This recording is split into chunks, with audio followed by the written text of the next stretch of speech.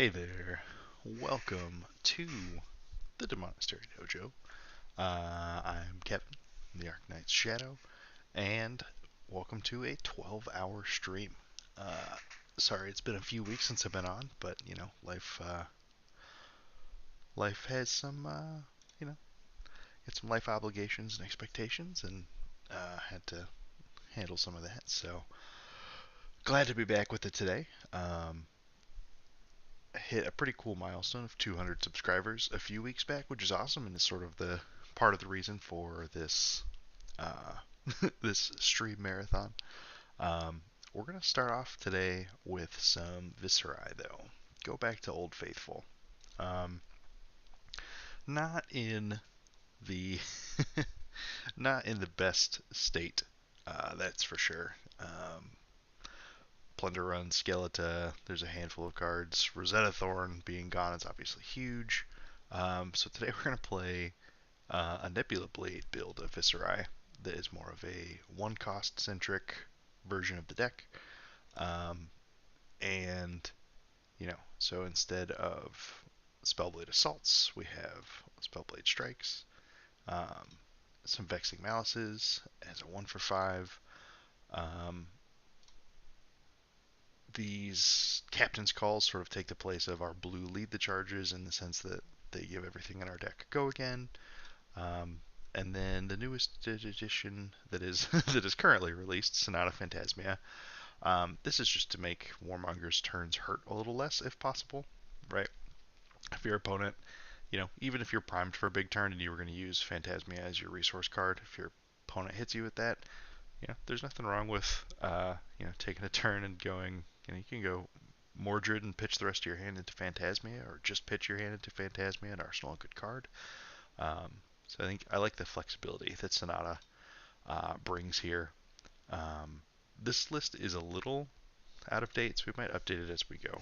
This I put together when Icelander was still around, so that's um, why we've got some spare blues in the side, and then Tunic and Quillhand,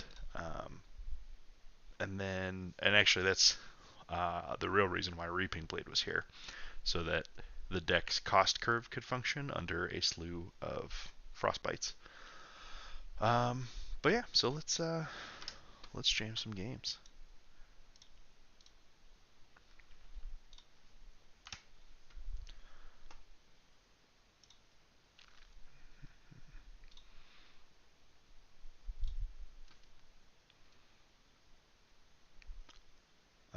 This version I kept as get to face a Phi. All right. So we want an aggressive plan. We want as much armor as we can reasonably get. Um, some sink belows sound good. Um, and they're gonna go first, so Read the Runes doesn't do quite as much.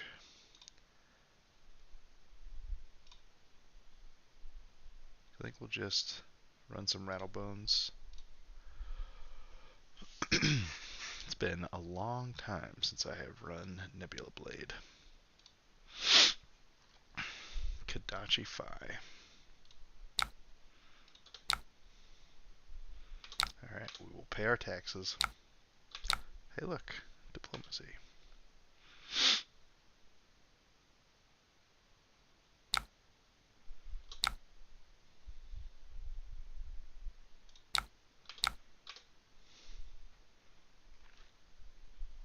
So you block the second Kadachi, like in this situation, our hand's not awful, not great.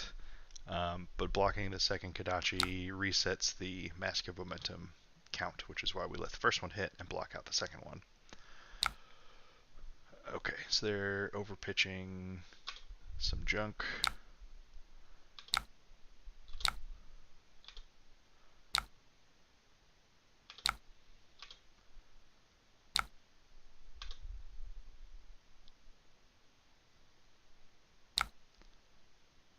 Interesting. Okay.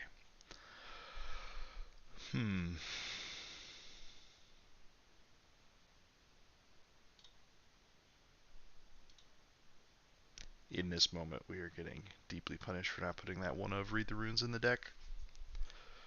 Um,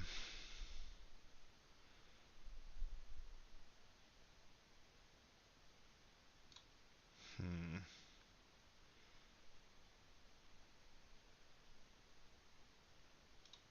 I think we...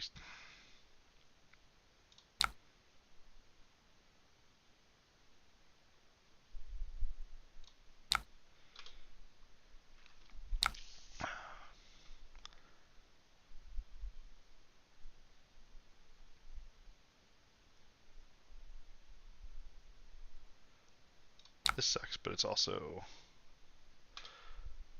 a little bit of a free roll. We're not going to discard anything.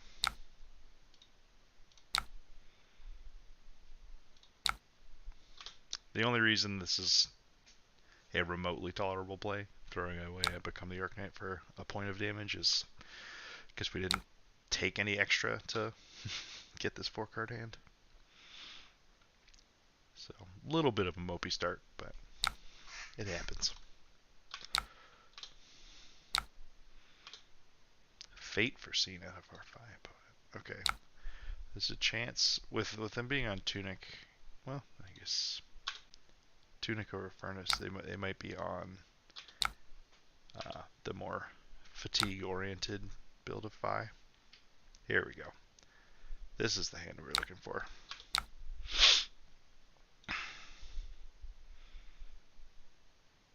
Okay, so this is a throwaway. So we've got a 3-block and a 4-block to work with for this cycle. Oops, let's refresh. There we go.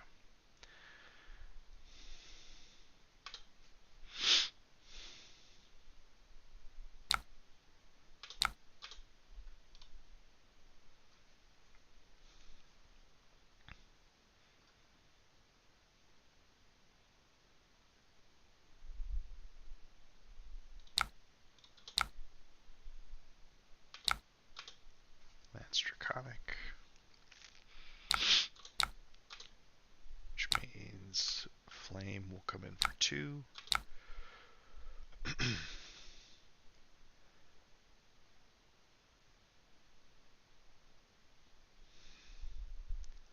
Feels a little premature to...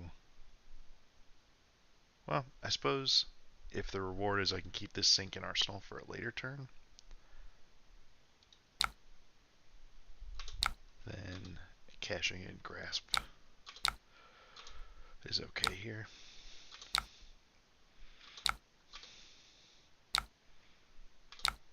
This game also should not last incredibly long.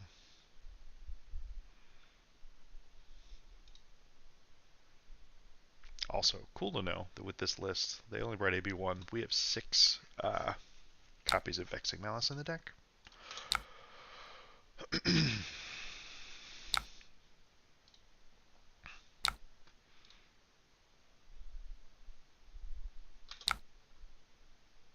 Aha, okay.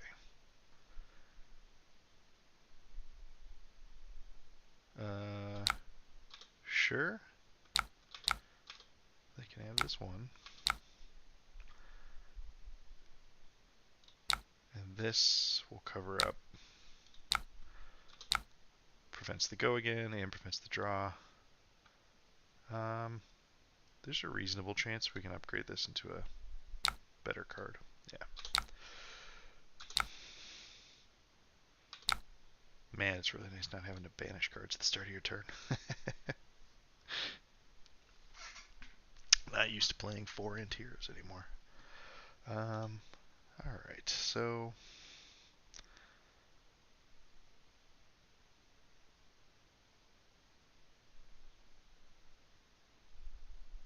I think the best way to present a good number of breakpoints here, we go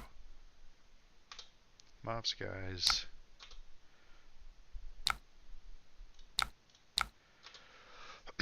so this is throwing out 3 Arcane here, but we're making another Rune Chant as well. If we hit, I guess with Spellblade Strike, it's the same difference, because this is basically Arcane on the front end versus Arcane on the back end.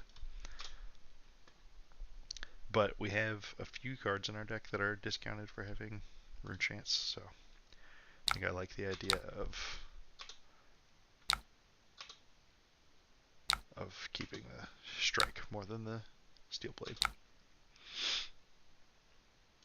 Oh yeah, get in there, Nebula Blade. Man, it's been a while.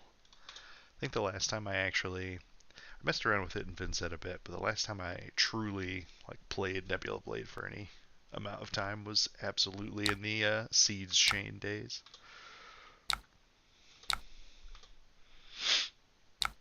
Yeah, hit him with the old 2 for 5.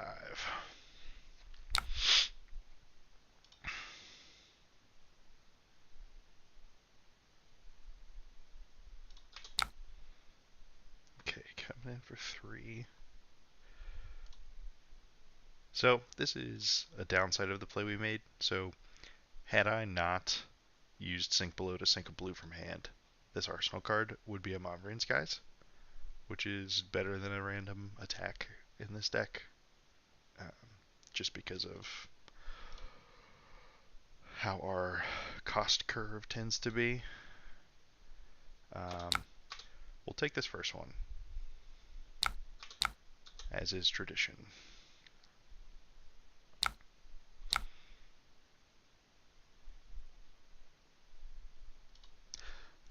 It could be way worse though, Rhea, because with one chant we can pitch Arknight Shard to Grasp and still swarming into something else, which is cool. I don't.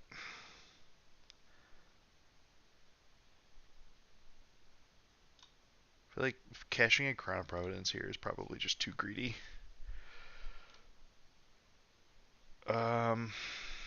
If I let's just see. We'll let this hit.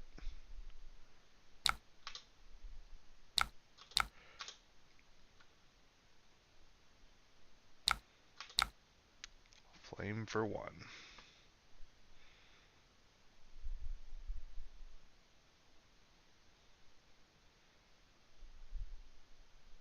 A second blue lets me end on Spellblade Strike and still attack twice. We'll give it 1.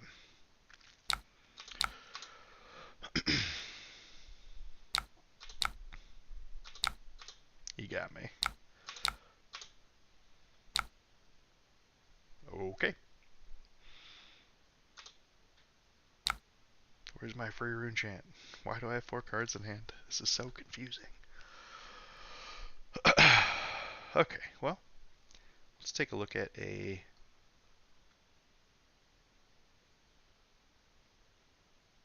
Actually, it's probably better... Well, it's 1 more point of damage if I Arknight Shard first. So we're going to Grasp, pitching Arknight Shard. Costs 1 extra since we have 1. Arknight Shard gives us Rune Chant. Grasp gives us a 3rd.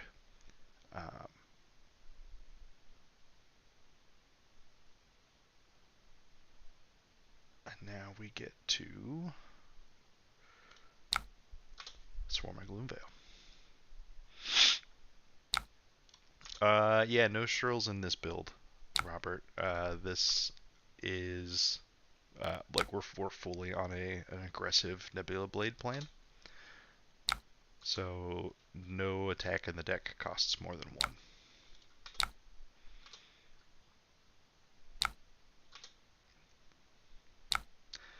Flick Flack, he got me.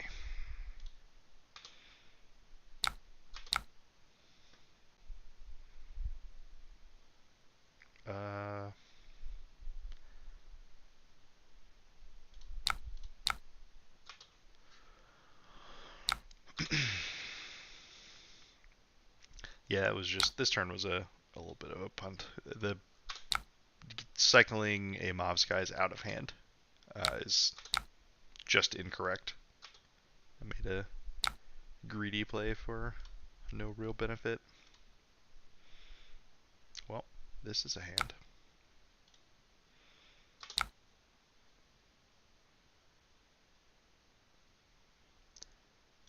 Okay. What this hand is missing, though, is a real go-again source. So I think we're probably cashing in Crown of Providence this turn.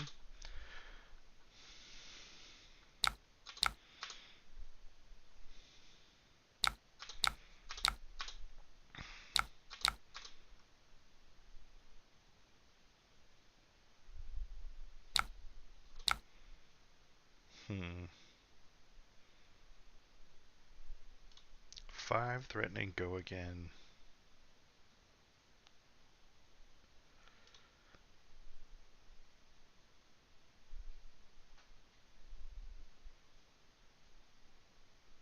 So if I block with Steel Blade, Crown, cycle out the arsenal out, we go back to 4-card hand and prevent the mask trigger.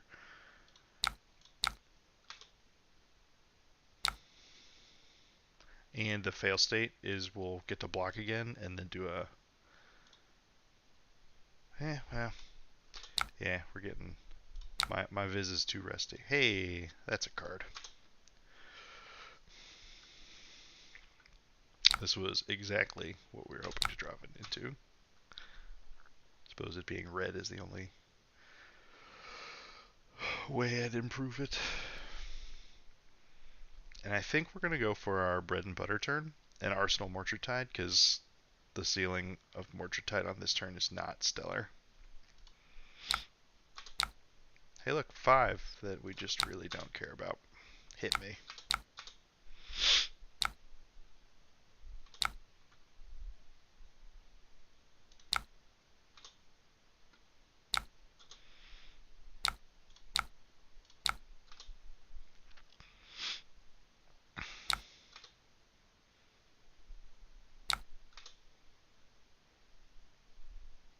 On hit, make 3 rune chains.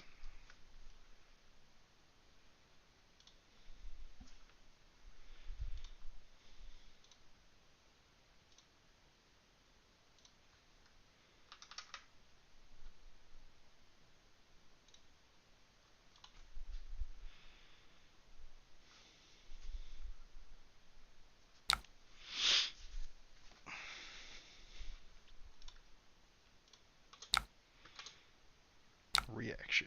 Oh, we're just hitting? Don't hate that.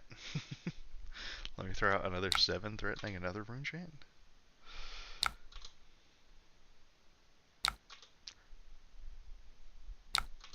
Does it like have a double Art of War hand or something?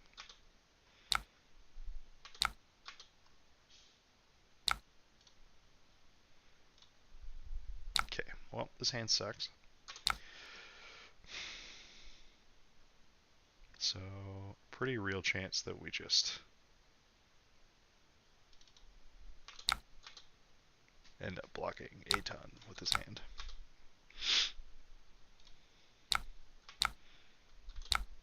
Stab wound, nice. Gots to practice my stabbings.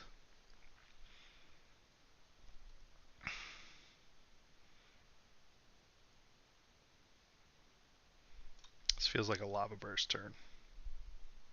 I haven't seen one yet. Then again, maybe they're not playing lava burst if they've got breaking points in the deck right now. Brand for 3.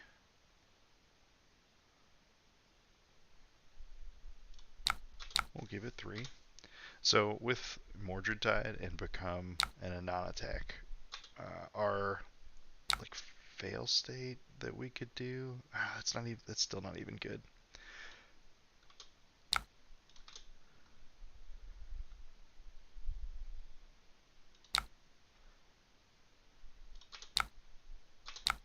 Fine, take 1.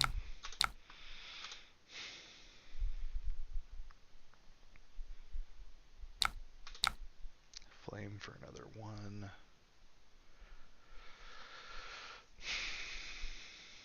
I think I just take 1, because in worst case I can go Captain's Call for no value into Nebula Blade, keep the Mordred Tide. Well, I guess buff your sword for 3 is the is the value. Oh, they're just passing. Okay. Well, now we look a little silly because we got this sink below that's not going to get used. let's see.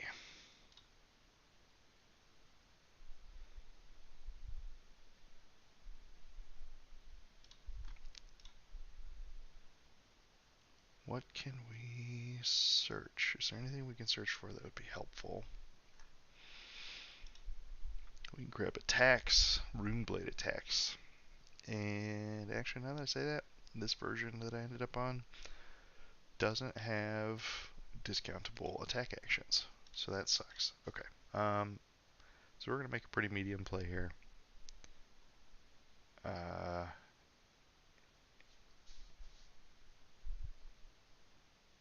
Yeah, I'm not popping Morgentide.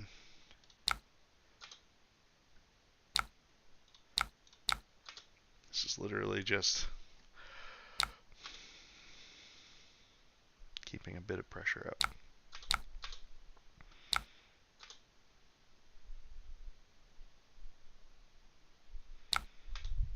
Push a damage and take a card? Sure.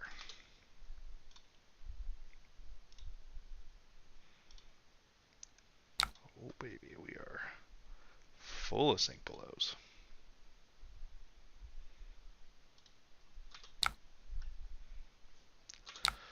Problem is that it's not actually what we want right now.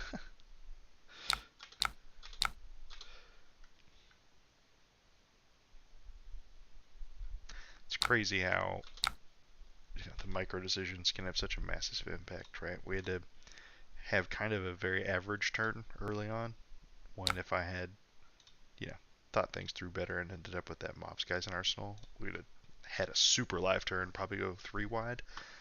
Could even have ended up being a Creeper's turn to go 4 wide. 5 on hit, go again. Yeesh. I guess I just give 6.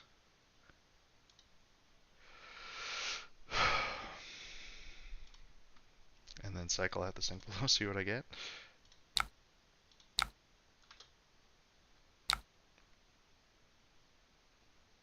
Or do I cycle out the Meet and Greet?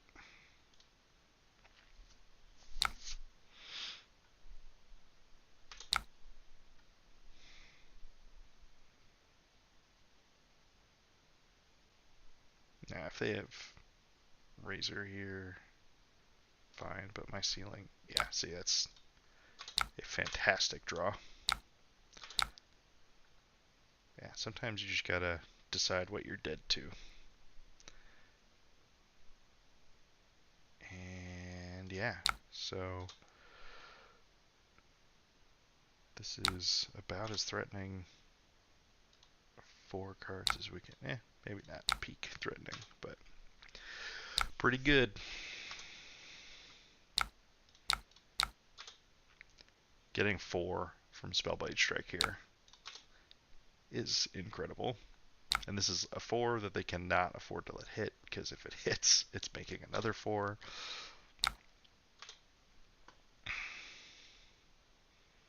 And regardless, we're sending 8 more with Nebula Blade. If Nebula Blade hits, it's going to make 2 this turn.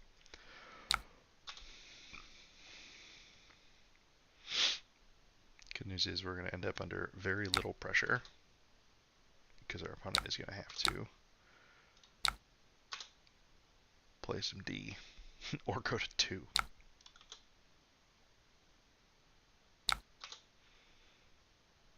Rune Chance. Ho. So all the arcane hit this turn?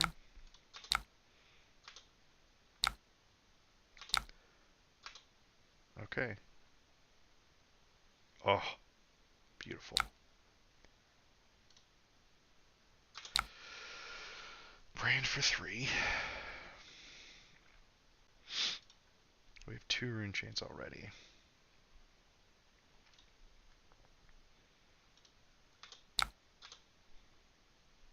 We are going to make our opponent make us give cards this turn.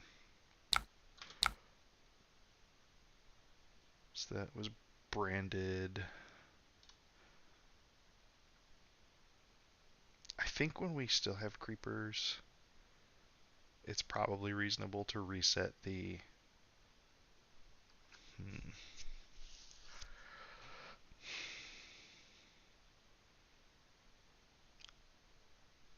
we have creepers, I don't think it's unreasonable to try and reset the mask momentum clock on Chainlink 2.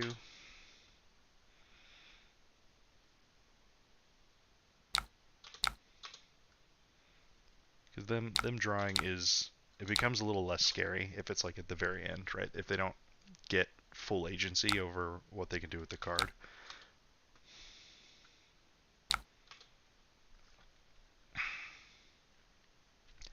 So we've got a flame.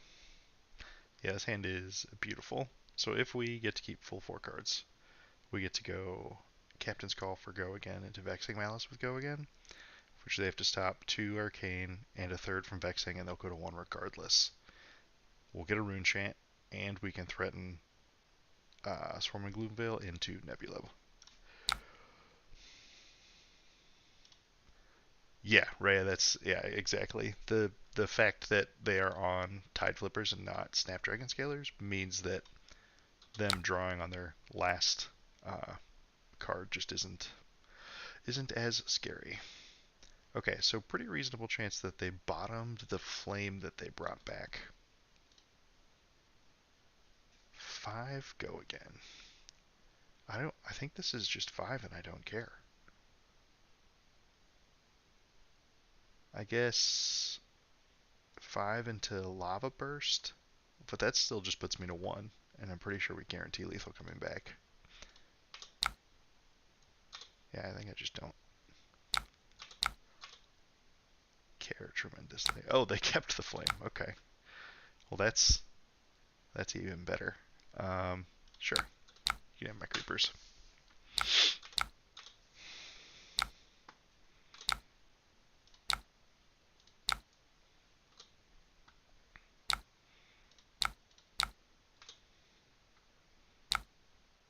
Sigil of Solace. Hey, that sure looks like blocking 3 Arcane. Touche. 5. I think we still got him, though.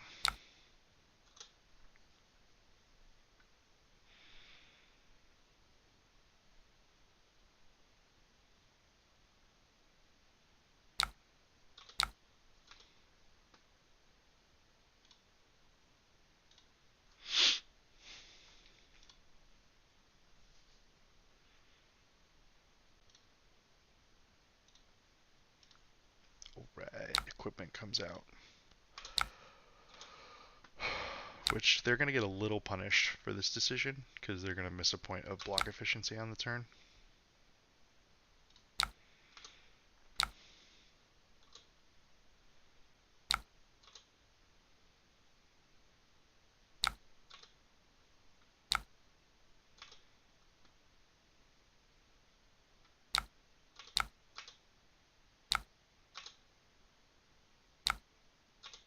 Flick Flack in the house. Alright, so we should get a pitch. Oh, we got there.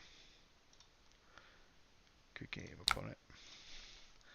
Viz did the thing, kind of. I think that version of Phi is a bit less explosive. Like they were running a bunch of defense reactions. And the fact that they weren't consistently, threatening the hallmark explosive Phi turns kind of left us a pretty good window. Also, lesson learned that Read the Runes has got to just stay in the deck even when I'm not necessarily going first.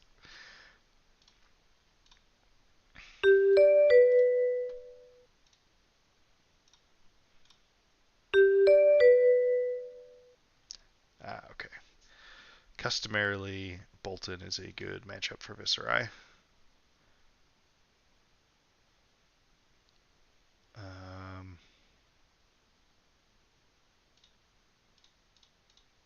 So we'll bring in some good 3-block non-attack actions.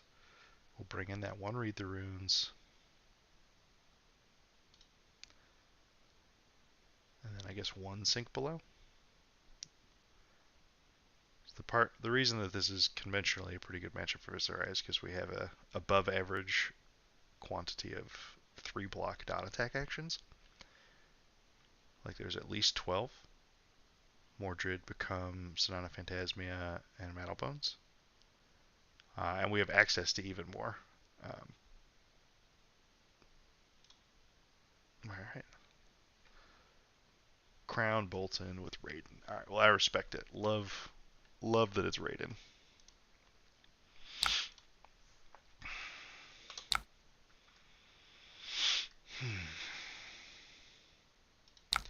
Well, get that out of my hand. I think I actually double block here. Because they're not going to want to, I don't think they're going to want to burn the Quicken token on Raiden.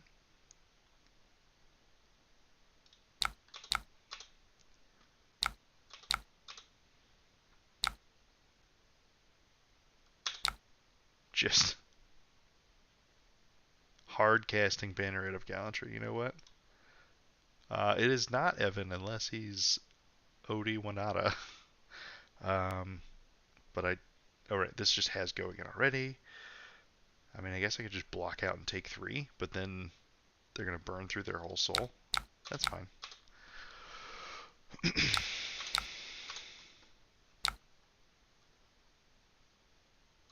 Oh, wait, no, they're not burning through their whole soul because they had a Quicken. Duh.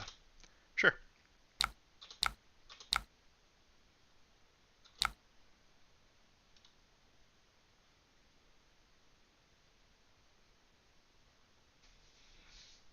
Well then.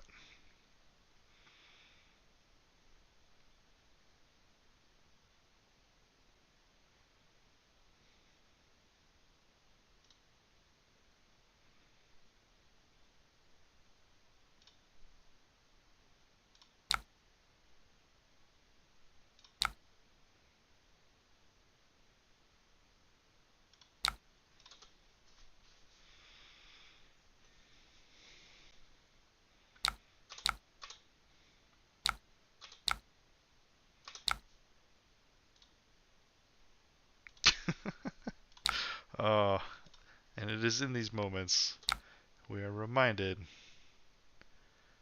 this has to hit to go into soul. Mordred sink.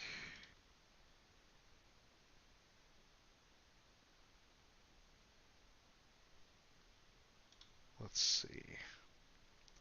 I want I want all of the redraws. It's like 2 redraws can be incredible, but I don't think I don't get to do all the redraws I want. Unless I'm like trying to burn Crown of Providence and sink. Maybe that's the move. Yeah, so block, ditch a rebel. At least we have an attack now. I'll ditch this reckoning.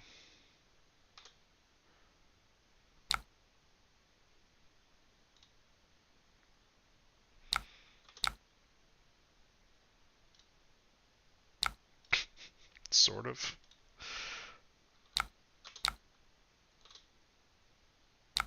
I swear I run like 22 blues. I swear. You wouldn't believe me, but I swear.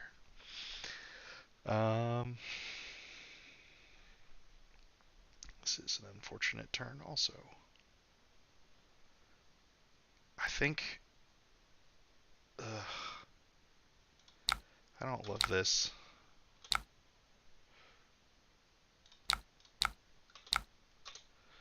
Yeah, you're not wrong, Ray. E-Strike is certainly a bit unspectacular, but like E-Strike, or we're looking at Drawn to the Dark Dimension, is sort of our next tier of card caliber. Hey, it's not Phantasmia. What's up? Okay, V double charge turn.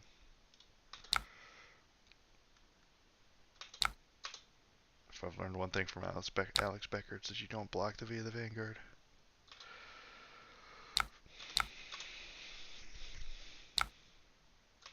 Illuminate. Illuminate. Renting to peasants in the thatched roof cottages.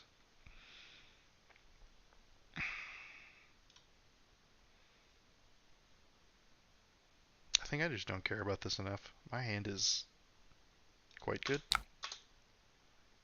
I also just realized I didn't bring any arcane barrier, so that gives us an out, as they would say. Bolt of Courage. Haha! You fool, I know how to play against your deck. Do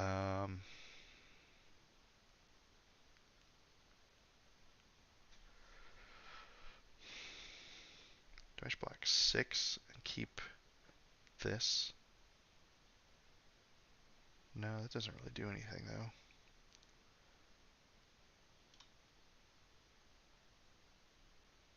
I don't want to give...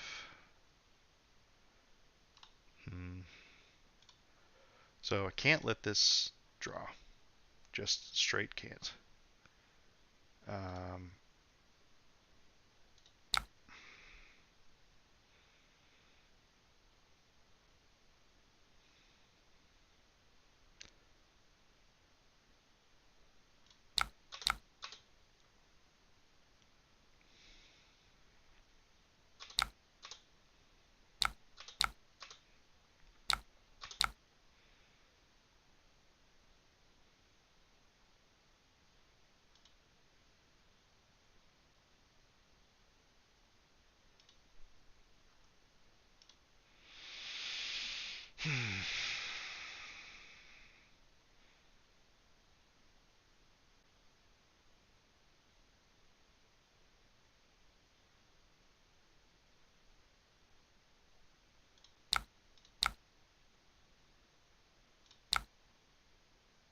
Oops. Well, I meant to press undo, but that's fine. We'll just stick with this block.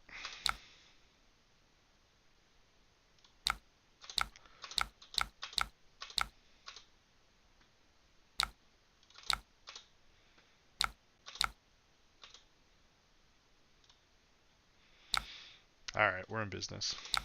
Oh, and this needs to hit. Oh, that's so good for us. Because we've got... We can just 2 cards Swarming Gloomveil here.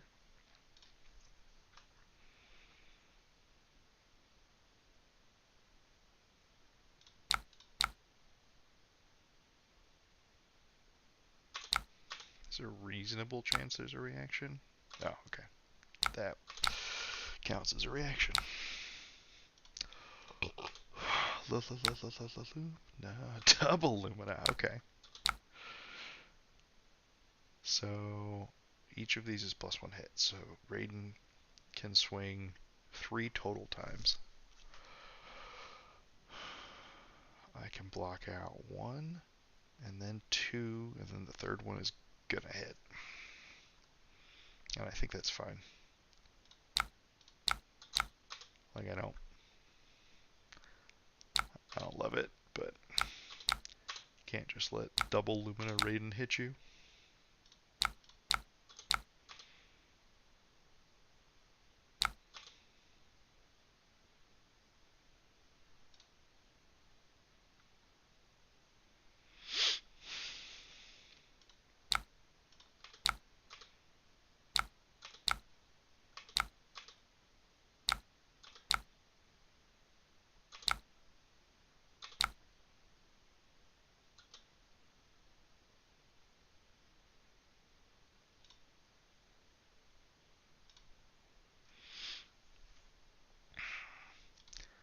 But yeah, I agree with you, Ray. I think E-Strike's probably got to go. In a deck that wants to be able to, like, convert 1 blue into minimum, like, a full turn cycle of attacks, E-Strike's just kind of clunky.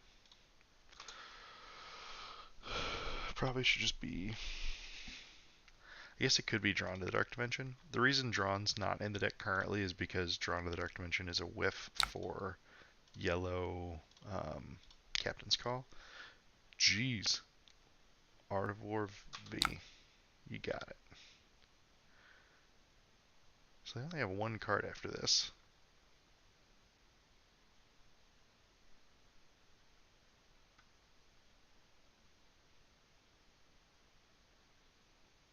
Buff your attack actions this turn, banish draw 2. Okay, so they drew, yeah, okay.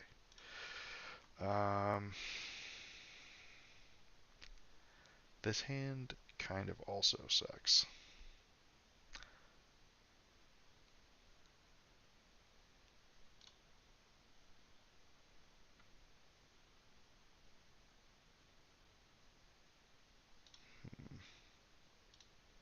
This is just reads as unblockable damage at some point. This is going to come in for 4. So I can block 6 on 6 and then 4 on 4, but they have one more card.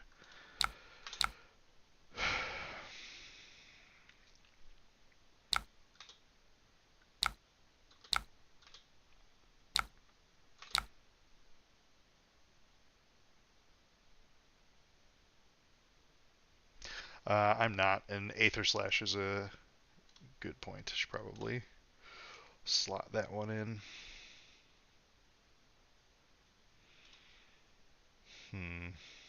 So this is going to go again into Raiden.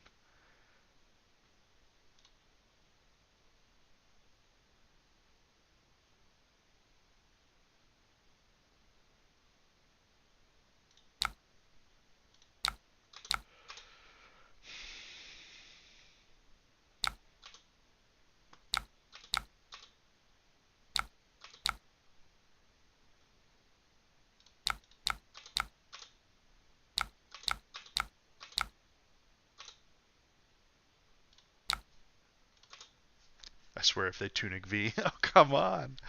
Alright, this game is, can we withstand the onslaught of every one of Boltyn's power cards?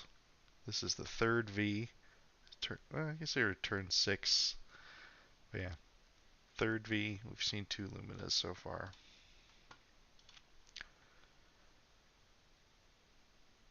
But this is, like, it's not going to be cash in after this, because that looks bad.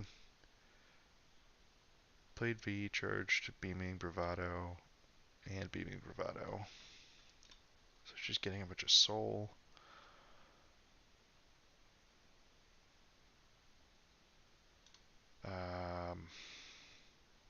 So I can go Mordred Swarming, Revel.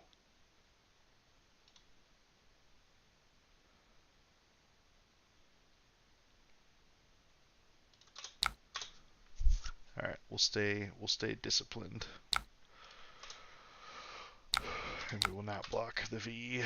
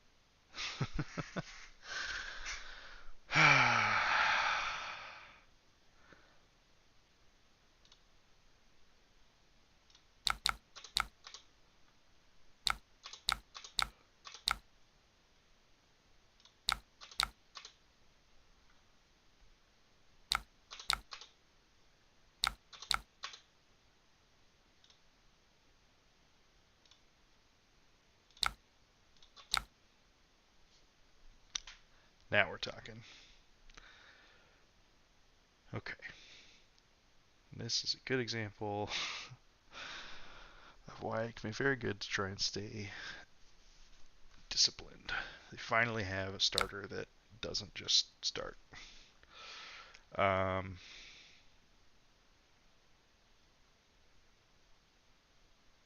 said, we have no blue, so that's real tragic from this end.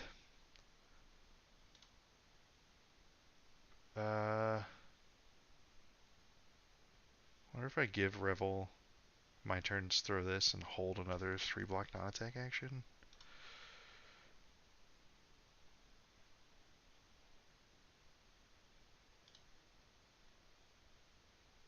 I could also just, I could just say no blocks here, but then we get massive, no. So if I say no blocks, I can, let me thinking. Problem is we can't swing Nebula Blade. And this is where it makes such a world of difference that this isn't Rosetta Thorn or even Reaping Blade in this moment.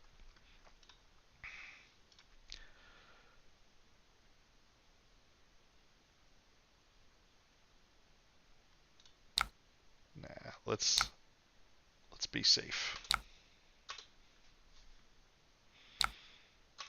We did it. Courageous Steel Hand for no card draw value.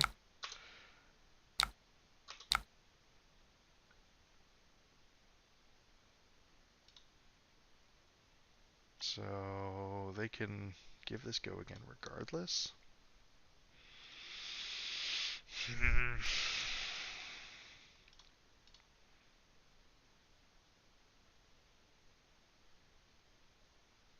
And then they started by charging a snatch.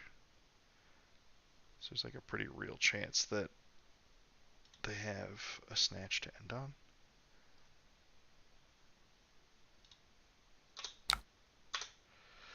I'm willing to take this bet. Oh, alright.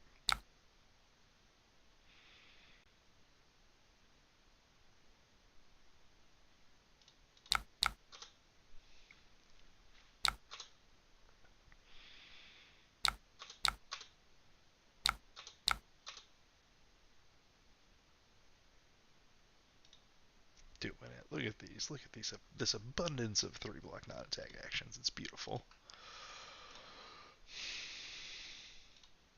Someday I'll think about playing offense. It'd be super cool. How have they also not seen a cash-in yet? Maybe they're just like on a single copy or something. Oof.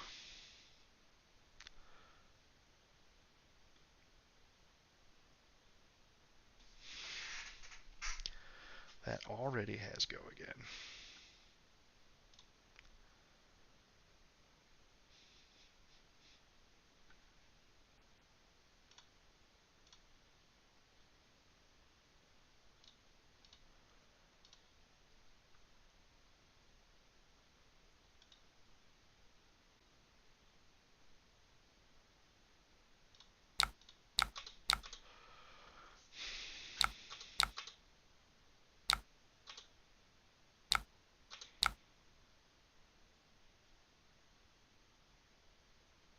Oh, right, the courage token.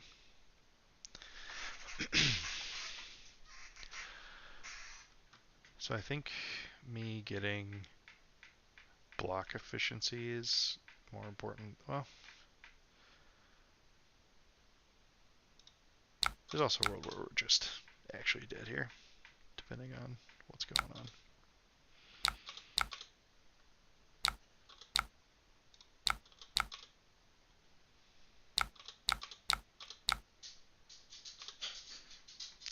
I've considered attacking in this game. Haven't really done it, but I've thought about it. And this is why Beaming Bravado is so good. They cannot stop, or I cannot stop them from giving this go again.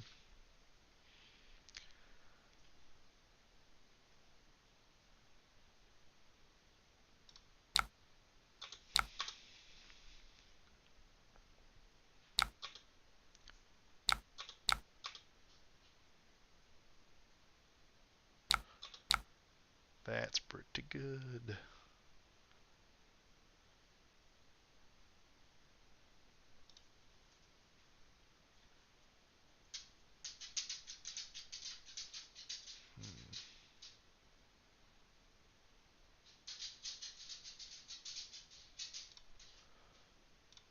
Good game, opponent.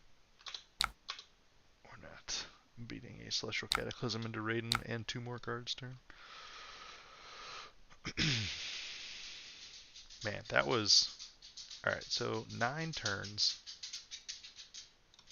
And it was turn 0, take flight, push in with Gallantry, which pushed 3 damage and kept a soul into... I think the next one was Light the Way, but we kind of bricked into V, into Bolt, into Light the Way, double Lumina into Art of War V into V. Yeah. Turns out if you play via the Vanguard on 1/3 of your turns of the game, that's pretty good.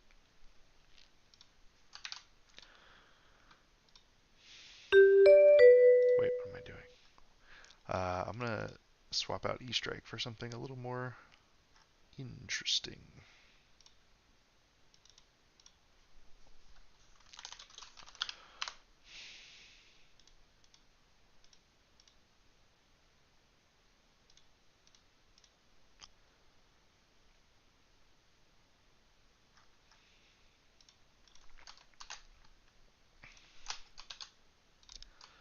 Alright, let's try this again.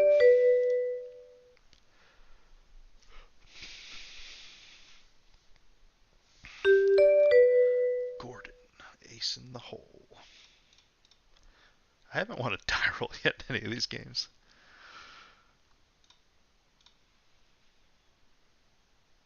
These Tome of the Arknights should probably just be more Read the Runes too for matchups like this. And our change is Drawn to the Dark Dimension over E-Strike. Oh, they're making me go first? Hell yeah.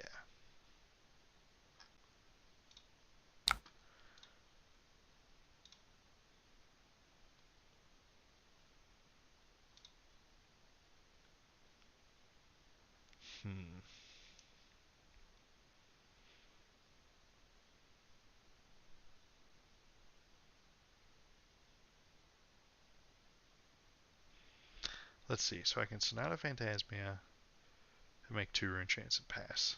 Or I can Mordred Tide into it and make like 5 but have no arsenal.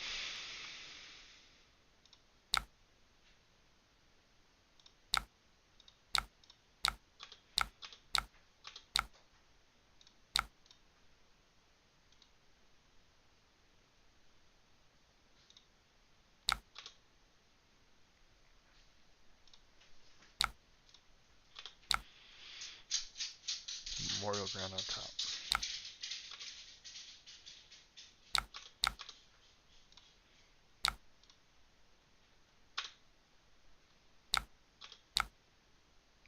Seven, go again, reload if it hits.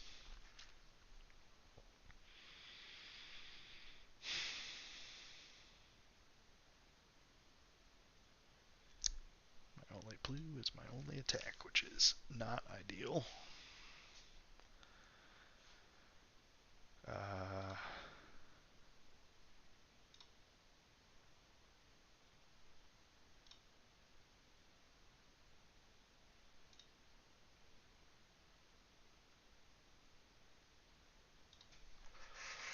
could also just block 7.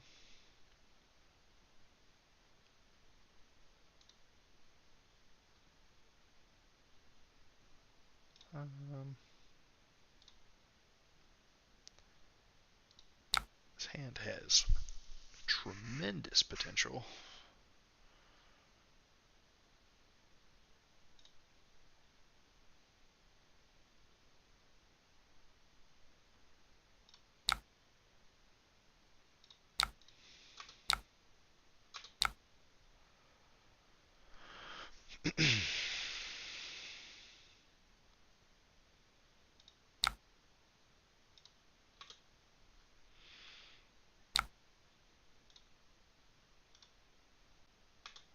Now I look like a genius. Thanks, Drawn to the Dark Dimension.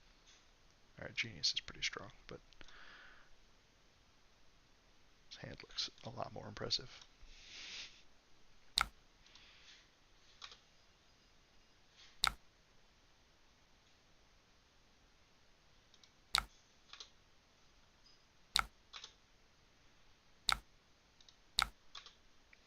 And we draw a card. Drawing a card is so good.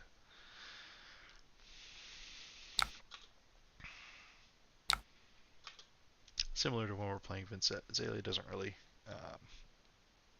defend Arcane particularly well. So a lot of Rune Chants will be connecting.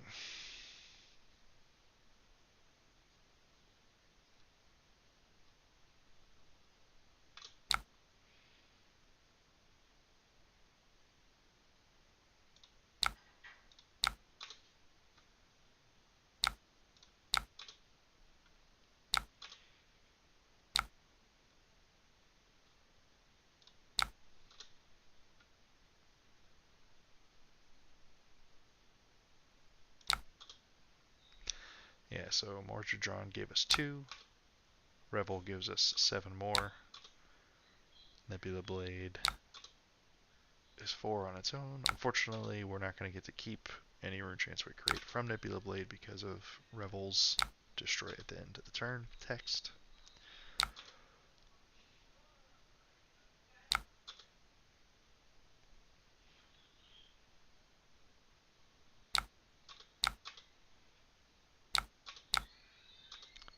Opponent says, send me the bill.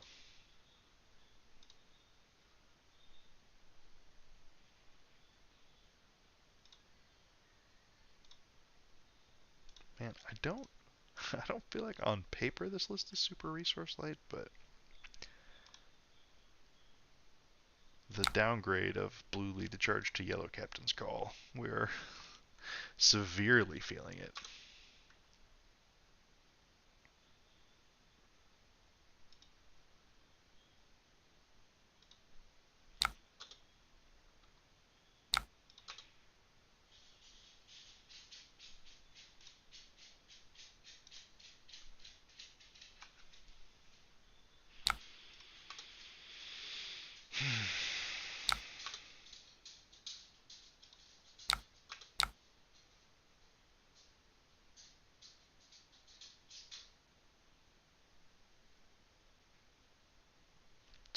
That's going to take a card.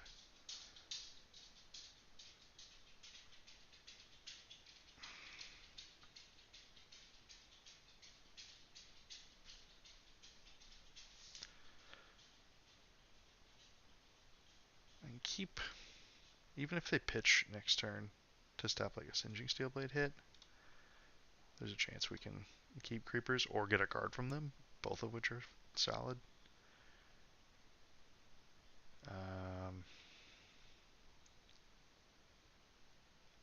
Let's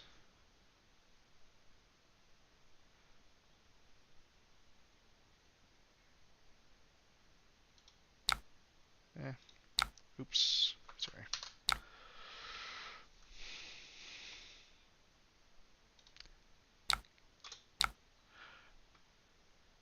Thanks, friend.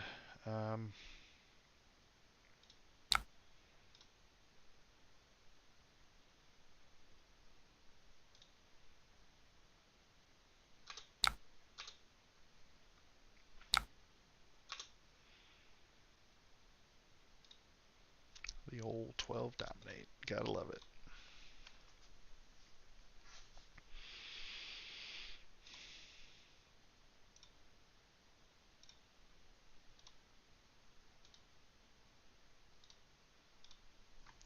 Ooh, the other fun part about streaming all day today is whenever the brute spoiler hits, y'all can follow me down a rabbit hole and we can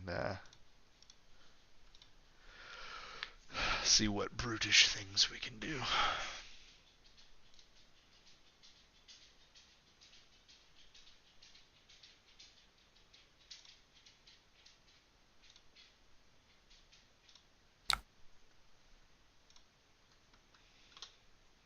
Captain's call was discarded.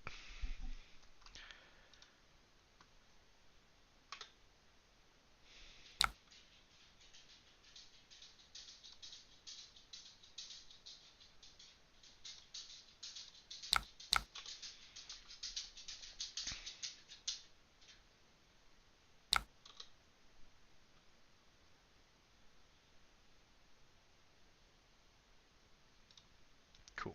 Arcane connected. We keep creepers again. Tragically, we'll lose the Spellblade Strike, which was kind of just a crap card we drew off of drawn anyways. So I guess after losing the card it got, drawn becomes a 0 for 3.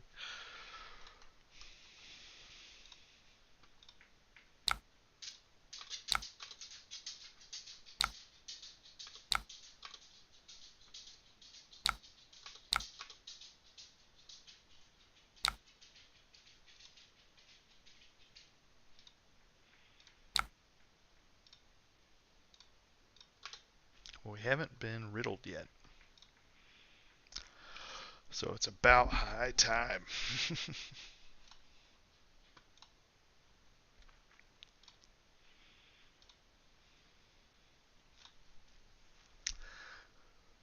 Oh man, my kingdom for a give me a hybrid attack. Give me an action that can also be an attack action. Let me pitch to Cryptic Crossing with one card.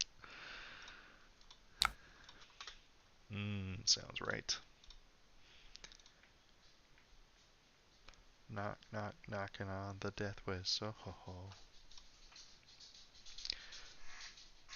Yeah, it's all you get. If you're hanging out with me for today, you're going to occasionally get small snippets of songs that I will sing poorly.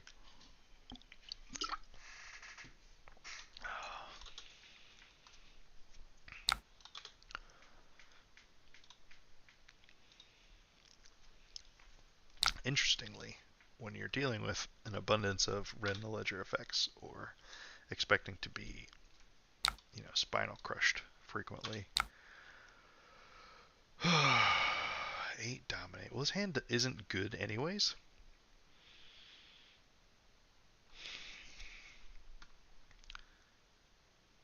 Dominate. So I can block Vexing, block Creepers, because we'll lose Creepers anyways on our turn.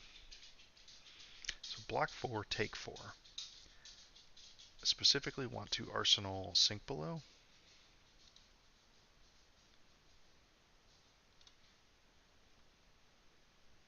And then holding a red Mobsky's in hand is not the worst.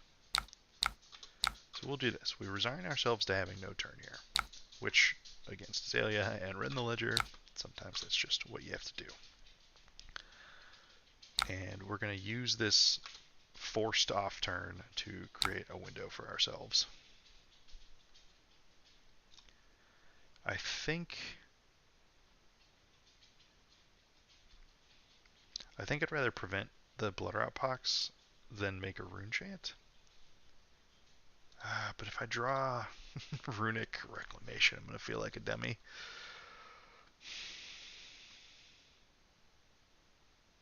Yeah, I think it's more important that we...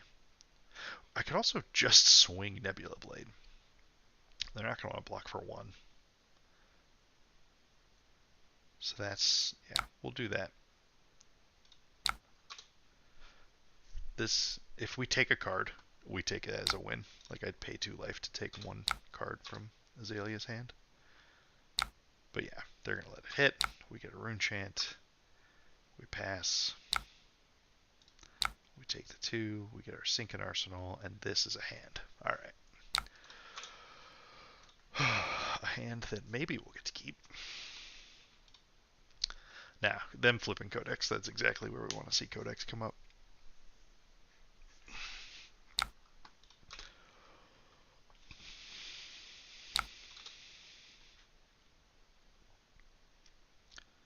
Alright, so Azalea activation down. And Death Dealer activation down. So they've got Snaps Bullseye.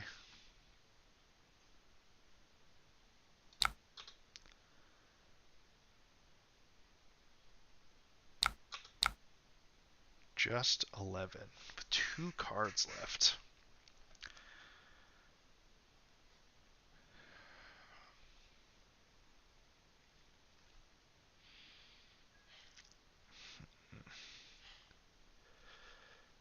This certainly...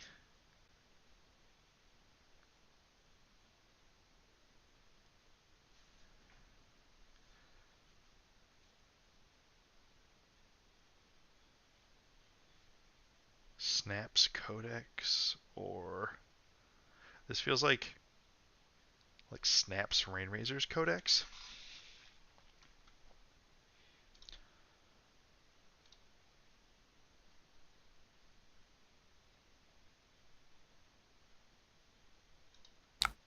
So, we'll put 2 in front. Okay. Snaps Rainrazors.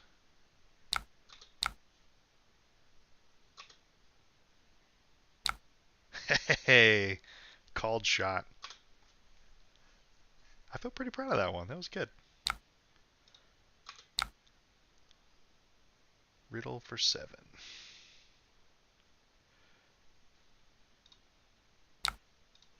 Well, riddle me this.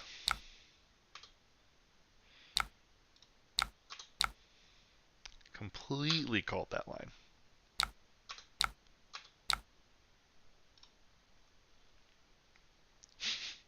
Got the trifecta. This just feels rude. Double ponder.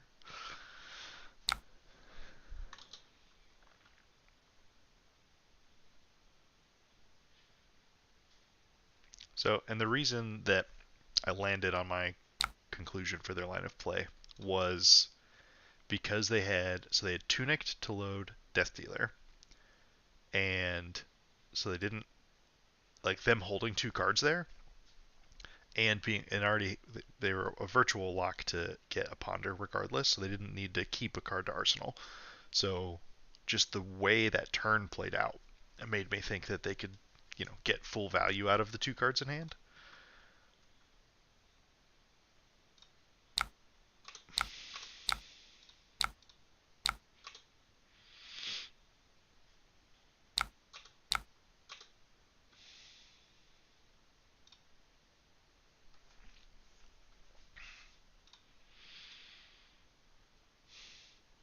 And Rain Razors is a card that, even if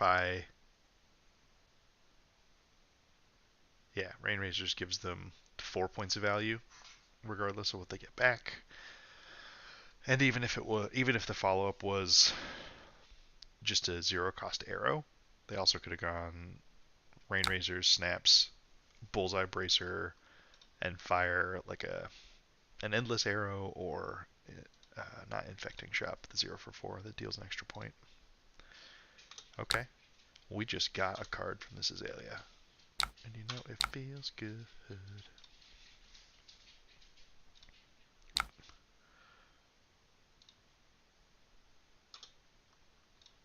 little bit of a lag spike there.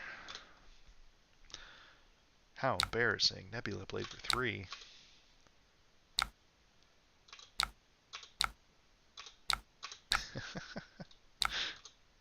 Just resolve every pox in the game.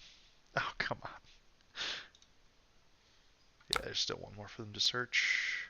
Yeah, because it's been just... No, there's 2 more for them to search. Yikes.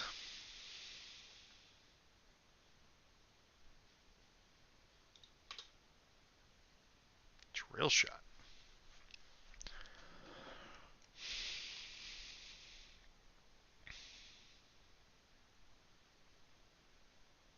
This hand sucks.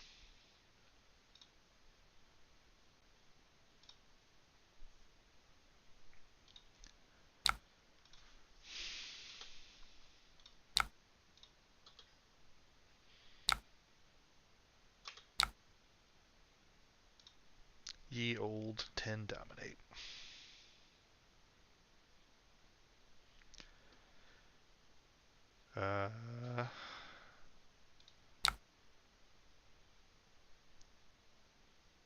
Let's go here.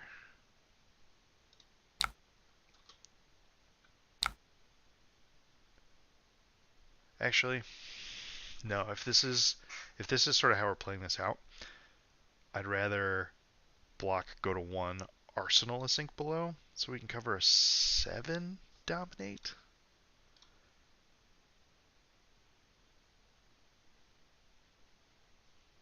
But also, if I sink into a go again, like that's pretty big game.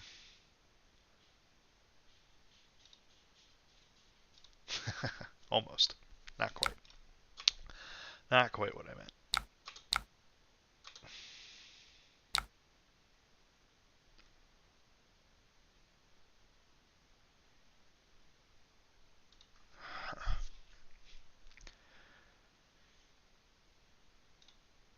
Man, the resources have not been cooperative.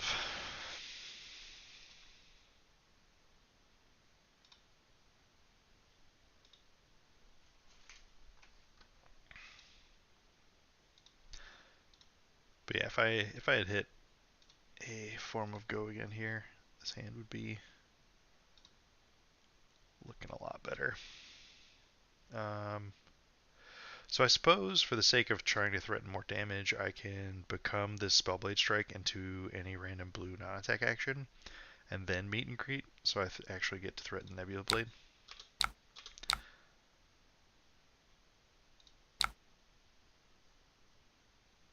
We'll get Phantasmia because it's cool.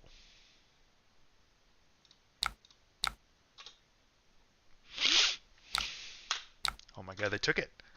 They took the hit!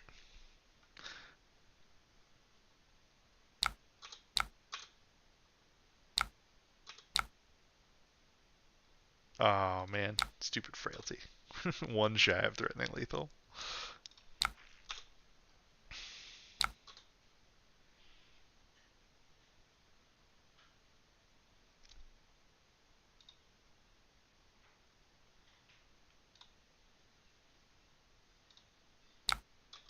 Take it. You don't know I don't have Sigil of Suffering in this deck. Cool. And we're dead. Oh yeah, we're definitely dead to that.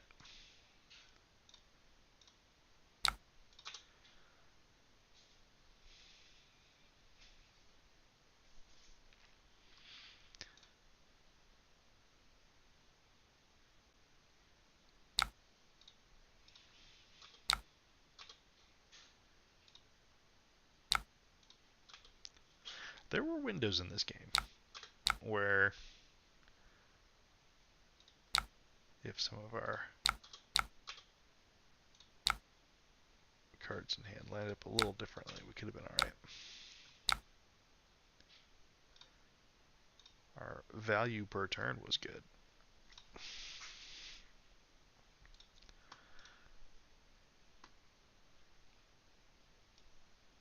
Alright, so Captain's Calls felt weird. I guess I am only on 19 blues. I definitely was thinking I was on more like 22.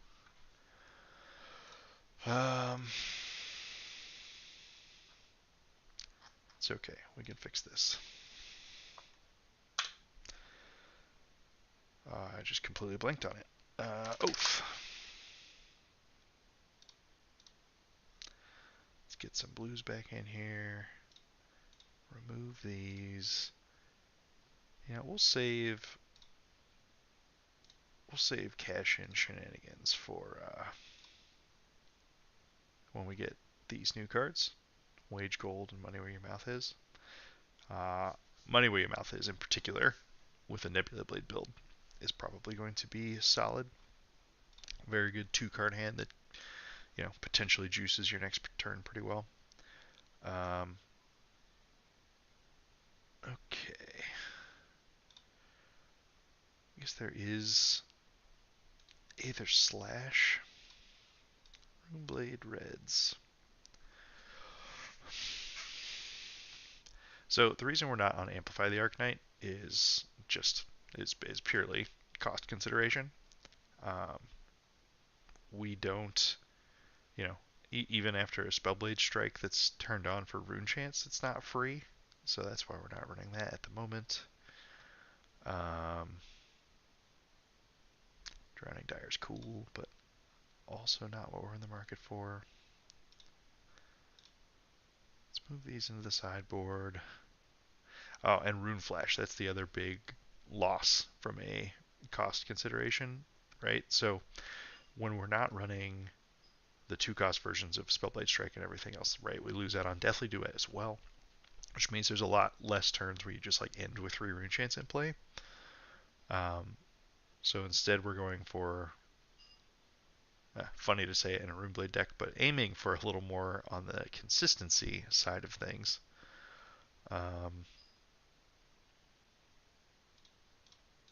You know, let's try Slash. Let's just go for like peak consistency levels. Some Consuming Volitions for the aggro matchups. And we're at 21 blues now. We could do 22 blues.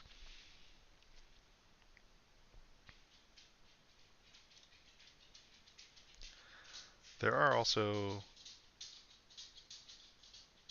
some matchups where I should just probably be bringing in Tunic.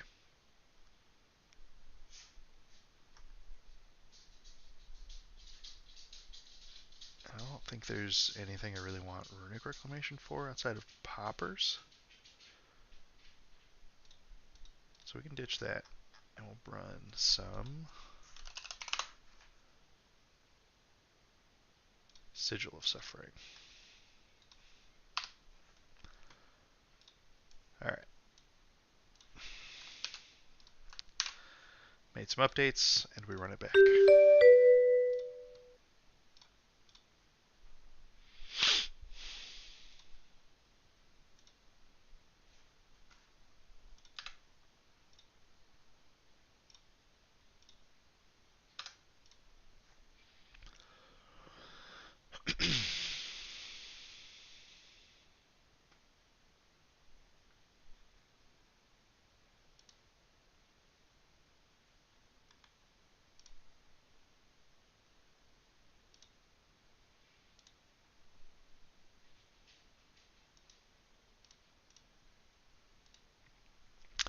Hope everybody watching had a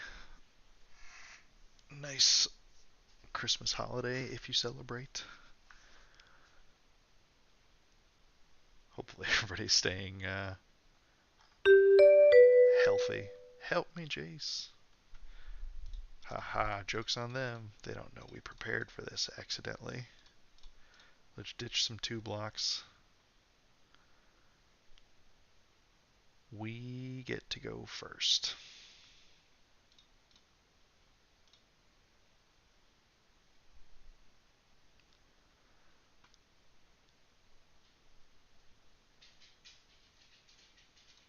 Shard's probably a little more of a liability than we want here. And it's also a little tougher to string Revel turns together.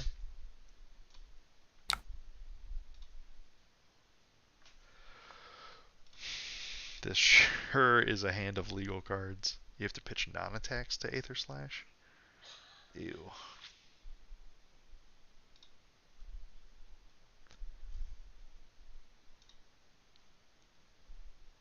I already hate this card. That's funny.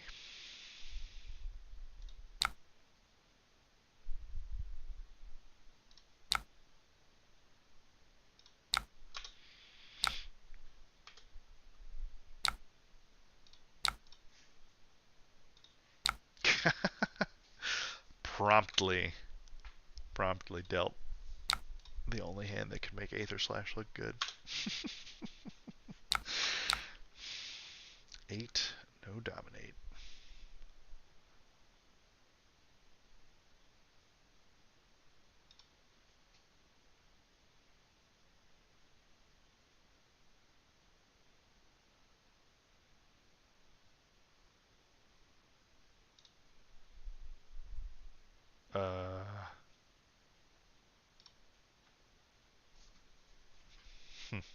Like, them holding cards like this and having a resource, A, makes Sigil Suffering look really bad in this particular spot.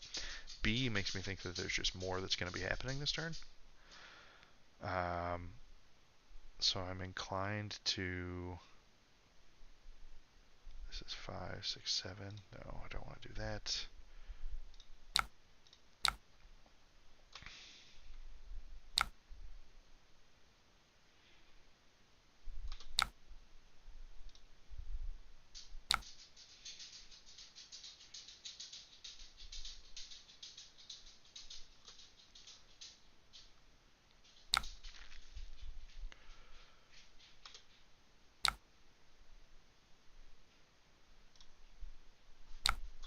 Would you like to pay?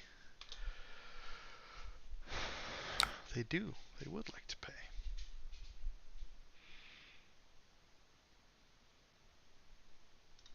Would you like to pay again?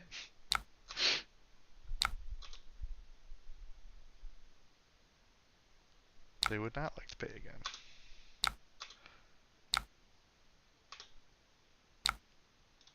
Okay.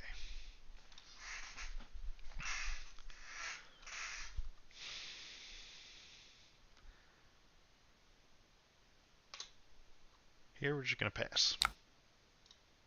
This is our attempt at being disciplined. Boltyn shot with nothing. Clearly reads like a Rain Razors, but between Death Dealer activation and Bullseye Bracer, we're not going to keep our opponent off of putting cards in their arsenal. That's pretty lucky draw for our opponent when they hit arsenal the Boltyn shot. But alright, so be it.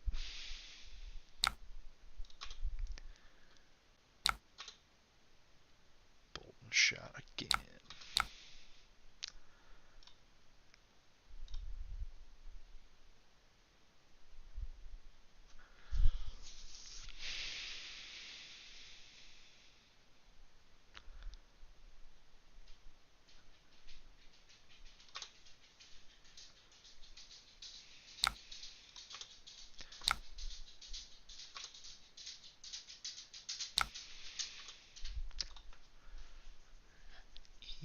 Strike.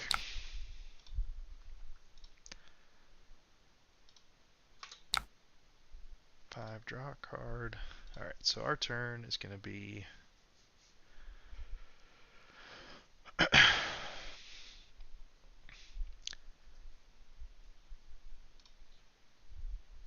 just rattle off some meet and greets. Problem is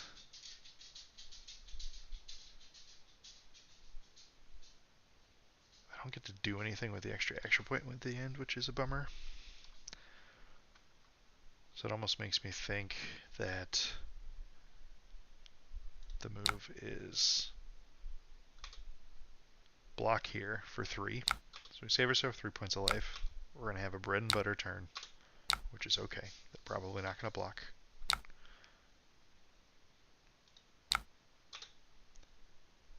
Like, I could have saved it and we could have gone 4 wide, but like the upside on the 4 wide turn versus keeping an arsenal, it's just not quite there. And having meet and greet as our arsenal card is a shot at least threatening go again on a future turn, right? This demands a card no matter what. Azalea says, send me the bill.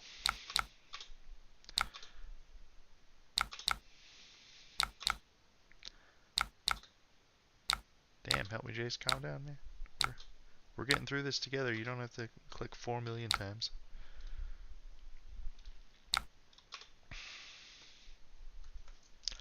Show me what you got. This hand is serviceable.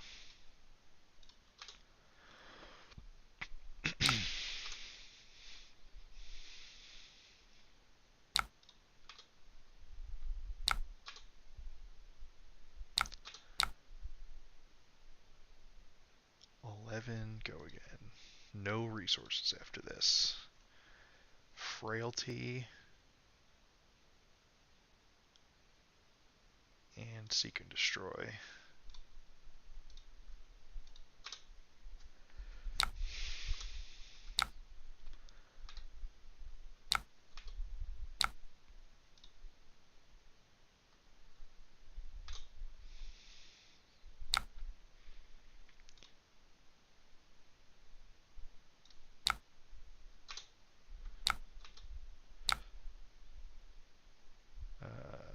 So the good news is this Vexing Malice is going to give go again to our meet and greet no matter what, because, well, I guess they could have pitched for Arcane Barrier too, but I was pretty sure they were not planning to.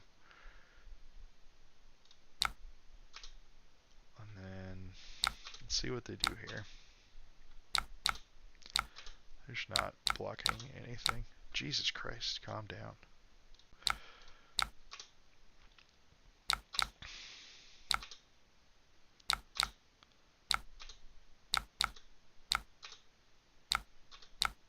My God.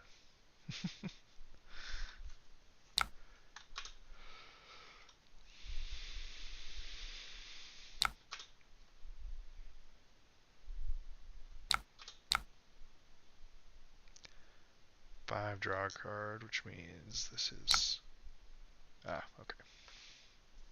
Yes, help me, Jace. You can take back, but, you know, maybe click marginally less.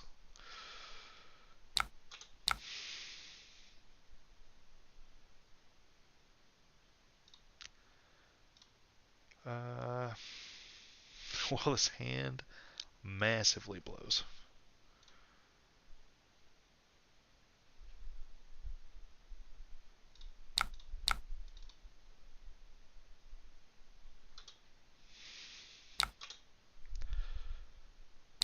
Sure.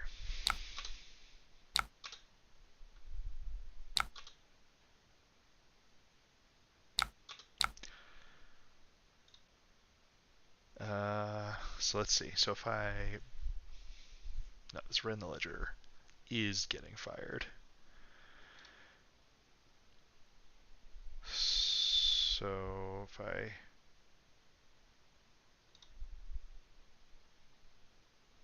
Ew.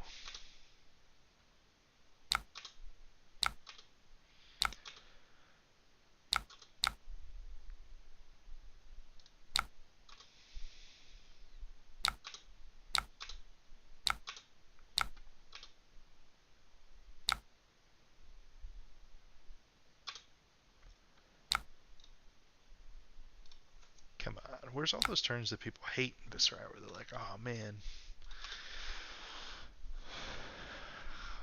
Mordred swarming revel. Want one of those hands. Alright, well, drill shot probably means some armor. Oh, wait. Oof. 4 dominate.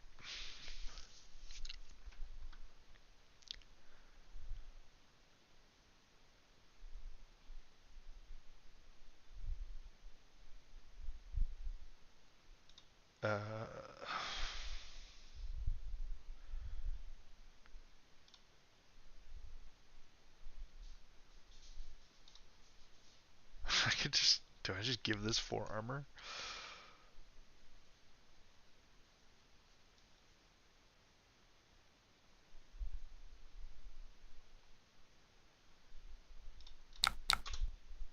Oh wait, what the... What?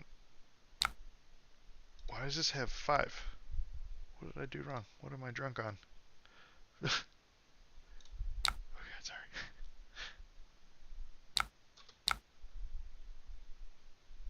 Oh, right. I forgot about piercing. This card has real text. Okay, well. All's fair in fab and war.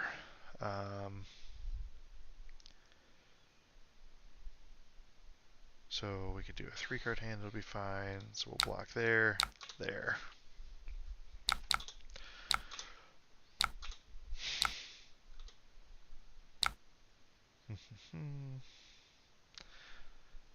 So if we could have gotten away with just the armor blocks, we could have added meet and greet into this turn for another head jab's worth of damage, but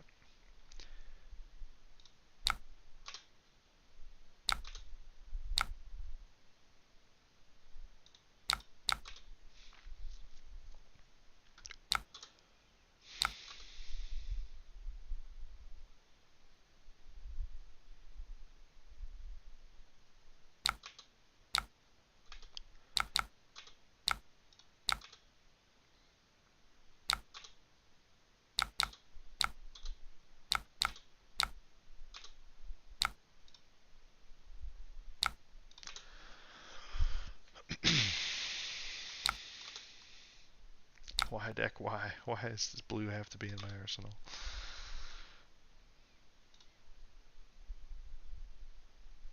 Oh goody.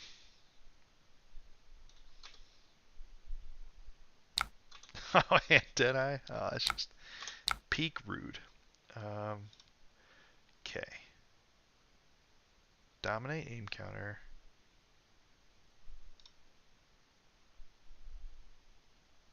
I can block 4 armor and then sigil them.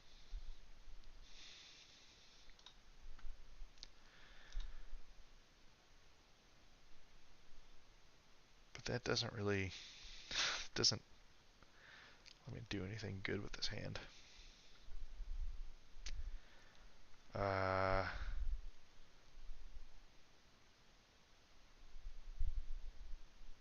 think I gotta try it though. There's play to win versus play to not lose.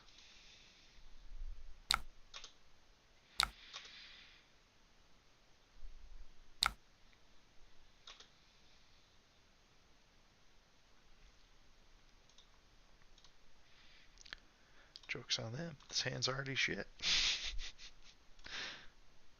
Alright, Sigil of Suffering. Initial impressions, not my favorite.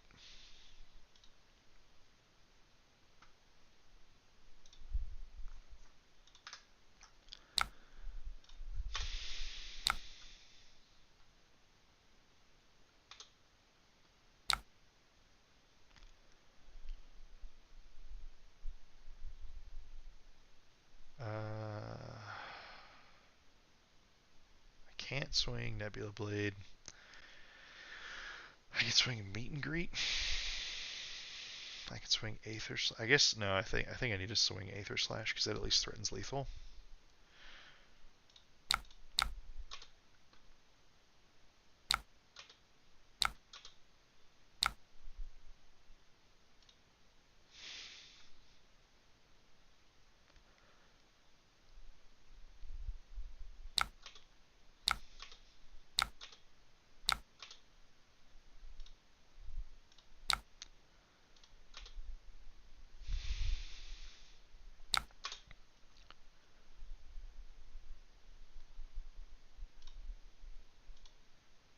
Okay. Gotta find time to get a sneaky good offensive turn in. So we can block this out completely. And but they're gonna be left with a 4-card hand. We could also, block 9 sounds terrible. I can't justify keeping a card just to play out this arsenal card. I think we just block out.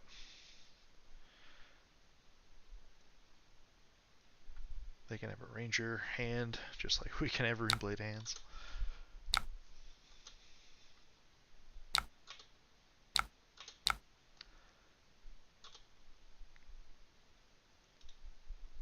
Okay. As long as we don't get uber dominated off the top.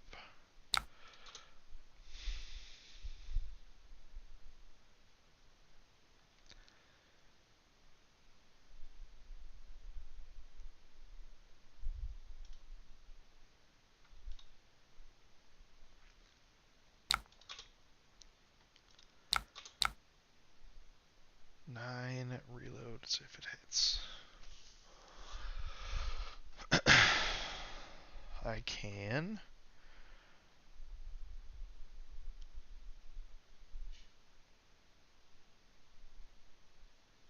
I can't get the meet and greet unstuck. That's annoying.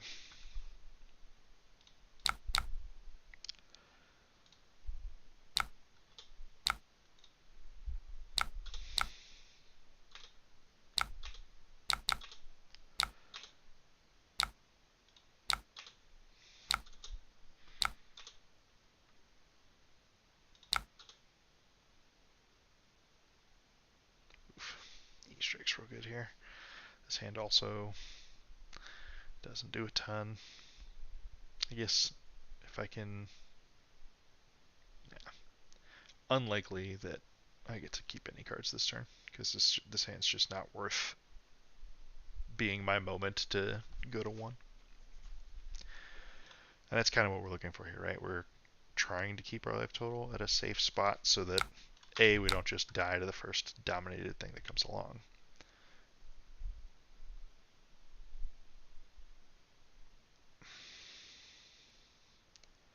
I could block 6 here.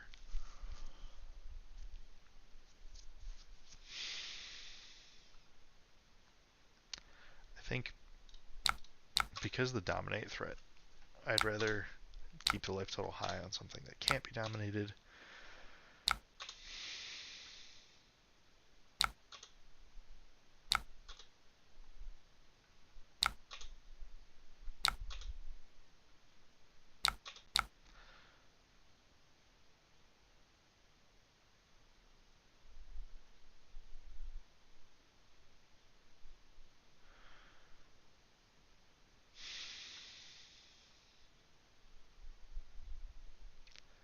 Well, I look smart-ish for not having let myself go lower, but I'm still dead. The double buff is too much.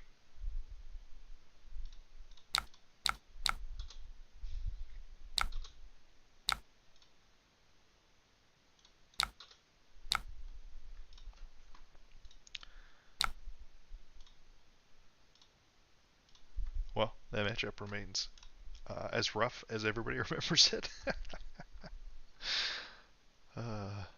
Had some clunkers though. There were turn cycles where we had windows where we could have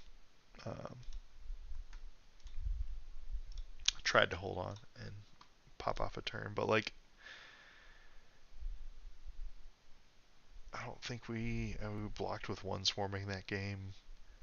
Um, we didn't see the volume of power cards in those windows to really be able to punish anything. All right, let's try another.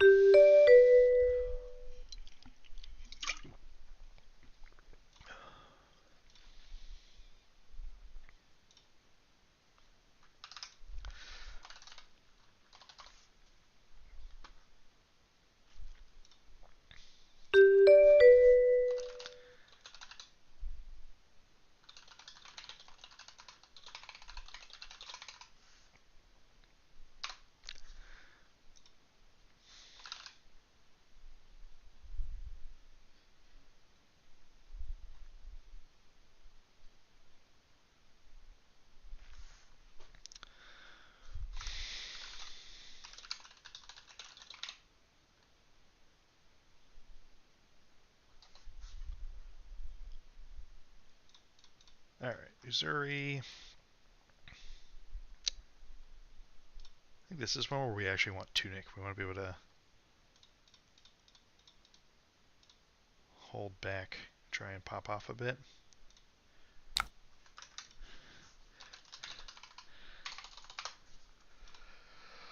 Okay.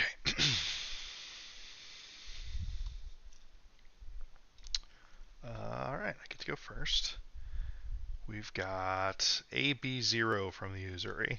Okay, so that changes everything about how we'll be approaching this game. And we will just rattle off some aggression because none of this arcane's getting stopped.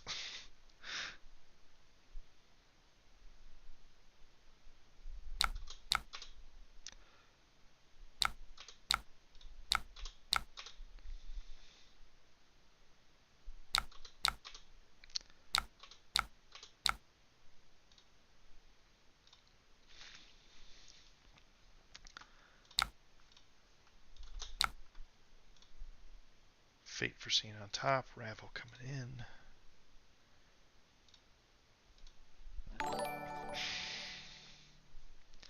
Hey, hey. Thanks for the sub, Colin.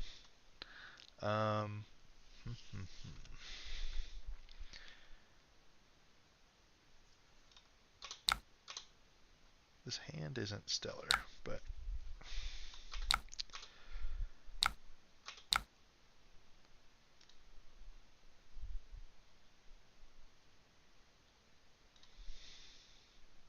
it's just 4.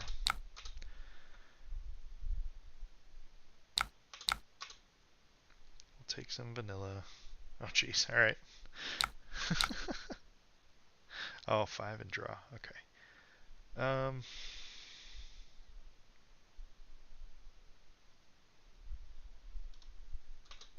just take the hit.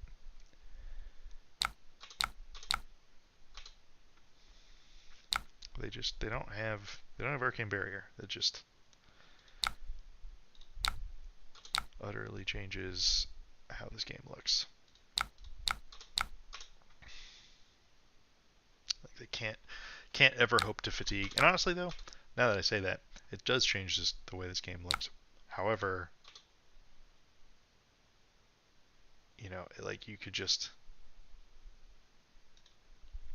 the argument could be made that I should be blocking more because I have inevitability and arcane on my side. So yeah, I probably should have blocked with this Runic Reckoning, even though, you know, it's a block 3 in that moment, and on a future turn, maybe it could be 4 points of value. I can definitely make it where the numbers in the long run work out. Isolate.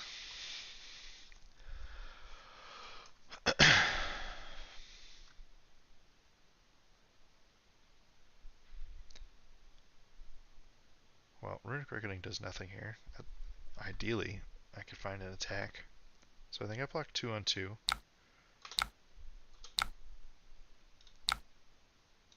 Cycle out the arsenal.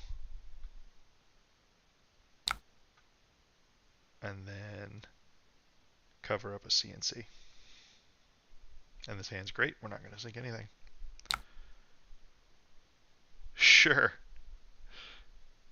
Yeah, you can flick a dagger at me. Great. What we got? A shakedown.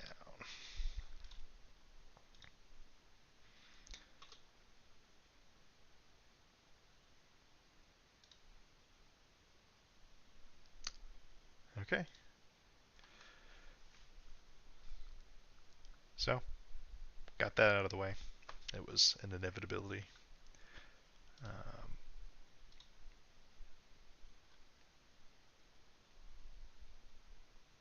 not. They're probably tunnel visioning, I guess. This should just be a snap. Take the Singeing Steel Blade. Yeah.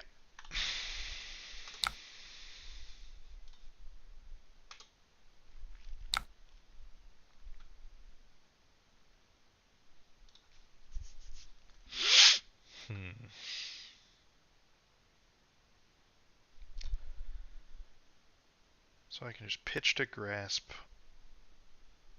Arsenal something.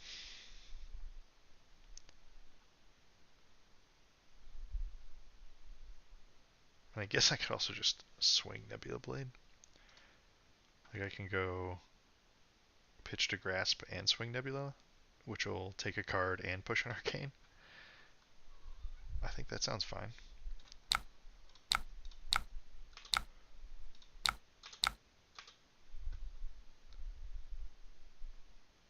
Yeah, at this rate, I think this playline, the fact that we can just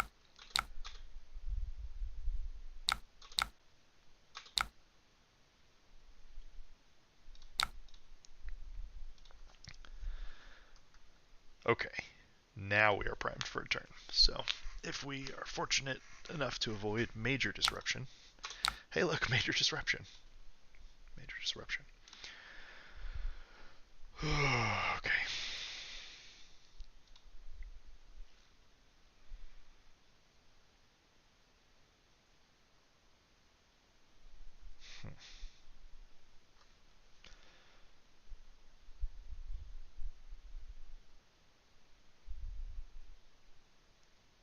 So I need this mobs guys for this turn to work out, which means I need to block. This is contract. So there's a real chance. Man, like cut to the chase is the thing. If they were really stuck on this many cards, you spiders bite first.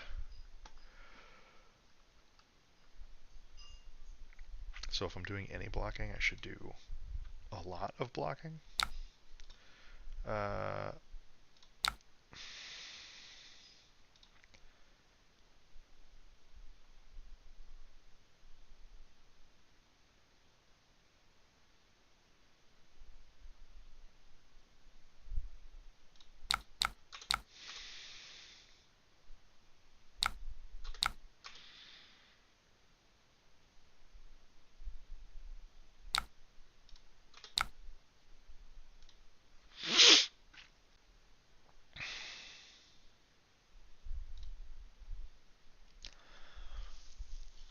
Okay, so I can use Tunic here. Tunic, Grasp, and then Mob Sky Swarming Nebula Blade.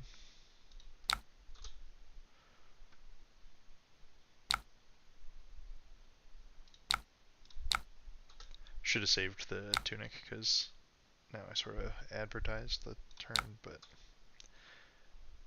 I don't think it makes a tremendous difference.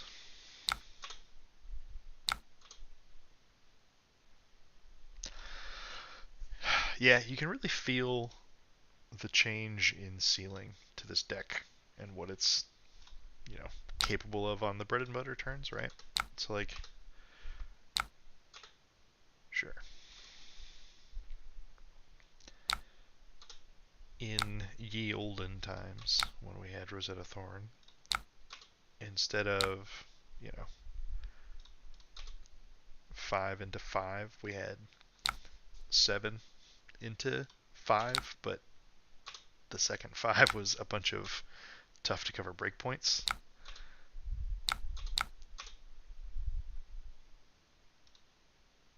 Perfect. We just got a swarming in the yard. Hell yes.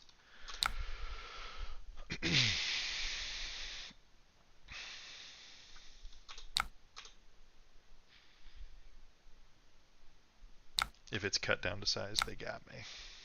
Cool. Couldn't cover the shakedown regardless. They'll say red again. Yep. And there is no choice.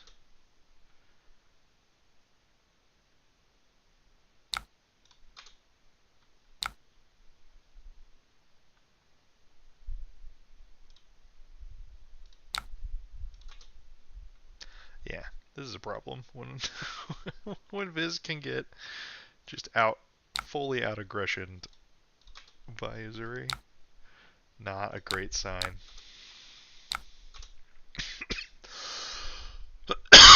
Excuse me. This is the second hero today that brought no arcane barrier, and there's a very real chance that we lose this game.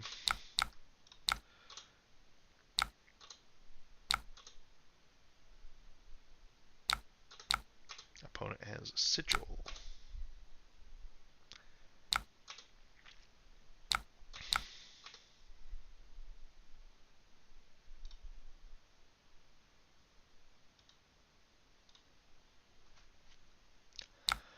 Oh yeah, total aggression.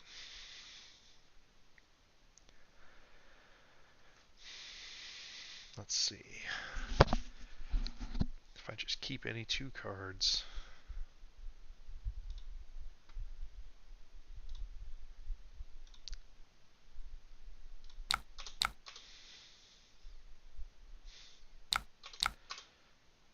Could be a death touch. I'm bitten. Death touch out of arsenal. Yeah. Okay.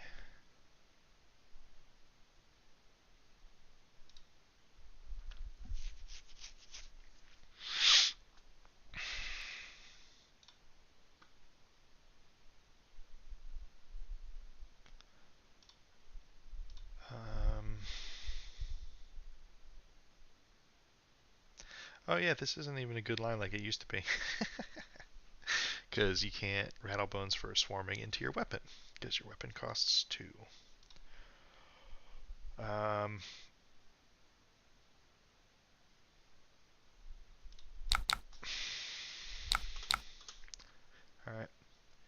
We will try and take it slow.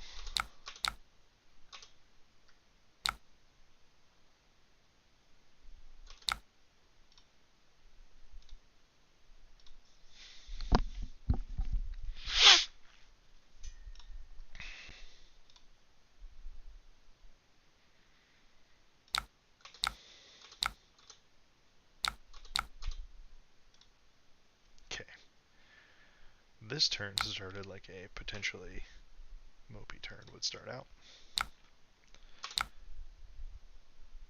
In fact, for 6. Well, I don't have any attacks. So my turn, I'm just going to read the runes. We've already got a Mob Skies in arsenal.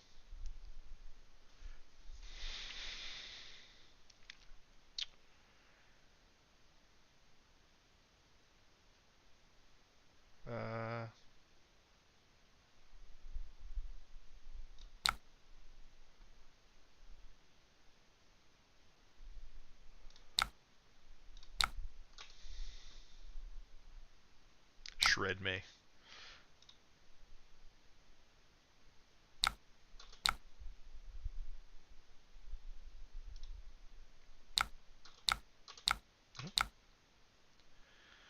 No shred zone.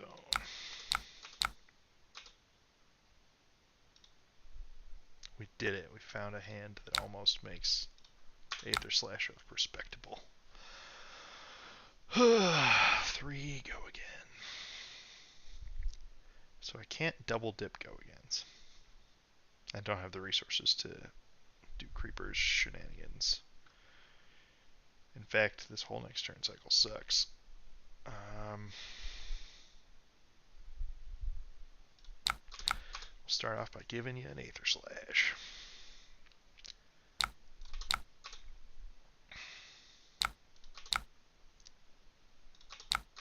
Joke's on you.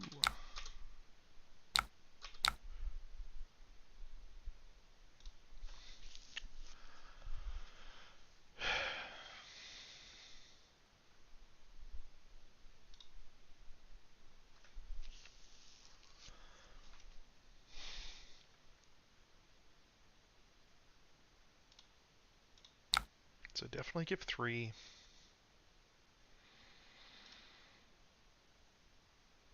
Giving 6 feels like playing too scared.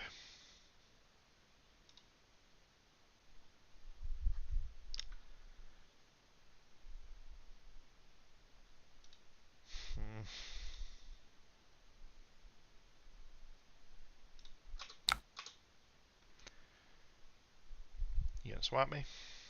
Yep.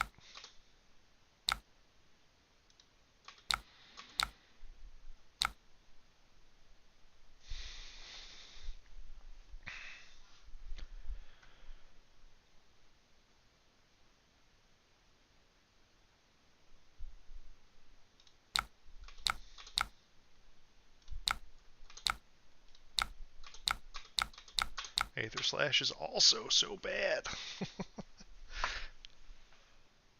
Oh, hey there, Anthony. No Vin, at least not this early. Maybe later. I had been, so I want to try my version that has Sonata Galaxia in it, but that card is not currently functional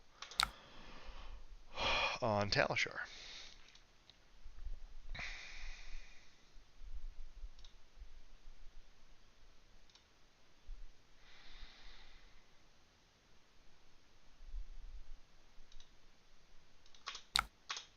I swear to God, if this is the next shakedown, I'm going to be upset.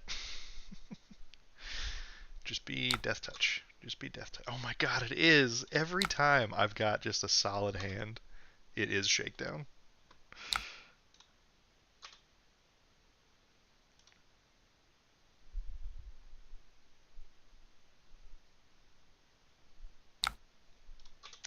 Yeah, it doesn't really matter because now I'm just priced into blocking literally anything else. 5, go again.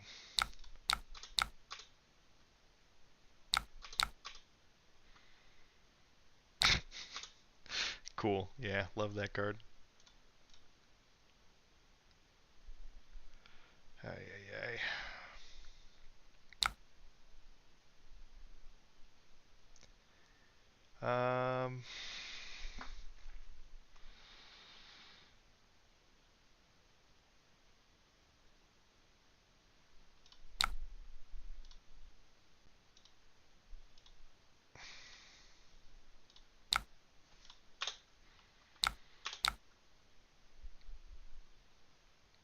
Both teams played hard. We'll just die to the blood rot. Man. I know Uzuri's good, but the flow of their turns, right? The early turn that was just like 4 into 4. Their aggression turns were medium Phi turn quality. Unable to punish the no AB Uzuri. Also, not a good sign. 2 matchups that I would say were among the most favored for Viz previously. Man, the downgrade on Rattlebones. You probably just can't justify playing that card if you're not on Reaping Blade.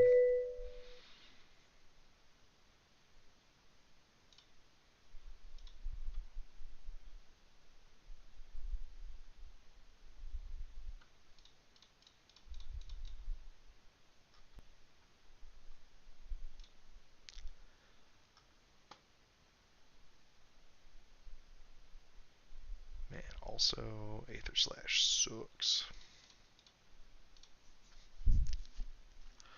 Hot Garbo.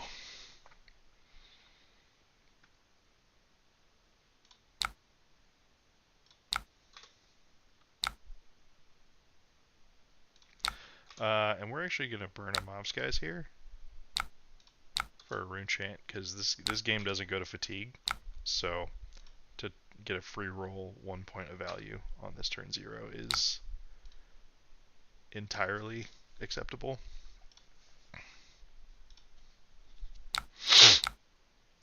5 go again. Alright, so our turn.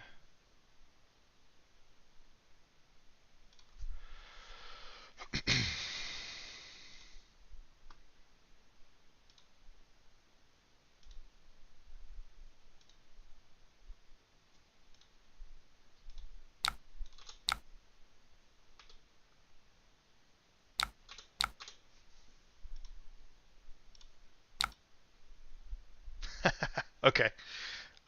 We get to do the thing. We get to just laugh at our opponent for this Warmonger's Diplomacy. Peace, you dummy. I'm just kidding. Our opponent is not dumb. The card is very good. We just have a hand that can laugh this off.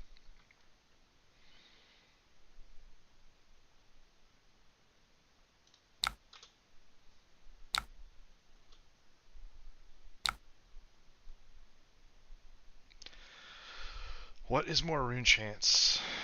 No, the instances are better. So more instances of Rune Chants are going to give me more. So this would make 2. Then pitching 2 makes 2 plus another trigger. Yeah.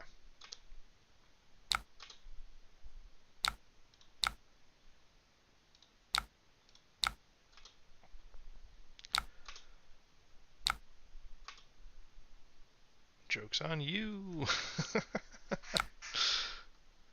Hey, I think our meet and greet's gonna have go again on this turn. I'm not completely sure, but I suspect.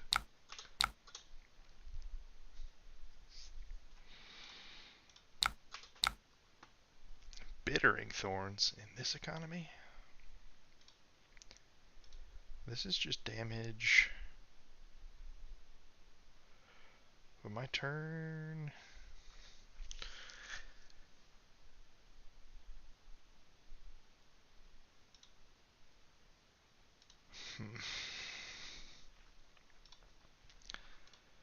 So let this be 5. We're going to throw a Quadrillion Arcane. Full card for an E-Strike. For 6 go again.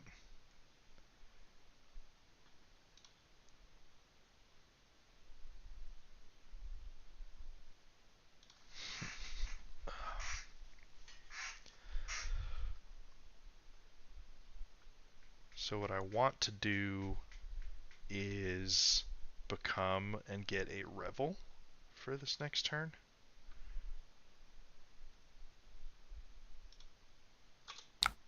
Sure, 6 me. Oh wait, did I? I'm a moron. I'm such a moron that Viserai is stuck on my screen. I don't know why I was thinking that that wasn't the third link.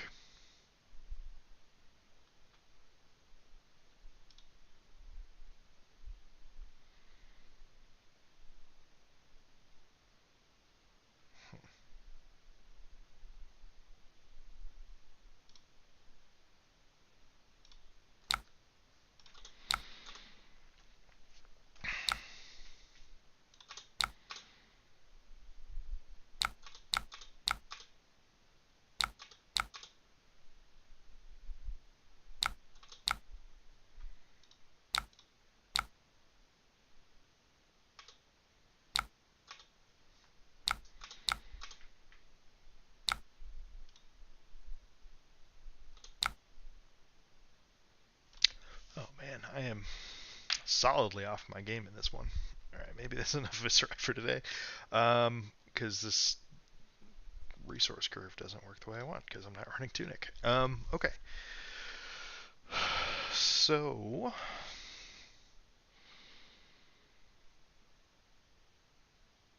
I could also just Arsenal to become. That also seems kind of weak sauce. I can... Oh, I can turn this into a Runic Reckoning, which is effectively 4 points. So that grabs Runic Reckoning, which is free. We meet and greet pitching Arcanite Shard into Nebula Blade. Yeah.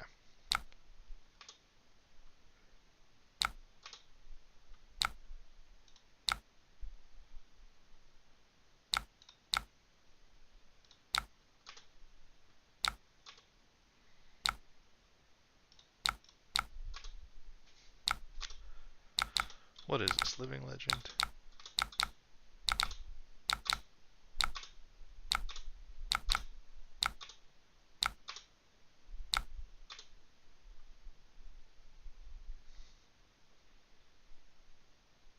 How afraid are you of one additional rune chance?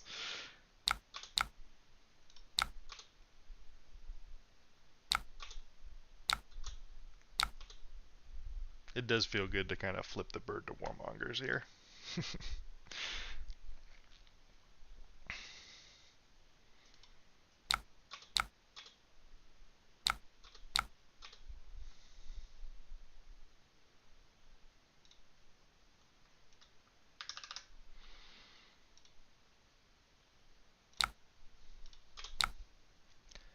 Alright, well this hand is garbage. So we're gonna try and block for 9 Arsenal of Mobs guys and move on with our lives.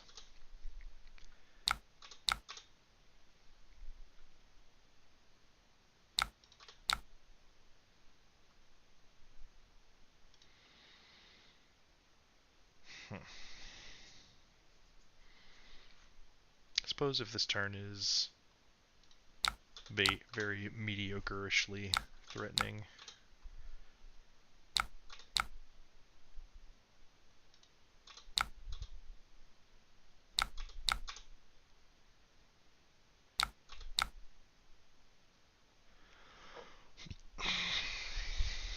Okay, either there's an Arsenal or a Warmonger's coming up. And if it's Warmongers and I hang on to these cards, that's very bad. So we're going to err on the side of it is the next Warmongers. And we will block here.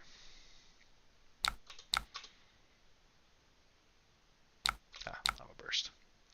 Fair enough. Can't win them all.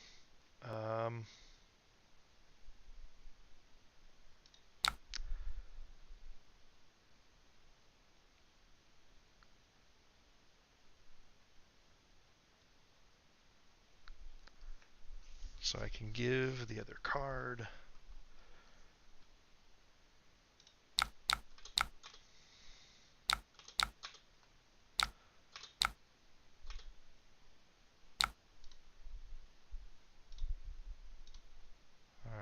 Man, this is so close to phenomenal. And instead it's not great.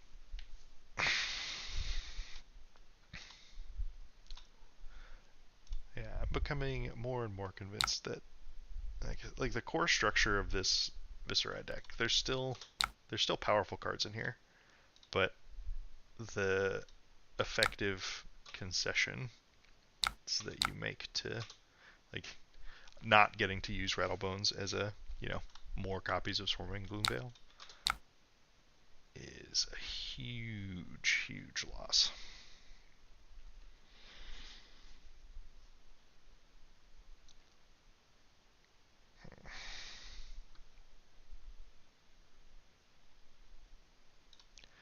Okay, so this is another situation where if this is our opponent's Warmonger's turn, we're in a lot of trouble. But you can't play around every time that it could be Warmonger's. Like, if you play scared all the time, you're not going to do shit with your turns. So we're going to hope and probably be wrong. Oh no, Snatch, see? We got off easy. Man, what kind of a world is it when Snatch is the good outcome? Yeah. Send me the bill. Sure.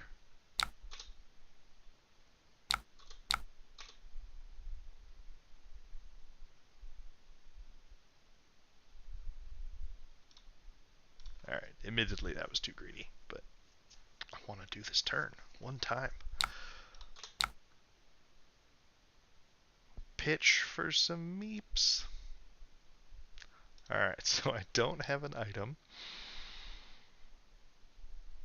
This is 7 damage on this turn. If they hit me for 1 and draw a card.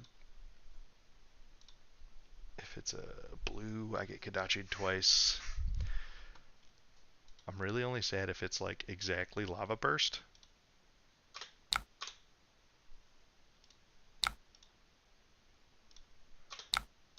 We're not going to take the coward's way out. You can have 3 extra cards this turn, 5. My hand is that good. Come on, come on, come on, come on, come on. Yes, yes. We got away with it. I think we win this game.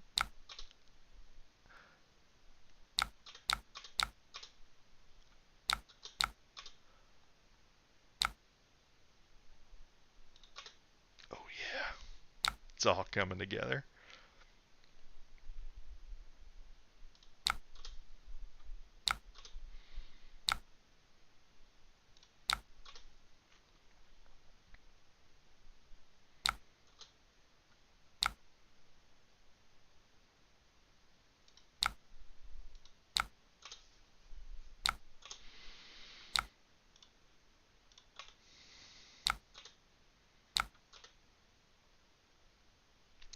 Yeah, I agree. I think it's got some missing pieces. I think that Money Where Your Mouth is like a solid bridge card. So this deck has always, when it comes to Nebula Blade, has always really wanted Oath of the Arknight to be a 1 cost, which obviously is not actually the case.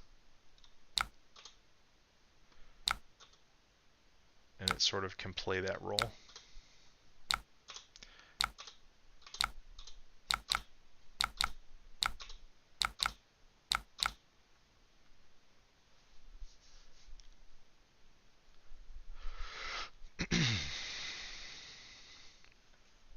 Yeah, and so the ability to have an off turn that's a 2-card 7 that threatens to make a rune chant and a gold is a pretty fine in terms of off turn, and it just plays into Viz's desire to try and set up for more explosive turns. I don't think you're gonna move away from Crown of Providence completely, but oh baby. Vexing Malice sends its regards.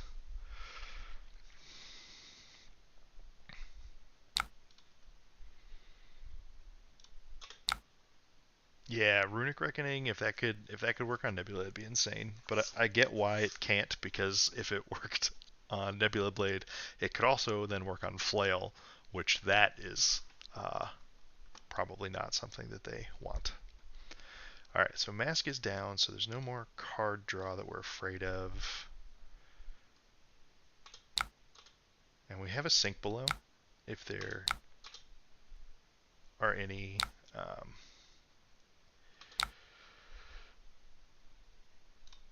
cheeky Razor Reflex shenanigans.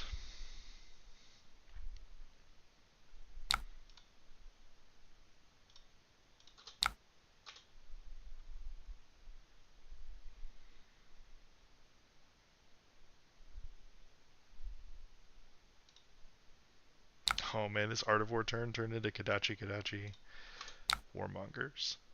Well, we're clearly picking war.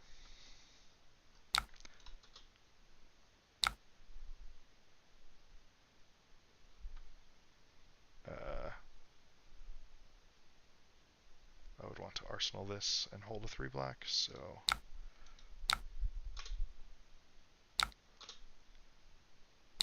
got him. Hell yeah. We got 1, 2, yeah. Won that game through 2 war markers. It's great. That's why Sonata Phantasmi is a dope card. Yeah, this card is like maybe draft playable, but there's no uh, your other options are Drawn to the Dark Dimension or things that like still just don't work with this deck's curve, right? Rune Flash and Amplify the Arcanine are very good, but they're very good in Spellblade Assault and Deathly Duet builds of the deck. And that just, changes the deck completely. But it's still just so much worse than the old Rosetta versions, right? Like Viz was having trouble with Rosetta Thorn. Granted, that was in a world with Lexi being the deck to beat, but yeah, like Captain's Call is a more marginal than you'd want for this slot. Aether Slash is substantially worse than you'd actually want for this slot. Phantasmia is great though; it's a solid upgrade. It's not that far off, but losing out on the potency of Rattlebones is a huge loss. Yeah, and not being a deck that can consistently take advantage of something like Reduced Rune Chant is also pretty brutal. If Reduced Rune Chant was just a 0 for 5, sweet, snap it off, card's great. But like in Vynnset, it's mostly a 0 for 5, sometimes more.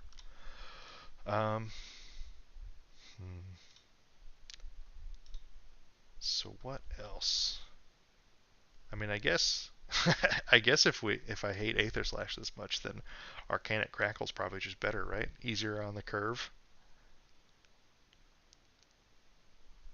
This deck it's just a bit funky. I really wish this card was in Talishar. That I'd play Vynnset for like 10 hours straight.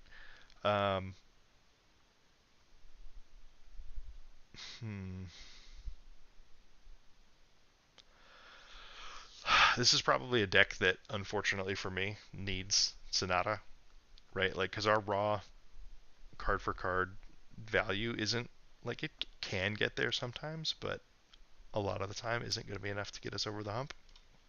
Whereas, Sonata being sort of some amount of free value in the deck that obviously it has to hit, which I hate, and I hate that card, but it's the kind of thing you're going to have to do to convert this Viz deck into more of a winner. No incantation in this list. That's probably a very good point, especially when this deck is certainly no longer a Rattlebones deck.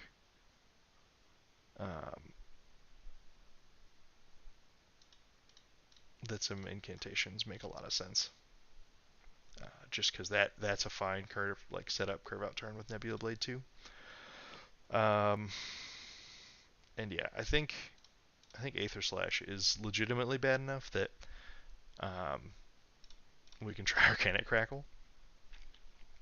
The difference maker here, not needing to care about what you're pitching, is huge, and being able to, like obviously the physical is going to get blocked because it's just a 3. So if you go Mob Skies into Arcanic Crackle, the physical is getting blocked. But this is a really easy point of arcane damage to ignore to give go again to all of our meet and greets. I also wonder if I should just actually be on 9 meet and greets in this deck, but that's also a slippery slope.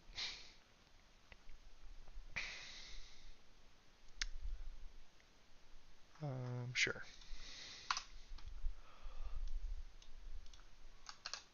Let's do some more.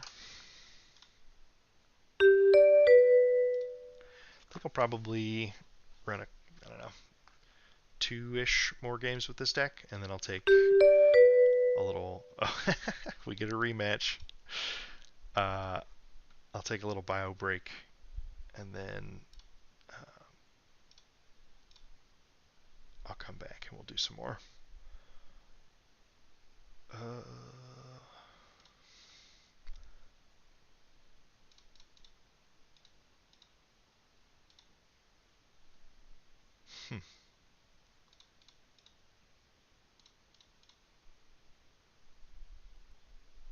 Sure, we'll run a couple extras.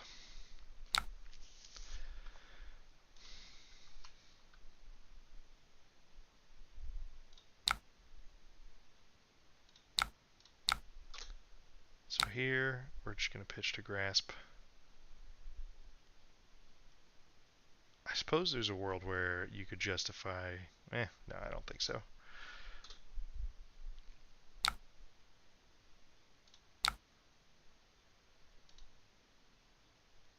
Oh, beautiful.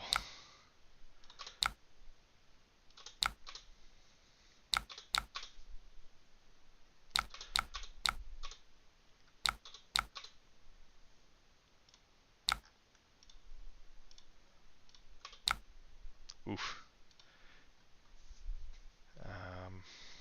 So this is 2 damage.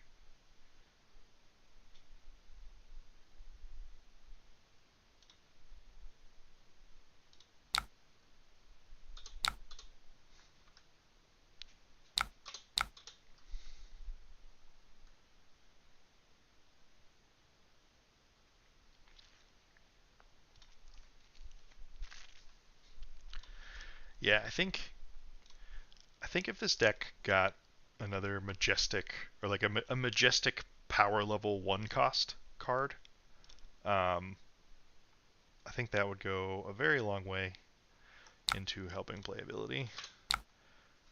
Lava Burst for 5. What am I doing? I am going Captain's Call for +2. Mordred Tide, so we get a rune chant there. Runic Reckoning for 2 more rune chants. Stormy Gloom Veil into Nebula Blade.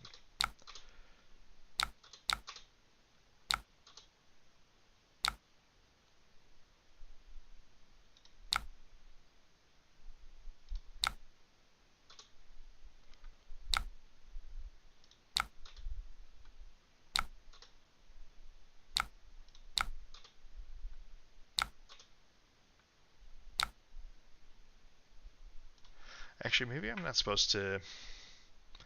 Getting... It's probably...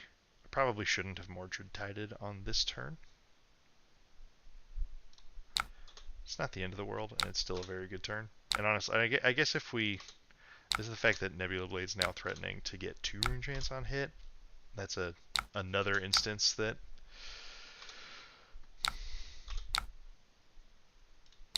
is very good.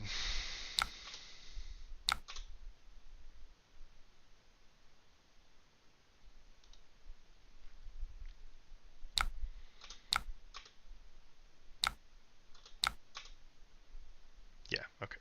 So because it hit, that turn looks a lot better on paper.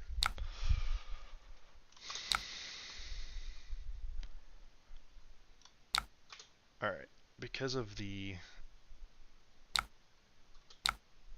potential of this hand. Yeah, there we go. Now it's a real hand.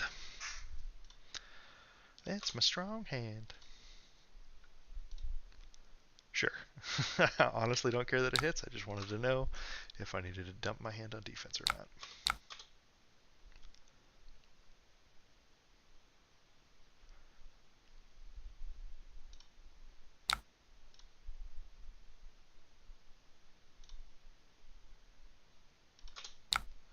So we'll take this opportunity to reset the Mask of Momentum count. This is for 3 because it eats the Shuko.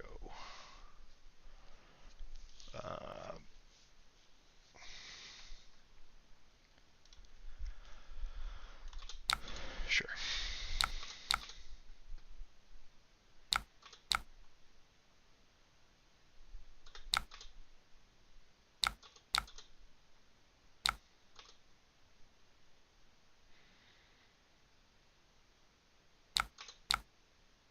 Flame for 2.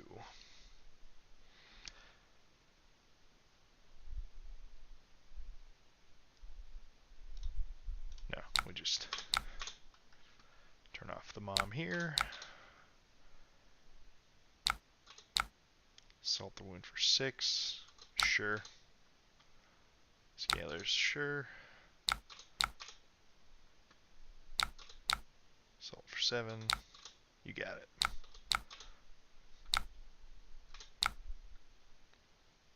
Okay. So, if we lead on Mordred, we'll get 2 rune chants from Mavskies, 2 from Arcanic Crackle, and potentially 1 more from Nebula Blade, which makes Mordred Tide like threatening to be a 0 for 5.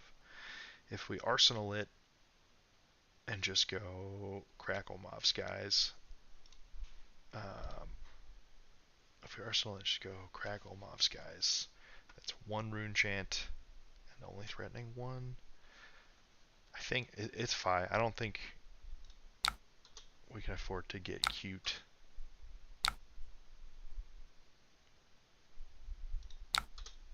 When we just need to be pressuring like crazy.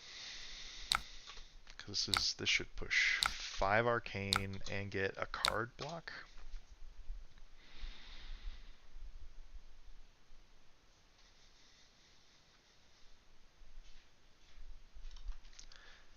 I will be shocked if this connects. Because it's like +4. Yeah. Makes sense.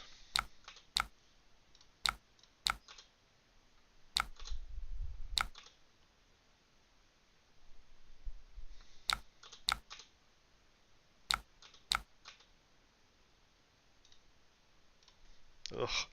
Man, we are just heavy on the non-attack action awfulness.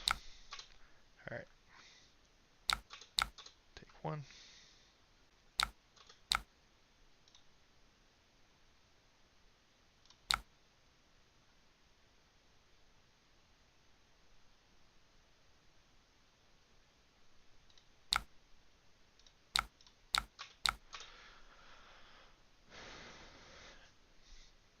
Fair enough.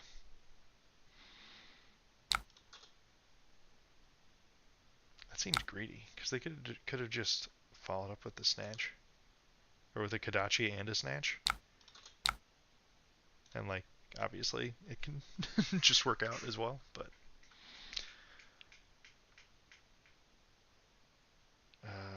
so 3 hits, so this is a mask trigger. Sure, eat my vegetables.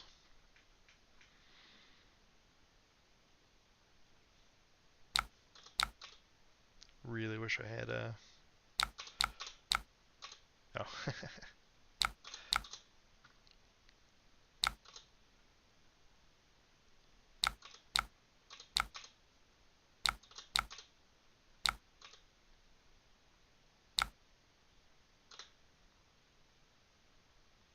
There we go. This hand can be functional.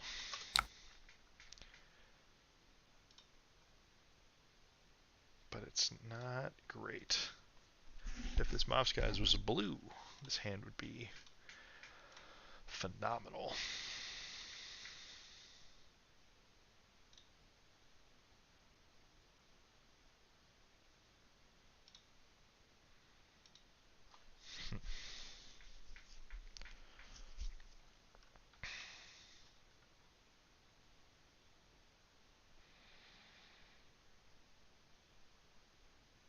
So there's no world where I get away without blocking this turn.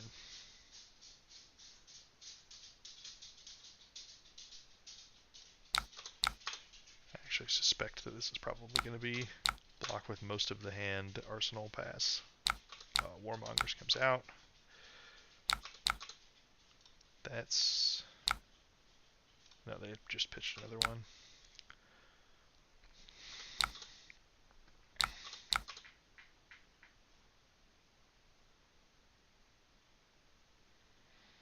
Warmonger's Arsenal. Censor.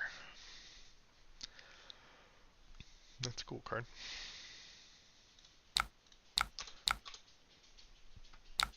Okay, we paid the Kadachi tax this turn.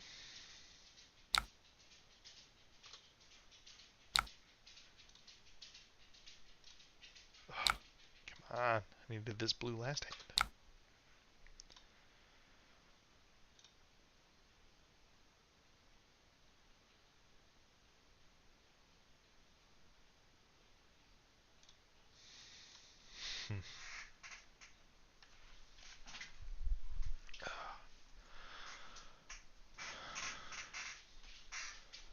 Or if this hand needed a swarming.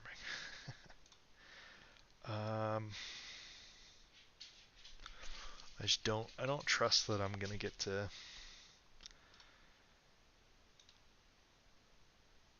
keep 3 cards. That seems next to impossible.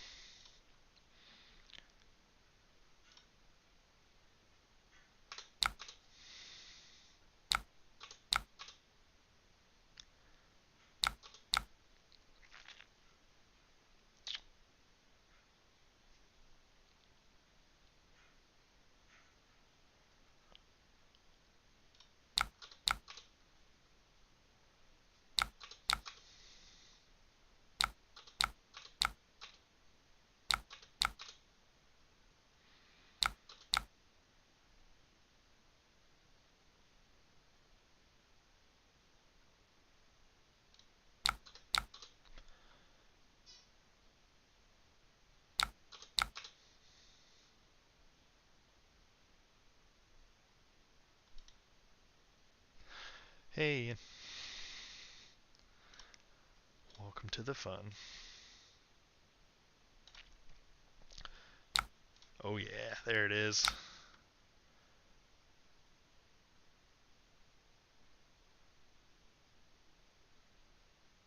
Peace. So if I go peace, all I can do is burn a mob's guys and nothing else. So we'll say war.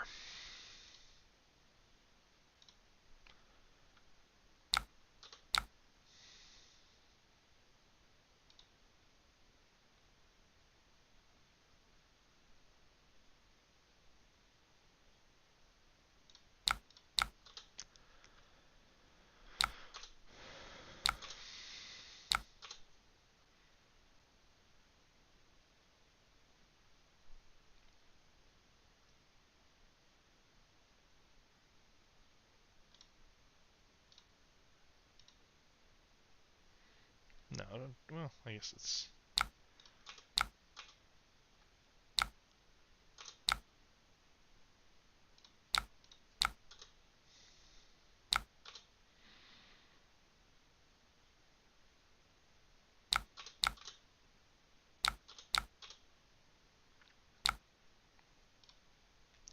So at least I know I'm safe from warmongers. Because we saw two pitched and 1 played.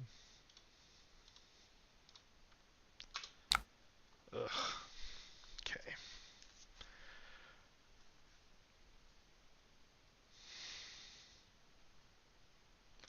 So if I can keep 2 cards, which again is probably unlikely, but if I can keep 2 cards, I can go Mob Skies into Crackle into Nebula Blade off of Captain's Call. My 1 card hand is just Crackle or Read. Either way, I think we're in damage minimizing efficiency mode, which is not really where we want to be. We're kind of priced into taking the Kodachis, unfortunately, because there's 3 real cards that we might just be dead to anyways, depending. Oh yeah, that's a good one.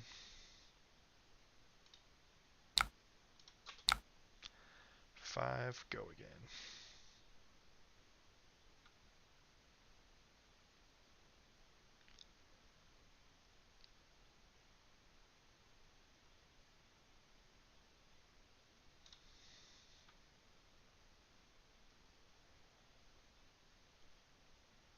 probably a moot point because there's a very real chance we just die to this follow-up. Yep. Uber dead.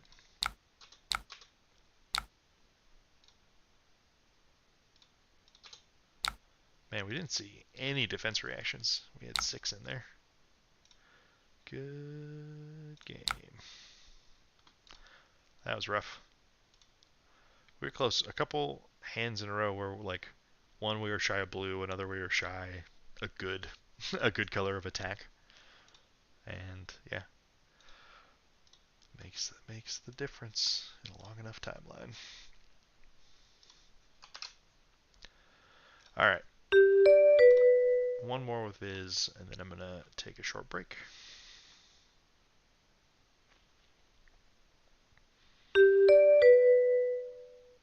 Another Boltyn. Oh no.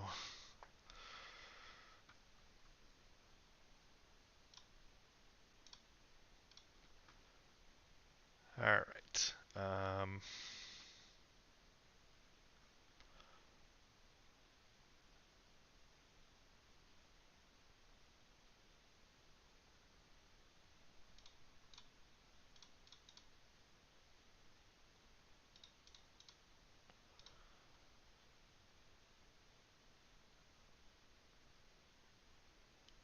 Screw it. This is our last game with Viserai for a while. Let's just pile them up.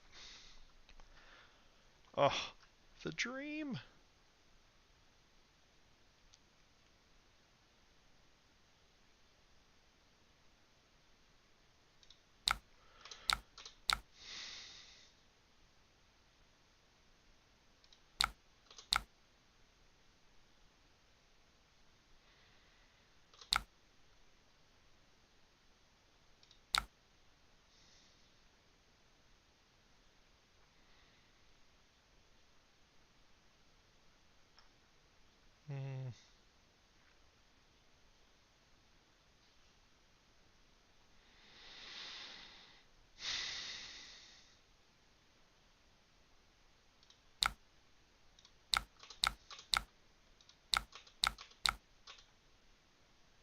We did it. Still got it.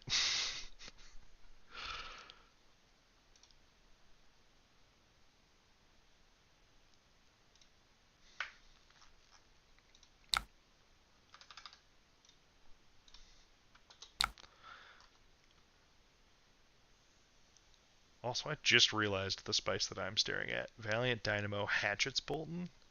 Hell yes. That is cool AF. I'm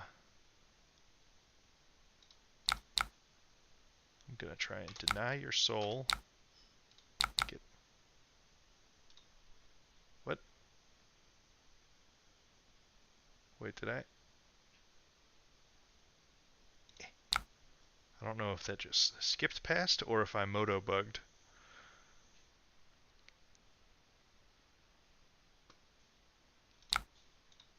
Okay, there's this. Block, block. Pass. Crown trigger. Oh, nope, it's just the moto bug. Bottom Runic Reckoning. Get Runic Reckoning from the top.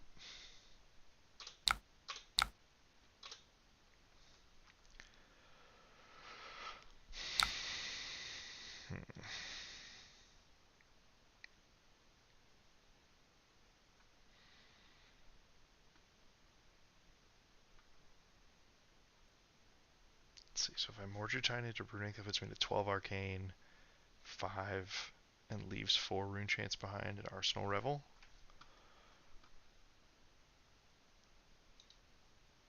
Like, I can't just sit here and do nothing. Oh no, I can't Arsenal Revel if I do it this way.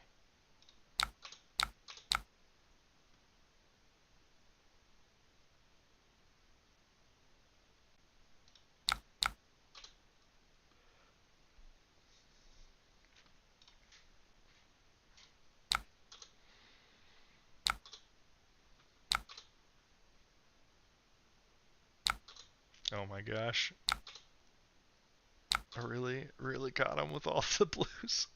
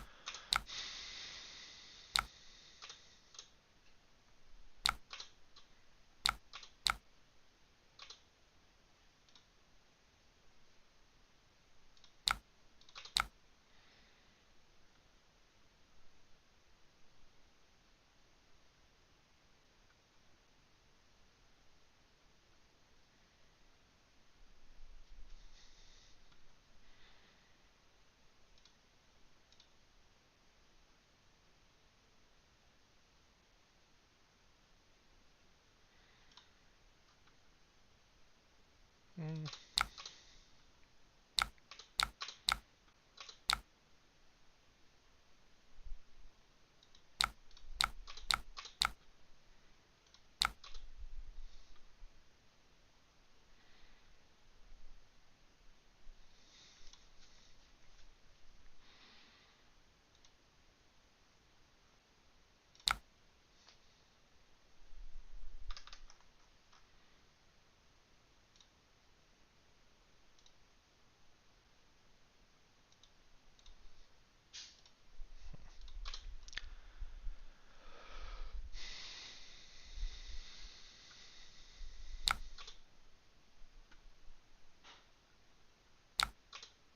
Are they going to pitch to stop it all? That is the question. Yep. Alright. Man, this deck's got to be super cool. Just asking people questions all day long.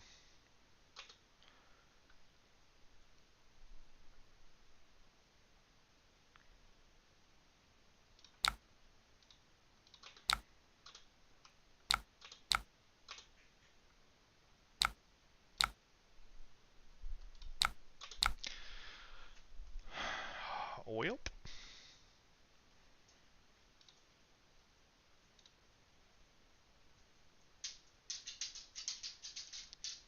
Do I just like take this for fun? So obviously Mobs guy's in the meet and greet. Pitching Arcanite Shard. I think for the sake of a potentially bigger offensive turn, I want to wait.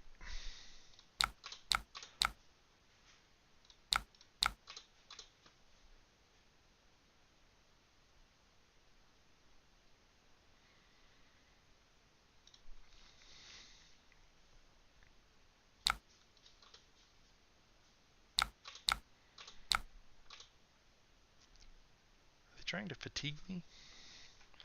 Or maybe they missed the Mobs guys?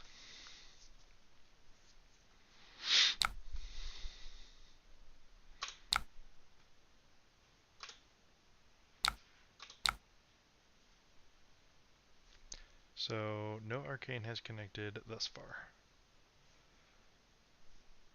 which means we will Nebula Blade.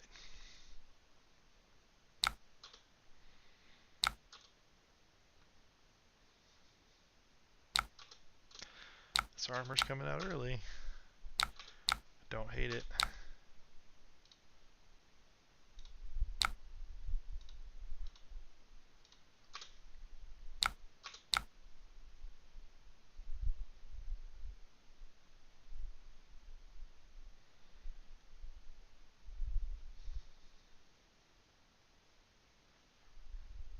So we'll use this on the second one, assuming they bust out the soul. I don't really care about consuming volition in this spot. I've got my curve out turn. So let's block.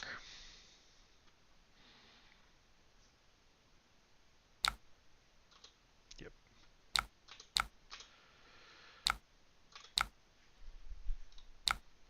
Master reactions. Sigil.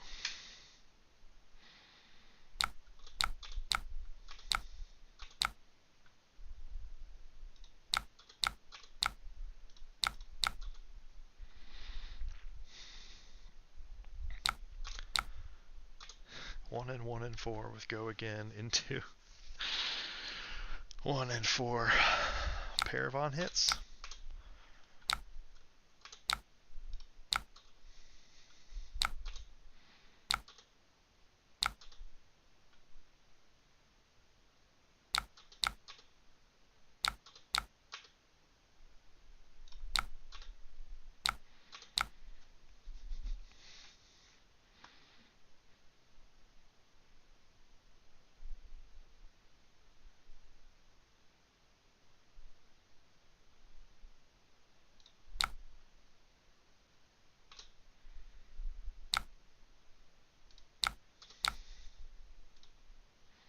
Better.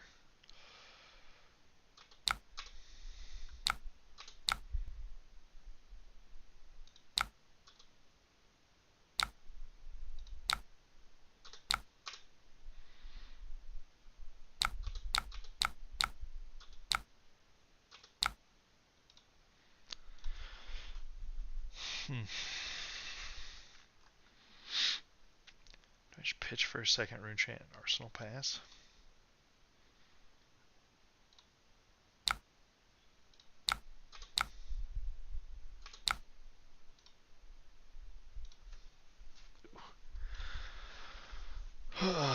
Not the hand that I wanted as the follow-up to that decision, but Viserai beggars can't be choosers.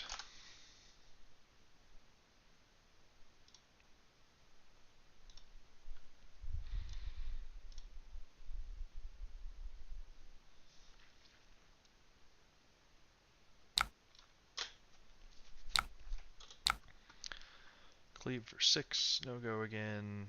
Okay, this should be a Blade Runner.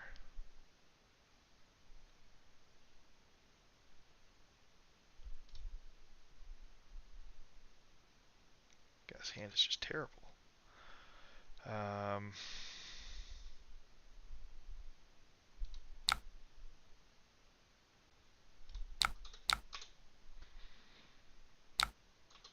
Sure.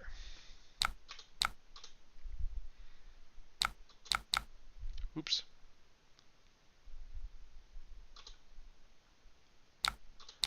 Did not intend to click right through that.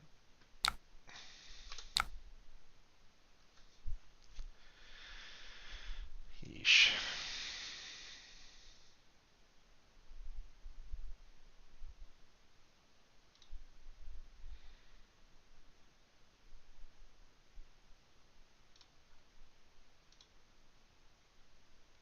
Special tier of clunk going on.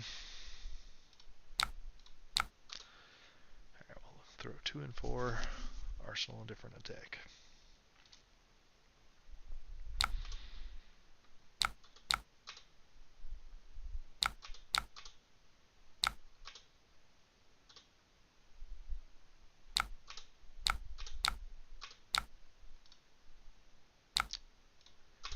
Alright, this is a hand.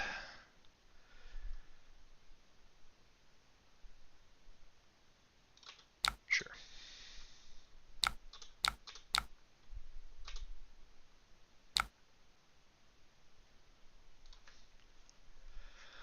Okay.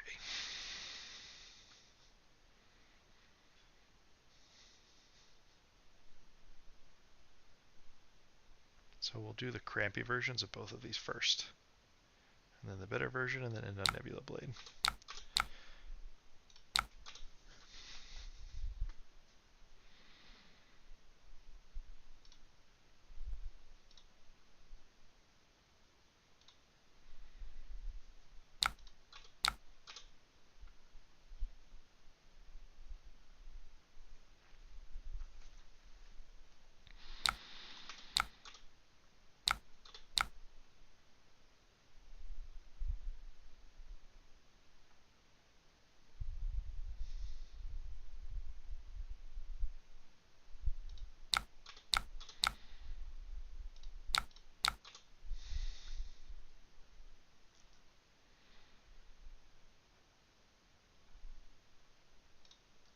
So takes a full grip to do it, which is part of this deck's problem, right? Like think about if we were Fi. So obviously we're getting good value, especially this turn out of Viserai's passive.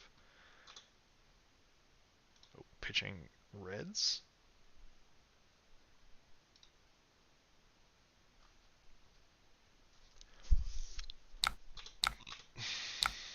That feels like a strange choice, just given the way that they've been playing up to this point. Ah, okay. That makes more sense. Because my shit was face up at that point, and they knew that they could cover me with that sink.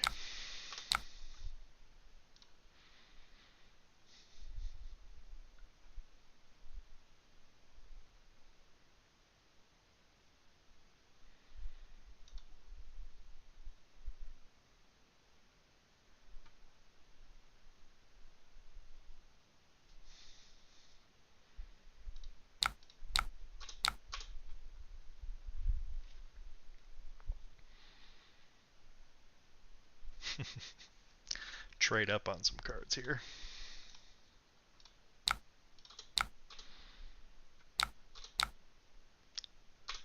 We take those. Arsenal sink. Splendid. 2 with a Blade Runner.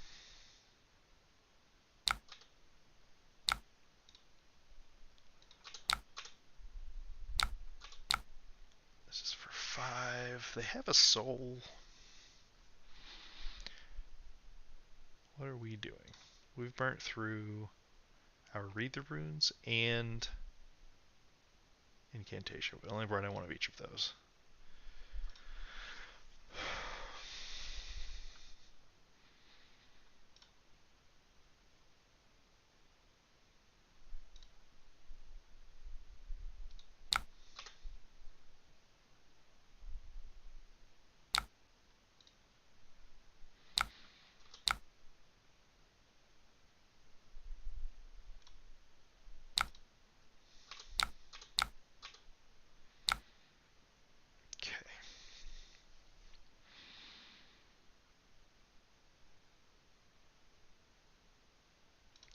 Tight on resources again.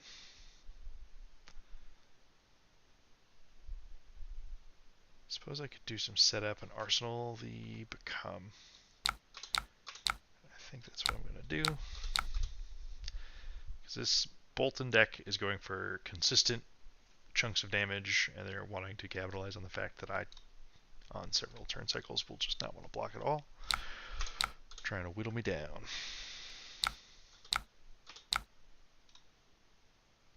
Yes, okay, here we go. I can work with this. Ooh, pitching a red does not bode super well for them.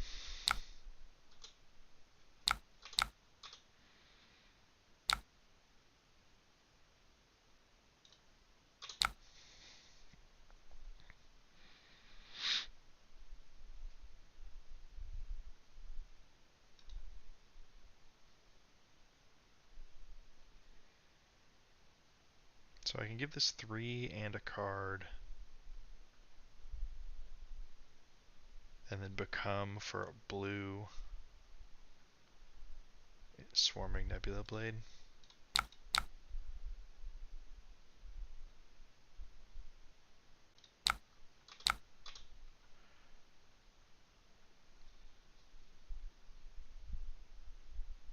And I still get to Arsenal Sigil.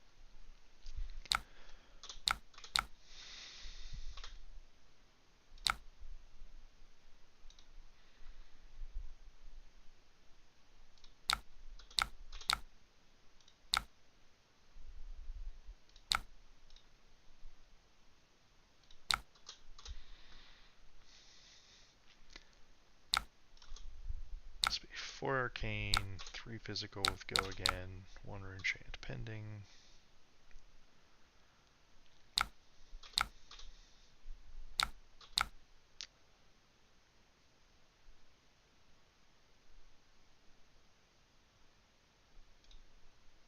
Oh, okay, weird. Like glitched through that.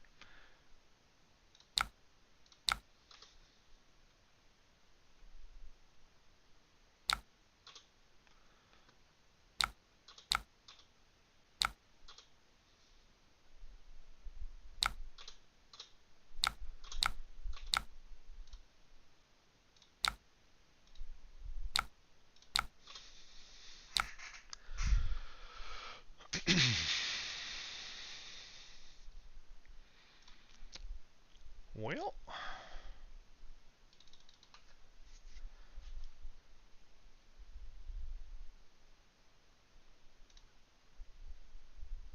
we're a resource shy.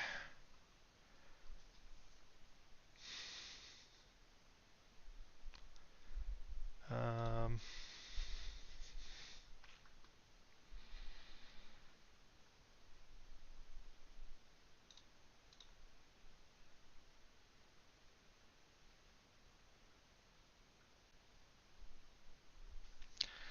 they'd probably be thrilled for me to empty run a Revel for literally just Nebula Blade.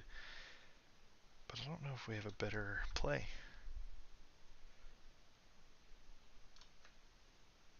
If this was a go again.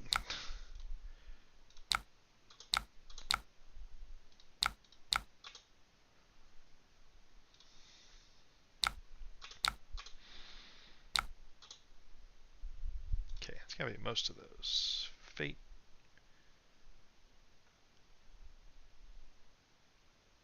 2 fate, 3. That's all the fates, and now 2 of 3 possible sinks.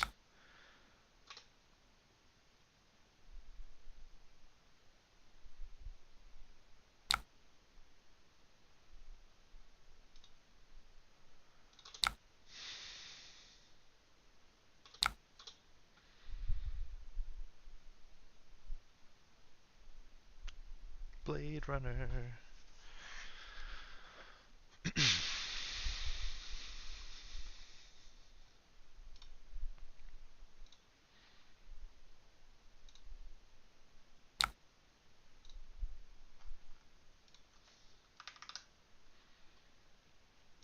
Oh snap, new brute just got dropped. We're going to take a look at that momentarily.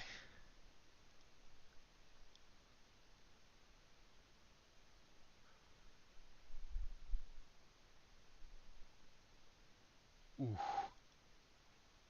Kayo, armed and dangerous.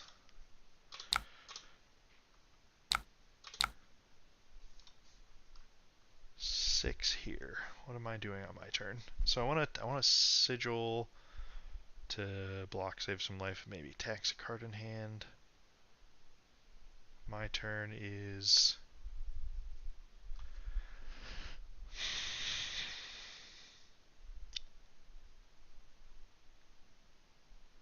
Captain's Call, Vexing Malice, Revel, Nebula Blade. Yeah, we are super going to talk about this KO card as soon as this game is done. Oh my god. Oh, flavor-wise, that is some cool shit. He's got one arm, so he's armed and dangerous.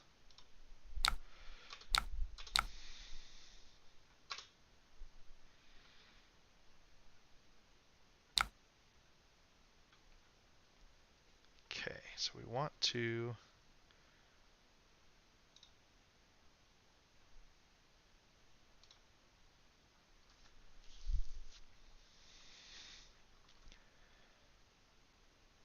Which one is better? Vexing Malice is one more guaranteed damage threatened.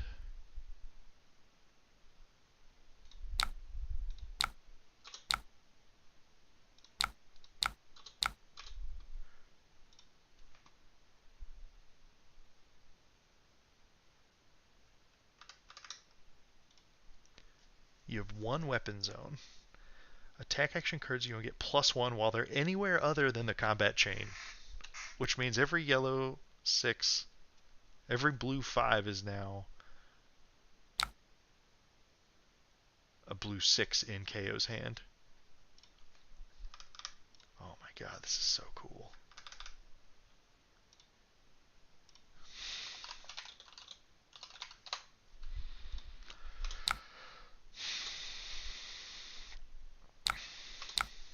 Block one, take one, take one.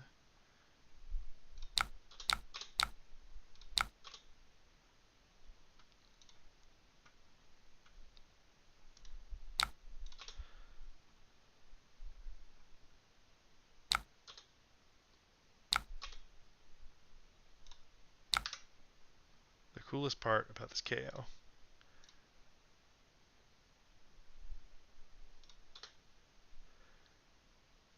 The first thing.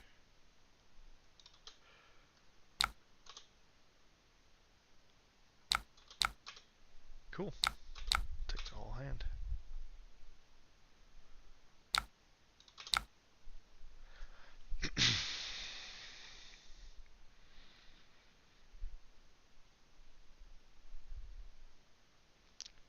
So I can do 2 and 5 go again into Nebula Blade. I think that is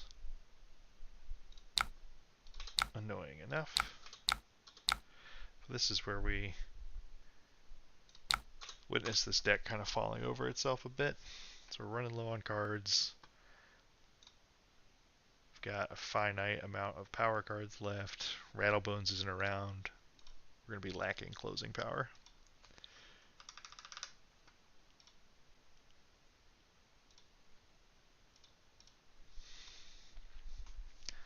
Yeah, that's what we're doing after this. We are absolutely going to do a deep dive on new Mr. Kayo.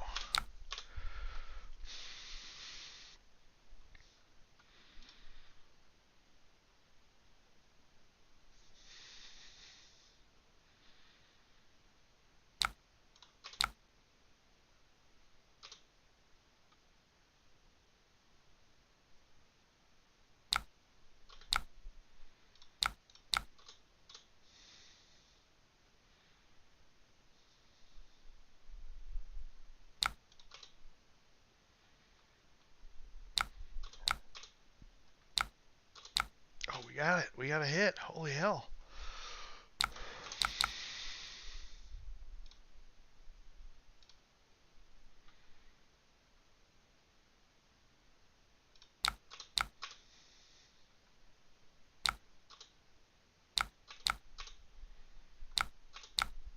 For 5.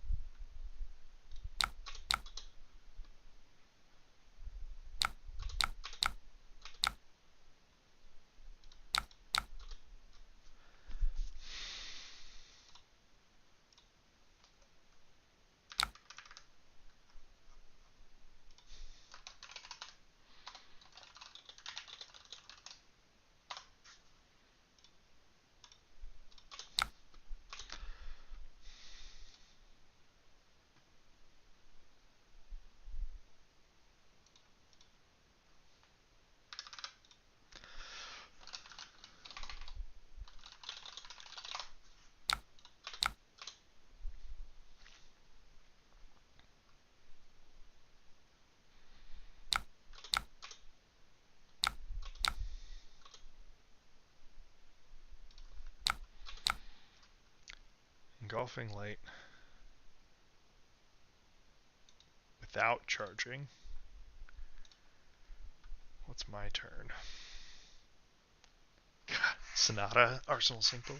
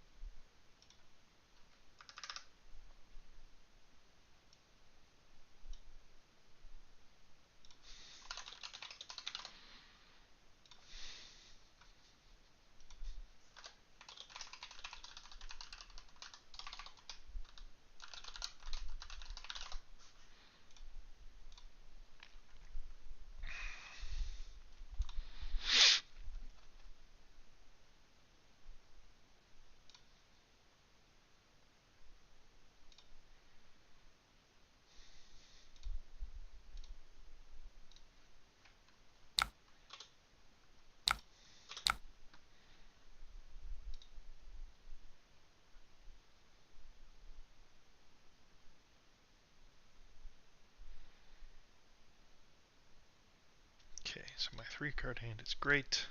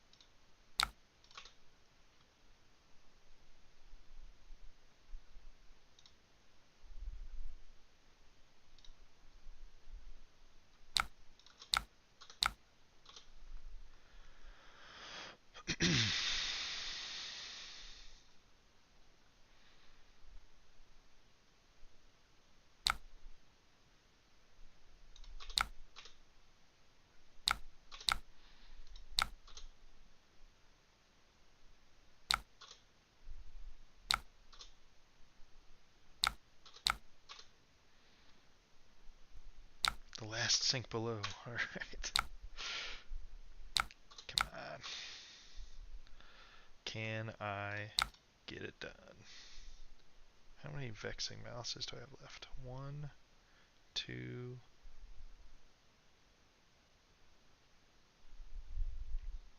3, 4. I have 2 Vexing Malices left.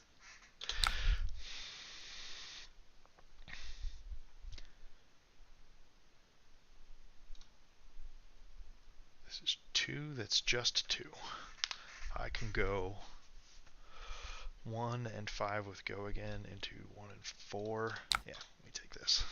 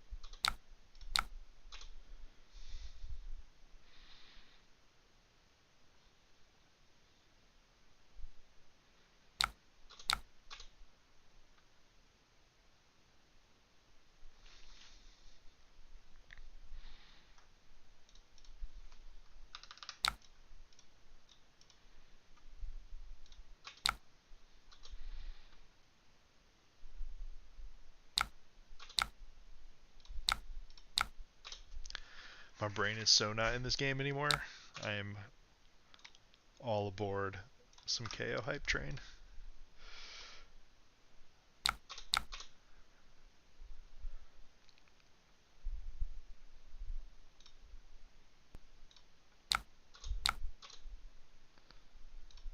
Okay.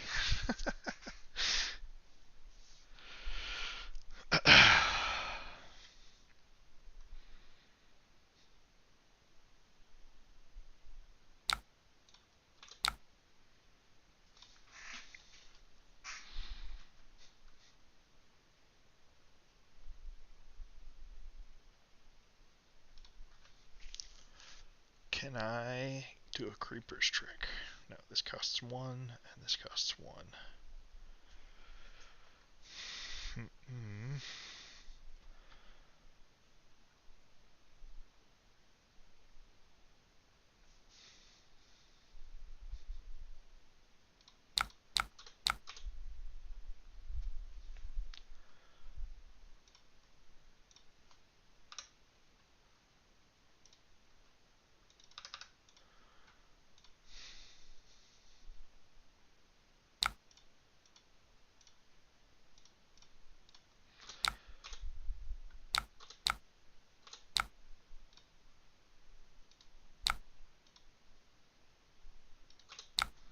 Hatchet. Okay. Can I brute force? Let's see. This costs 1. Damn it. We're going to be 1 resource shy because I don't have any rune chance right now.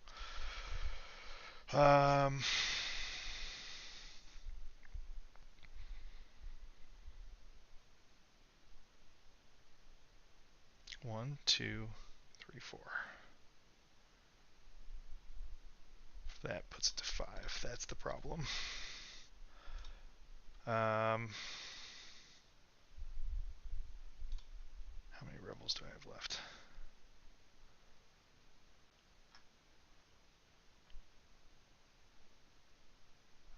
Okay, there's 1. Still 1 rebel left in the deck.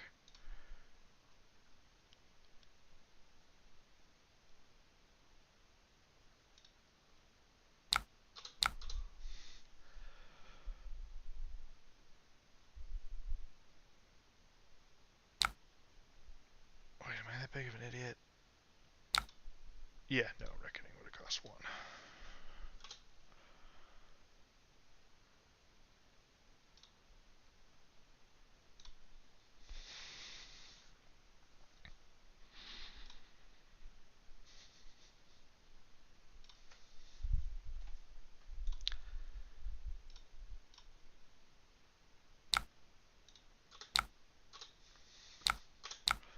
Coming in for 6.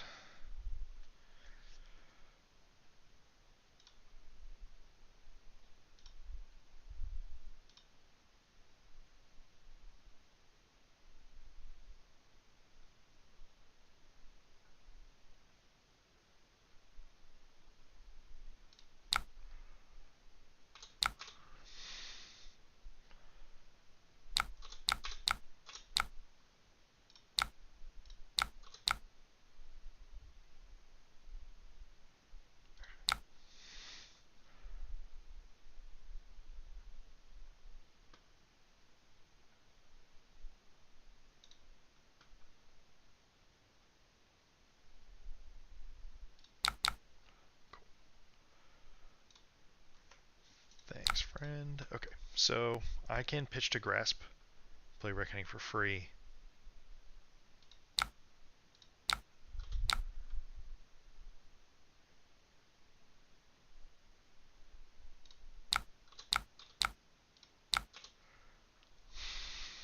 And this will minimize the amount of pressure I end up under, and more importantly, starting with that 1 chant can be huge if I draw into my other Reckonings.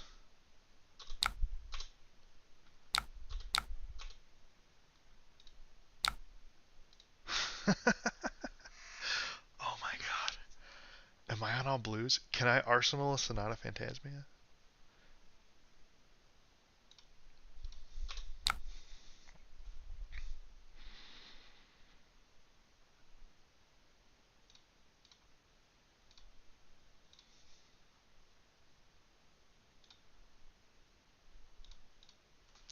Okay, I really gotta make sure though. So, Reckoning, Revel,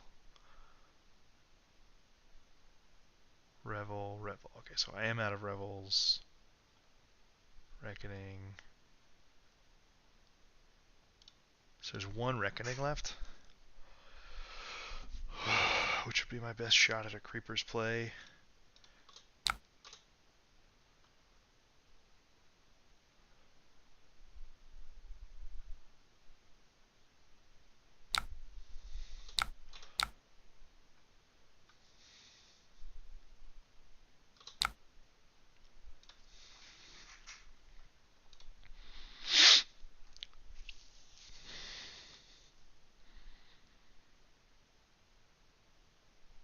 Hmm.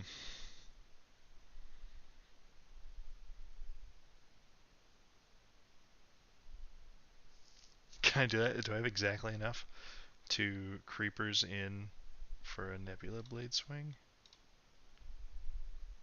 So 1, 2, 3, 4, 5, 6. But then we're presenting 1 and 2, which will take a card and a pitch, but they're probably heavy on blues at this point. And then it'd be another 1 arcane and 5 physical on Nebula Blade because Oath buffs it. We take all their cards. Shit. Okay.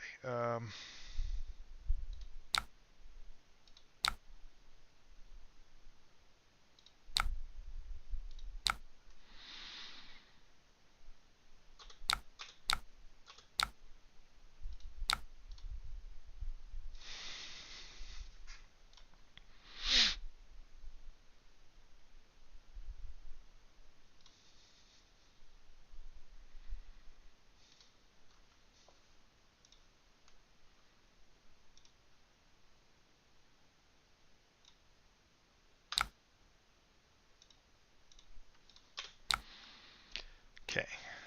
We have hit the point where 2 is an actual problem. Well, I can take 1, go to 1. I think that's probably the move.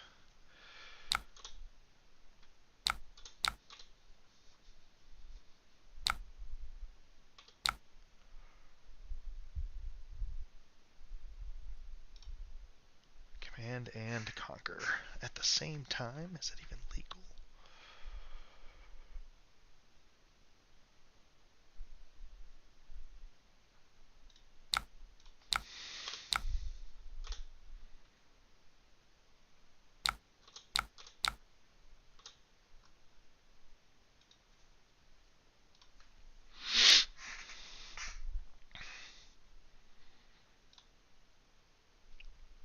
Do I just have enough potential breakpoints here?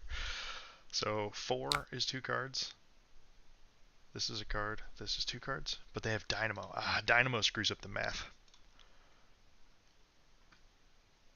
But I also demand that they have exactly 2 blues. Yeah. I think we just go for it.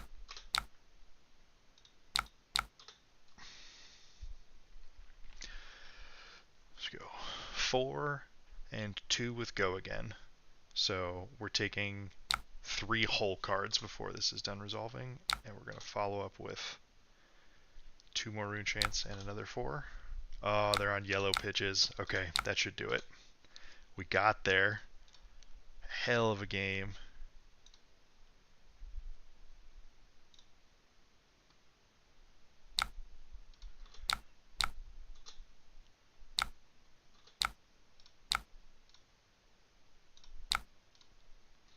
Great game, opponent. That was tough.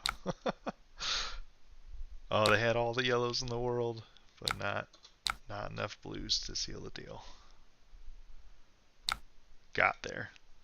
That was a 22 turn game. All right. Pretty cool. Okay, so now to the new hot topic. Heavy hitters.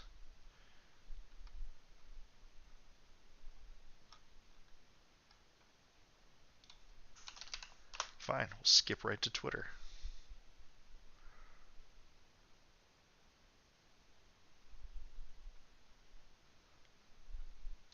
Boom.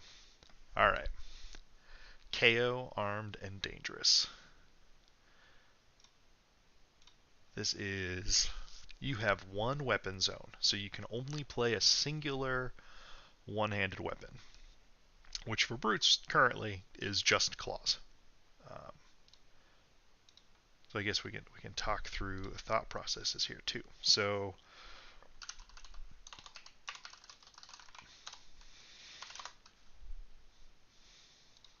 brute weapons. So yeah, so only mandible claw is one-handed, right? Fair enough.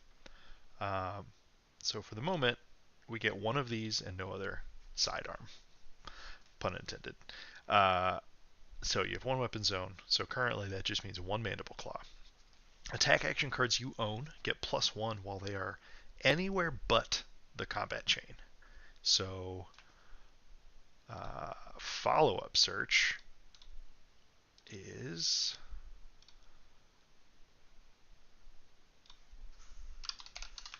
brute power 5 greater than or equal to 5 blues. Boom. And also no talent.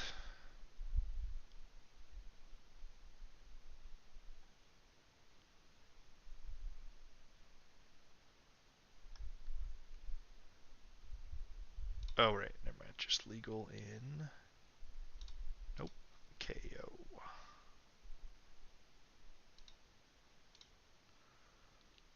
Come on. You're killing me, Smalls. Legal in Kayo. Power. Greater than or equal to 5. Blue pitch.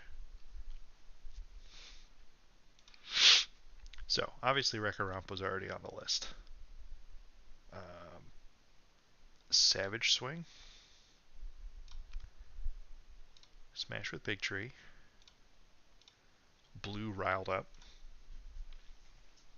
So the big get here, the reason why this is a big deal, why KO's ability is a big deal, is now all of those blue 5 power cards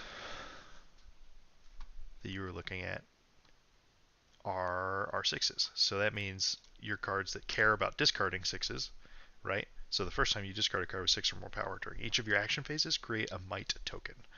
So might is the +1, right? Yeah, +1.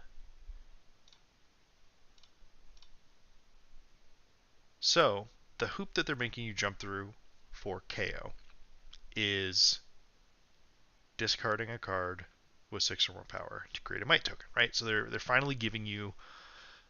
So with Rhinar, it was Intimidate. Here you're getting +1 point of value for jumping through your discard hoop. You're also, because we're currently obligated to be playing Mandible Claw, your Mandible Claw should just be turned on,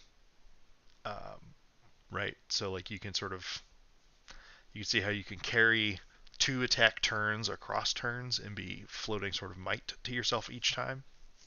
Is pretty cool. Um, the thing to note here, so one of the first thoughts I had when I saw this was, um, like, oh, okay, yeah, cool, +1 to all these 5s. Now you have more 6s and more 7s. But it's only while not on the combat chain, right? So this doesn't make your 5s into additional poppers for KO. So you're not any more of a counter to Illusionist than you were before. Really, it just turns on, massively increases your hit rate on a lot of the variance-based brute cards. So, legal in KO.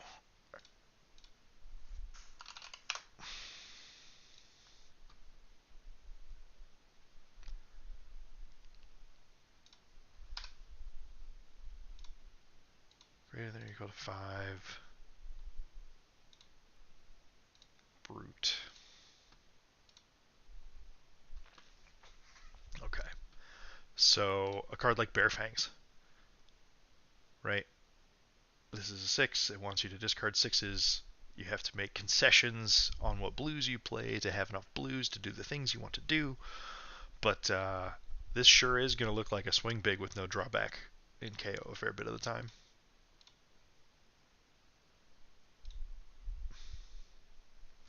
Breakneck Battery.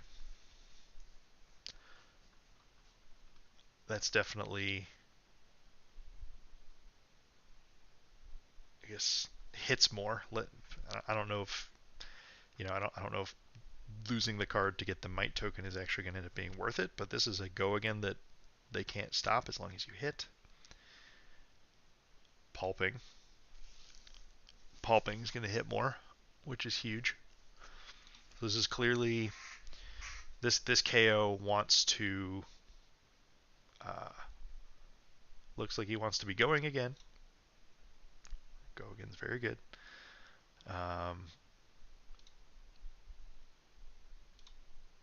What else?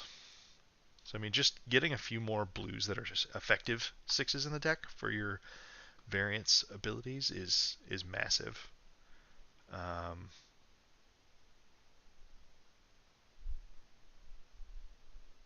So there are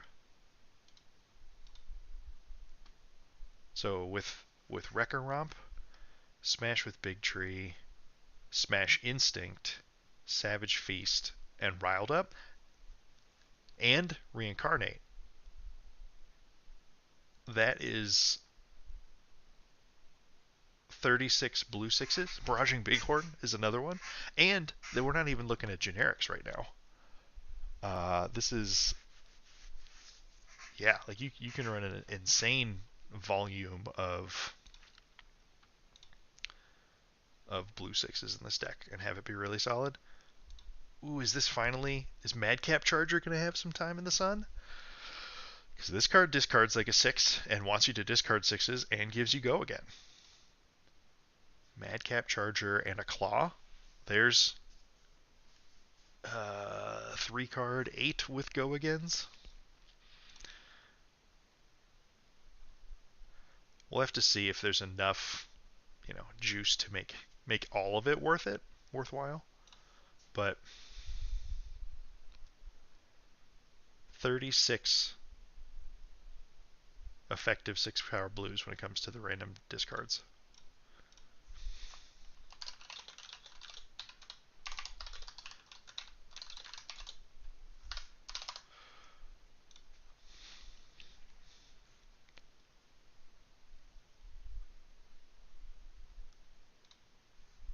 Yeah, okay. Fascinating. All right, so thanks for sticking around. I know we're a little off script here. Not that there was a script, but this KO looks very, very cool. And like vibe wise, phenomenal. Exactly what I wanted out of a deathmatch brute. Flavorfully. Someone in my local Discord suggested that maybe his signature weapon is just his other arm, which would be hysterical. But I'm guessing it's just a mandible claw. Um, cool. So I'm gonna go take a quick bio break, grab a bit of food, and be back in a few minutes. Um, Up next, we're gonna be streaming. Maybe we'll play some Max Nitro. I haven't done that yet. I've been meaning to. I think we'll stream some Max after I come back from the break. Probably also gonna throw together an initial pile of cards for KO too, because that's gonna be a fun thought experiment. So stick around. I'll be here for another 9 hours. Thanks everyone for hanging out. See you soon.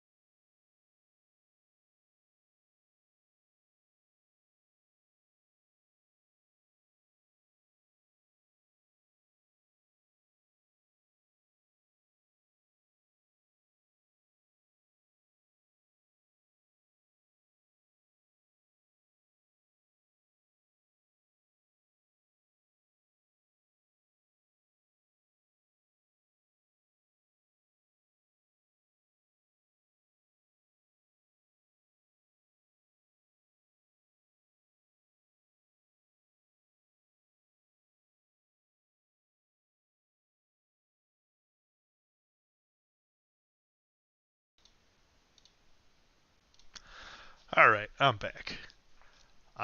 Even sat here and sketched out some initial cool findings as far as things that Kayo gets to play, gets to do. So, when all the fives or sixes, suddenly Pulping and Wild Ride both look remarkably more consistent. And honestly, wouldn't even be surprised if Yellow Bearfangs could make the cut. Um, Maybe not, but you know. Enlightened Strike. This sure looks like a 6 power card to me. What do you think? Madcap Charger we knew about, but a splash of efficient go again like this is pretty good. Zealous Belting discards like a 6, and when the cards are in the pitch zones, like everything will be able to pitch for this and give it go again. So Zealous Belting, snap 3 of in this deck. Um, yeah, I think KO's just primed to be the aggressive brute, which is kind of incredible.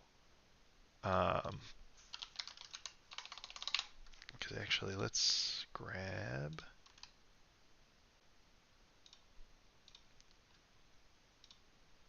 What are all the brute majestics that we might want? Swing big naturally. Beast within, of course.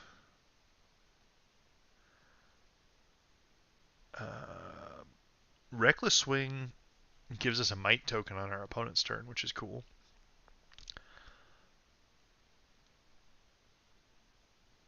Ready to roll.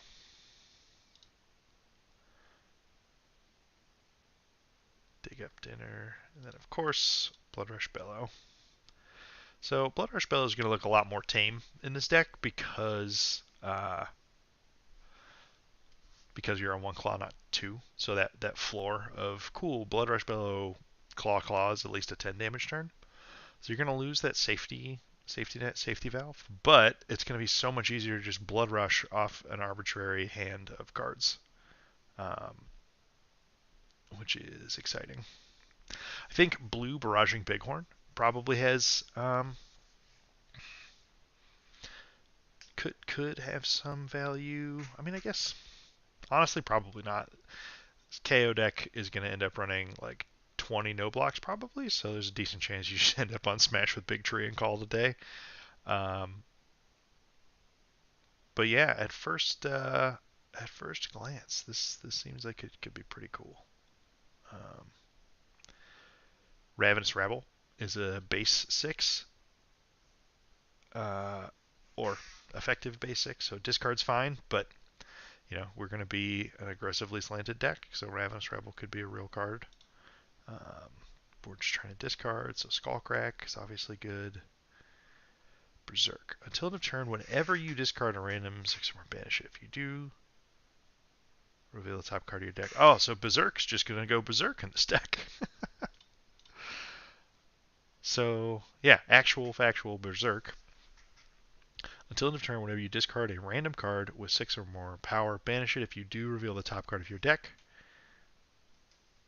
If it has 6 or more power, draw a card. So you can, make it so that 80 to 90% of your deck is going to be drawable off Berserk.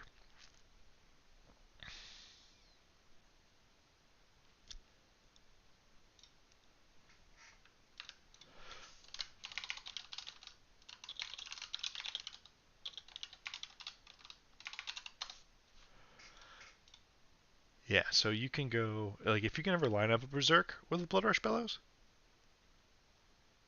and then each time, whenever you discard, yeah, so it doesn't have to be a cost, so this doesn't get screwed over like Massacre, but literally you can go,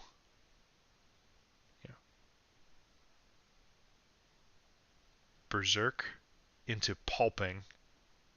This hits, it goes again, and you'll draw the card from Berserk. Yeah, that's some gasoline. Yeah, I would not be surprised if you end up in a world where like the only non-attack actions his deck would consider run it. Like, you're going to be on at least 40 effective sixes, and I wouldn't be surprised if it's closer to 60. Yeah, Jesse, I agree. The Wild Ride and Pulping, uh, well, and it's not even 9 of them; it's 12 because you get yellows of both are effectively 2 for 5s with Go Again, um, almost guaranteed. Obviously, not actually guaranteed, but like there's a world like initial iterations of this deck. I'm sure there's going to be a handful of people too that just go like, screw it, 60 cards, they're all attacks, that everything hits, these cards can't miss. Like there's value in that sort of consistency, but we'll see. Or there's power in that degree of consistency, but we'll see what else comes of it. Ready to Roll is still the Kayo spec, prominently featuring his now missing arm. I'd like to think that this picture was taken immediately before Disaster, and that's where he lost it. But this helps dice rolling cards, which is an interesting niche to live in. Oh, wait a minute. I'm a moron too. Tear limb from limb. Draw and discard a random card. If it's a 6, plus its base. So tear limb from limb. Well, this one specifically has to be brute cards. This one doesn't care. This one only buffs brute attacks. Reckless Swing is a 7. Oh, just because you get a might token for your trouble. Yeah, so this. So you spend. I mean, it turns Reckless Swing into a 2 for 7, which is where it gets tolerable or acceptable, I guess.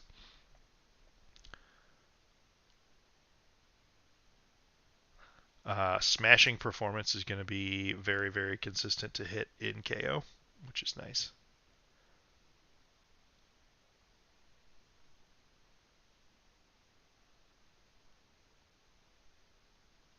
Rolling Thunder is one of the few decent dice cards. Can't use the rest of those in CC.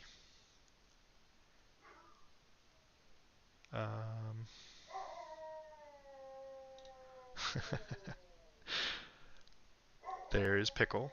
There must be a siren outside because the boy is howling.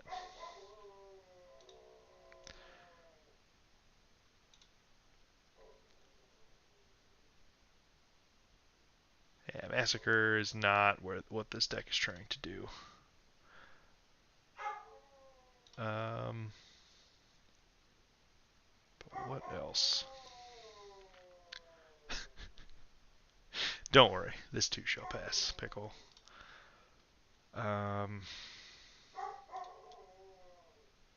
Yeah, it's gonna be.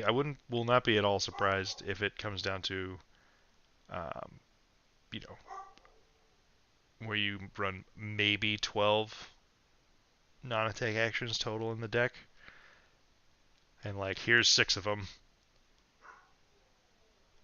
I wonder. Bloodrush Bellow. I wonder if you even bother with it. I mean, so you don't get any value, intimidate value, but you get plus on the brute attacks. So as long as you attack at least twice with a claw and something else, and then obviously you'll discard a 6, so you get your might token from KO. So as long as you attack twice, Bloodrush Bellow is a 1 for 5 with a ceiling of solidly more than that.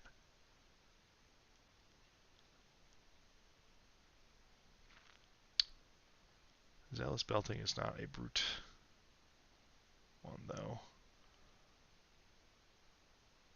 And like Rabble could be too cute. You theoretically can play Flock of the Featherwalkers in this deck too, but I think too many of the brute cards are just too expensive for that to be a wise thing to do. freewheeling renegades is cute, but probably not good.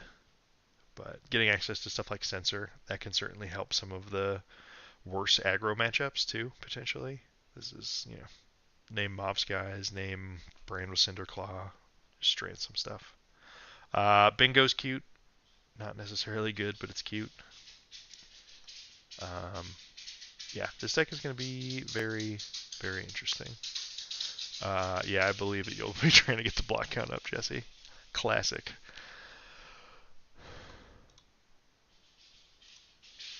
But no, but I don't, Jesse. I don't think it is actually that as hard to do here, right? Because it's not you must discard as an additional cost twice. It's literally just discard twice. So pulping comes off the top, and so imagine a 2 card or so it'd be a 3 card hand that is pulping berserk and a blue. And if you go play berserk, play pulping, draw a discard, hit a 6, draw a fresh card.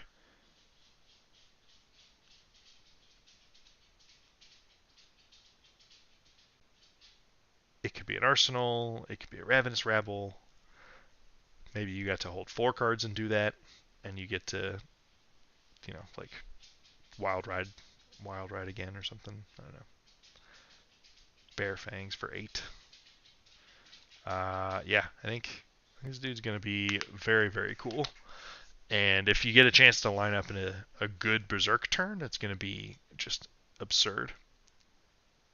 Yeah, I agree. I think Sensor's going to be a good tool for this deck to fight back against some of the, Runeblade's historically a bad matchup. Ninjas are really tough, and Sensor's just, you know, the rare on hit that they actually need to respect somewhat. Funniest part about Numbskull though, uh, it doesn't apply. Numbskull doesn't get +1, but it's already a 6, so it doesn't matter. Um, but that's kind of funny. Hmm.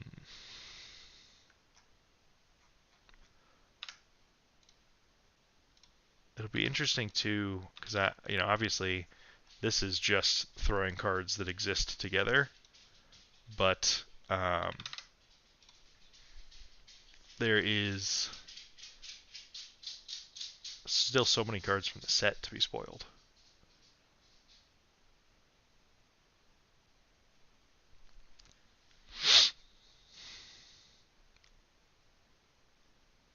Um, yeah, like there was the promo. Where'd the promo go? Runner, wherever that is. Runner. List attacks if it has go again, create an agility token.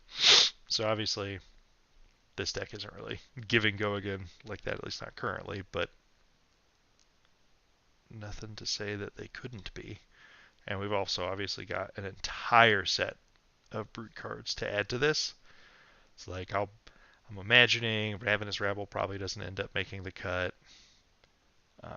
Some of these blues will probably actually get power crept based off of historical precedent, which is cool.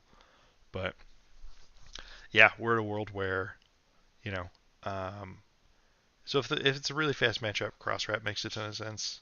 If it's a little slower, lining up Tunic for either Tunic to pay for Blood Rush Bellows or Tunic to be a 4th resource for a Wild Ride into Swing Big turn off of 3 cards, a 3-card 14 when you use Tunic, like that's pretty huge.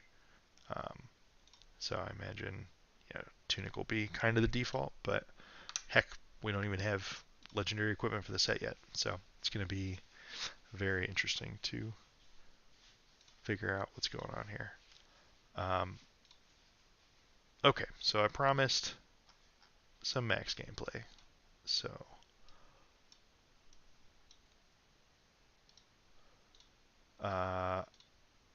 actually, someone just got to my house, so let me BRB for a few more minutes and see who that is, and I will be back in a few. Thanks.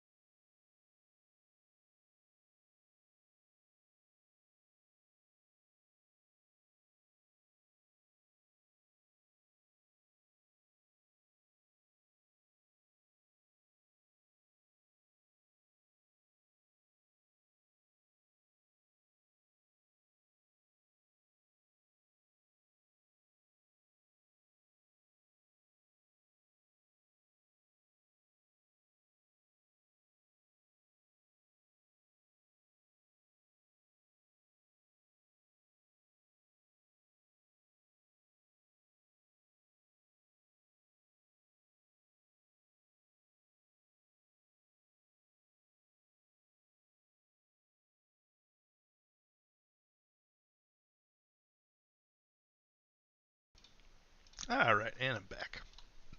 Turns out it was Yessie and my lunch.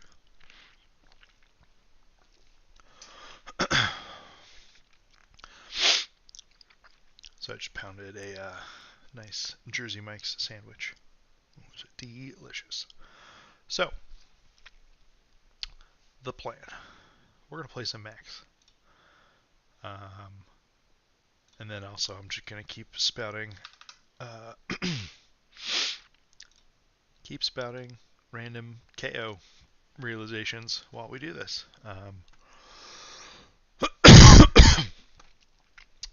Yeah, so this list is fairly similar to the one Chris Ayali ran at Worlds in Barcelona. A few tweaks, but like shamelessly ripped off the Firewall Steel Soul tech for the plans where you for the matchups where you have to combo off. But honestly, I'm just excited to play this. Played a ton of Maxx in Bright Lights Limited, not so much in Constructed.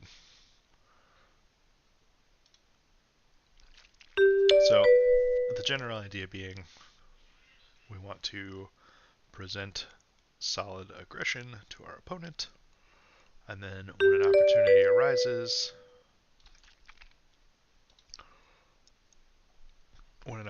arises, we construct our Nitro Mechanoid.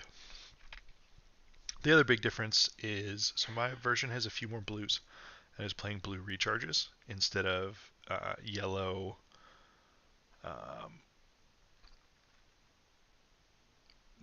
yellow crankshafts. But okay, so we want to mess with their hand. We want to threaten the crown and then pop off when we can.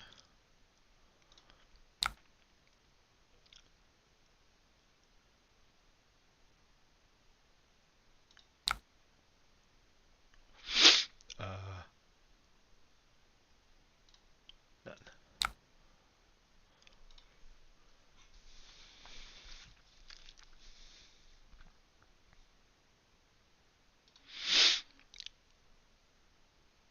Alright, well. Not the opening we were hoping for, but it's the opening we get.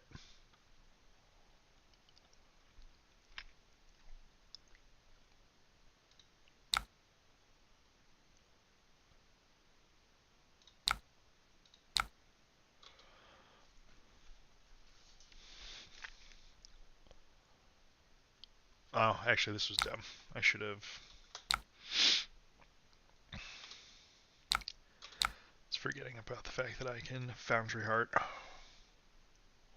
and then keep an arsenal.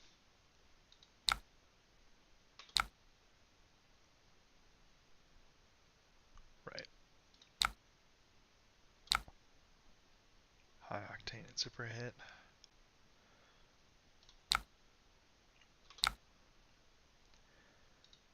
No crank.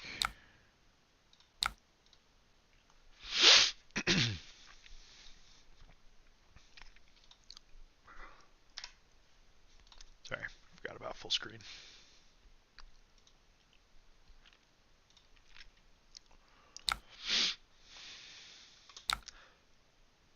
So I will readily admit that I am not an expert on this deck or archetype.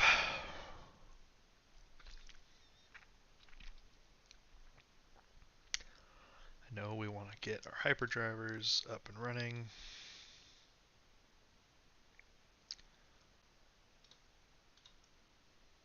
I don't really care about this throttle a ton necessarily. Not enough to give a card and all that equipment.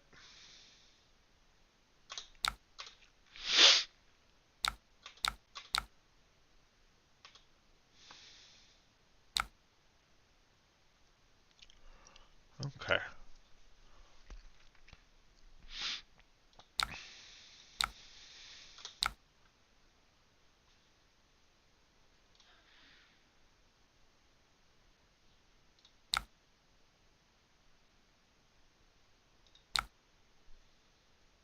Oh, there's another high octane. That's not ideal.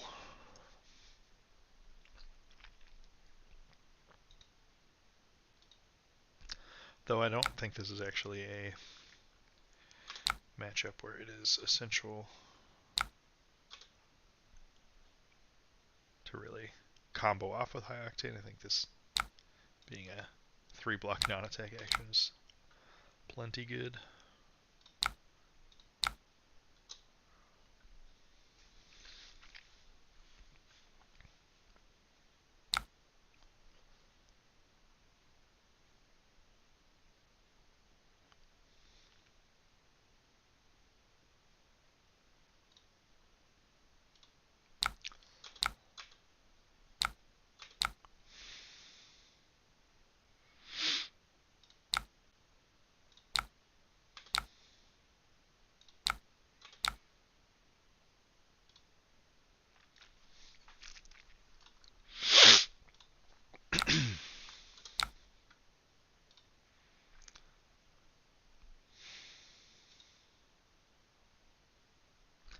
Don't want to give them free soul.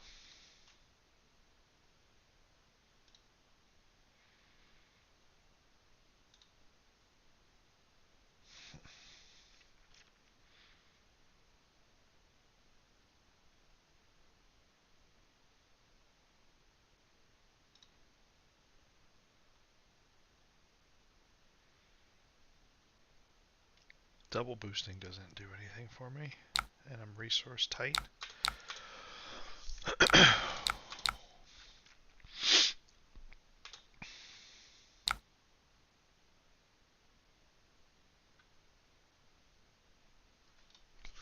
So here, if I boost to 0 to 60, I get 2 resources and make a fresh hyperdriver.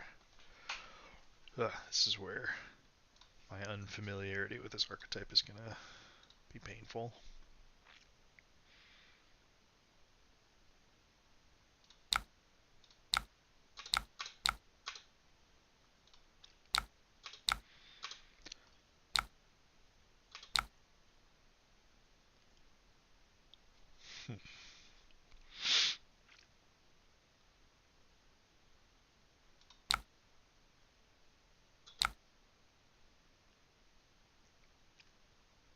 Oh right, forgot I had resources floating.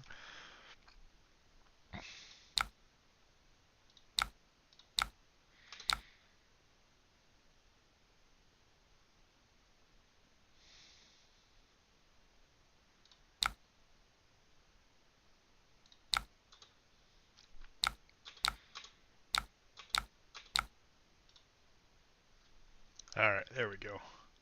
Been waiting for a recharge.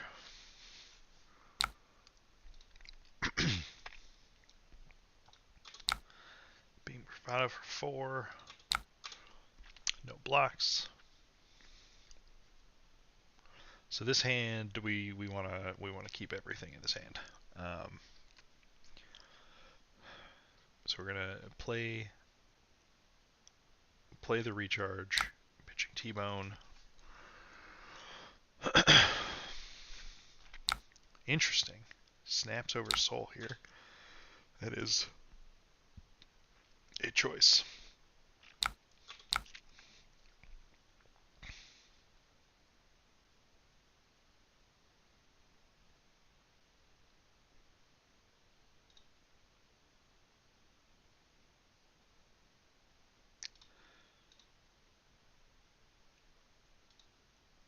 Oh, the gallantry. Quicken. Okay, that makes sense.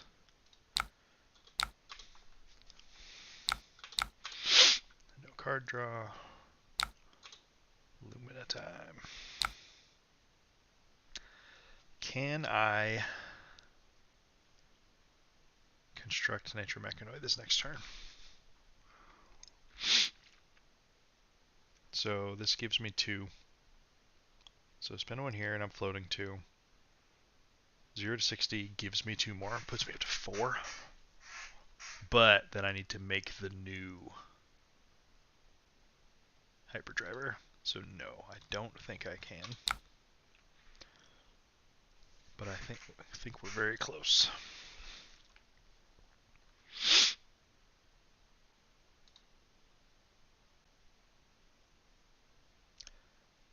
Uh,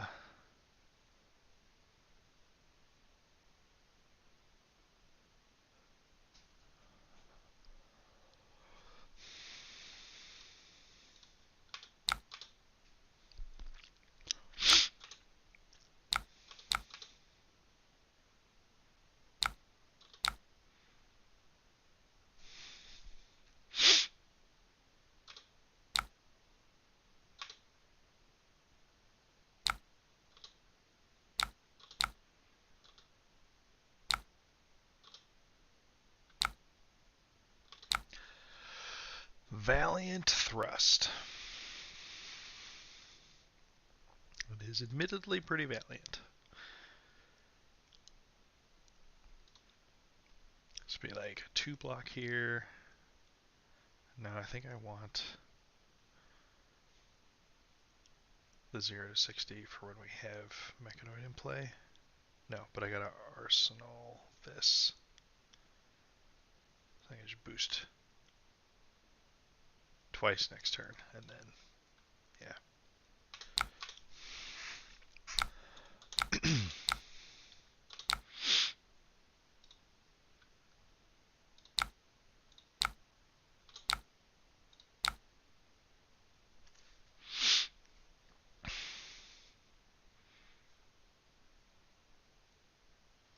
Actually,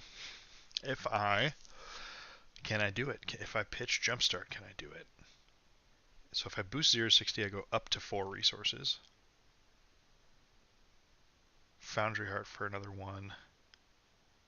I can put it in play. I'm not going to, because I priced myself out of it, but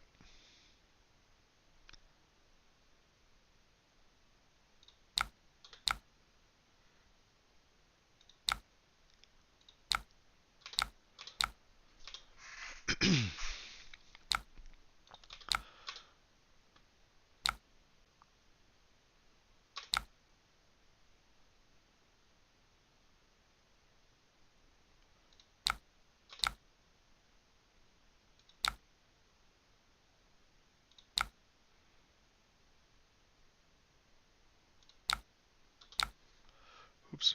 Okay.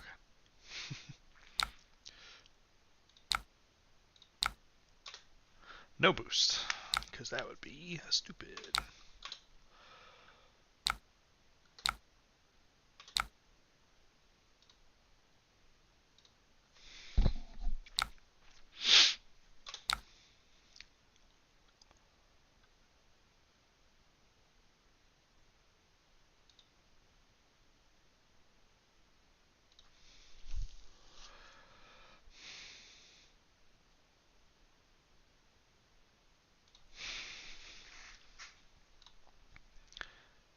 So this costs 4, and I can't boost beforehand. I think we'll just take a little beating.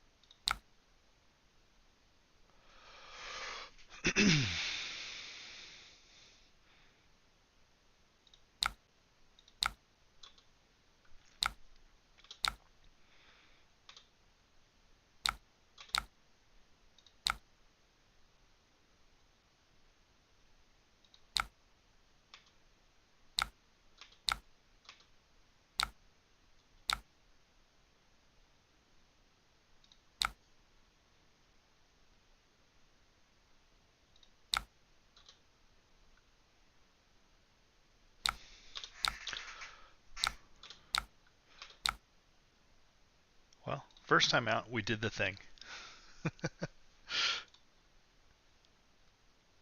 I'll count that as pretty cool.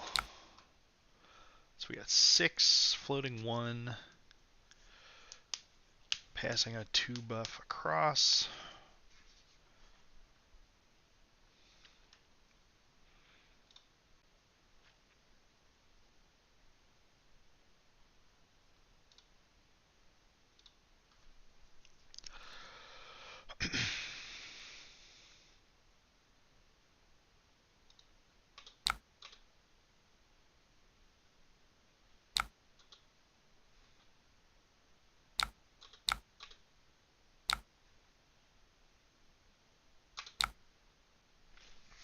That's pretty good. So we know Raiden is going to follow this.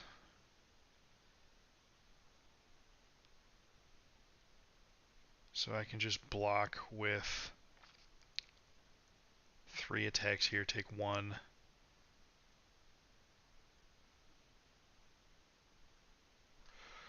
Or let's see. I can put all these cards in front of Cataclysm and then the mech in front of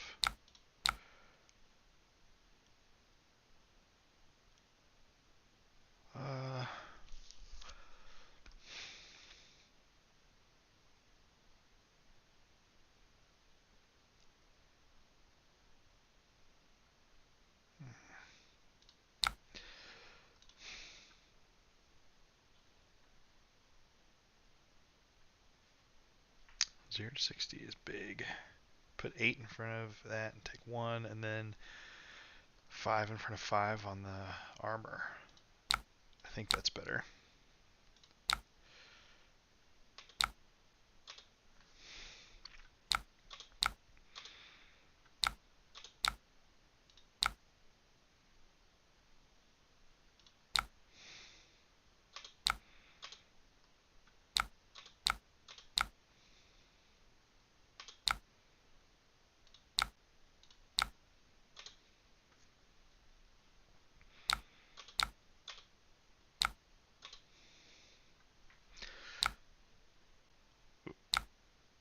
Yeah. Alright, so we're not going to be under a ton of pressure this time around, which is good. Eat another hyperdriver.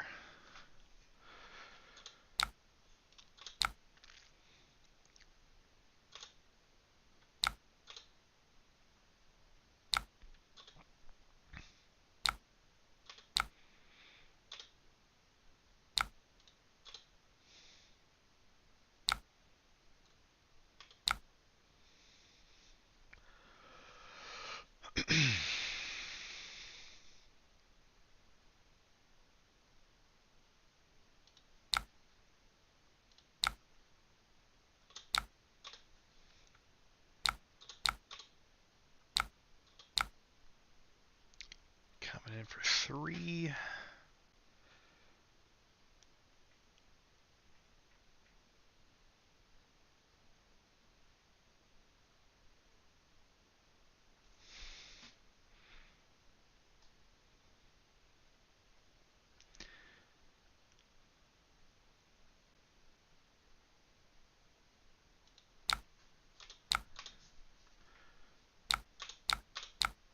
Down to 2. Can I do it in time?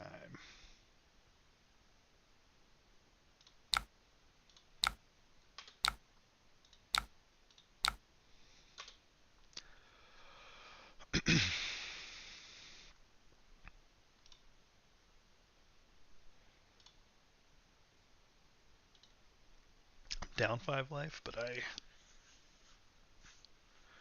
don't actually feel terribly behind in this game. Maybe that's wrong.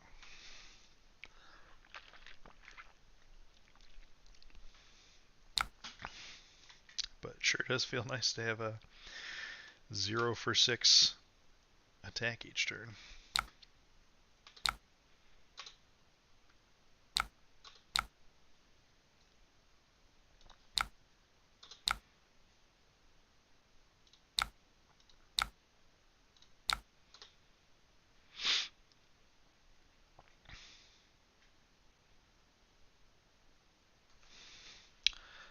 through the equipment, which is huge.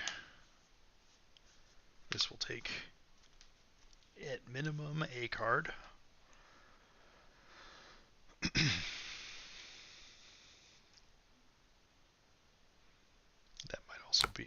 That might also be all they can block with due to overpower.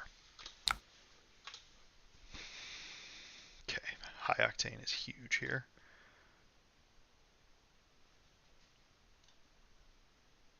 Oof. If Take Flight is their charge card, that's brutal, and we probably just win this game.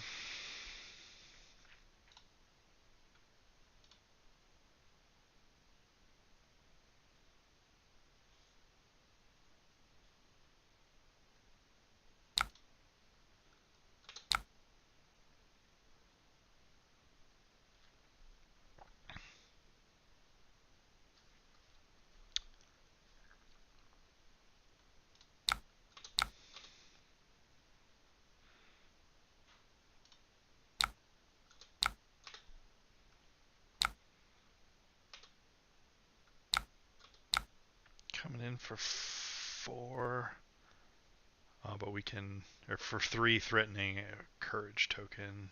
But we can block with Mechanoid again.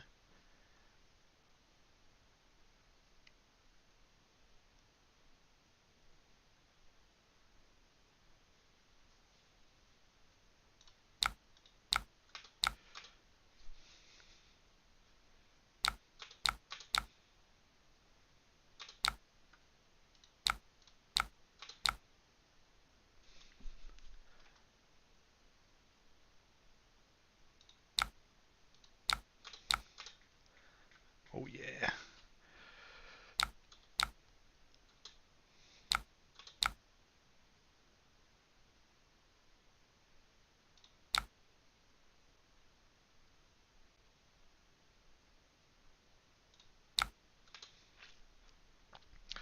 Six here and 6 more to follow.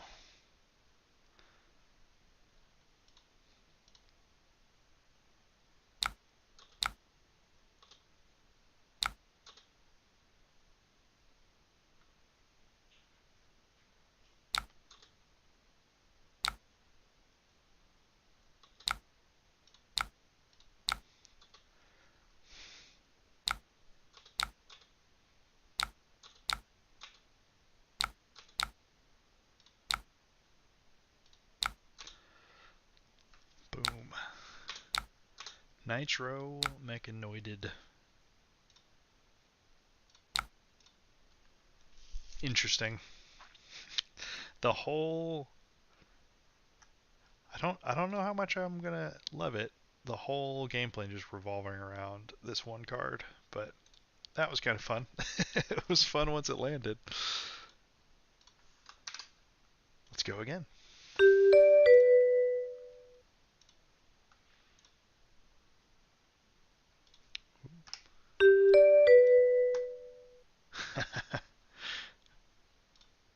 We're gonna have a mech off.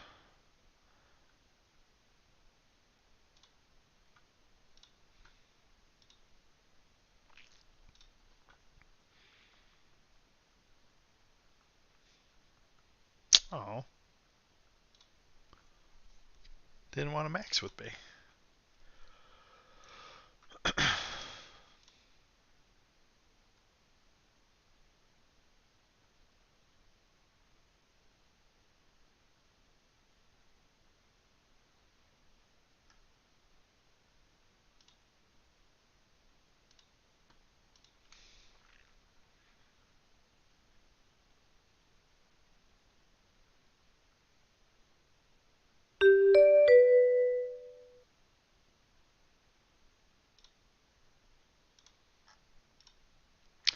Dromai.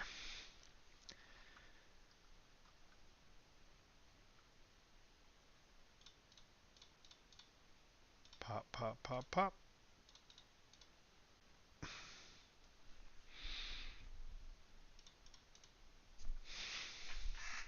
You know, I'm not actually sure exactly what I'm supposed to do in this matchup.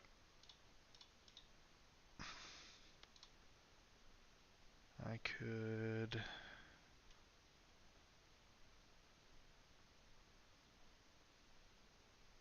I get to go first, so let's try and high roll.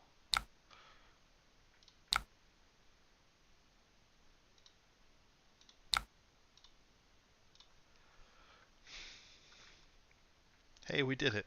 Look at me go.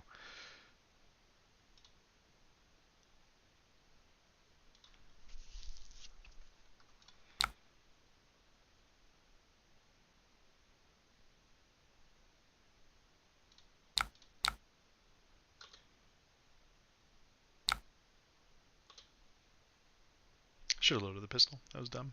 But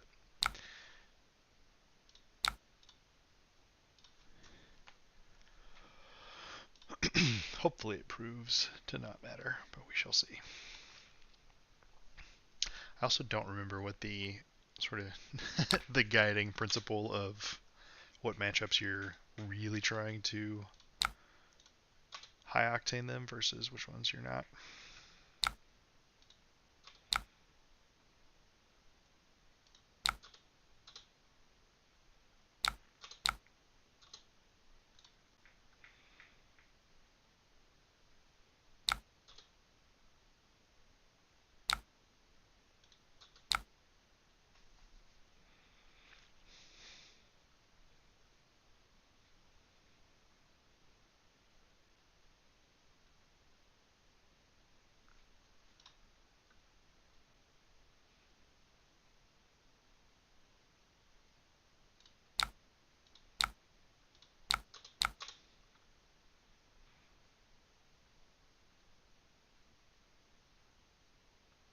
Oh, I guess I could just use Steel Soul Tower there, but that's fine.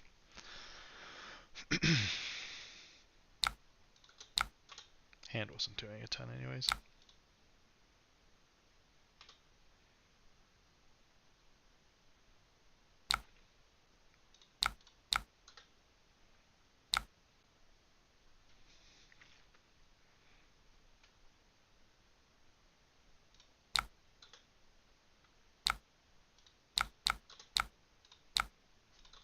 Oh no! That feels about as awful as I imagined it might.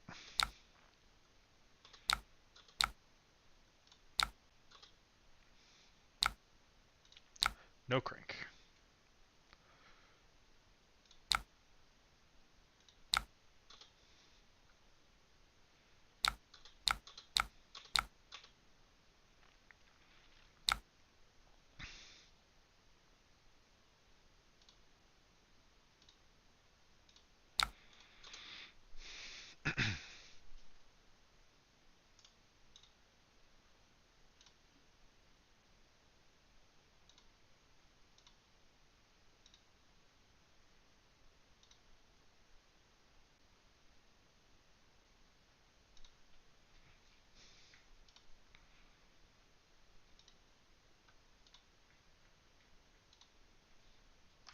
Did it again. I keep forgetting to be full screen.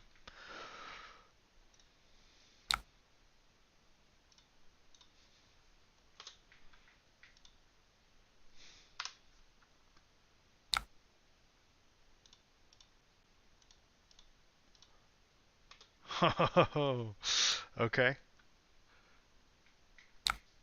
Well, you know.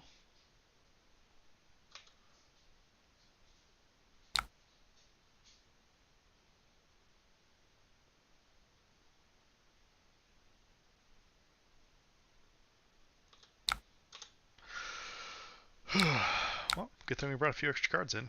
So we're going to do this one the hard way.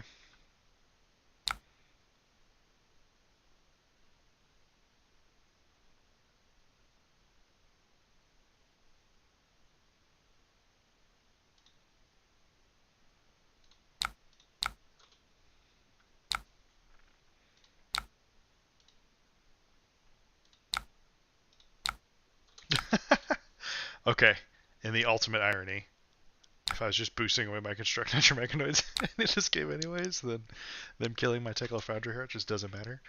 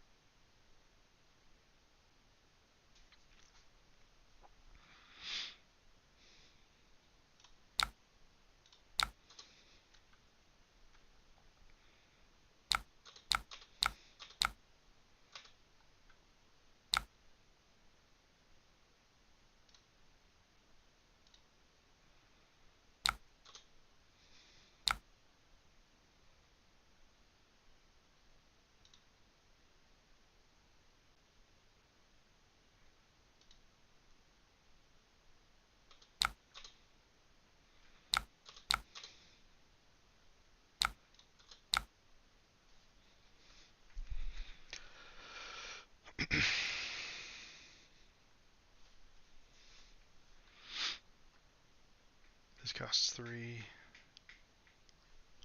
Can't do it all.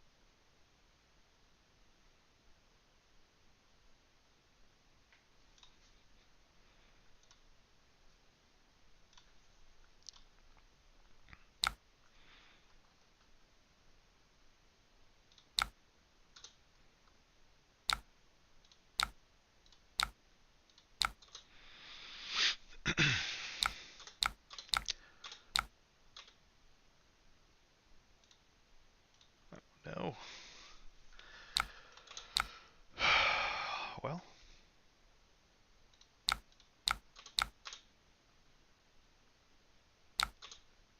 Oh, that's huge. T-Bone's online now.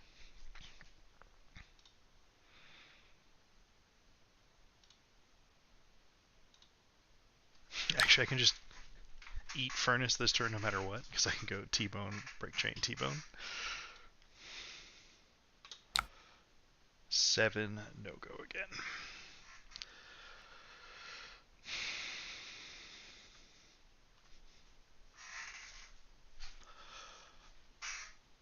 Let's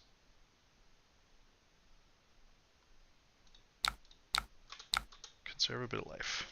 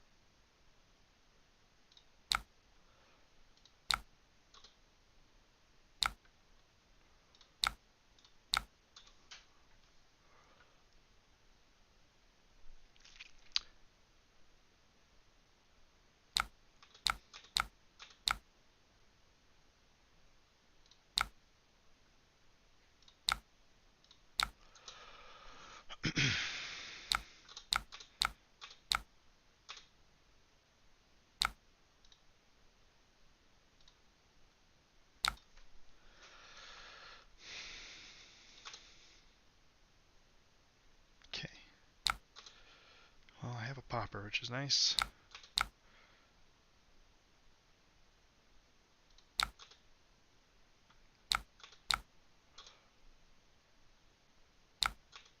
Sure. I know there's a second Burn Them All, but that one seems a touch early. Can I do all of these?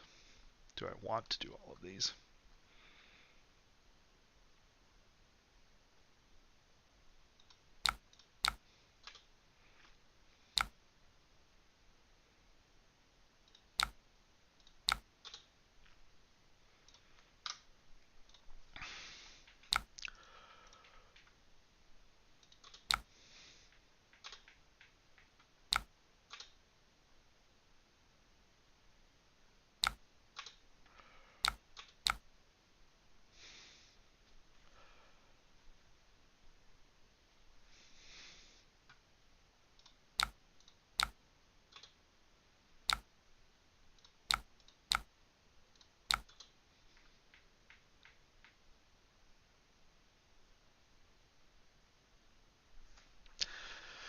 So basically, the game plan, because Foundry Hearts Tumultide, and heck, we were banishing all these anyways. We need to string along some aggression, but find a handful of places to really press the offense. This is not one of those times. But at least we get to block with this Nitro Mechanoid. Ooh.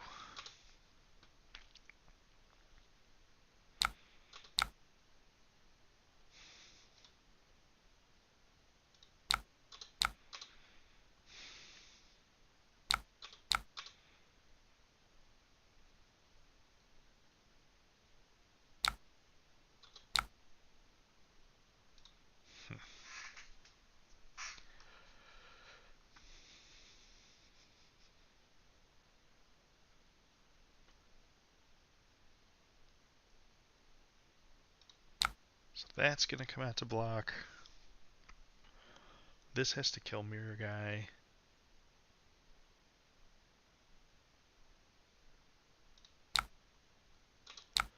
We'll just arsenal one of these recharges.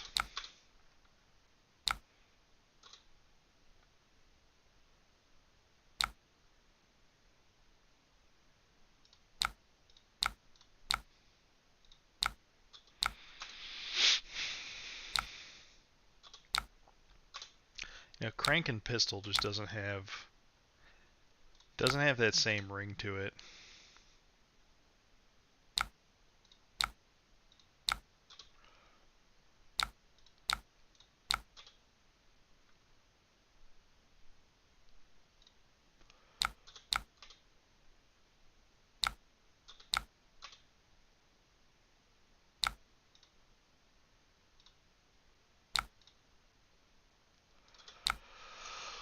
Dust Up for 4.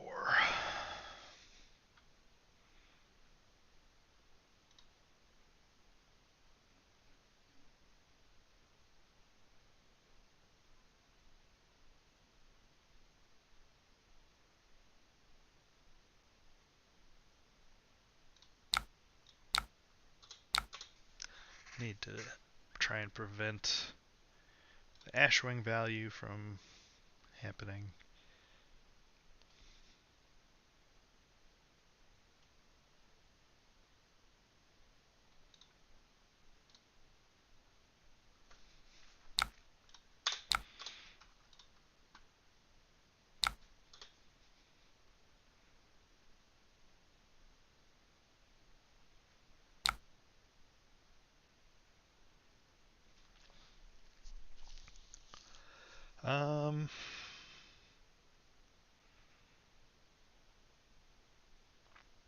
If you throw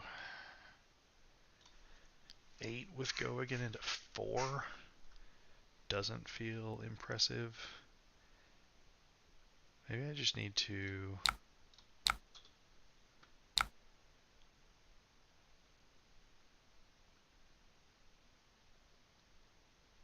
I have to boost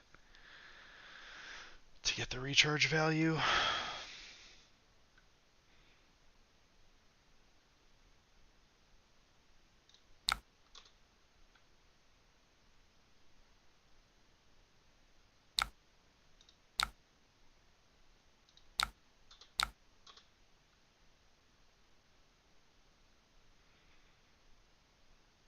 Dominia being down is big.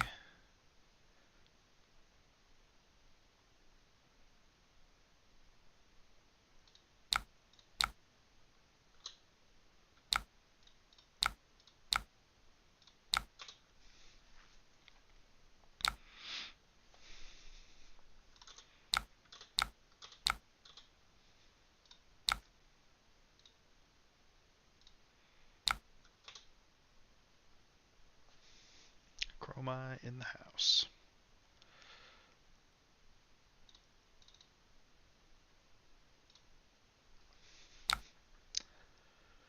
The 0 to 60 can kill that.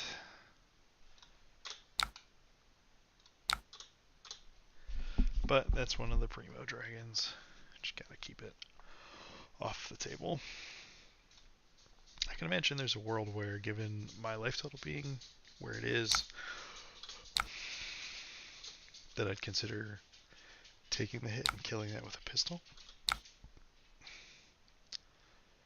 This is just 4. I really don't care.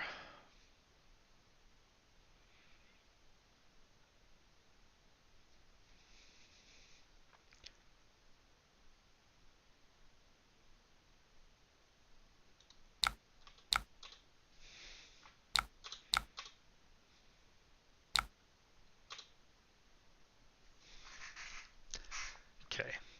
We're about primed for a really good offensive turn. Double hyperdriver. We're just going to shoot, load, and fire the pistol here.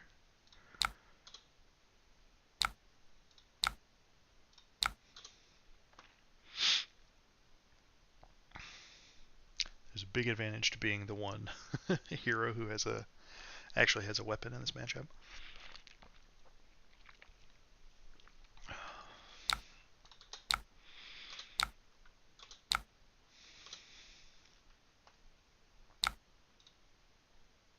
Oh, come on. This is a really rough time to get the quad red. Because like I can still do stuff with this hand, but not quite the kind of stuff I want to do.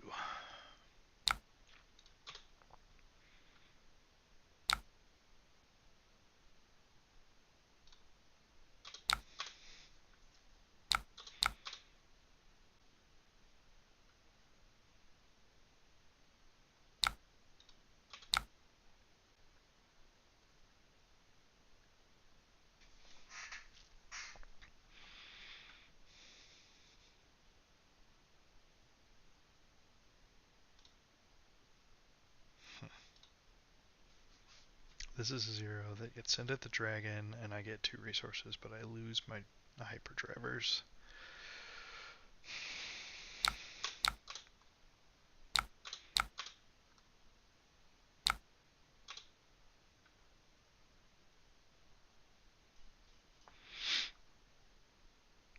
Yes, burn through your burn them all fuel, please.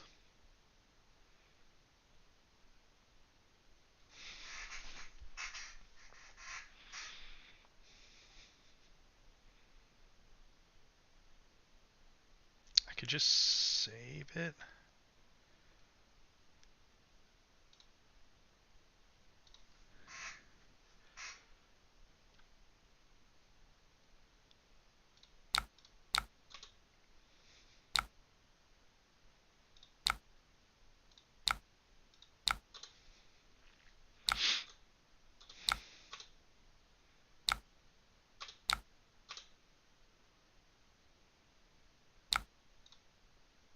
There we go.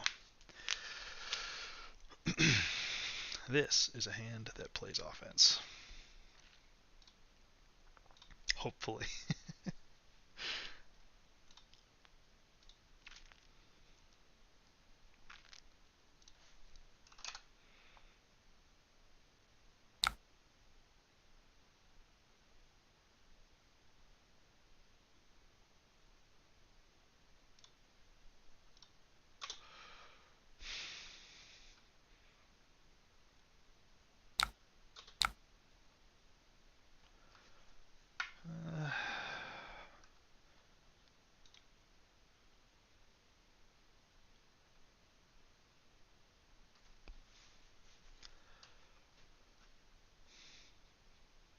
If I give up any 2 cards, the hand sucks. If I give up 0 to 60,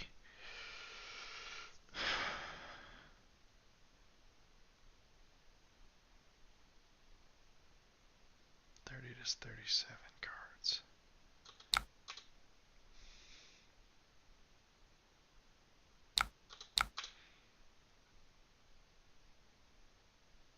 Flicker trick.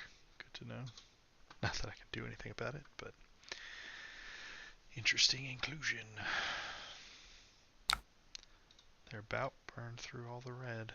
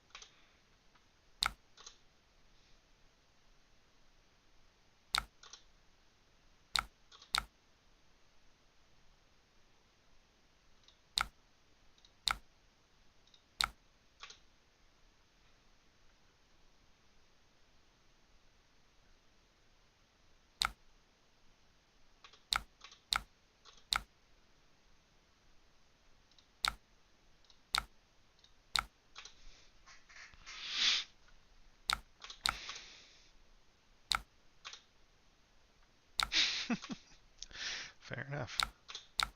That is all I got.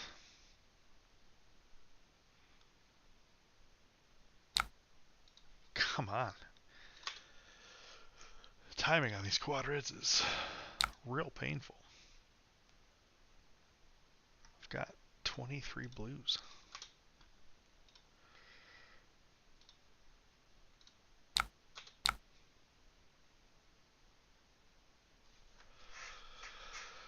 Oh man.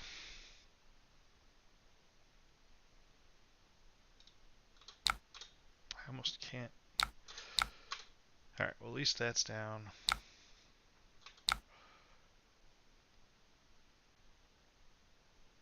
Yeah, I think I have to. I need this high octane to bail me out.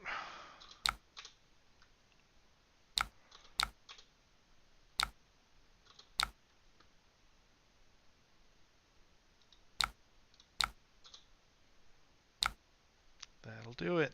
Okay.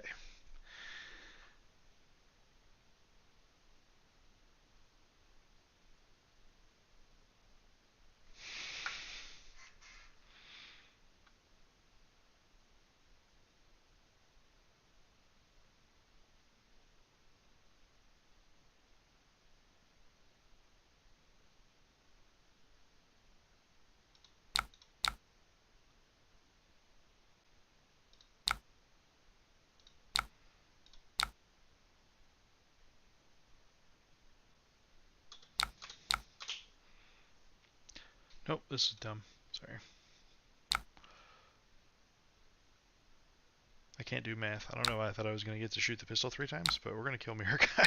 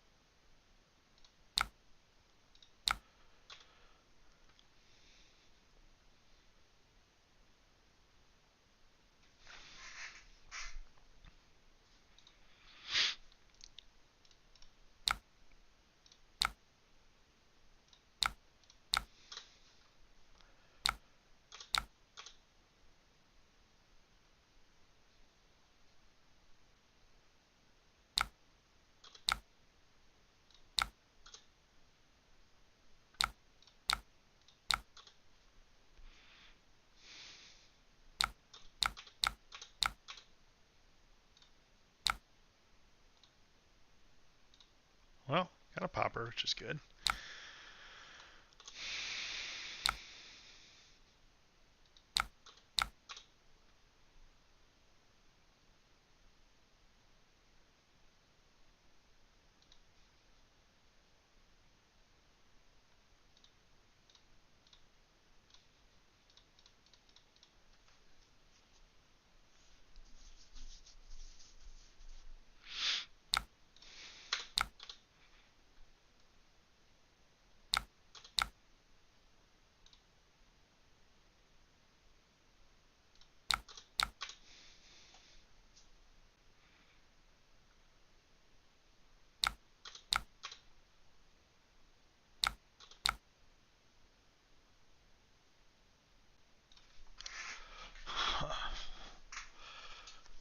Popping this seems ill-advised. But also, my life's really low.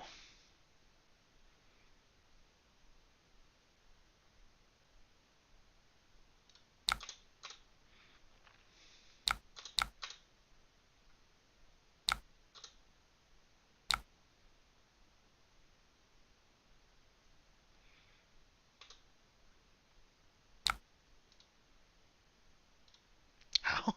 My goodness. How am I getting this many quadrant hands this late into the game?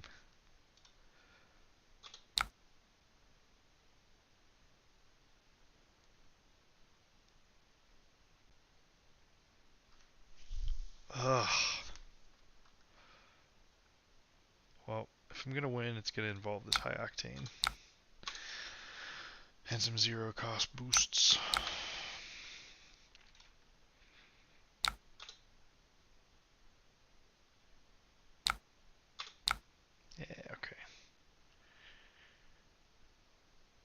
Both teams played hard.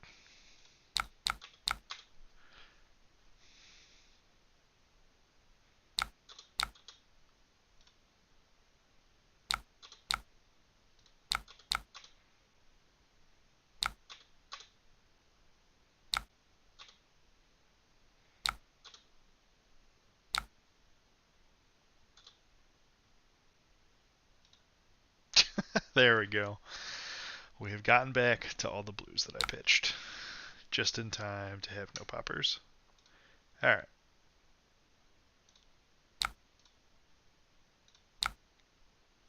Good game. That was not my favorite game I've ever played of Flesh and Blood. I have a bunch of cards that are in the maybe board for Maxx that are like, cool, yeah, if we ever get back to Dromai being public enemy number one, there's a bunch of things you can put in that help with keeping their board under control without sacrificing the power you're throwing at their face. In particular, Combustible Carrier and Underloop. Both of those can kind of help keep the board under control without annihilating your offense. Okay, Boltyn. We will go first.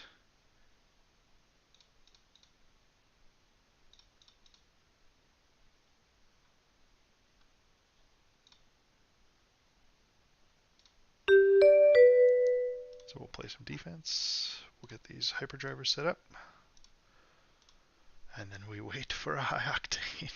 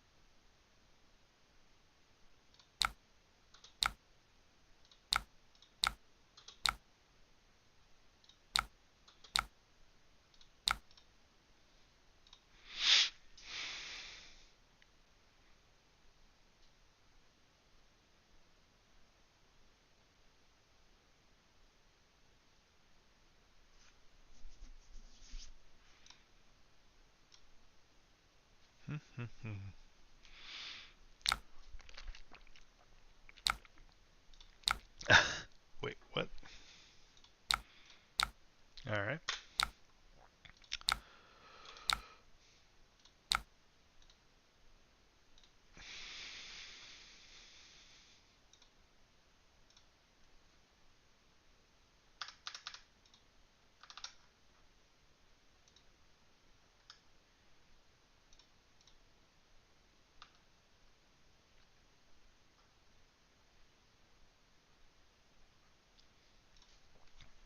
Agile Windup.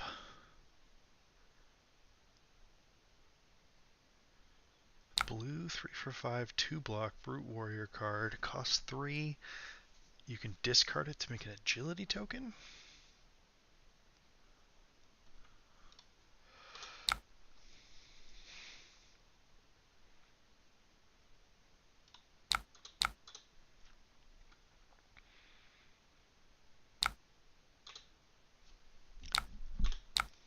Early scalers, alright.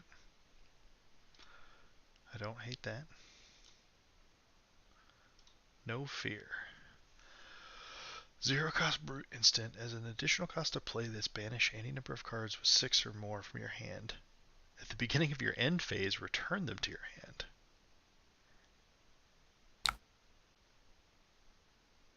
The next time you'd be dealt damage, prevent X, where X is 2, plus the number of cards banished. You just put your hand down and say, take it.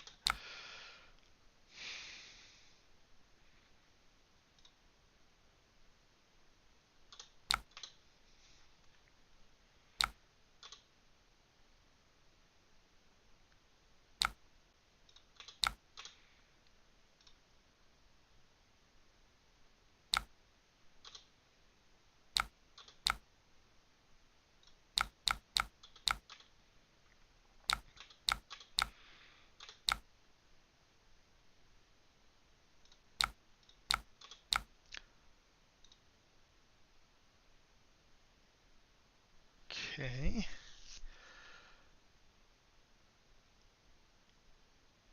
I don't have to recharge this turn if it'll help me do other busted stuff.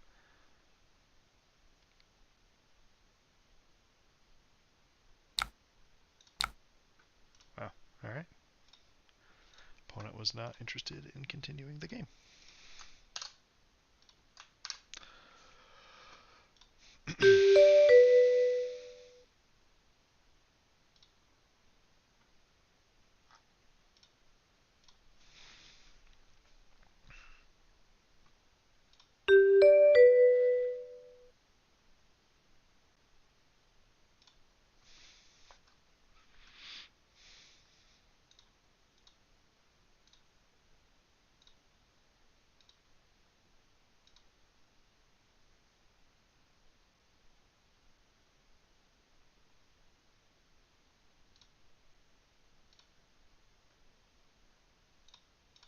Oops. More blues.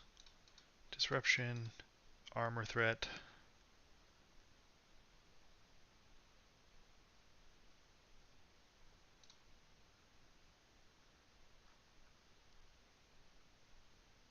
Big chunks. Okay. My arms are adaptively plated. Alright.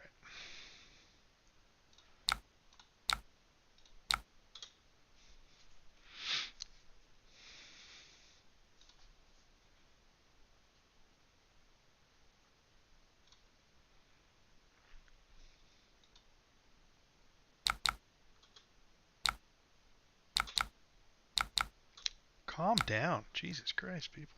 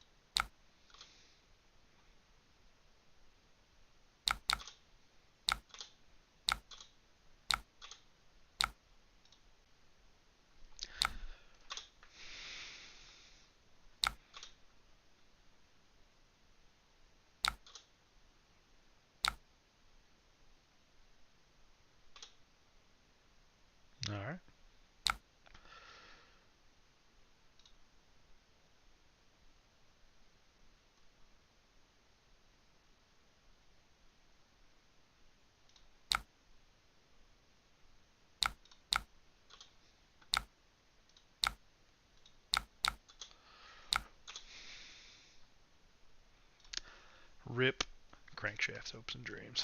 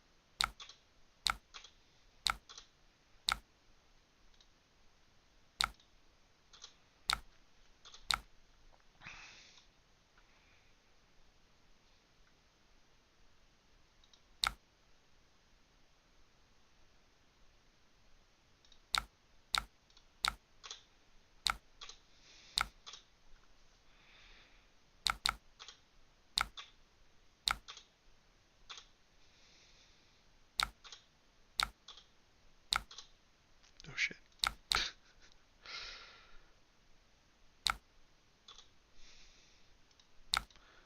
Skipping right through. Oh man, okay.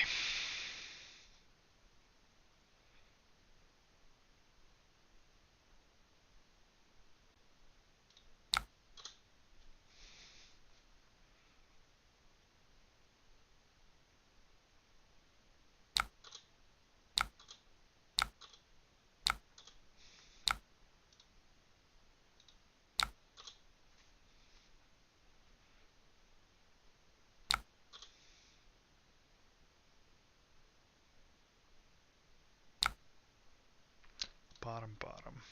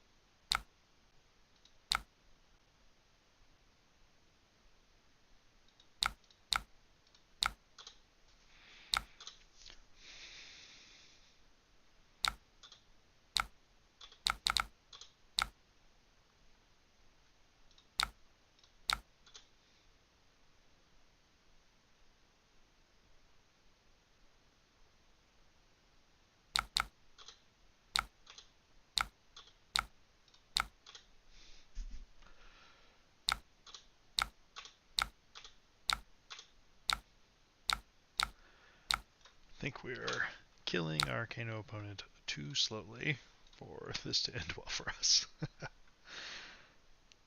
But you never know.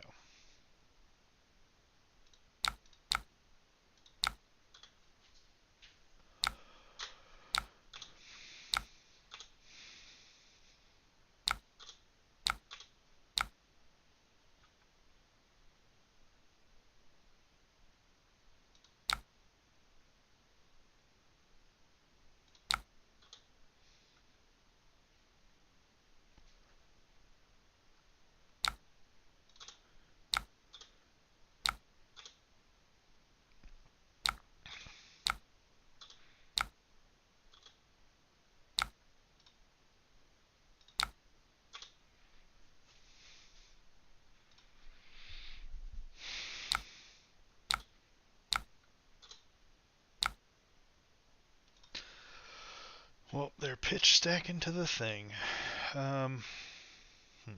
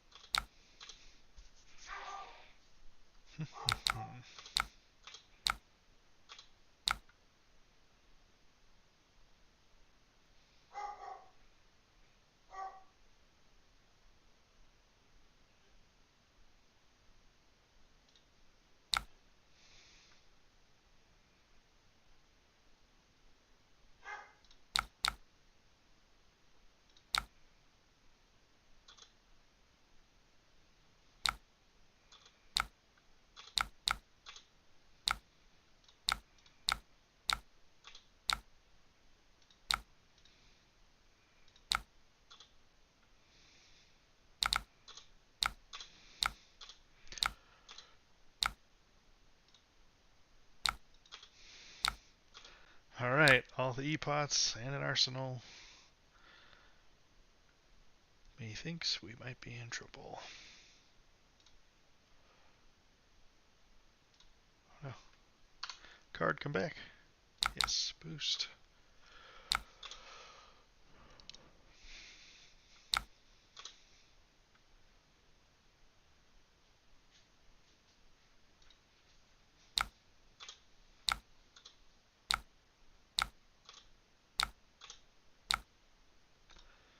Okay.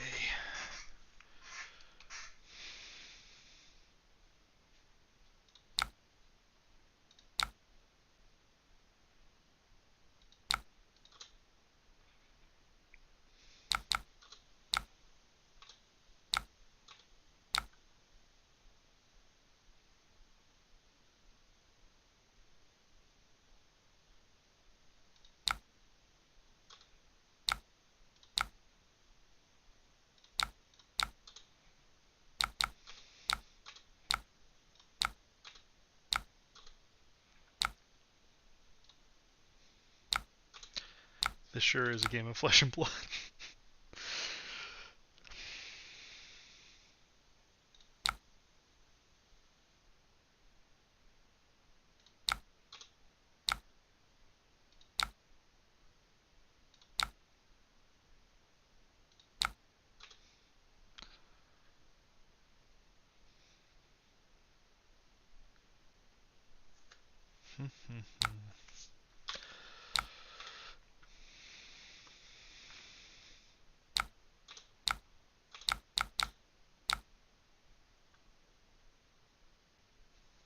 Okay.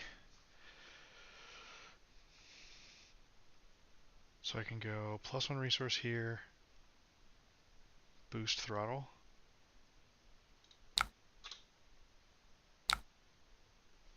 +1 resource. Nope. Sorry.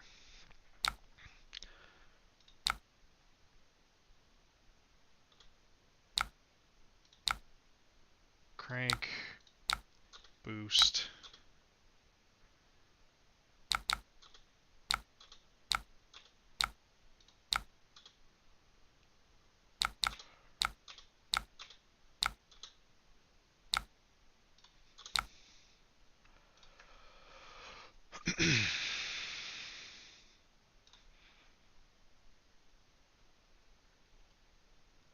Let's see.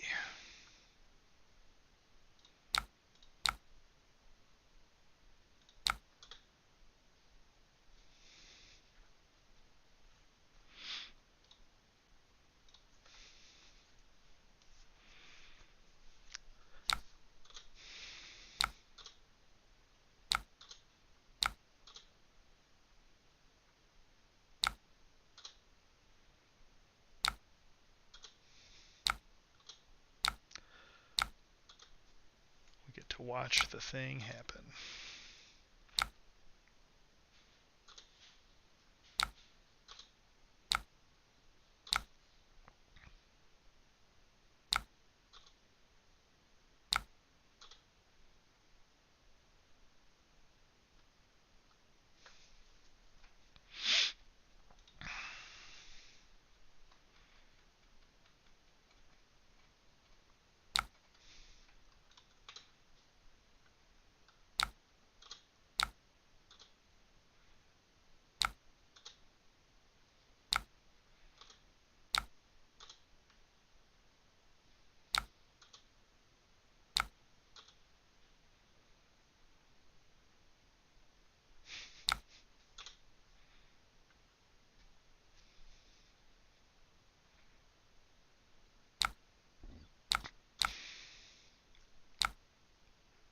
There's that.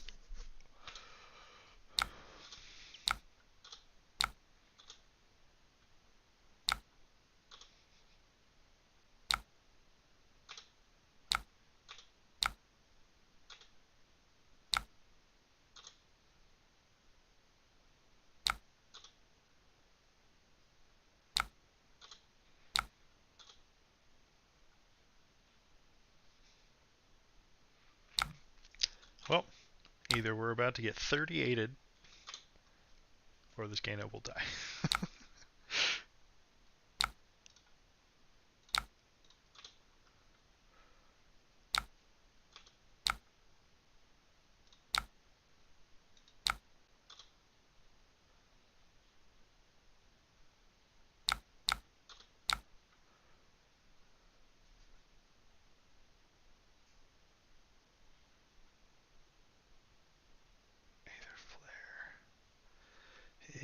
So yeah, buffs the next one.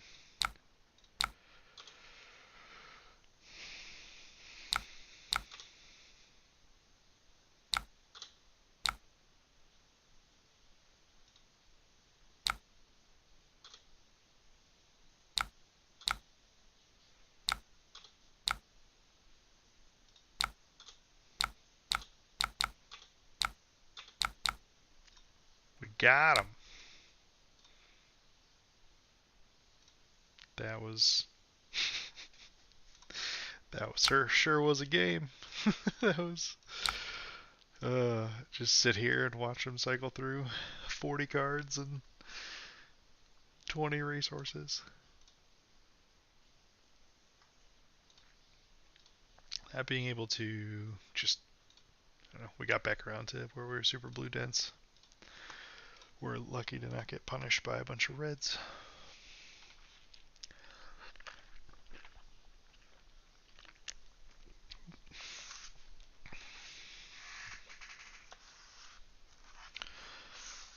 Alright.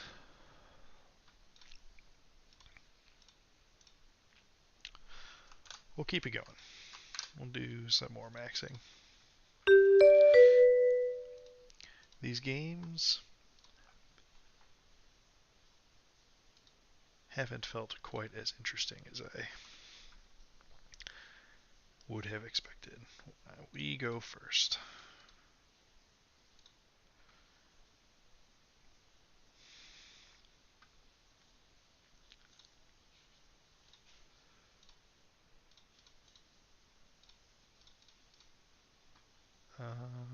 Sure.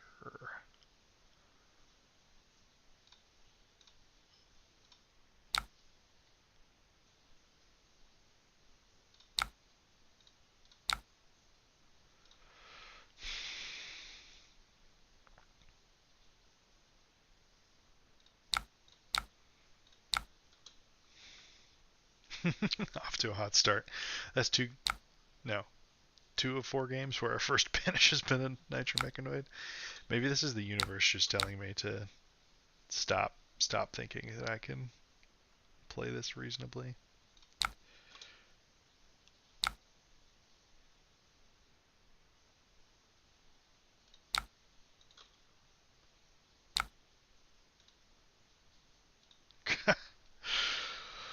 The quad reds, they haunt me today.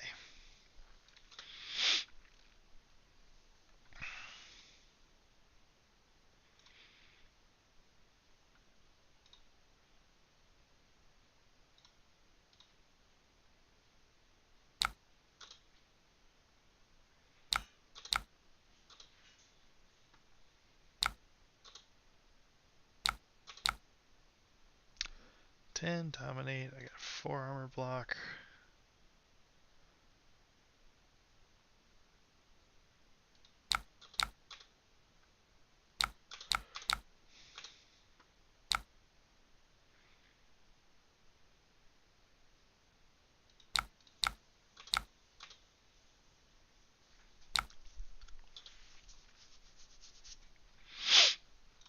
So here we are on the Nitromech plan, ideally.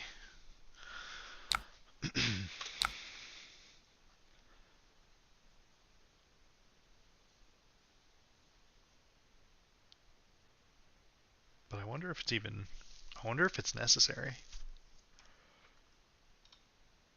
But it might just be one of those things where it kind of, its level of necessity is fluid depending on the matchup.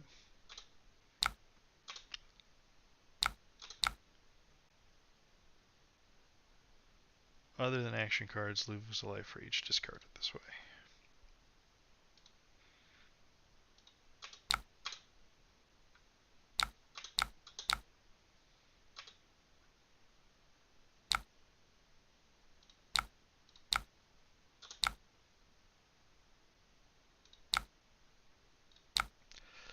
Boost 2 times. Boost away another turn drive.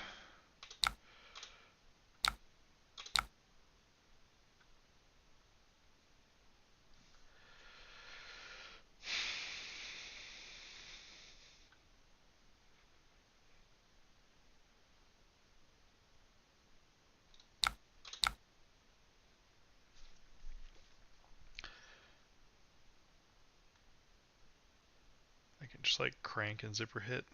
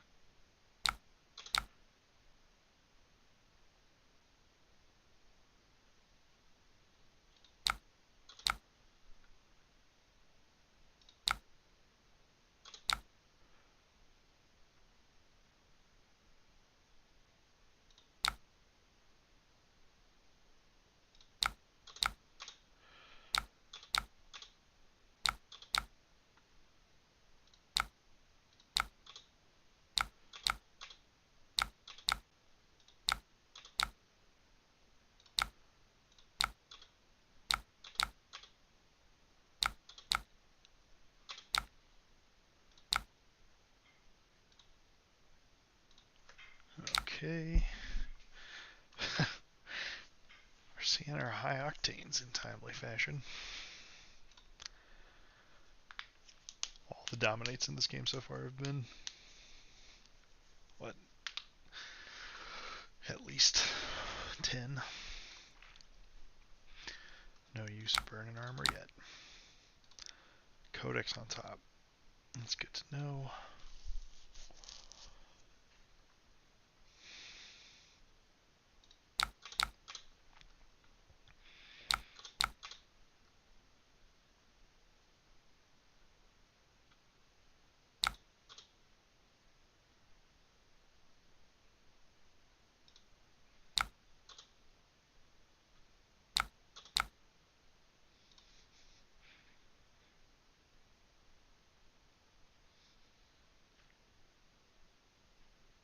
Codex in hand.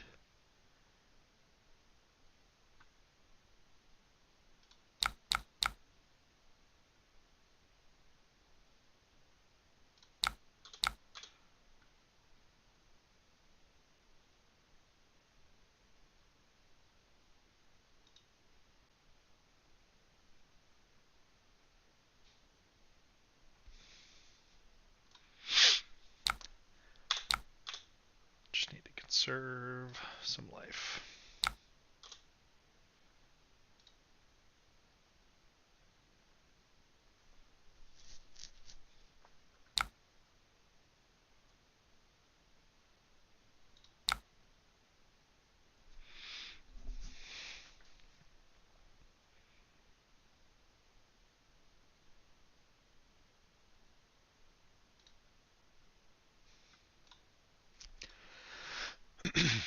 losing Octane is rough. It's 2 down. So like the Uber combo is likely not happening. Jesus. Okay. Yeah, both teams played hard.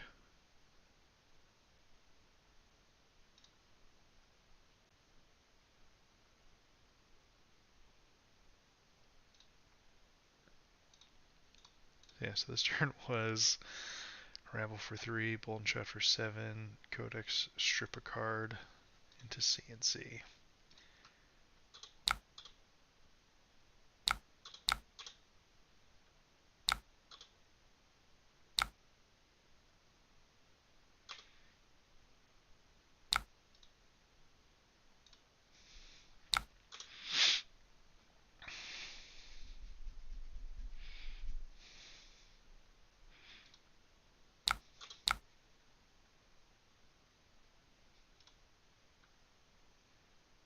Sleep Dart's pretty good.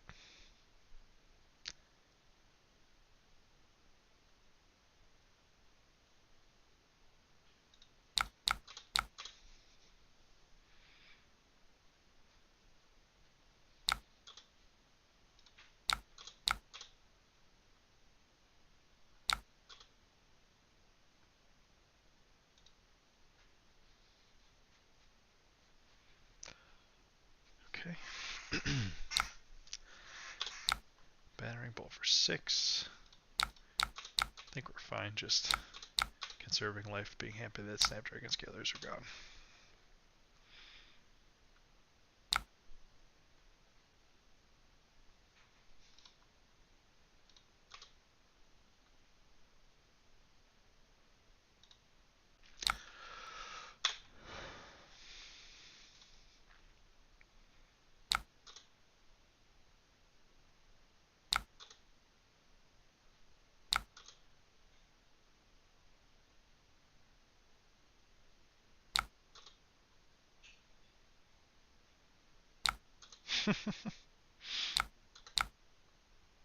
"12, go again, reload on hit."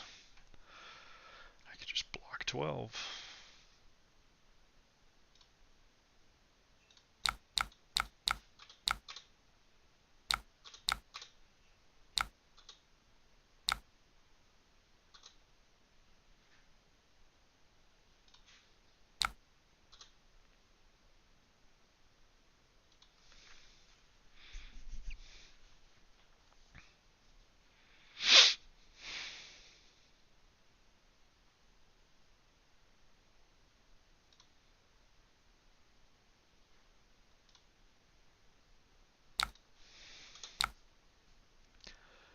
Five, no go again. Hmm.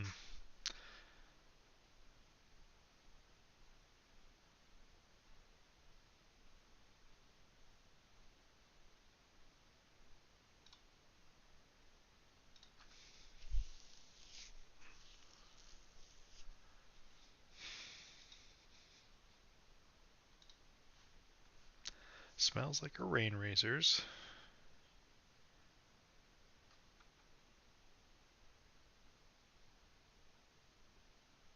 But I don't really know that I can play around that.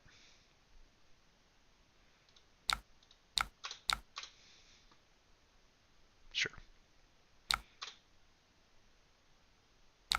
Double Rain Razors. Okay. Feel vindicated for not trying to play around 1.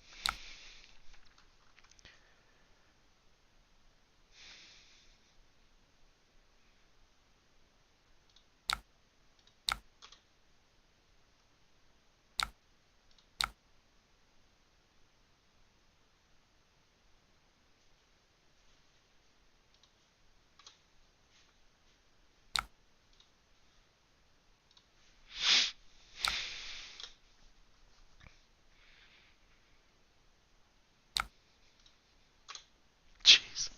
Oh no. I needed that to not be a knock.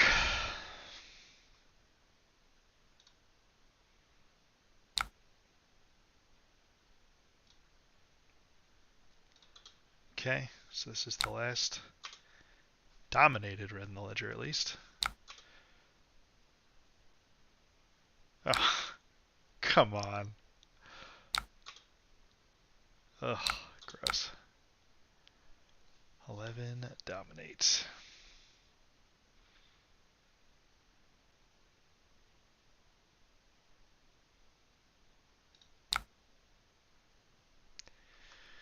Take 8, go to 1.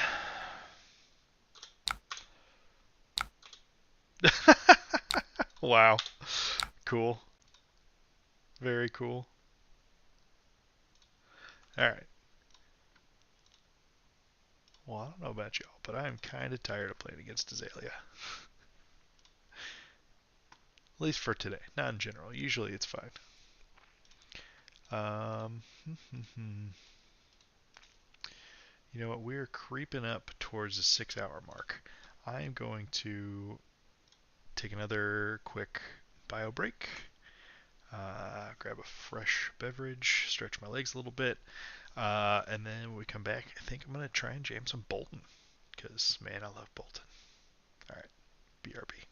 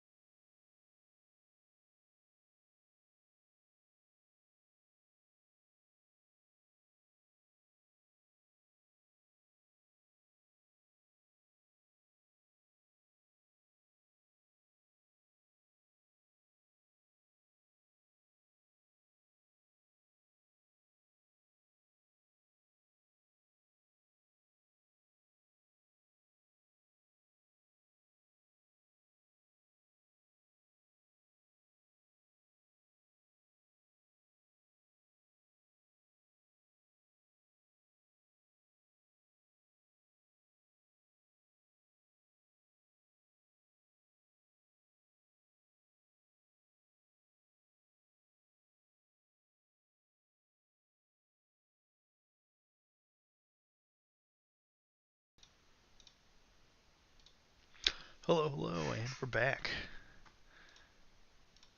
Thanks to everyone who's sticking around for whatever you can today.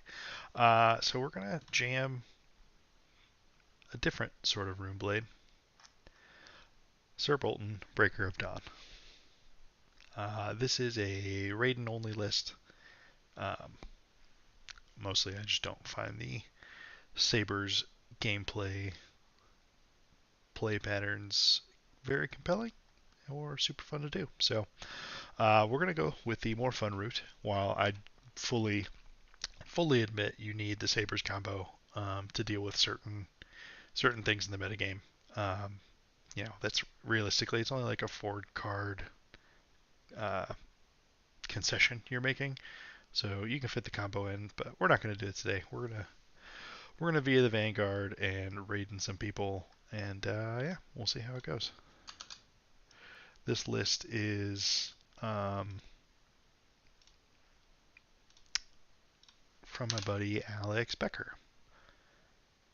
or the vast majority of it is. He is my testing team's resident Boltyn main, or one of them. We had a slew of Boltyn bros.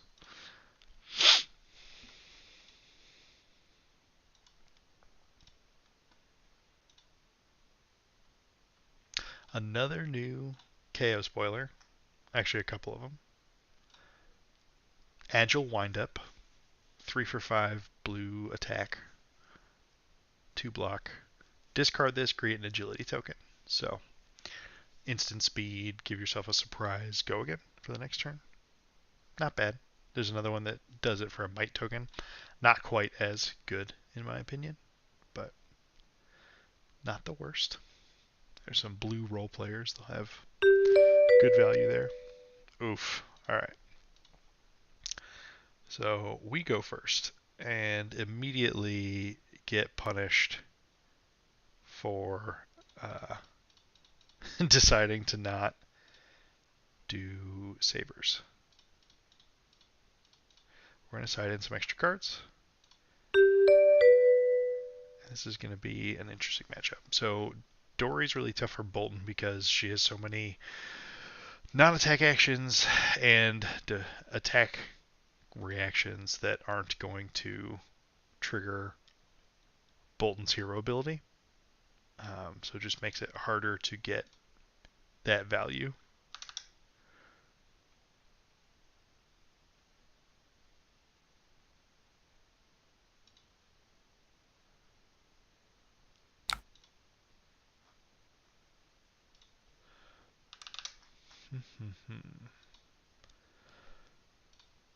Okay.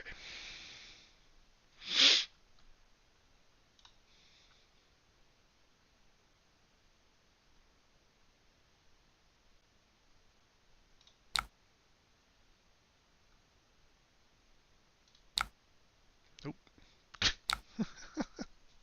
Alright, already derping over myself.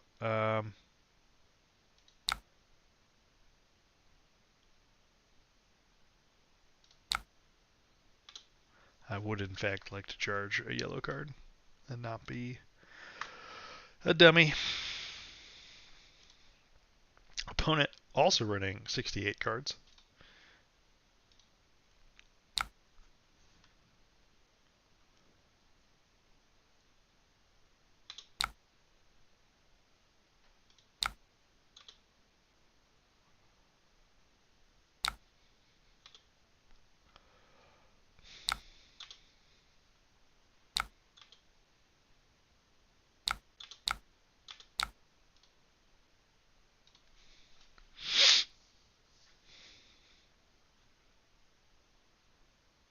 Okay. This hand is pretty good.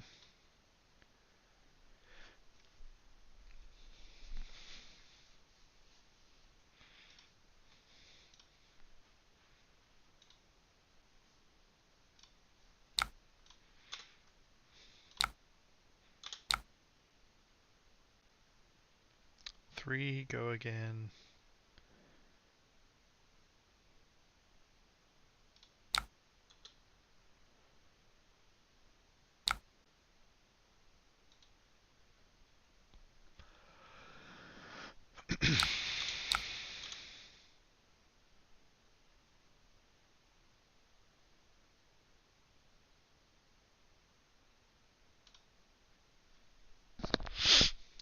Definitely not a card from hand.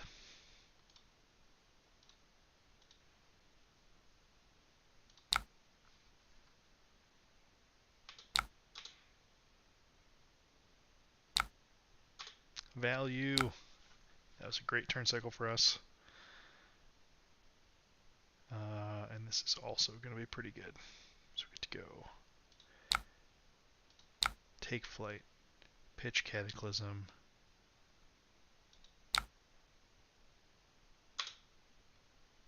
charge Banneret. Oh, I definitely was thinking it was Gallantry, not Courage, but that's fine. It's not quite as soul positive as I had hoped.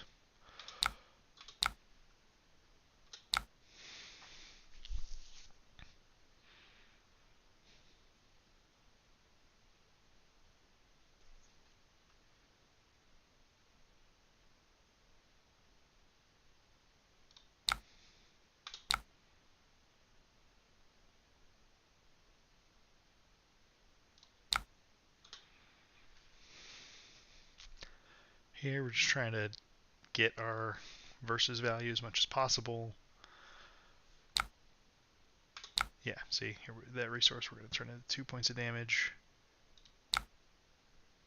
We will spend some soul here. And illuminate for 4. Turn a yellow illuminate into a red illuminate. That's great. Courage tokens are incredible.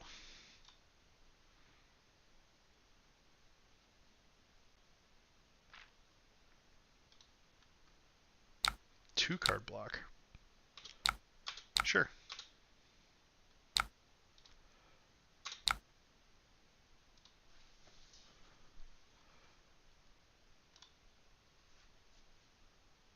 Hey there. Yeah, we're in Boltyn mode right now. I'll probably play some Vynnset later. I haven't actually played any today. We started off with Viserai today instead. Um, I I don't want to. I don't want to have to charge via the Vanguard to via the Vanguard.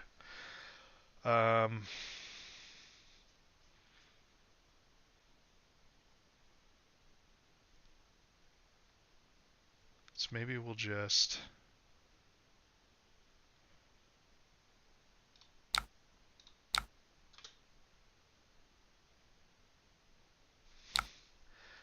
So it's important to go soul positive sometimes to make sure you're building up to get Celestial Cataclysm playable and potent in the end game. So here we get to present 7, going +1 soul, and then we get to sit on Tunic V for next turn, which is pretty great. But yeah, I'll play some Vynnset later. Unfortunately, their Sonata Galaxia is not coded onto Talishar yet.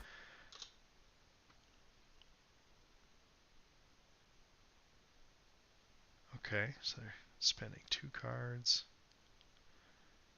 Well, spending 1 to counter this, but gonna pitch another card just to prevent 4.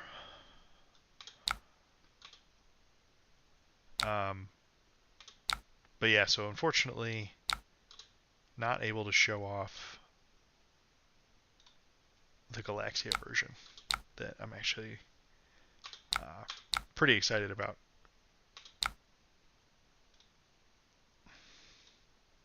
Okay. This is a hand. We get to do it. We get to Boltyn Blade the shit out of somebody. This is going to be amazing.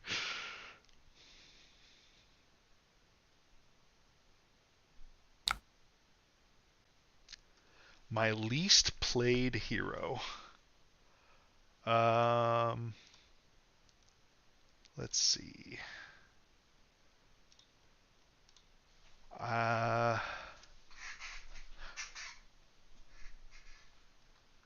don't play much Guardian. I don't think I ever played a single rep as Starvo.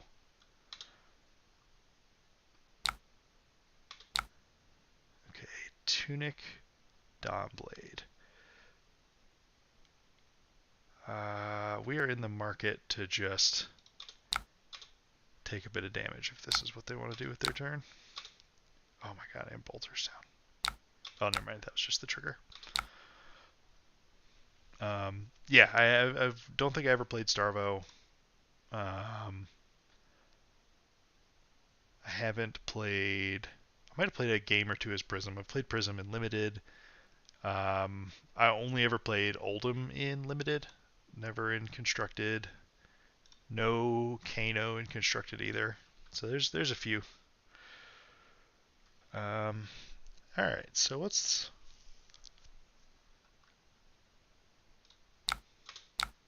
Tunic.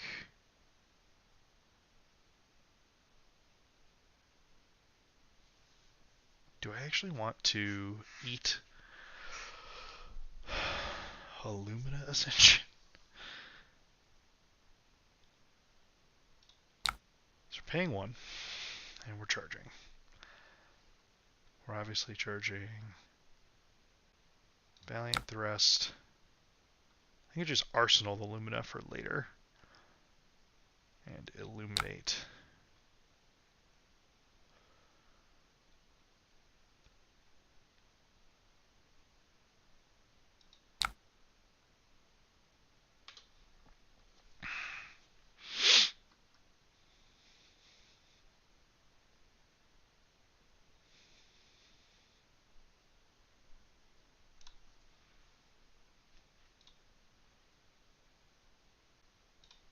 The way Boltyn's cards work together is A, really cool. B, very Runeblade vibes.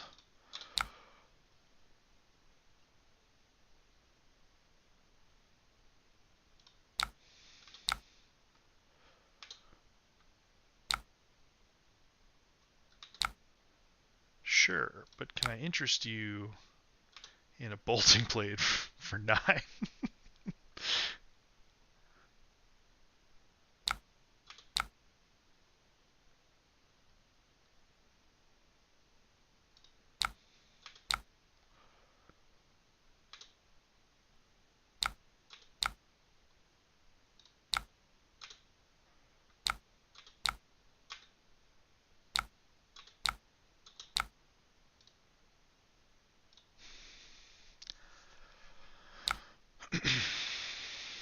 Okay.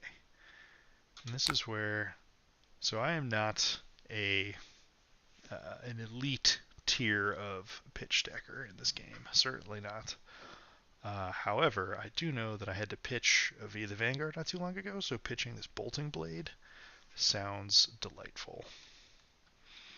So that we can set up a late game turn of what we just did again. And hopefully at that point we'll have the Spirit of Irina in play too, which will be really good.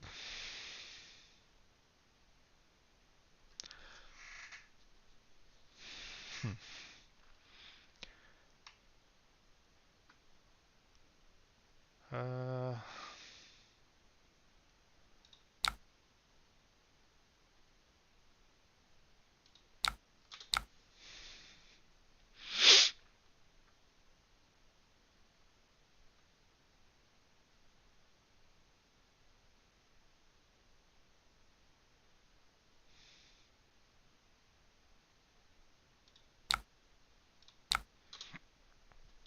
Engulfing Light will charge away a Cataclysm. Can't use all of them anyways.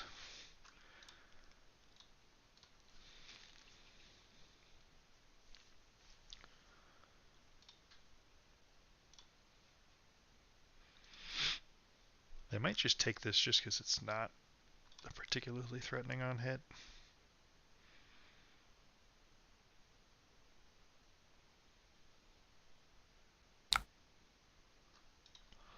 Or not.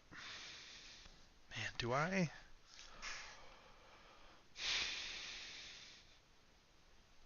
Do I snaps for a Lumina here?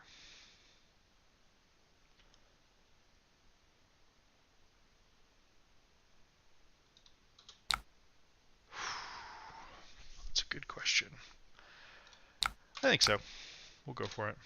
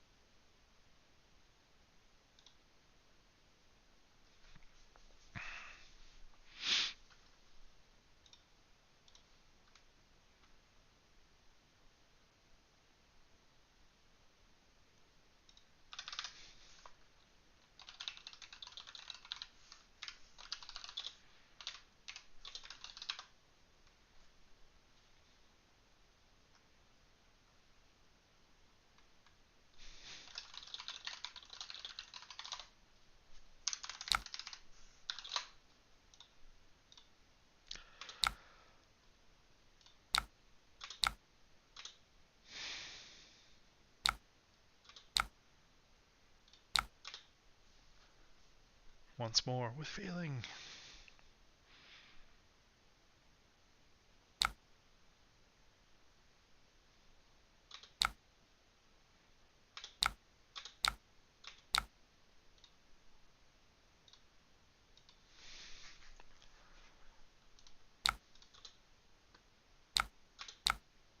Okay, naked 3.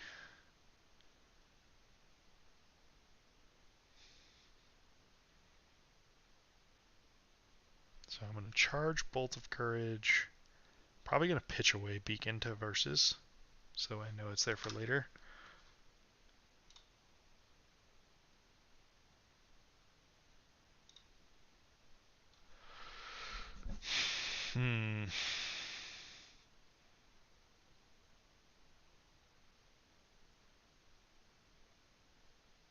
Guess it doesn't make a huge difference.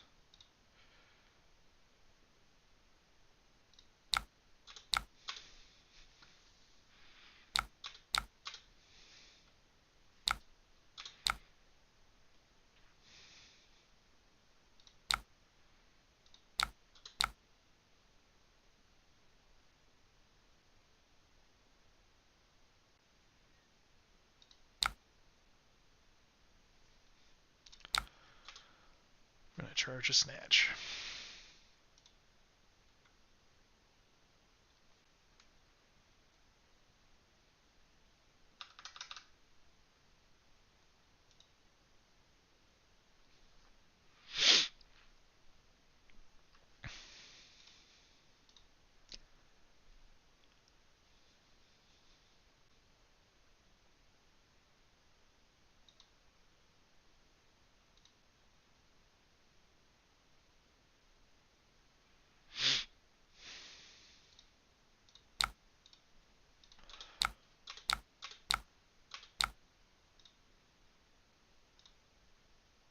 Oh yes, this is great.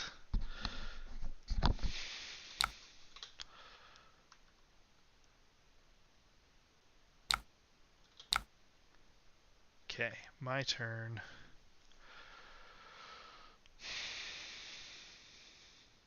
So I can just pitch, take flight, soul shield this.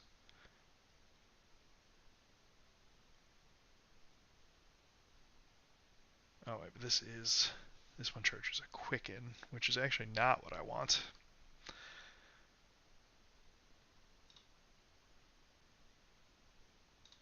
So we're going to do what we did last time, and we're actually going to sink this soul shield.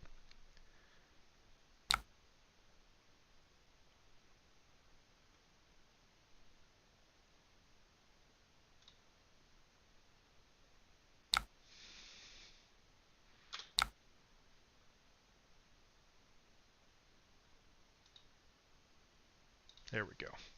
Now that is something I want to see. Even if they push this over, I don't care a ton. Distinctly, no blocking from hand there.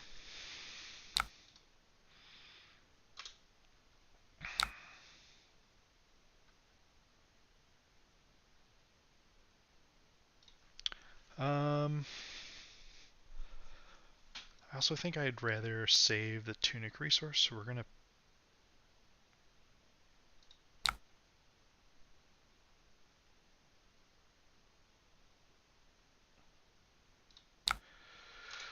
pay for that.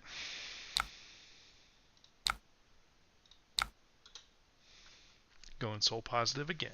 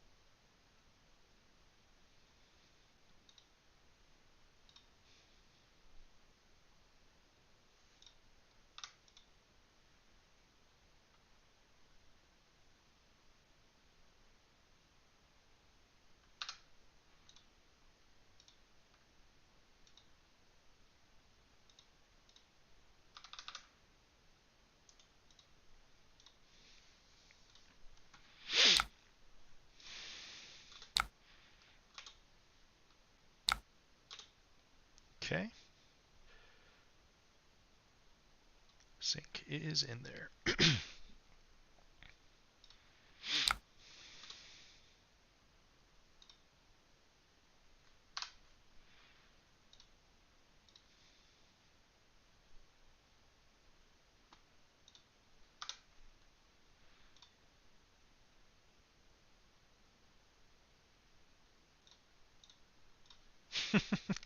Just saw somebody in my local Discord say that if Kayo gets dishonored, he gets to grow his arm back.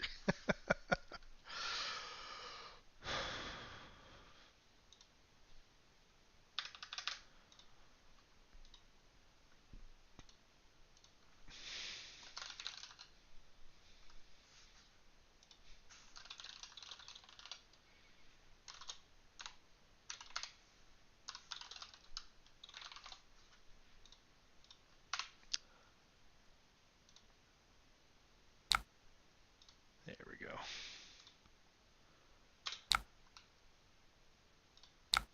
Now we raiden for 3, try and draw out any other blocks before we throw our snatch. uh,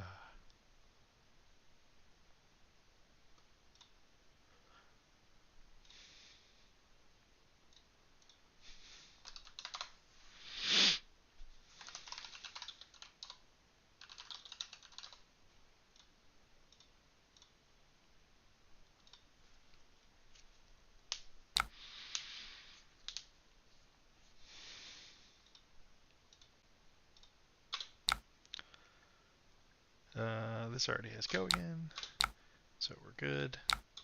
Now we snatch for 4. We still have charged. Not that that necessarily matters, but we might get the other point of Brave Forge Bracers here, which is good. Because this is just other life points we have to work our way through before our deck gets to do its most potent things. Oh, oh baby.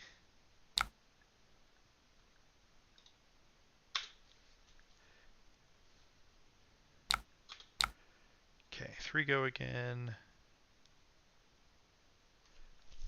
Oh, shoot. Well, I can't block this if I want to Bolting Blade. I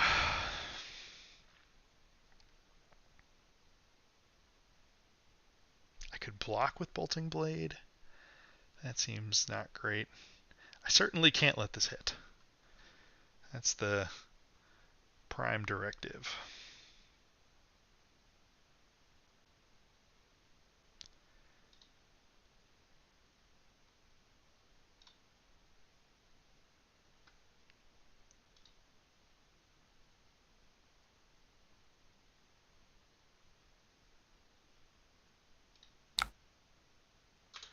Cool. Block here.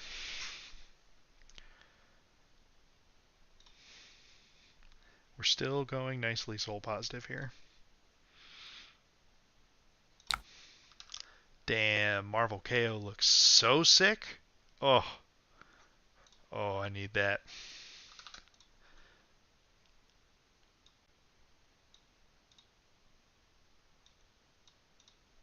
How can I blow this up? Open link. Doesn't quite do it justice, but it's pretty gorgeous.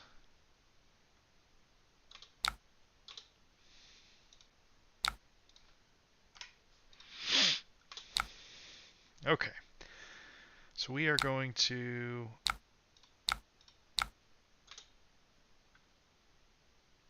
sit on our tunic a little longer.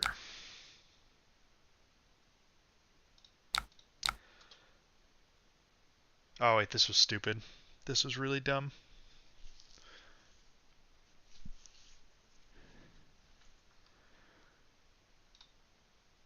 Yeah, I'd have been better off doing this the opposite way. At least I get the courage token to try and push another courage token. That would have been correct sequencing. Because at this point, they're taking the hit. Okay. I mean, it makes me want to attack for 3 more, But that means burning through the Quicken token?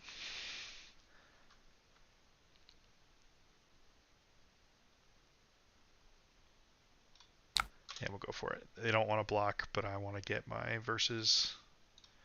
So that's a missed point of damage. Hopefully it does not come back to haunt us. Or a missed potential point of damage.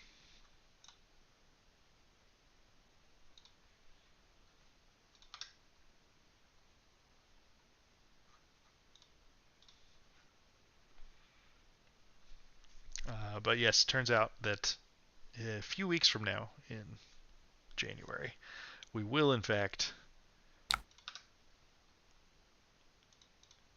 temporarily turn into a Kayo stream.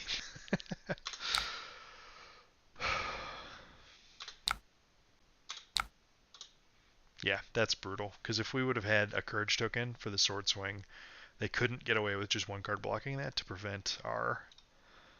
yeah. I am annoyed with me.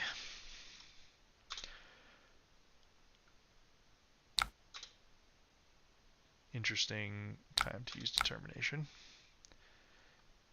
6 Dominate, go again.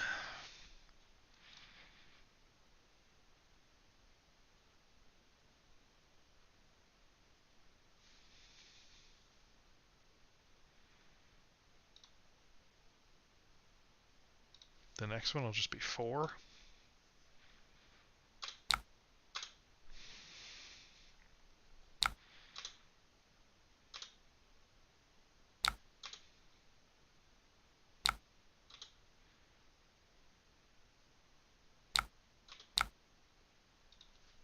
Okay.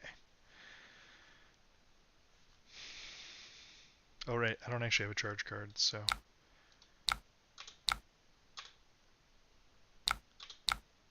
we'll do this. Now it's my turn.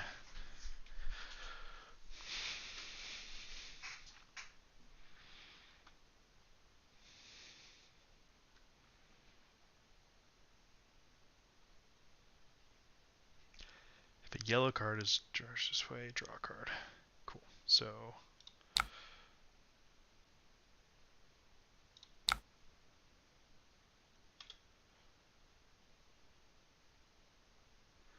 now our remaining Luminas will be in overdrive.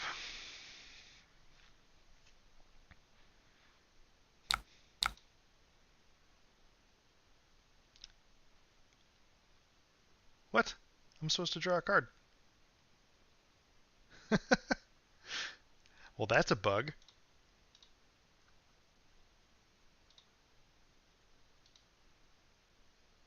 Or refresh.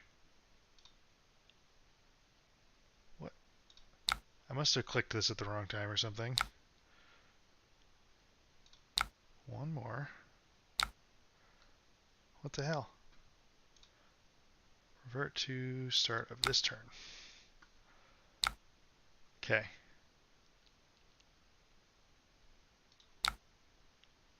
Card to pitch. Pitch there. Pass on choosing an instant. What the fuck? Oh,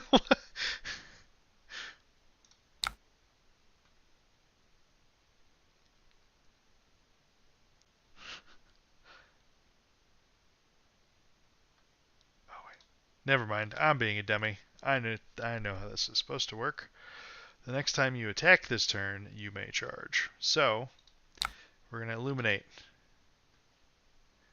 And now we're going to charge the Spirit of Arena. I can read. I swear I can read. I thought I knew the important words and I was wrong.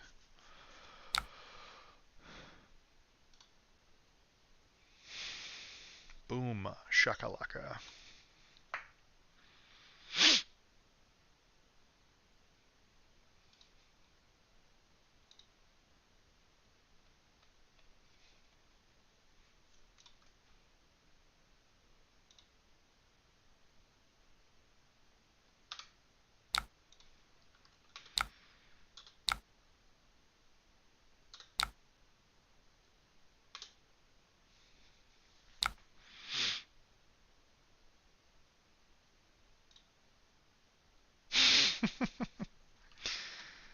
Well, if you've charged this turn, attack gains +3.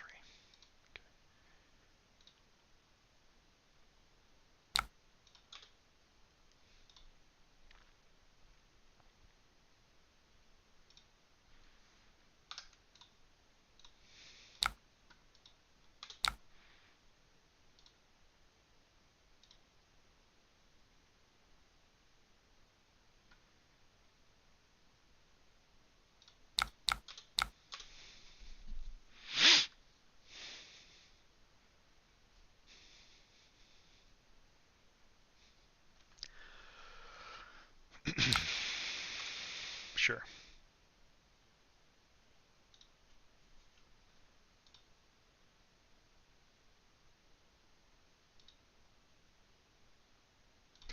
Putting verses in front with this, so even though this is obviously a possibility, it doesn't matter because they already have an extra card which pitches for at least one, and they could tunic to have grabbed the one that gives piercing, which would punish the armor block just as much.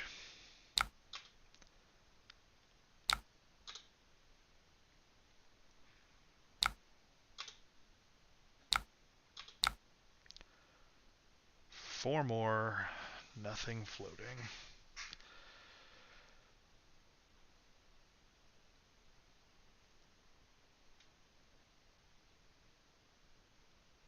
I don't love this, but I'm gonna do it. Okay, good.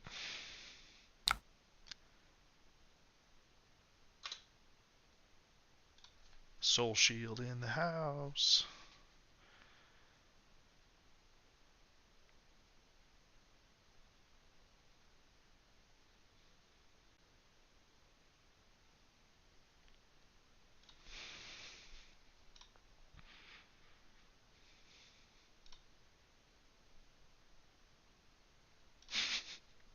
Reading is hard. Reading absolutely is hard.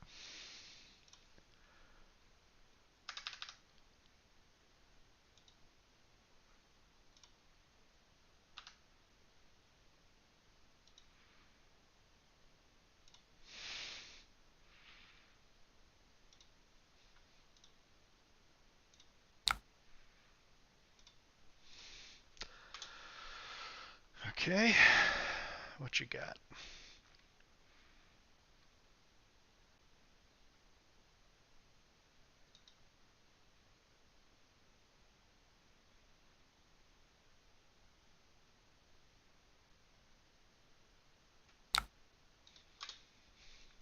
Okay.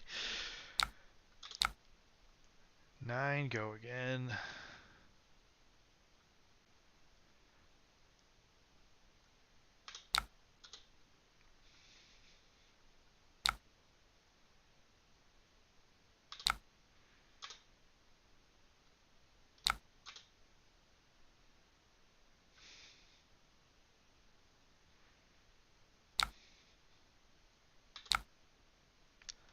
Four more, 2 float.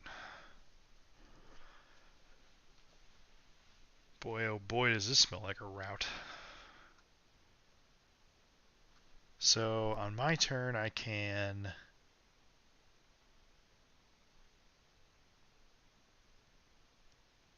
charge red.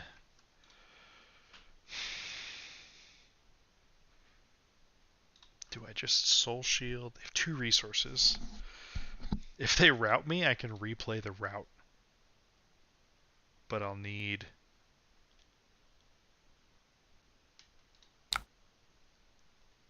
+1.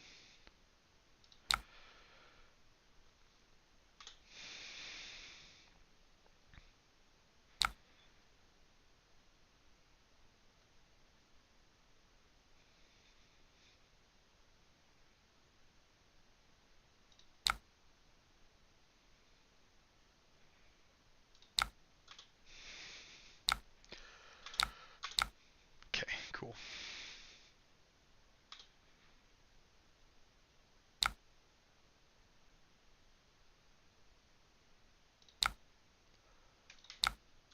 Charge of Beaming Bravado. Alright, well, our soul is in great shape, so our 2 remaining Celestial Cataclysms are Gasoline. And we also stacked a second V of the Vanguard Bolting Blade turn.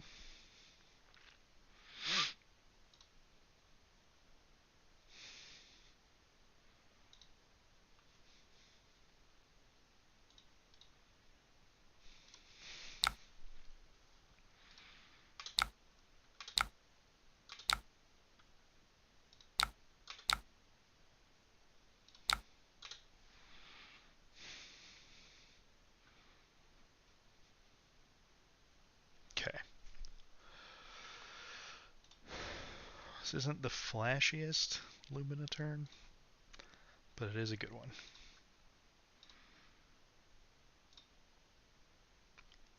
It's got to be real tempting with a counter on Dawnblade to just take 8, but if they take 8, go to 13, I go to 23, and end up at 10 soul at the end of the turn.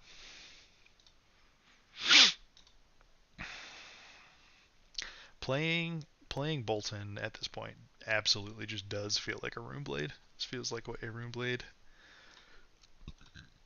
could and should feel like.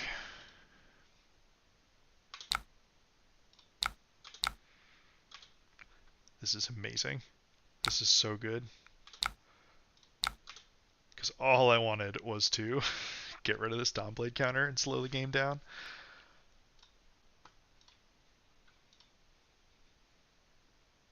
And the Crown of Providence finally comes out. Cool.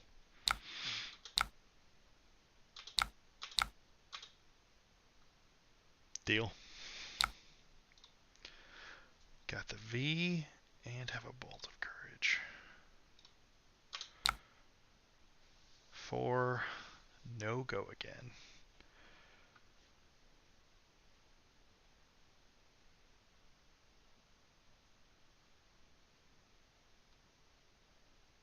So I can block 6.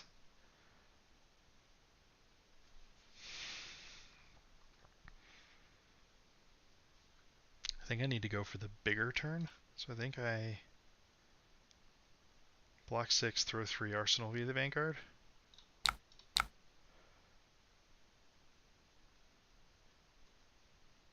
I could also, yeah, throwing 3 sucks, so I think I'd rather just fully cover this. Arsenal V and pass and be in great shape.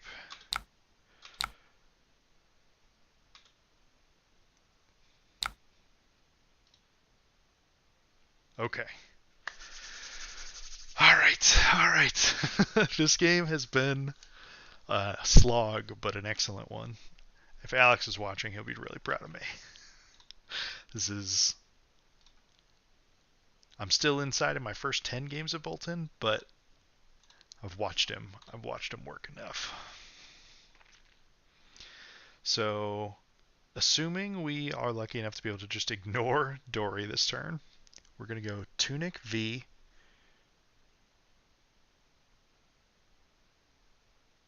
Geez, do we charge 3 cards? No, there's no way with this soul count that we go 3 cards, because this is 4, and then it'd be 6 on the V turn. Whereas if we charge it away, it becomes 1, 2, 3. Oh, you're good, friend. Don't worry. I was not going to claim victory unless you AFK'd for a real long time. Oh, that are on all reds. Oh, that's a massive relief.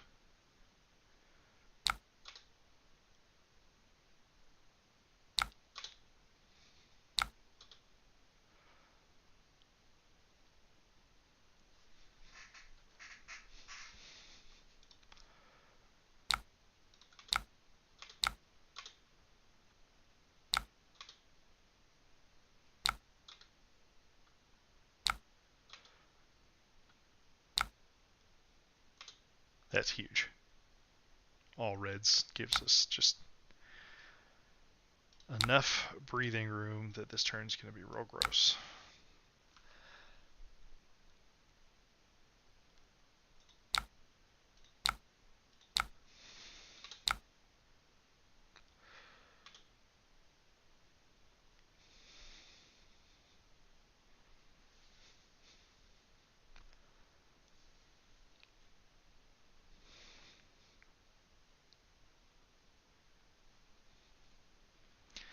And we still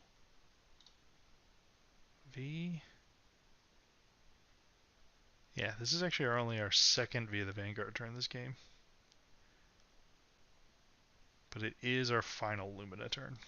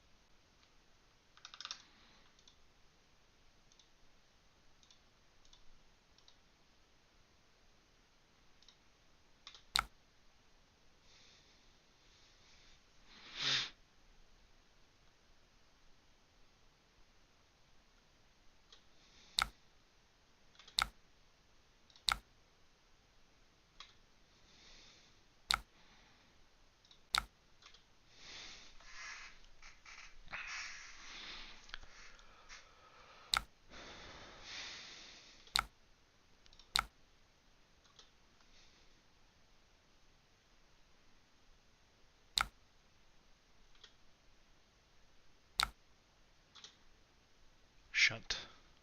Sure. Pretty good. Well, yeah, when Red Steel Blade shunt off of Tunic, especially on a weapon attack, that is dirty.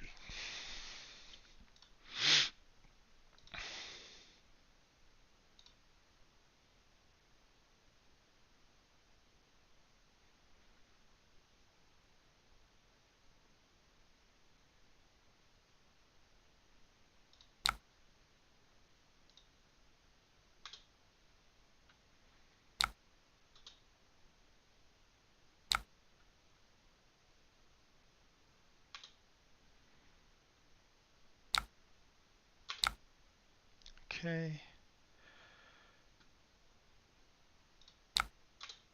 6 more.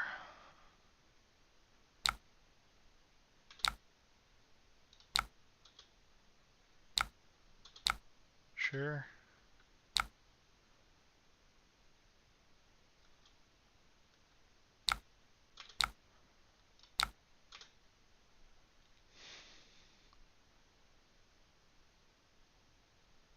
Hell yeah. Took Tunic, took the full hand, even got to end with a bit of soul, and they should just pass back.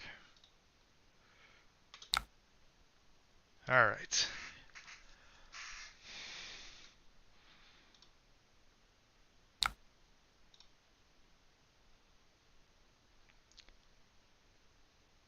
So,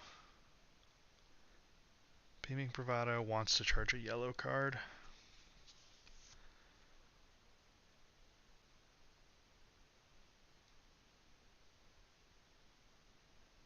I wonder if we can just get him at some point.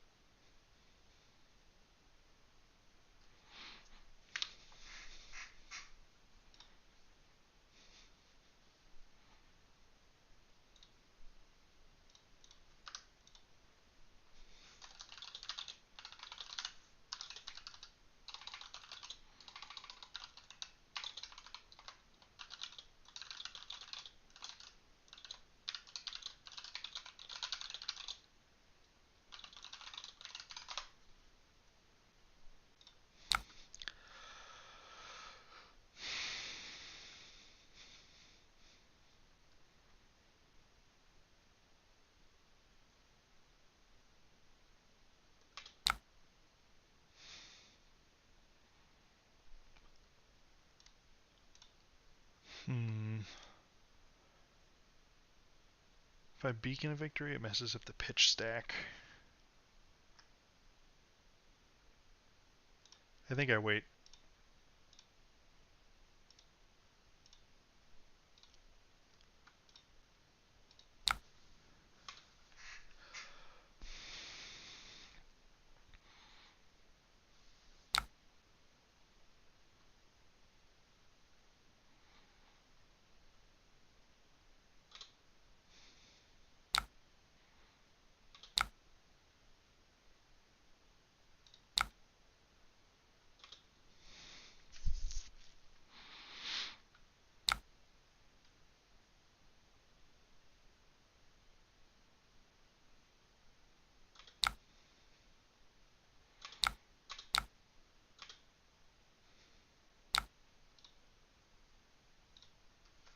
Okay. Interesting hand.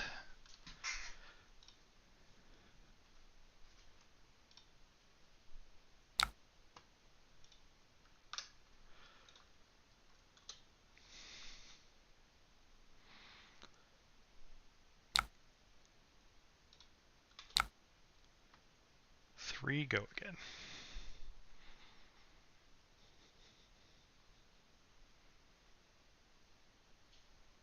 If I bolt charge that.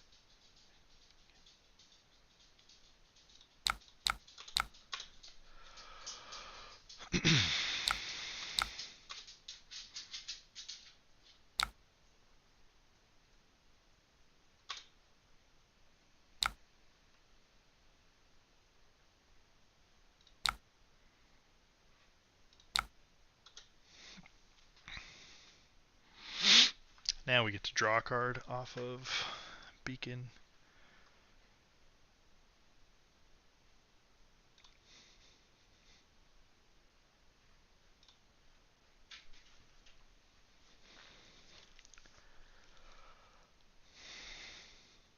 Yeah, I can't let them have a big hand, so I think even though it is gonna shuffle my last 16 cards around, I think I do need to do a value beacon this turn. Get the draw, push some damage, probably snag a Cataclysm. I've charged one Cataclysm.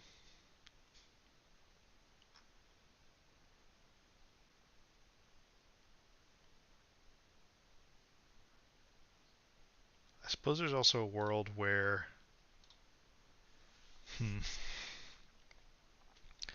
if I grab the last V,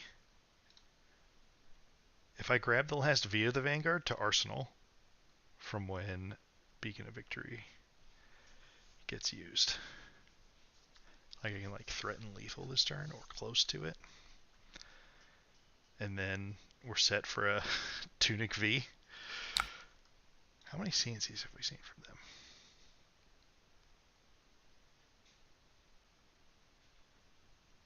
Zero copies of Command and Conquer.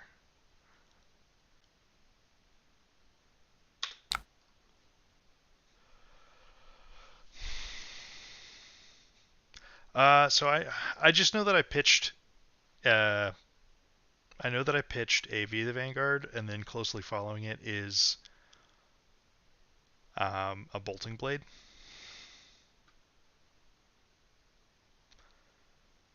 What? So let's cash in 6 soul. 7 keeps me over a random shunt and threatens lethal this turn.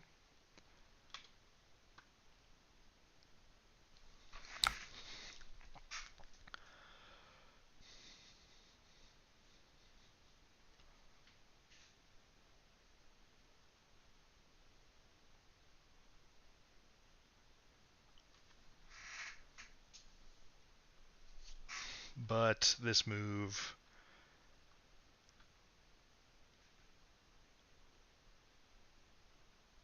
so I've charged. I'm pushing 7, they'll go to 3. I still have to go again down to 2 soul. think I like the V play.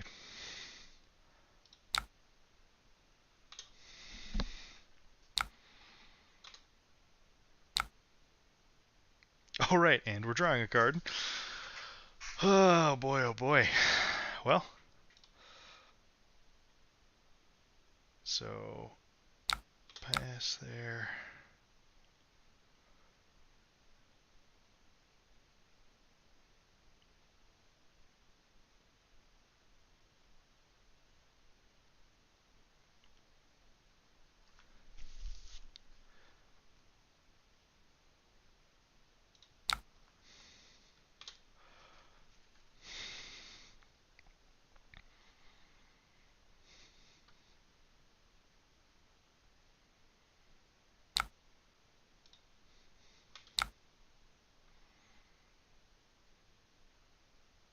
They're gonna have Tunic, but I have the life lead. Yeah, we're going at him from the top rope next turn.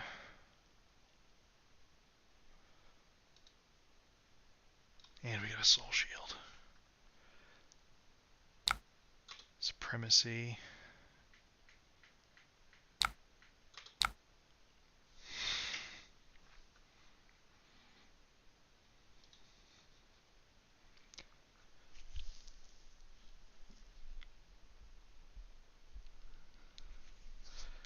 Take 5, and then I can always Soul Shield the second one? No. I don't want to let them draw the card.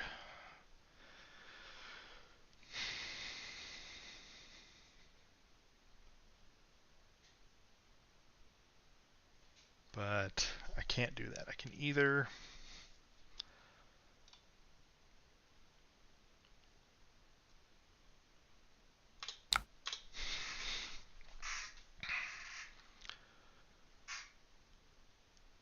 Actually, no. So...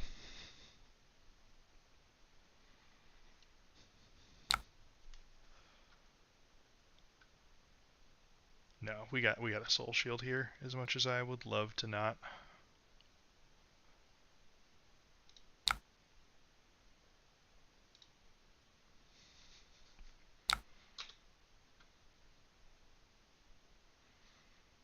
And then even if they have like Tunic Route, we just replay the Soul Shield.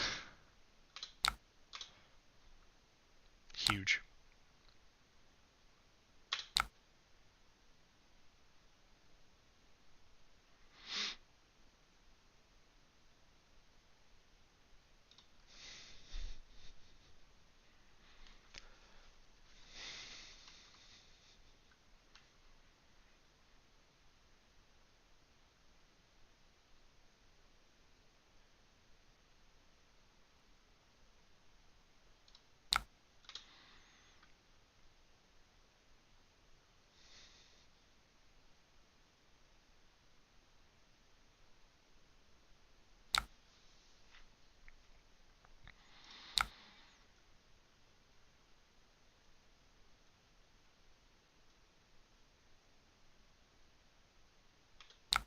Oops.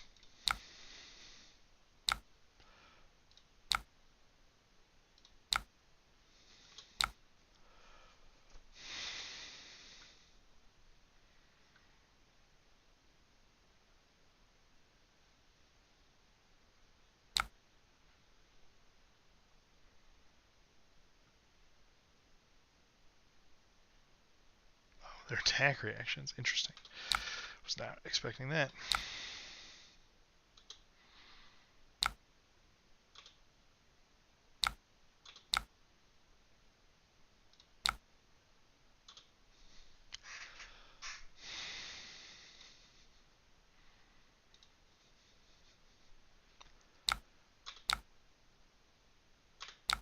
Take the full hand.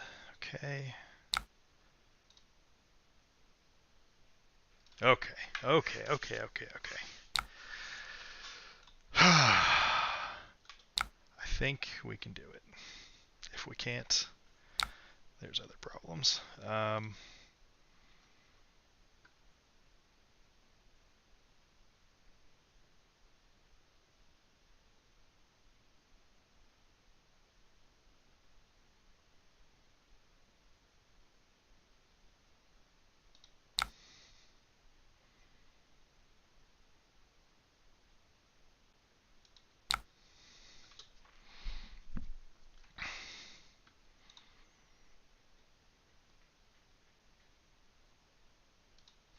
And regardless of even if they, you know, block this and have a defense reaction to prevent the card draw, using Courageous Steel Hand lets us give Bolt of Courage go again, which is arguably more important.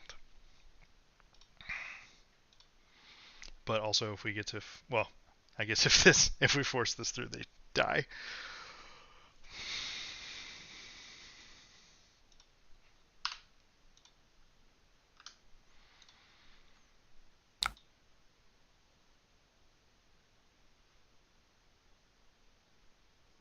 Okay, so opponent looking real smart in this moment because they are going to not take a hit from this Courageous Steel Hand.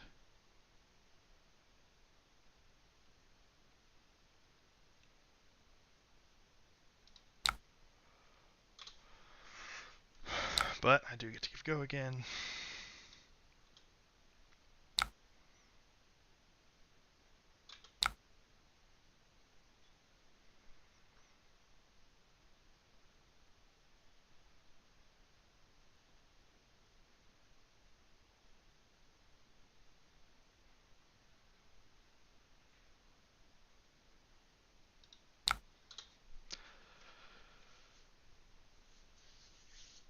Yeah, because we're gonna eat up so much of our deck. A, keeping them off of big Blade counters, and the fact that every time we're trying to, I've put 15 cards in Soul in this game. Oh my god, they're overblocking here. That's it. That is why this right here is the power of Beacon of Victory. I mean, I guess and Courageous Steel Hand in this moment, but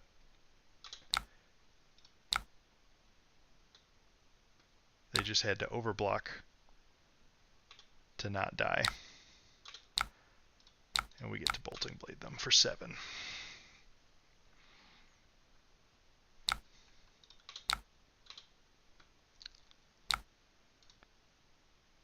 That was a great game. Holy cow.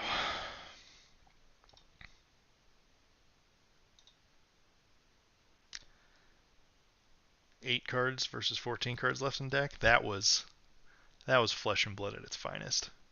We would have gone to time, but I'm a little slow. Only because the deck is new. Hell yeah, though. That was sweet. Yeah, that's actually one of the matchups where I think you'd want to go Sabres because that's normally, on average, that's not how that matchup goes. Katsu is another one where you would normally want to go Sabres. So that is not our ideal follow-up matchup. Because we don't have Sabres to rely on, we're going to have to kind of try and win a normal game.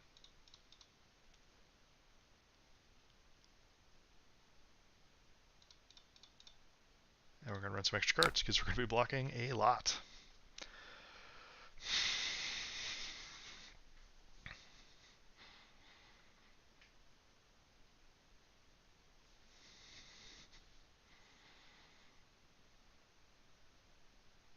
Okay. So I can versus into Take Flight, Courage, and either end it or Engulfing Light.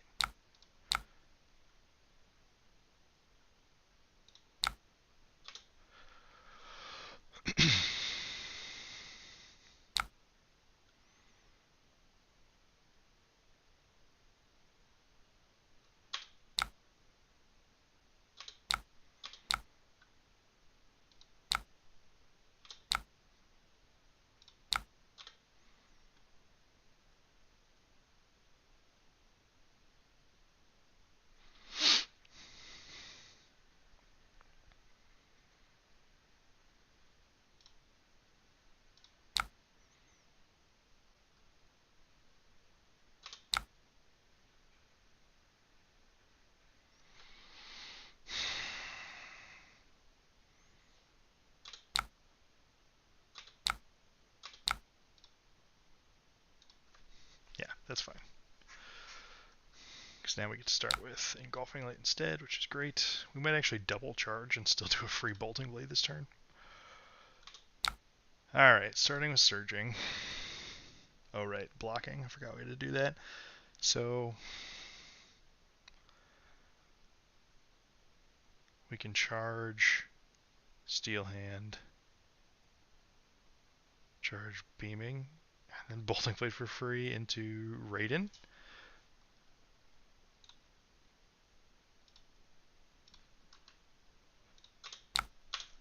So I am confident that Alex would play this turn differently, but we're keeping it exciting. Excuse me, sorry. So the Sabres package is good. Oh, they got the bonds, alright, so cool.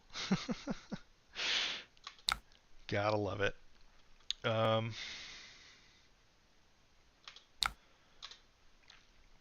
Saber package is good for your bad matchups, right? Like where matchups where you were conventionally just losing with the Raiden game plan.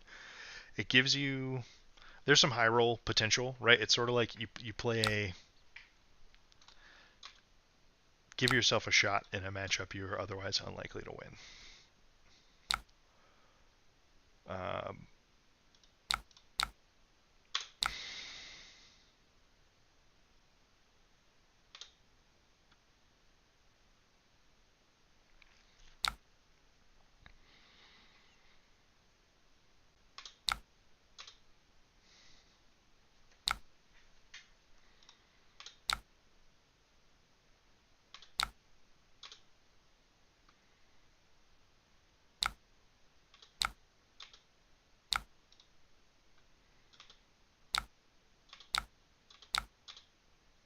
sure.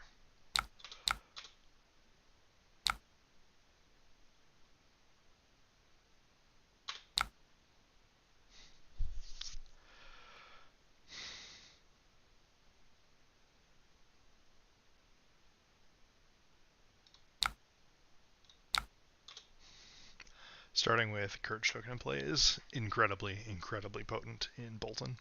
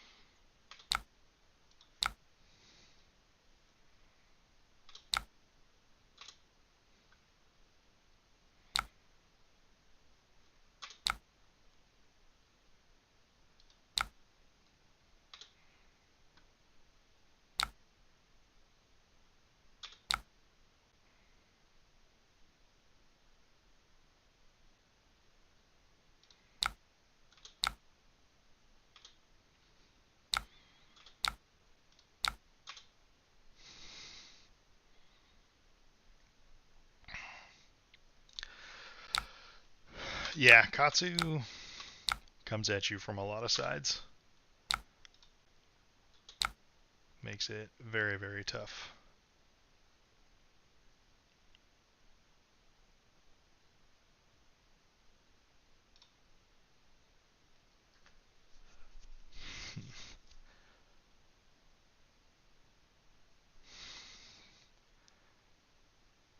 So we bought a little bit of breathing room there.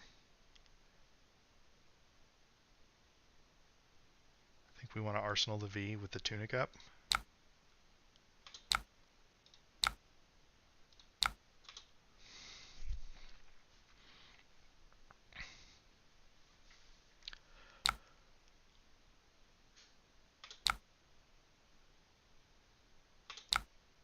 Yeah, we're just going to let that one go. Arsenal the V. Oh no, this hand sucks. This hand is not what we wanted to see. after holding back a little bit.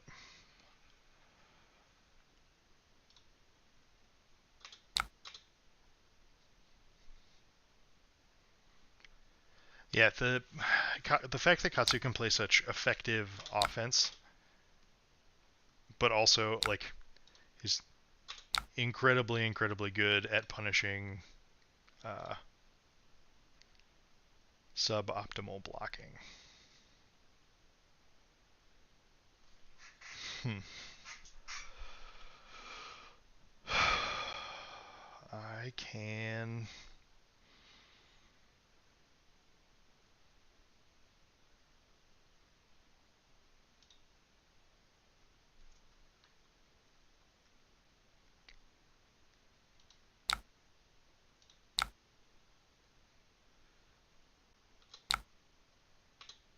Eat my vegetables.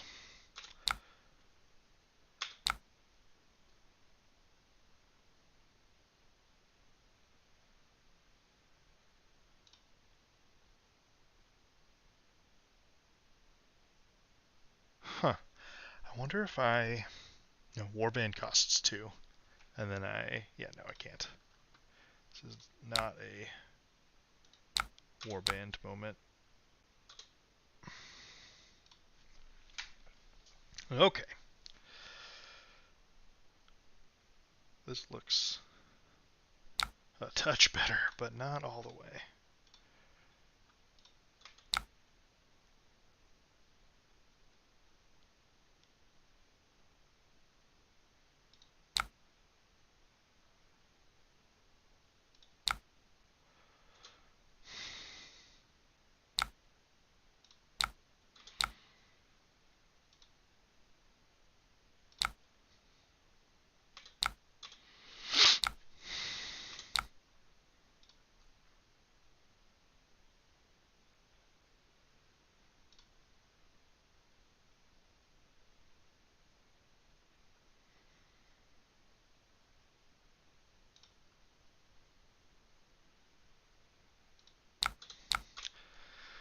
We need this V turn to be huge.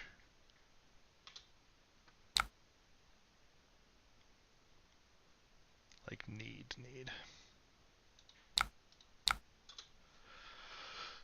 And getting Spirit into play. Like this.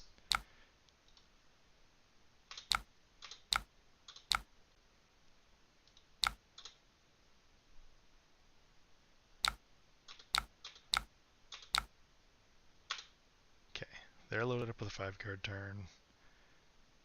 We are primed for a solid V turn. Which, honestly, is inconvenient timing.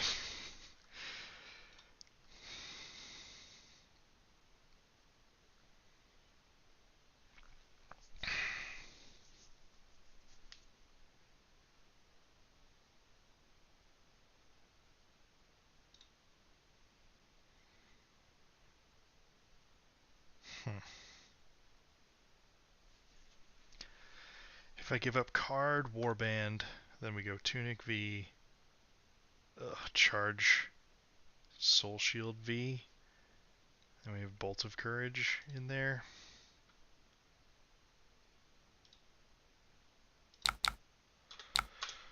Alright.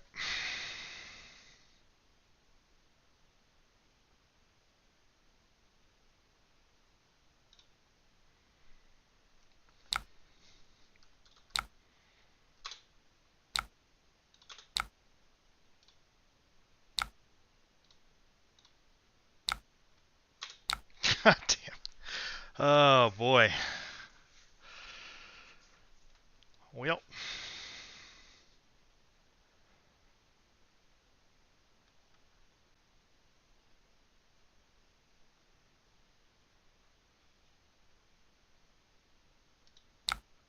We'll get the next one.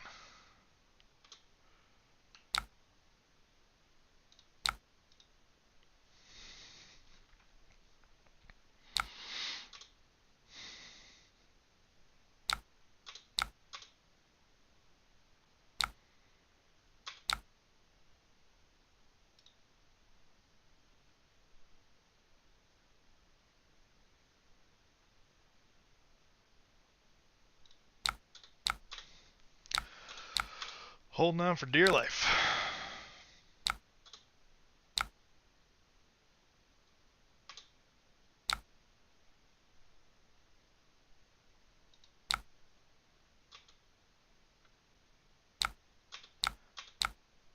Bluff called.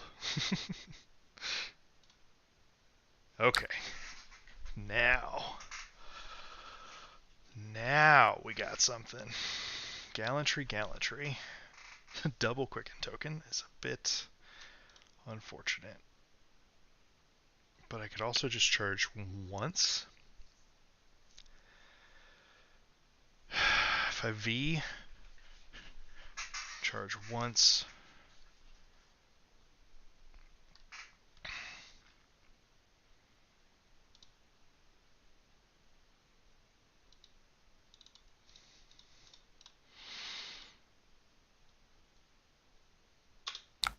Okay, this is coming in.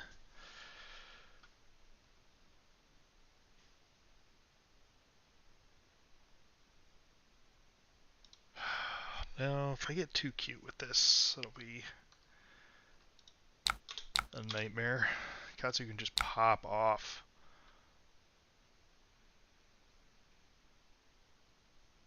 Do I cash in soul for this?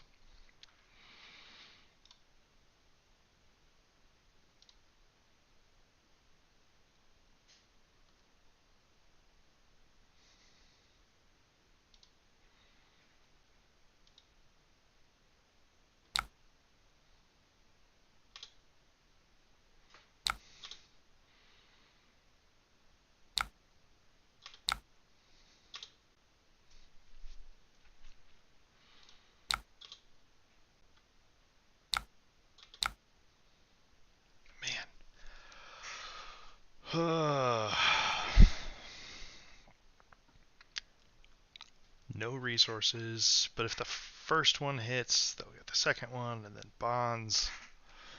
Fudge sickles. This blows. The soul shields are so clunky. You know what? Whatever. We're gonna make them have it.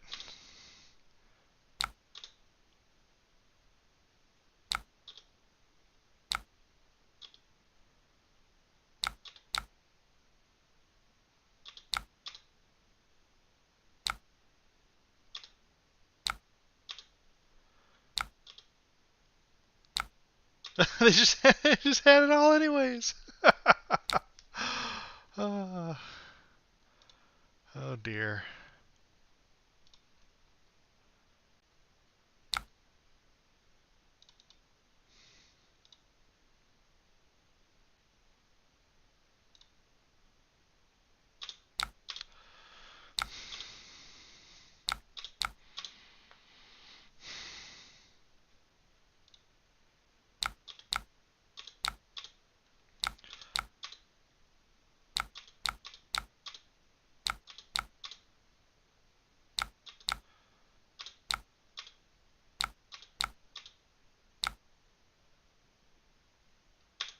All right.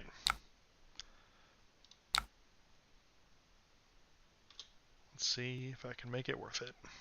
From 23 down to 7.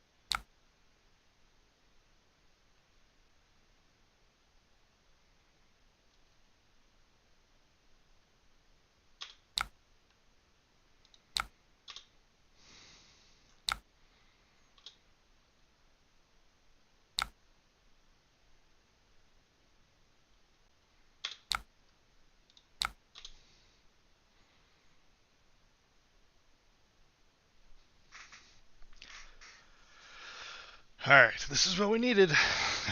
We strung it along as we could.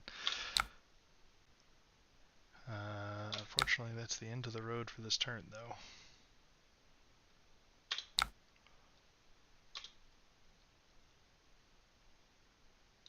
But we made him do the thing. Didn't just roll over and die. Ooh, that's good.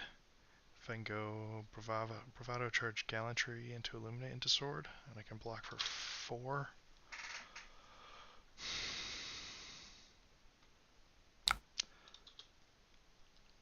Double Art of War.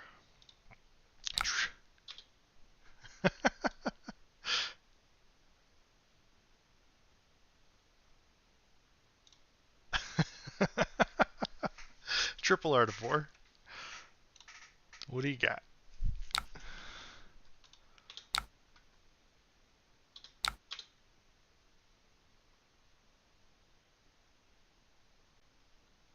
If we have to block, we at least have Illuminate, which is kind of the best one-card hand.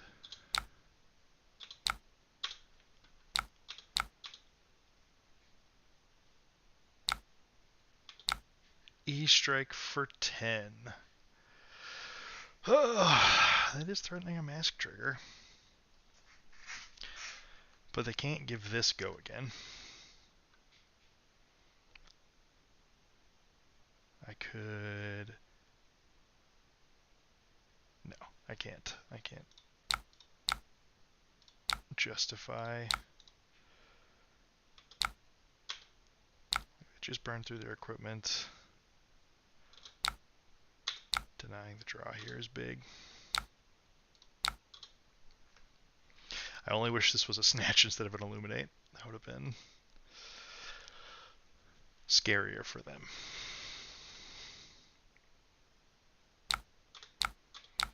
Mask down 2. Okay. Alright, this is a hand. 5 go again.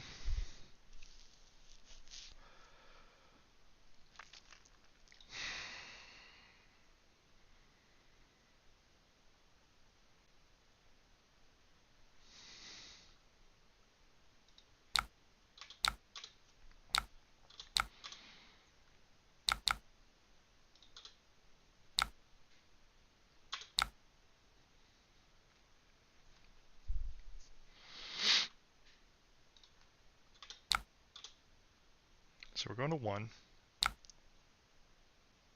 Oh no, we're not going to 1. We're dying because I'm a fool. Whoops. Well, the classic forgot about breaking scales. They blocked with it, and in my brain, yeah, that was very foolish. Yeah, okay. So if I was a little less dumb, we would have just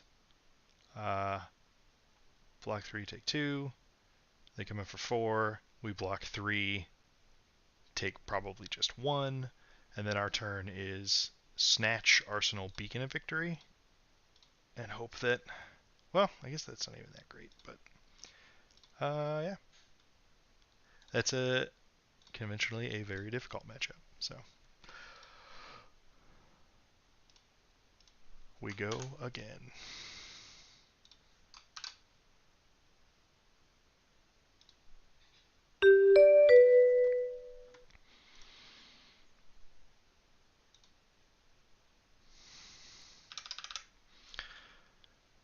Thanks again for everyone who's hanging out today in the midst of this 12-hour stream. Oh, okay. This is a matchup where I wish I had Sabers, because I think Sabers just mathematically wins this one. Okay. They have no problem blocking. And in fact, they'll want to a fair bit.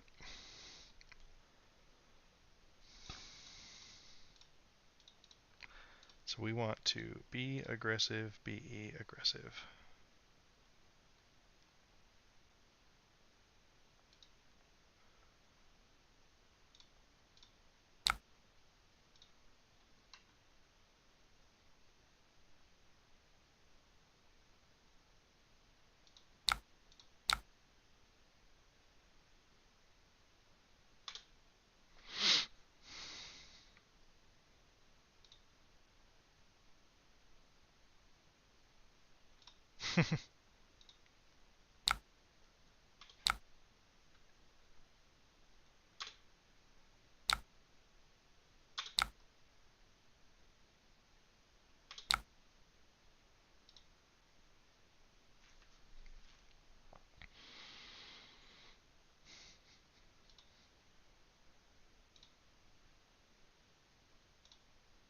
Okay.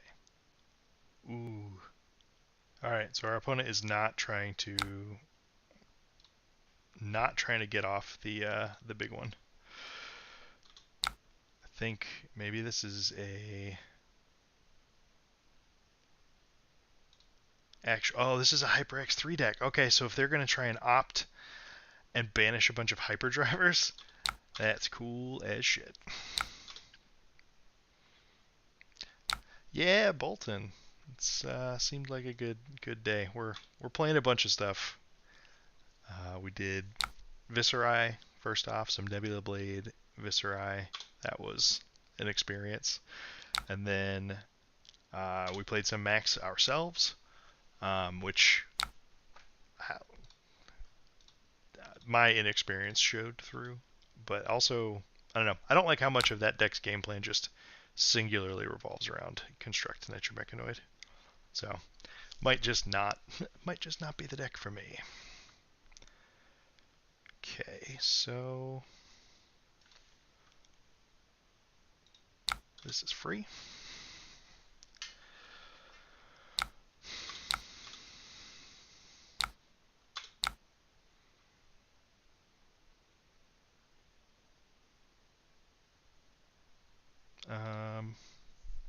I can.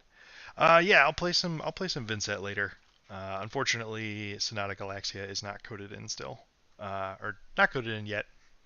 Um, so we're not going to be able to showcase my most up-to-date version. But alas, we will all survive.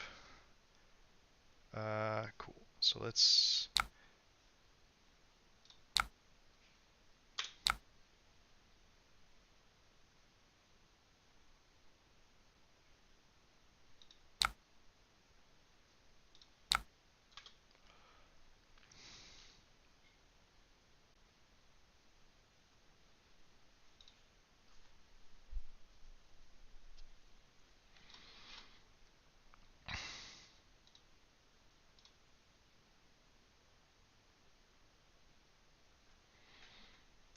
Sounds good, man.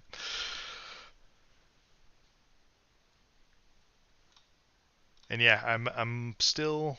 So this should be my last stream to YouTube specifically. All the videos will still end up on here, but I am planning to move the live streams over to Twitch, just because that's a uh,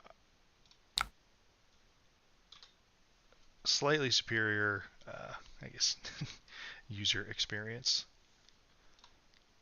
at least from the streamer's end. Okay, block, take one.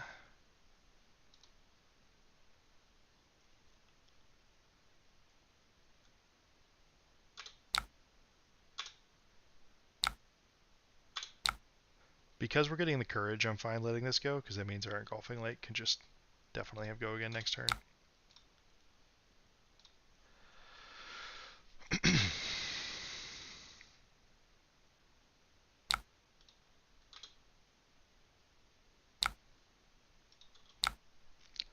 Five, go again.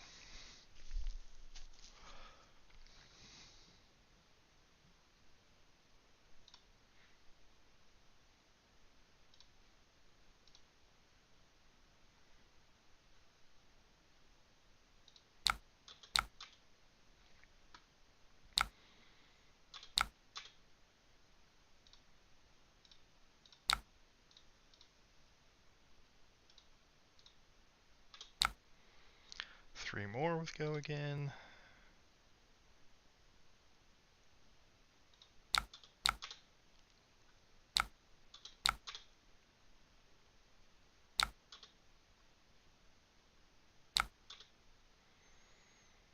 Another hyperdriver.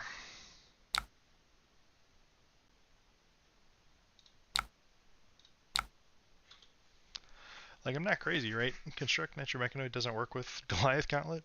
Doesn't have to be mech equips.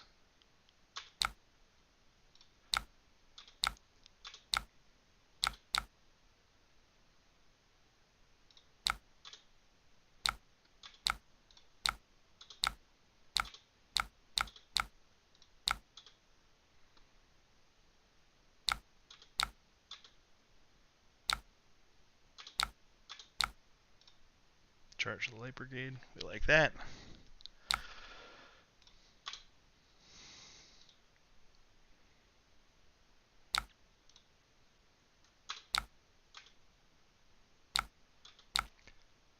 This might be it. This just like line up excellently for them on their first shot. Alright, so we're going charge bolts, charging courage. Yeah, let's just take this.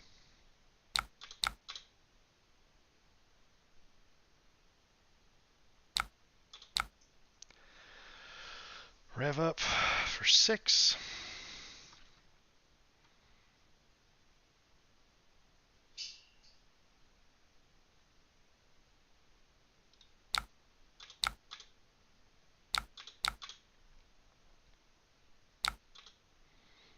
Okay.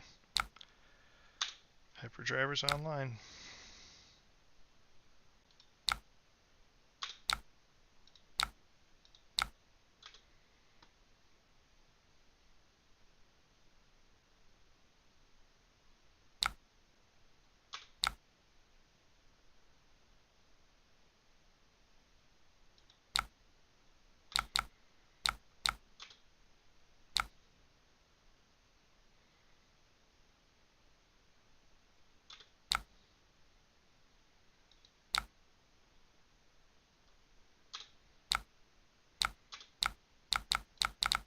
Jesus. People are so impatient on Talishar. It's kind of wild.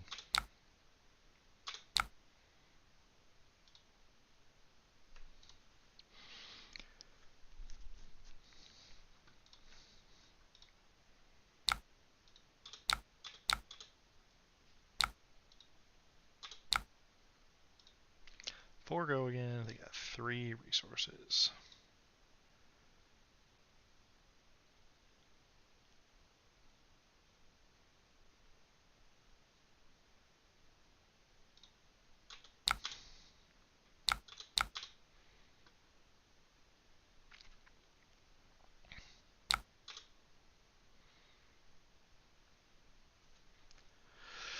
So we recharge. Boost a data link. Okay.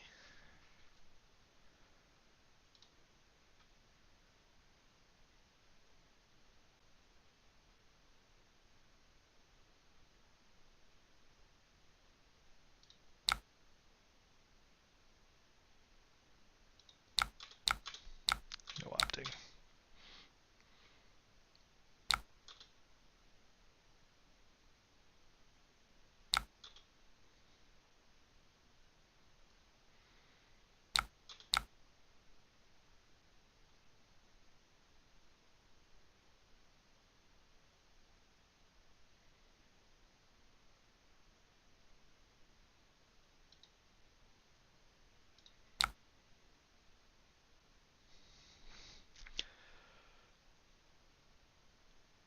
Might just be able to fatigue them. But that's like less fun than playing the game and doing the thing.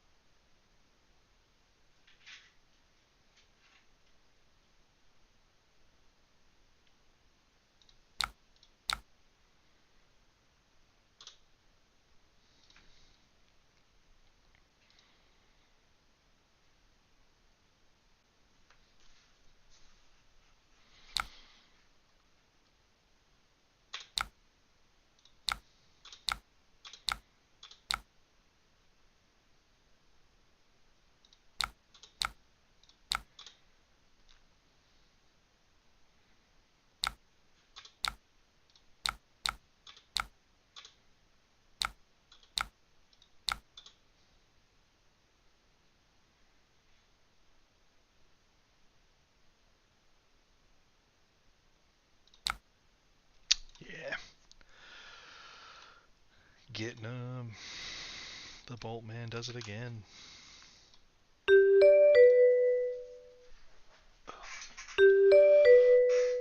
Dromai.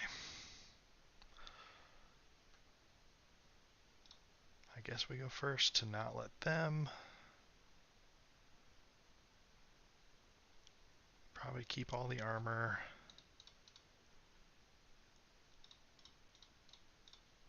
We want all these poppers.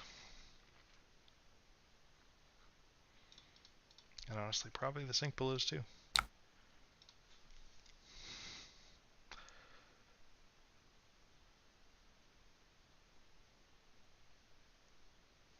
Whew, okay.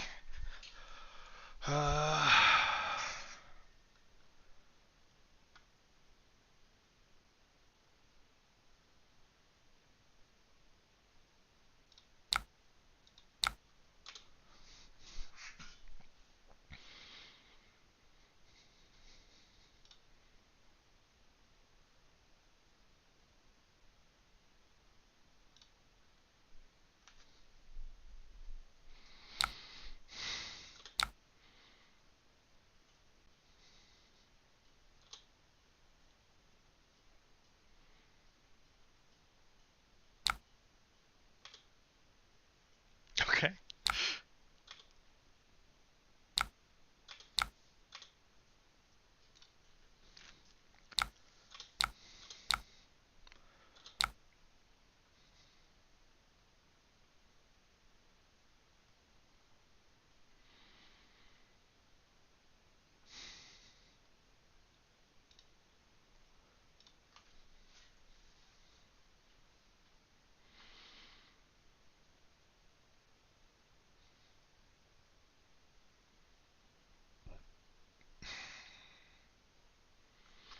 Ooh, I can beacon to get necklace. That's a thing.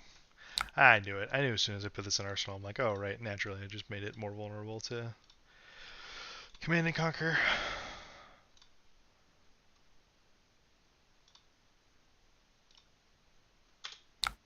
But also, I can just block it, so it's fine.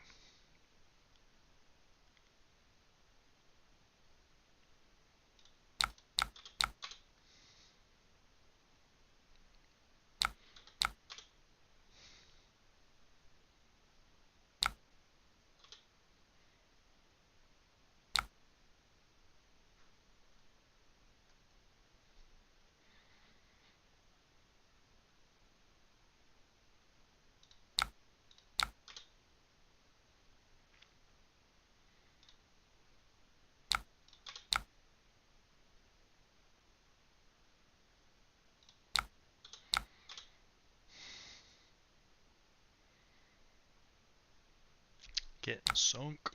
Oh, just wave reality. That works.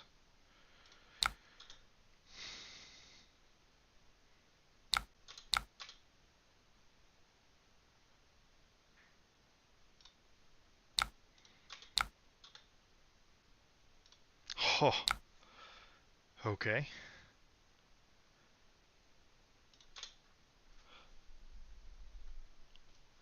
Ah, bummer.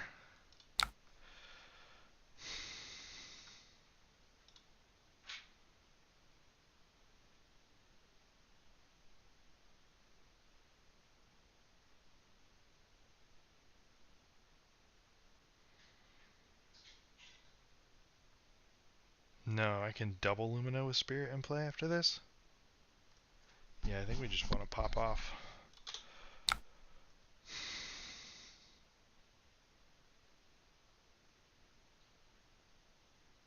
That might be too greedy. Can't fall behind a bunch of Chromite on board.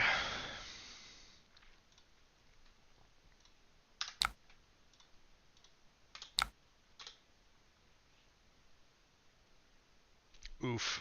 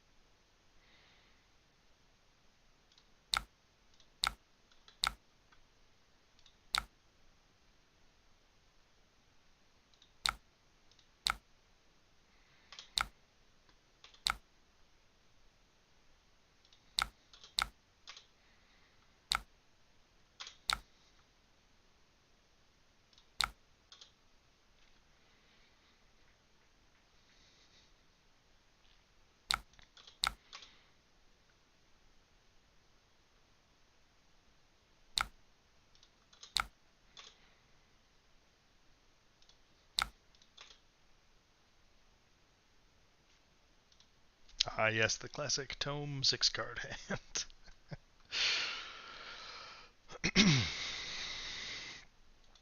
Man, that's rough. So I had to burn a mediocre V. At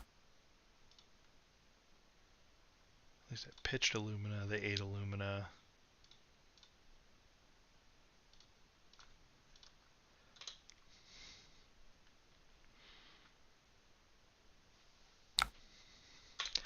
Rabbledy, rabbledy, rabblin'.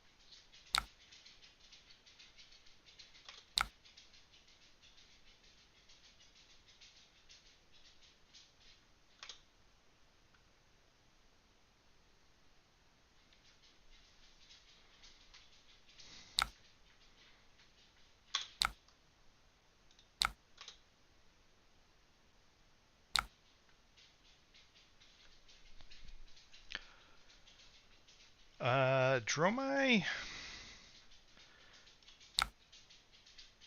Dromai kind of exists on its own axis. This can hit anything to load soul and gain life, otherwise put it on the bottom of your deck. I think I have to try and...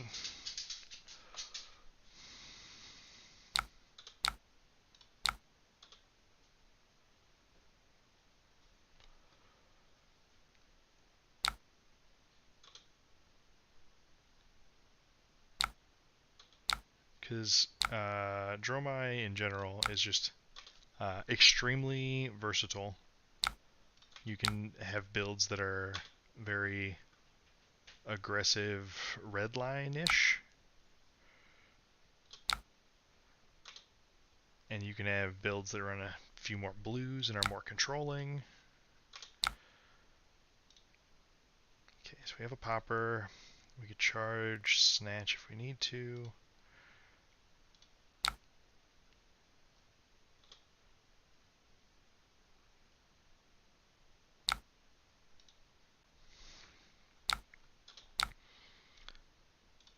Sink, no sink. And yeah, so that's why That's why Dromai is so powerful, is because she can be built on either end of that spectrum. You can either use the dragons in an aggressive fashion where they just are a recurring source of value for you.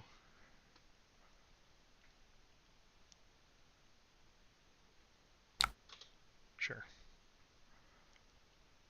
Um, or you can, like, they block well, they're not attack actions on the invoke side, so you block very well, and you can set up a big, like, end game with your best dragons, Mirror Guy, Chromai, and Kyloria, and run away with it in a later stage of the game like that.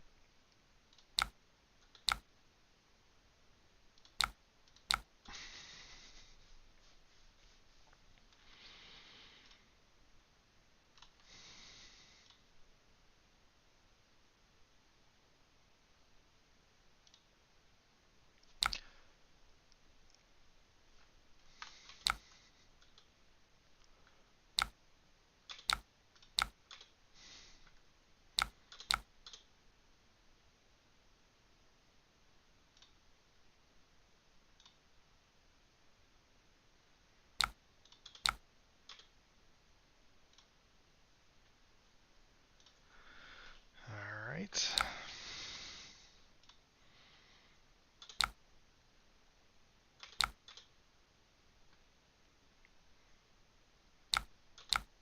This is a 3 we take every time.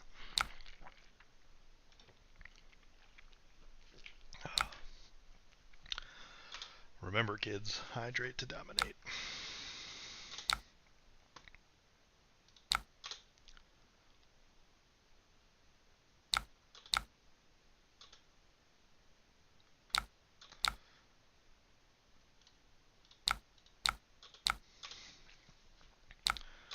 No snatch for you.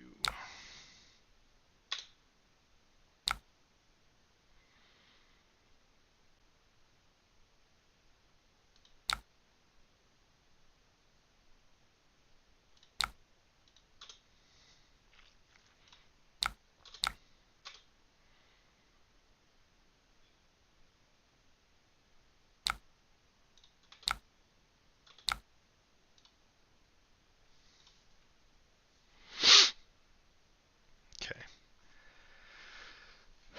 If their turn isn't in... now this hand's not great.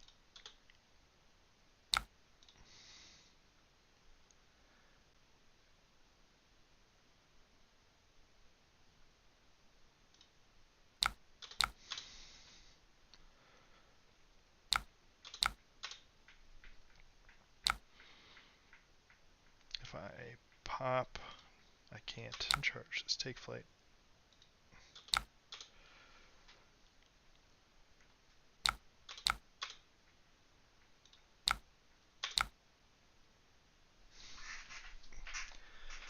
Okay.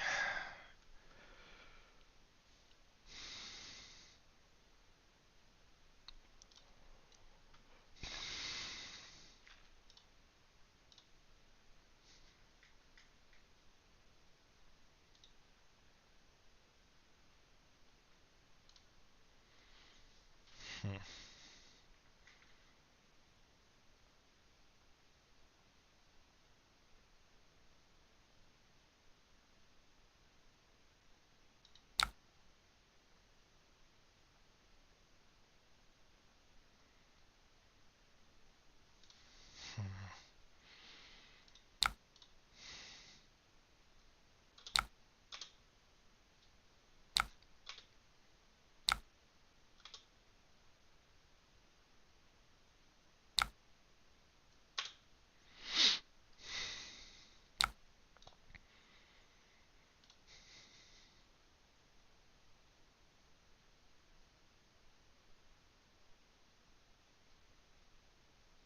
Oh man, I can give Command and Conquer go again, but I can't actually do anything with that fact this turn. Alright.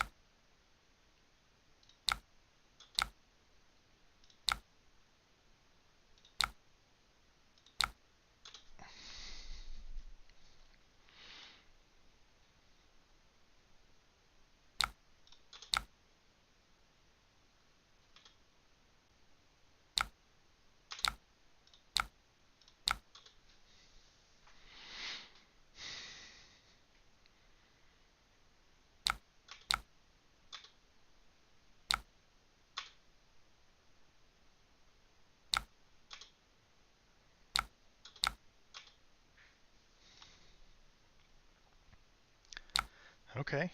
This is a hand for via the Vanguard.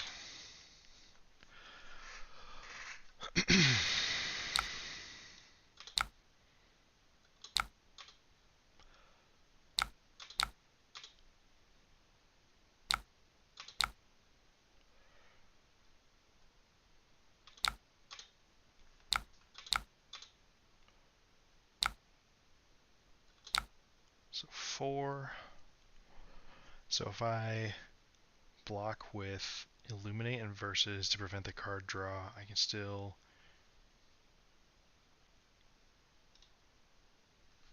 If I'm still charging 2, then on my turn this is 6. Go for it. You're not Mark Morrison. You won't draw 0 for 4 after 0 for 4 after 0 for 4.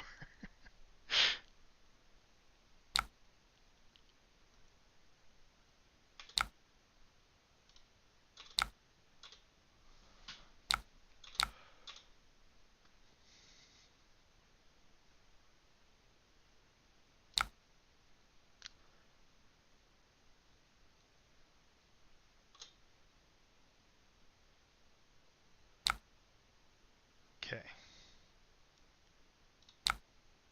Tunic. V.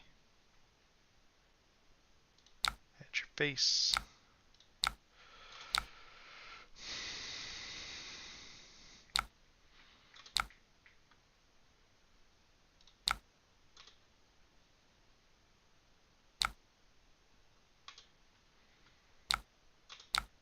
This person knows what's up.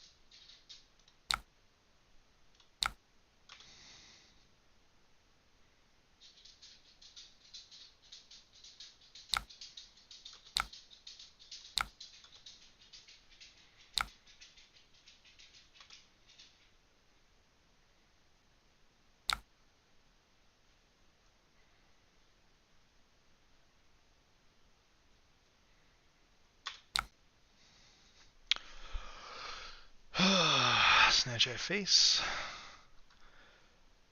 Or snatch at Kyloria, draw a card, and hope that I can play it. I think we go face. I think this takes 2 cards. Or in some crazy universe they let it hit. I just jump for joy.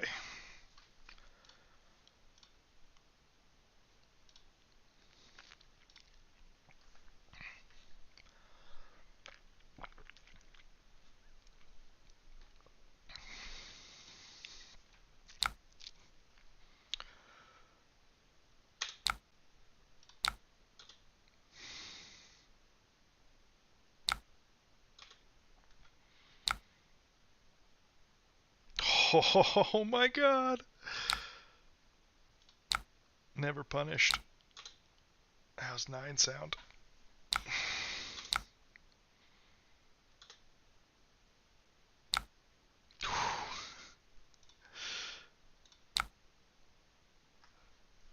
That our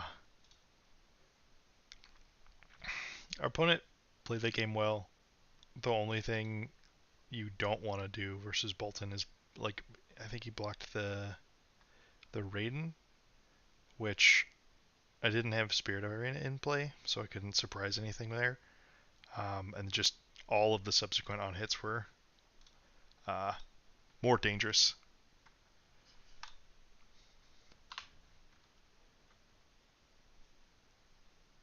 All right,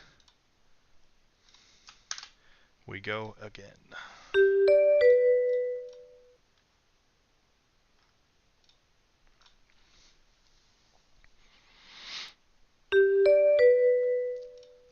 Boltyn Mirror. Alright, I also have it on pretty good authority that everybody... maybe not everybody. People don't love this. This matchup.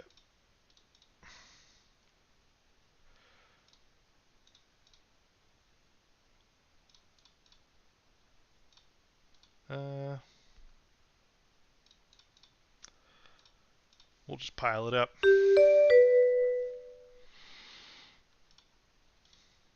Cool. Yeah, so they're on sabers. So immediately, we're in the hole. This is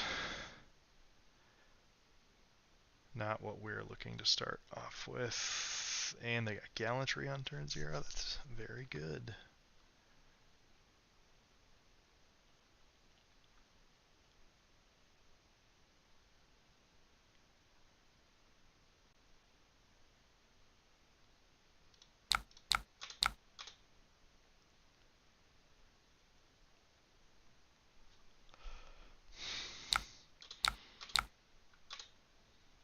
Yeah, I don't think they want to use their one soul on turn 0. They need a critical mass for their pop-off.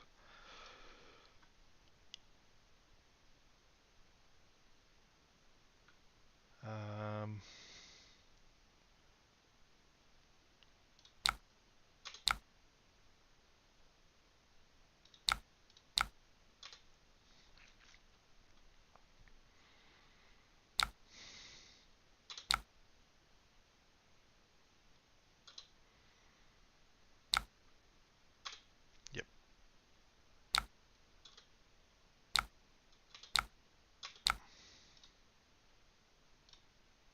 Okay.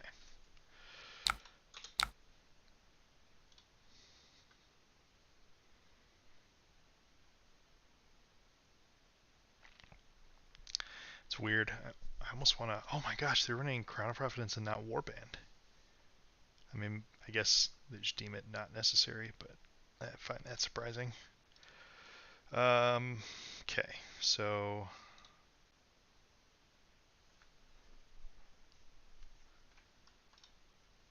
I just draw a card, right?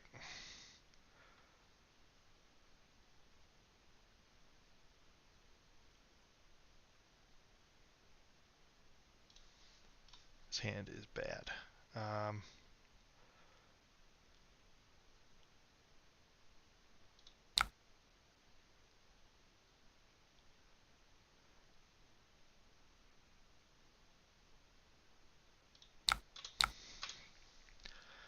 Again, we're giving our opponent opportunities to...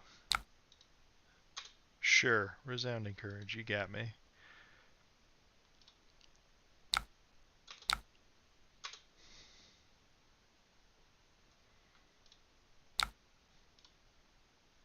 Oh man. Snatch from the snatch. Turns out that's pretty strong.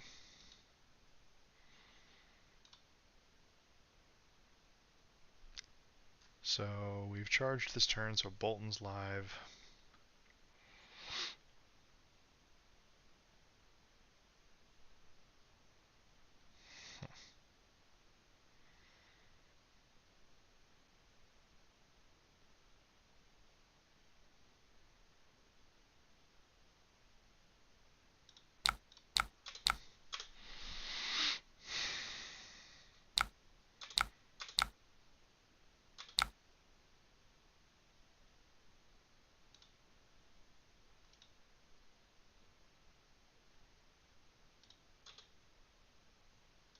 Ruh-roh. Well, it's a good thing we have Warband of Balana.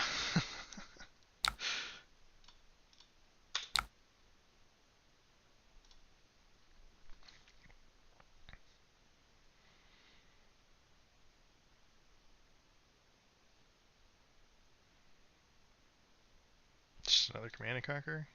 You know what? Sure. You're good. You can have my Command and Conquer. Because I'm going to do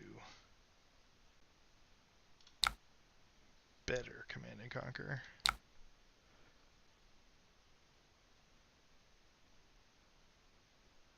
Actually, is it more important to draw the card?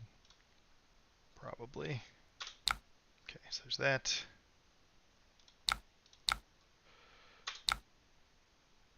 Wait.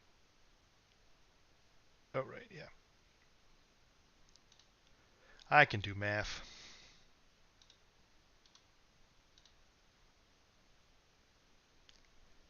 Oh, wait, that was a... Man, I'm so bad at this guy. That was a red one. I was trying to remember when light matters versus when yellow matters is not a strength of mine. We'll put it that way. Yeah, I think Charge of the Light Brigade is pretty good. Um, it's not like a world-beating all-star tier card.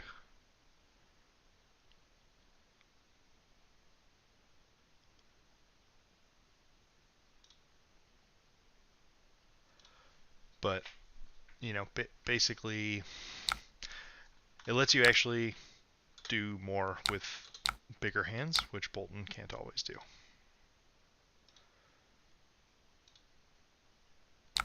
Man, I want to draw like this person. I'm ready. I want my Take Flight and my Via the Vanguard now.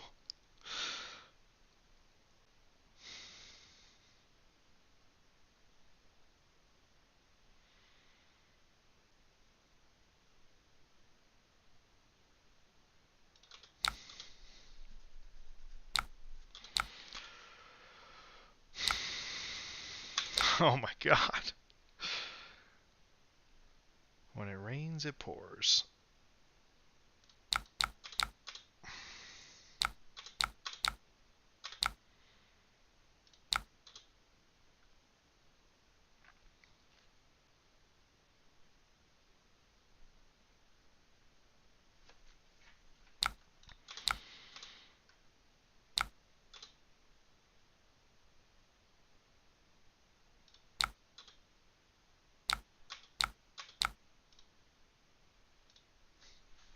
If I can somehow steal this game, it would be a small miracle. Man, just...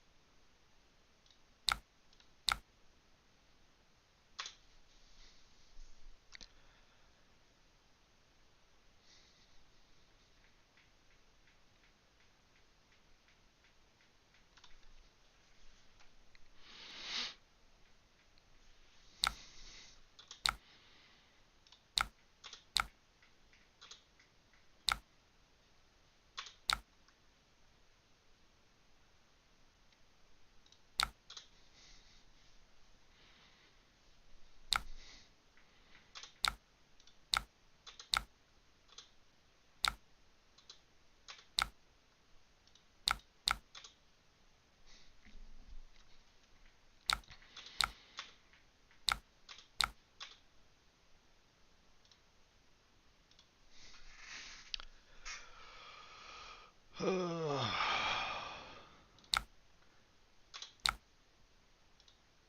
might be in trouble. So this will be able to go again no matter what. Let's block our 3.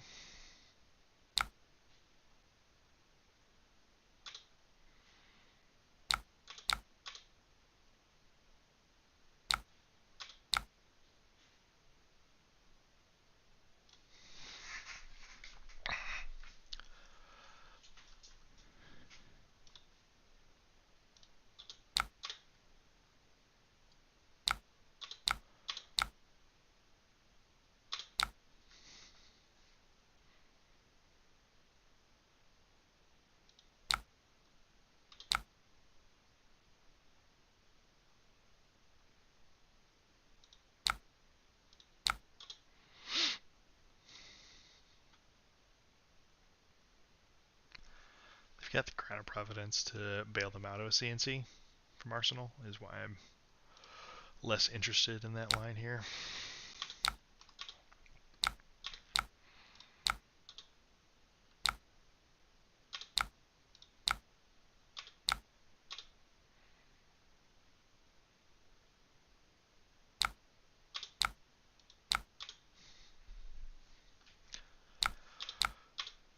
We are the aggressor, because we do not have the backstop of, oh, I guess we finally drew 2 Luminas in the same hand. Let's kill ya.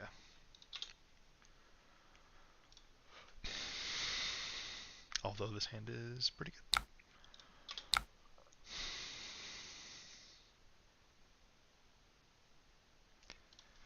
The question is, they have so much soul already. I don't know that I can prevent what's going to happen anyways. So Beaming Bravado is 4.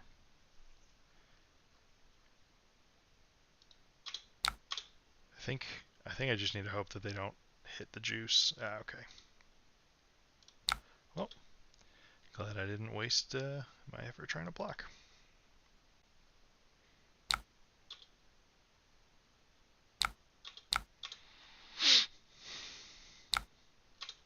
Alright, you're gonna see it. This is where we get fucking murdered.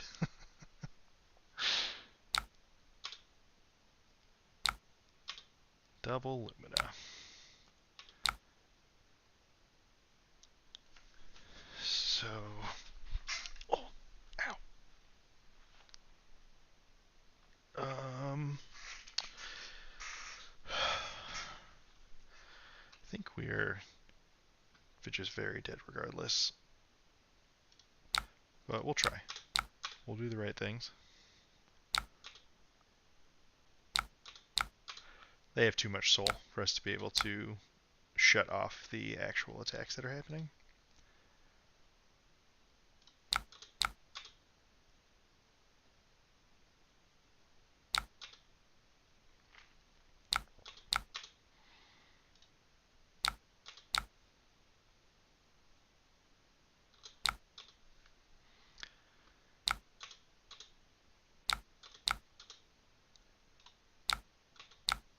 Yeah, the clunky... We had a couple clunky hands early that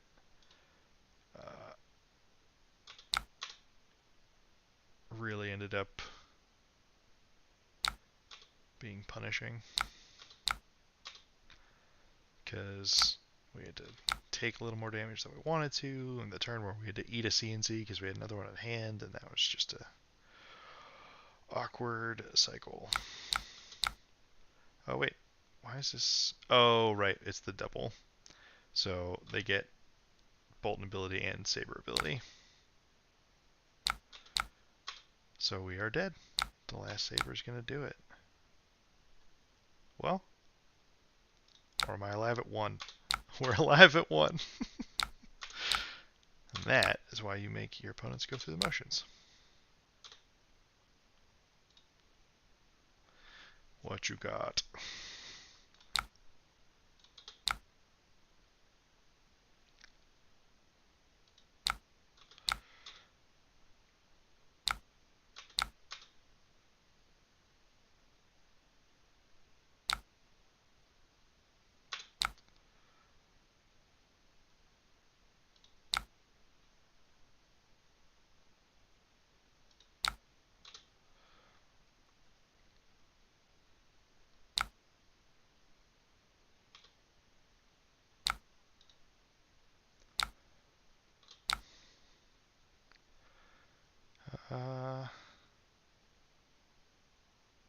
I need to dig for a non-attack? Yeah, nope.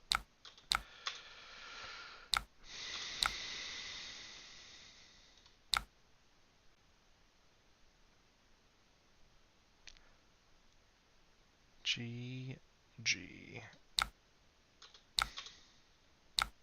Oh wait, he has no more resources. We're still alive! Oh man. Sending a message. Raiden coming in hot.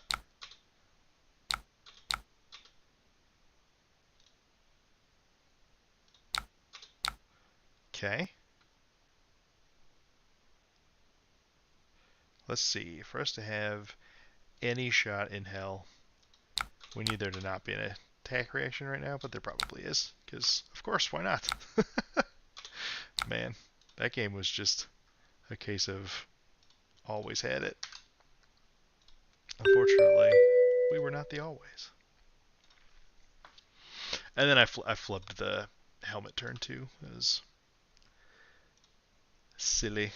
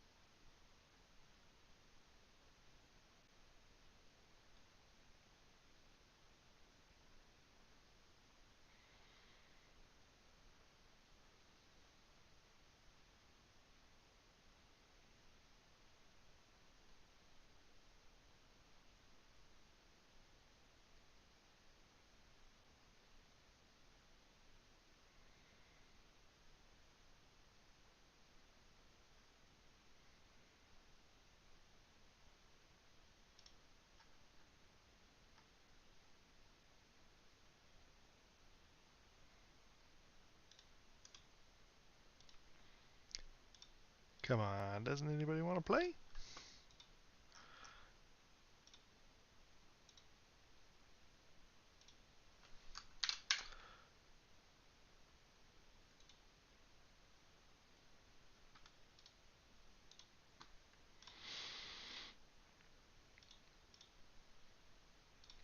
Alright, fine. Maybe it's time to switch cues.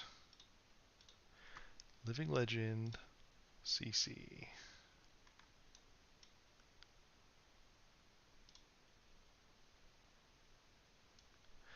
Alright, back to Old Faithful here. Living Legend Chane. All everybody's favorite power cards. By everybody's, I mean mine. The ban list that they did, that just largely took 7 cards from Starvo and then a handful of cards from other people. Open the format in a big way for Chane. We're just gonna hop right into games because the deck is great. Oh wait, I should probably actually copy this Living Legend deck list.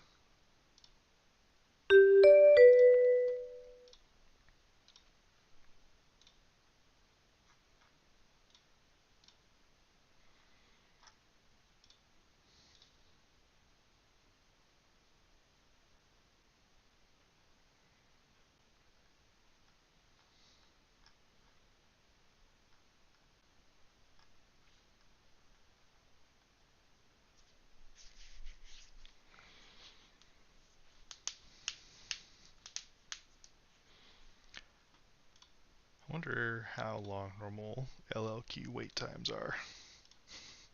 If anybody wants to jam a game, feel free to hop in.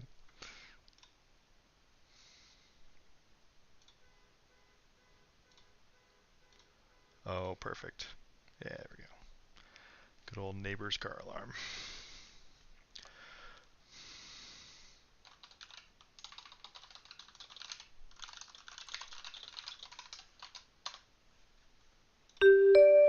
Hey!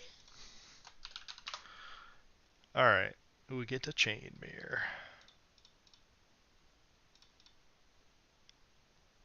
Which Chain Mirrors can be pretty fun, but also a touch degenerate. They're going first. So I don't want Duskblade, I don't think. Maybe I do. We'll try it, because Duskblade's cool.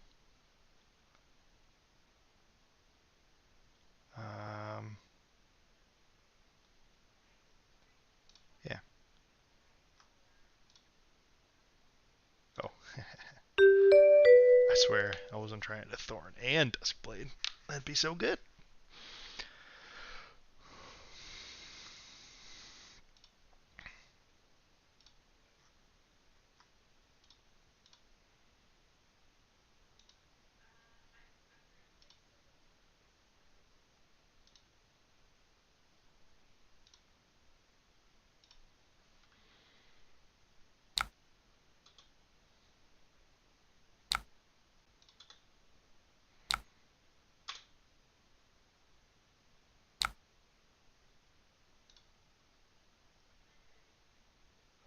Alright, well.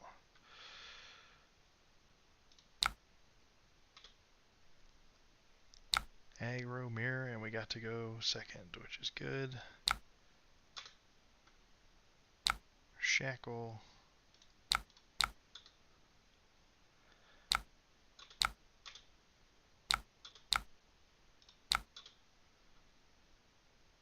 Duskblade for 3.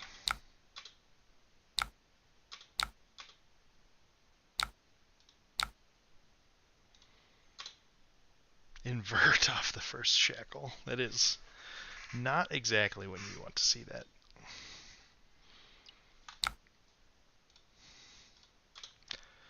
But they got the Art of War, the Seeds, Yellow Bounding.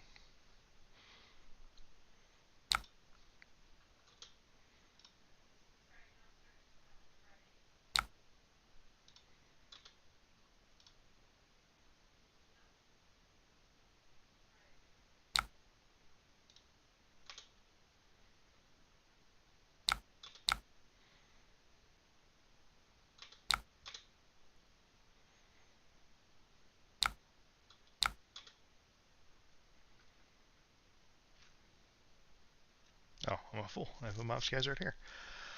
We're good to go. Hands great, deck's great.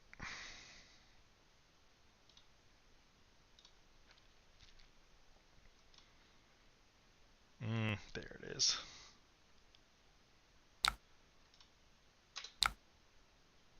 Runic Reclamation for 8.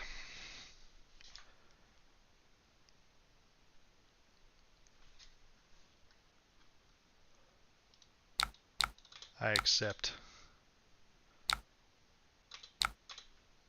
It's an early husk.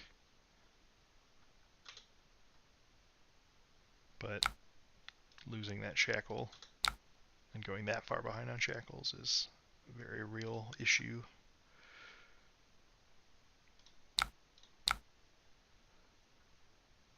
I have a go again and a go again, so we want to buff attacks, Spanish draw 2.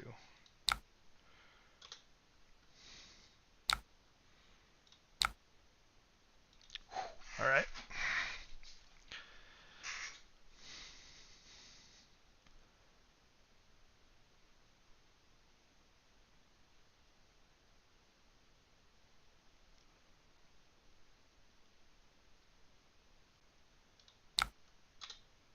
Play out of mobs, guys.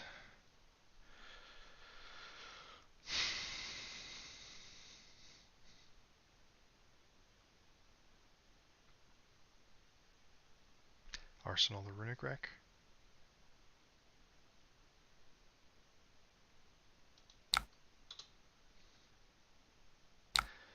So this is a cool thing. So we stacked our go-agains with Chane and mobs, guys, which doesn't really matter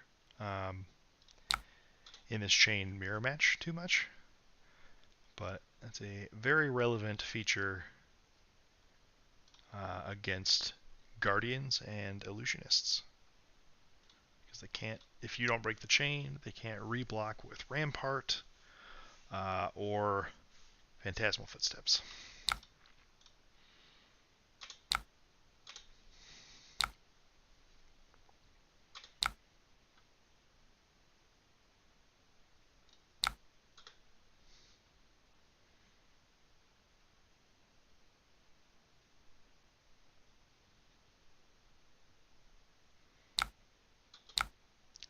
The husk is out.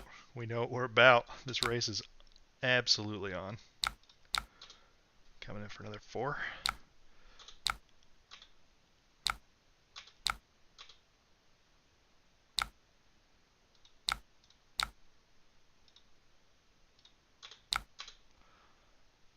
Ooh, Soul Raving down.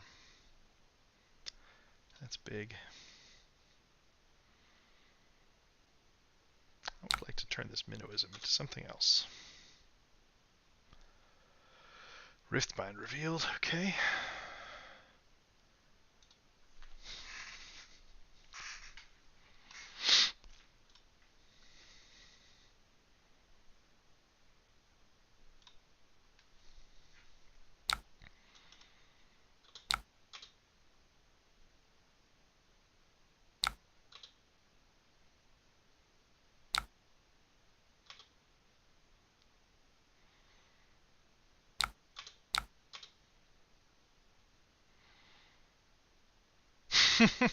There it is. Third Artivore. Oh, I guess they shuffled, so it could be the one they shuffled from pitching. Red lead the charge. That's an interesting one. Snatch? Jeez. I believe the phrase is someone's been cooking.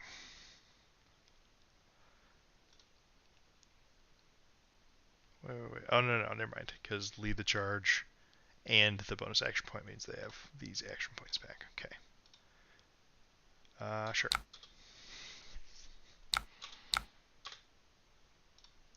They played this turn +3 cards.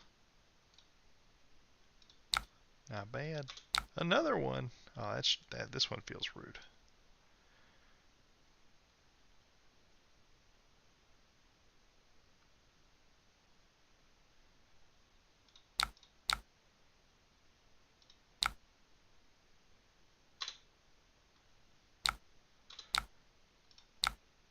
Yes.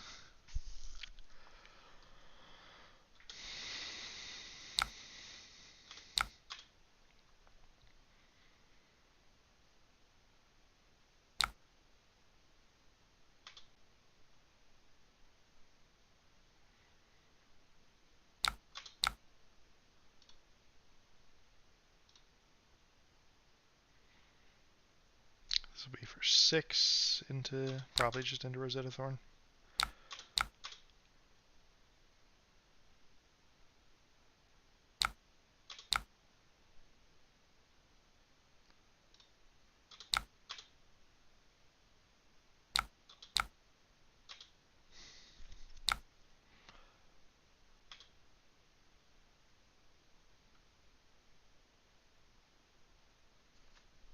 Are they going to give me gas?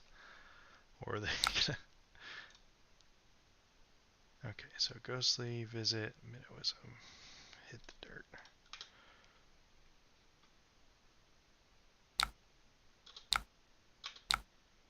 Okay.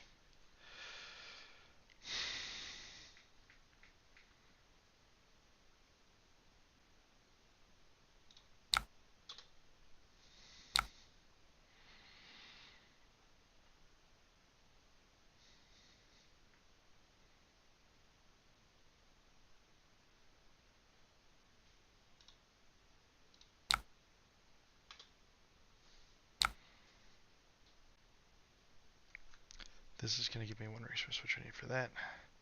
This lets me pay for Ghostly, Soul, and boots. That's perfect. Okay. So we are only going to banish 1 card off of Soul Reaping here. So we Shackled, we Soul Reaping, banish 1 to go +1 resource. So this says go again from Chane ability.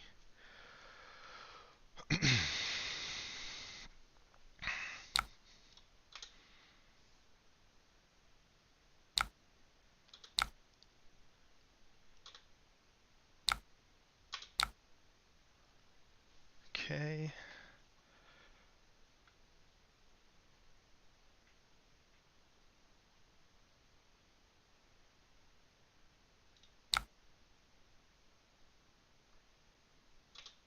Oh, right. I was like, why don't I have to pay for this? Because I had a resource.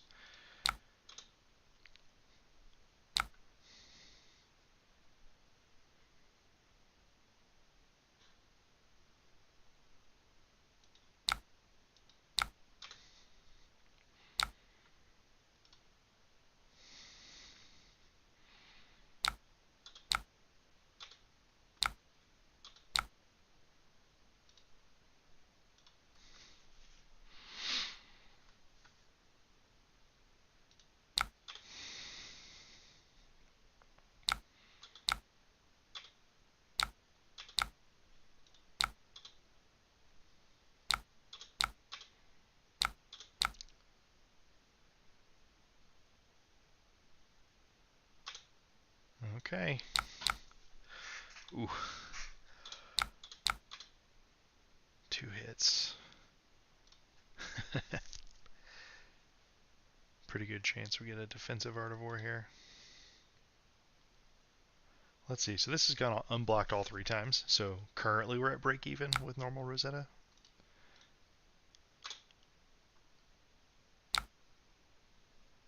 Okay, so they got a Blue Minnowism. They revealed a Swarming Gloom Veil.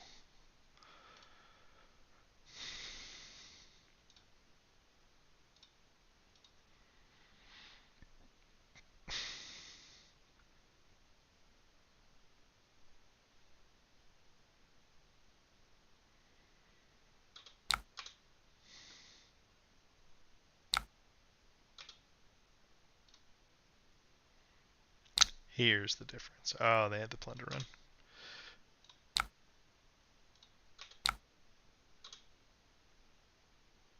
Yo, can I get some Plunder Run action? That sounds good.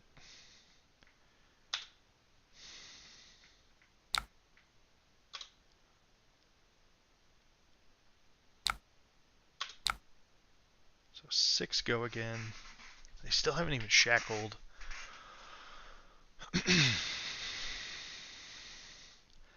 And because of Rosetta Thorn,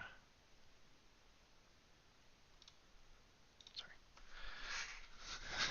I'm priced into defensively Art of Warring because this was just a 2 block and this is a no block.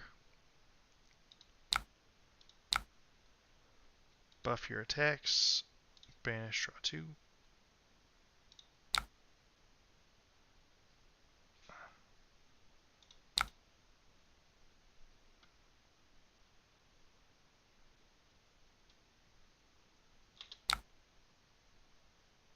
I'm just going to die to Blood Dead anyways, but we can try to live.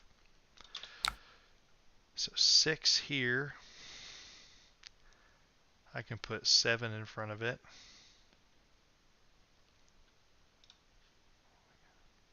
Oh, they have a Swarming Glue Veil. That's what they have. So I'm taking 2 Arcane guaranteed. This can block Thorn. Damn, yeah. Having to do the defensive Art of War is going to kill us, I think.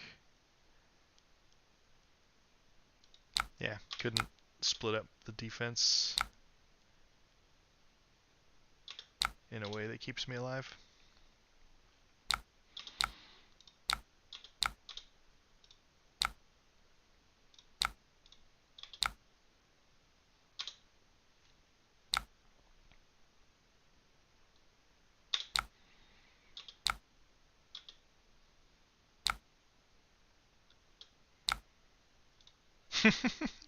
Four turn game. Their turn 4, and they went first. Jeez. We'll just say Art of War diff, right? Art of War diff. Sure. Nah, it was a great game. We go again.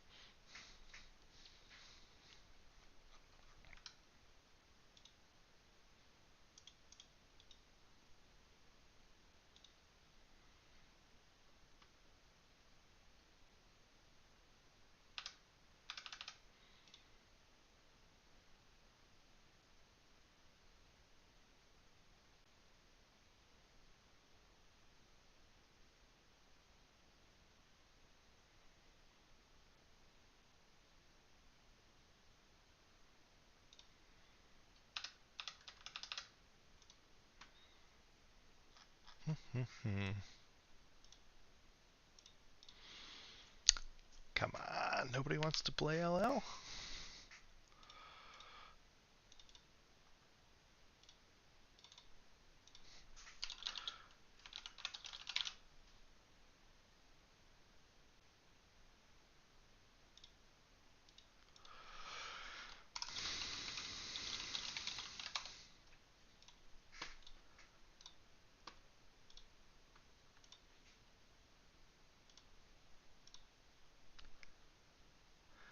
well, I am going to take a quick bio break. Hopefully the queue fills. If it pops, I'll hurry back and we'll play.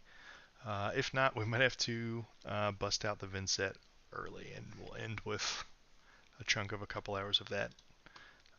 But stick around. I will be back.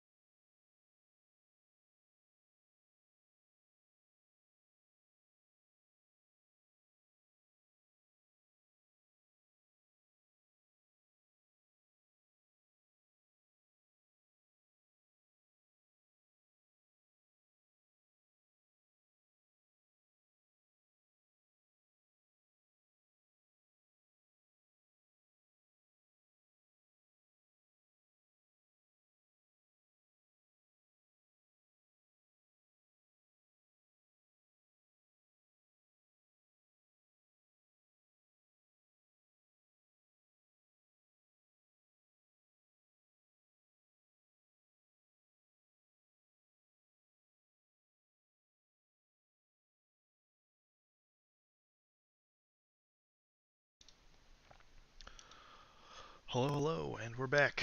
I gave up on the Living Legend queue because it just was not popping. Uh, so we're instead going to stay true to our roots. Vynnset, Iron Maiden. Um, no crazy changes. The most startling thing in this list. This is my most up-to-date list, minus the changes that I'm going to be making to include Sonata Galaxia. Funeral Moons are in over Putrid Stirrings. I'm trying to go a little more pitchless, and I think this will work better in the games where I'm uh, basically trying to OTK people. So, without further ado,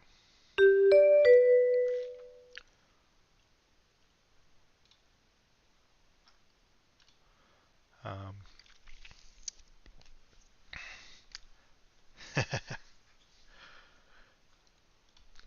yeah, Joker, it's our time. Back to who brung us.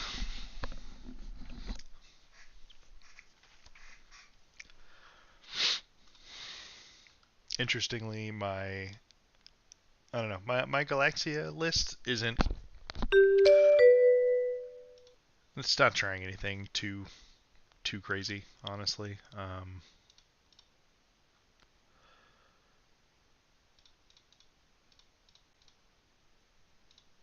right, so we're gonna go full pile into Uzuri.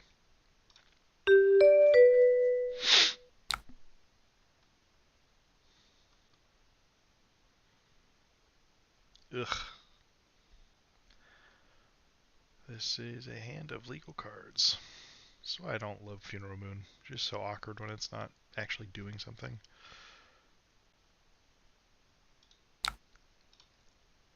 Alright, we will.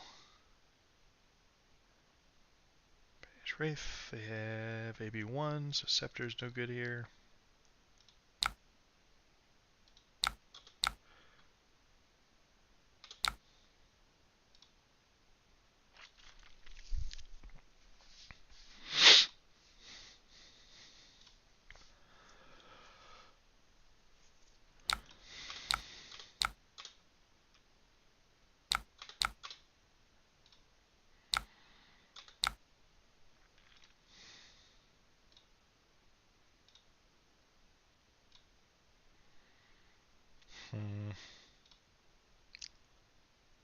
I mean, I don't want to lose the Revel, but like, if it's a shakedown, they gotta pick the right color anyways.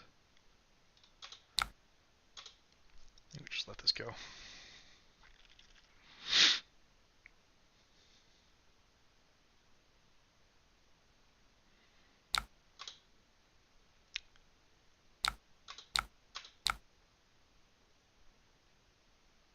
Oh, they bluffed. Alright. Respect.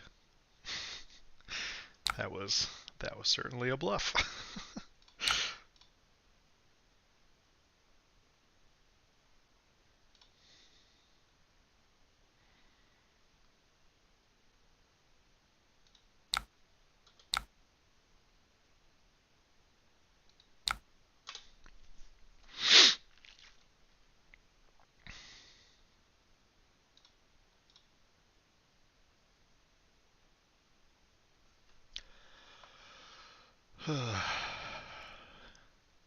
So we're just trying to line up our double gate here. Early Revel is pretty nice for that.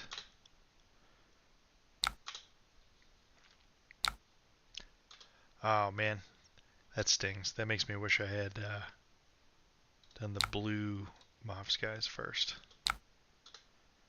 And in fact, I should have, because I was going to Revel anyways. Yeah, that was a minor blunder on my part.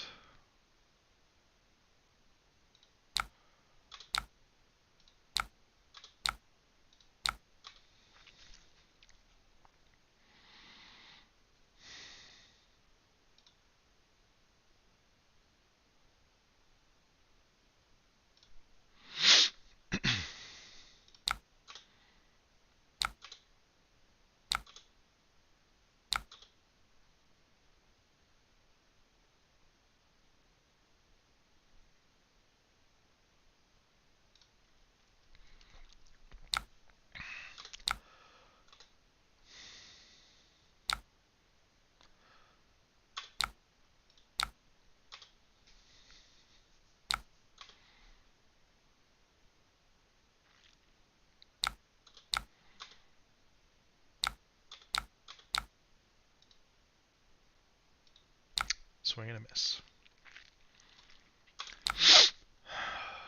Okay, so they took damage and held cards to do this, so this one's probably not a bluff.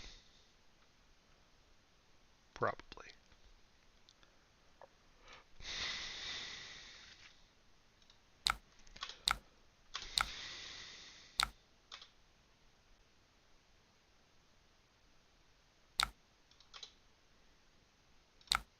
Cool.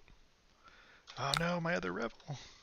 That's mildly devastating. Okay.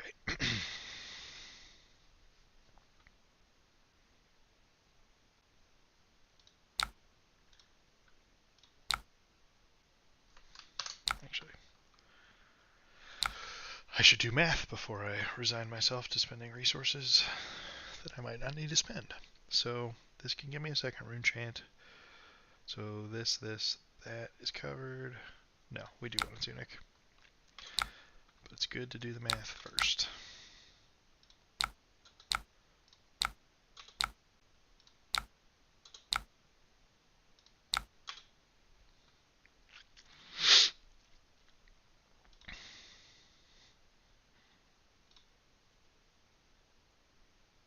Actually, I probably no. This was a subpar line because I could have done the mobs guys and then hard cast Deathly Wail instead of pitching to grasp for one rune chant. And then the flail that I follow up with would guarantee one rune chant for me.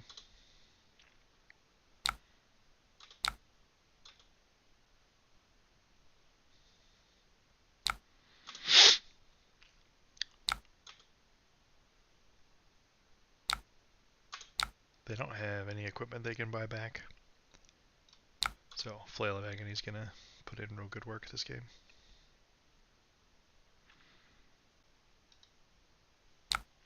But yeah, I should have had the 2-gate chillin' and banish still. I should have done Deathly Wail instead.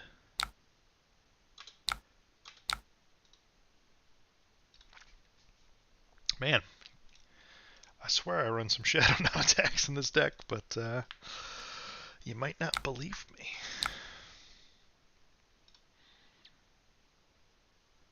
Guess we got one. We'll go to 2 at the start of turn.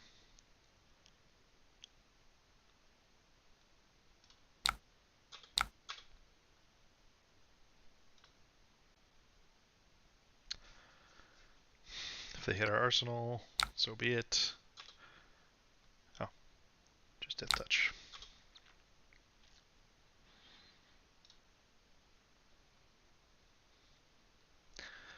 What are you picking?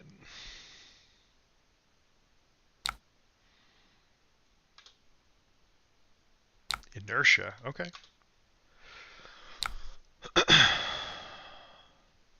Calling Inertia is pretty good.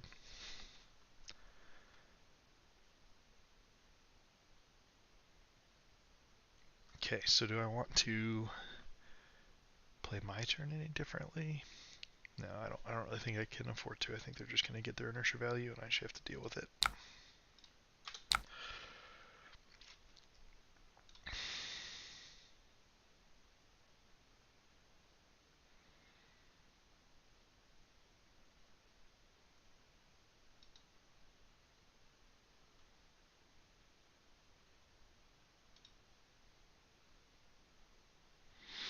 Okay, so do we have the normal good turn with Mob Whale Flail, and then just be sad as these cards disappear? Or can't play that, so this is getting played no matter what. It's a question of, do I read the runes or do I flail? I think the answer is read the runes.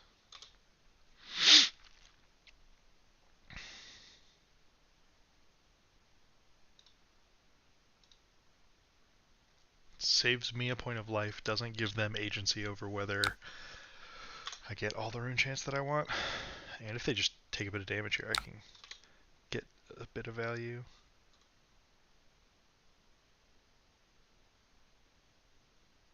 You gotta float the tunic before you start paying for Arcane Barrier, friend. Which I will definitely let you do, but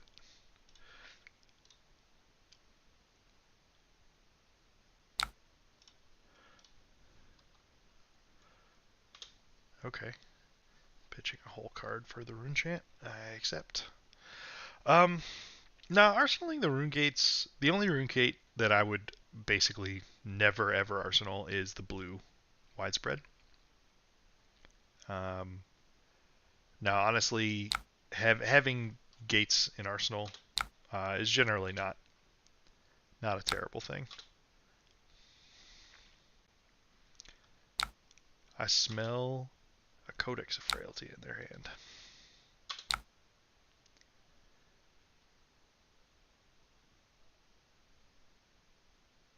I mean, this saves me a card in deck, which can potentially be a real facet of this matchup. Yeah, I think I'm fine paying a life to keep a card in deck. Oh my god, they're giving me flick knives here? Alright, now I feel like I got away with something.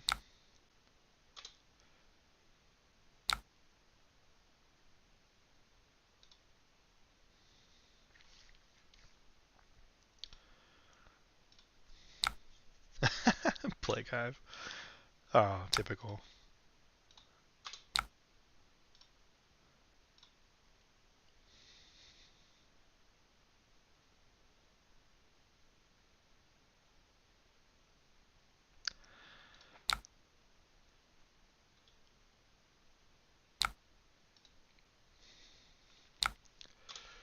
We're gonna be huge.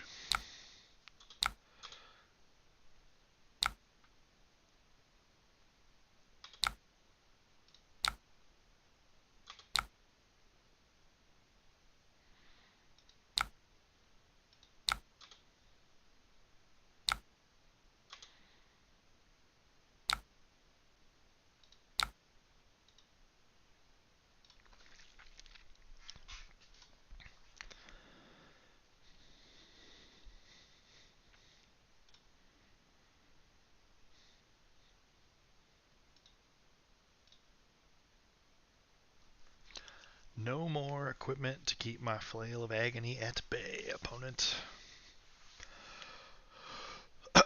But yeah, so arsenaling rune gate cards. Like when there's just breathing room and it's just a free extra card, it's just value that you don't mind taking advantage of.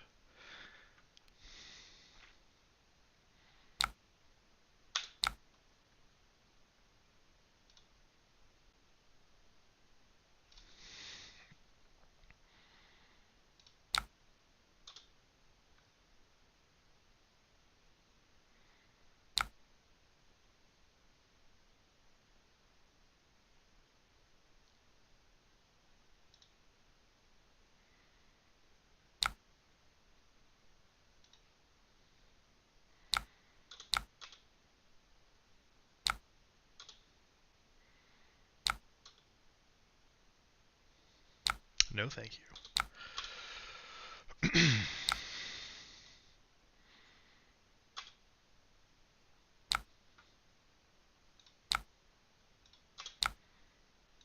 Cool. We're doing it. Do I want to shadow puppetry? Nah, shadow puppetry is better with other cards.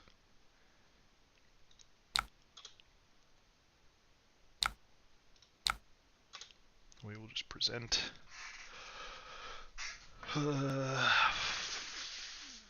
15 or 18.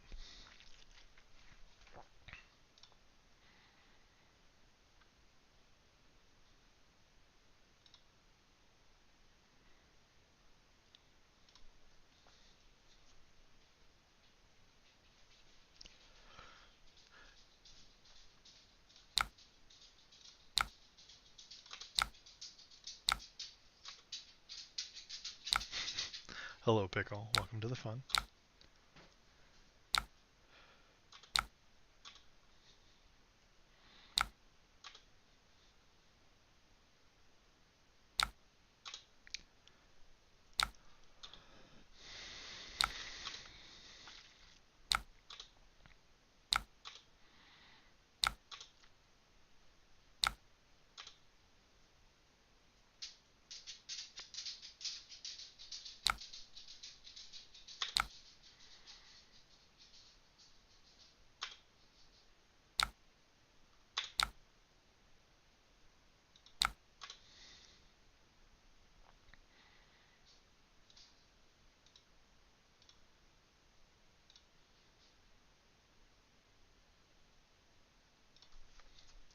If they give me a card or Tunic here, I'm thrilled.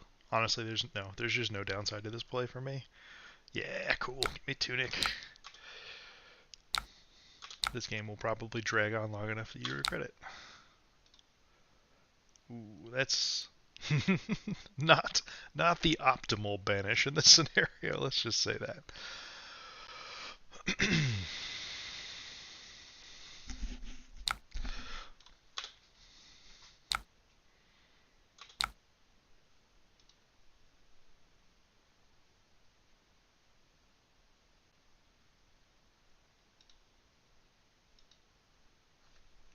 Okay, so we don't want to fall behind on banish. Damn, I need the puppetry.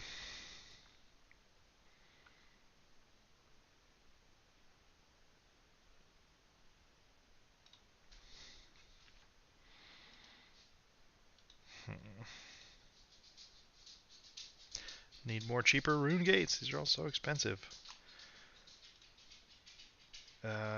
Yeah, I can play a 2-gate. Can't play a 3-gate.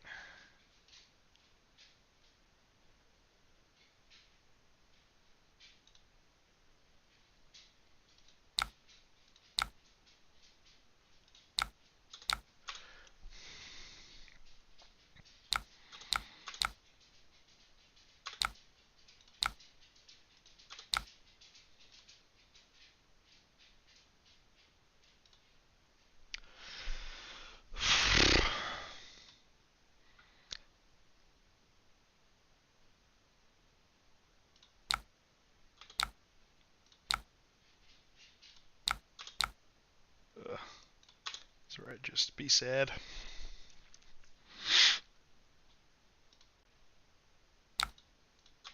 Why couldn't one of the red ones be in this hand?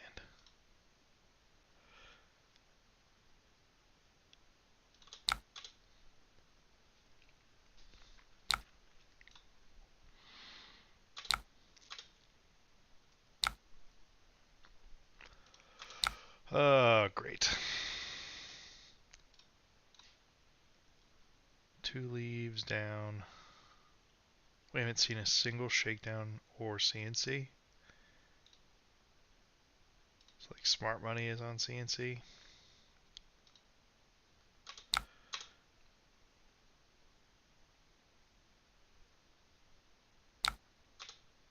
Yep. Cool.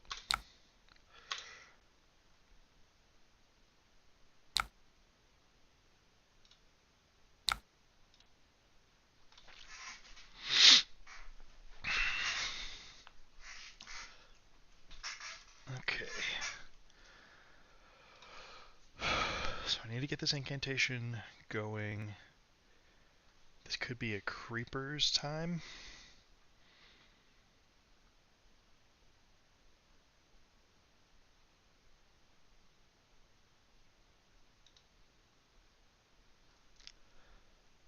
Oh, I can also... No, that doesn't really help me, though.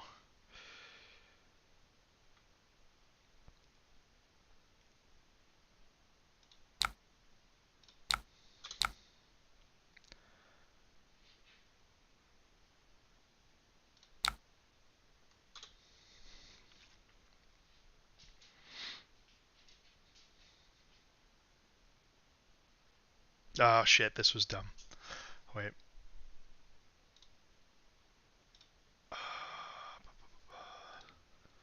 Sorry.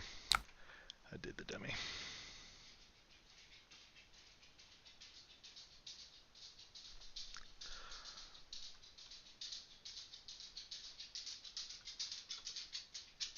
Can I get an undo? No? Okay.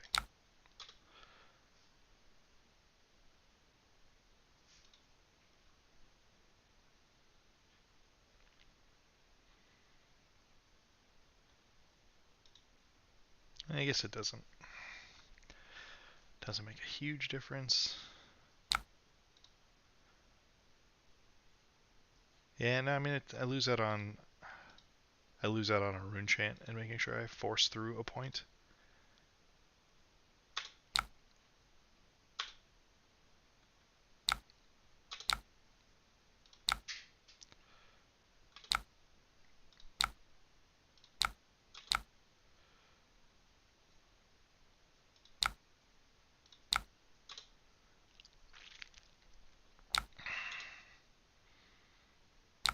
Yeah, if I would have sequenced that correctly, which is lead on the envelop, and then flash in the incantation for the go again, I could have gotten an extra rune chant out of my whale. So there's a missed point of damage.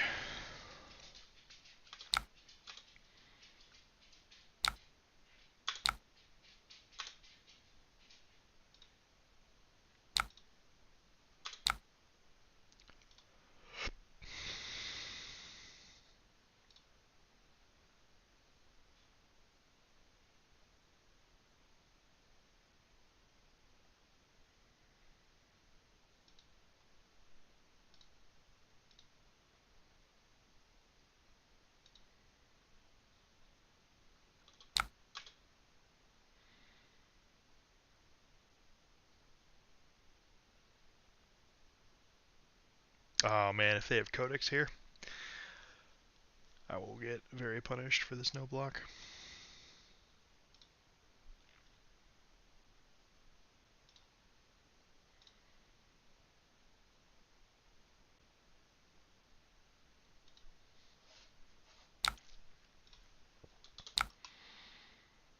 Oh, come on, are you kidding me? 2 blind annihilation banishes? Man, Talishar luck is... Should have seen me boosting away nitromechanoids earlier. Shit was crazy.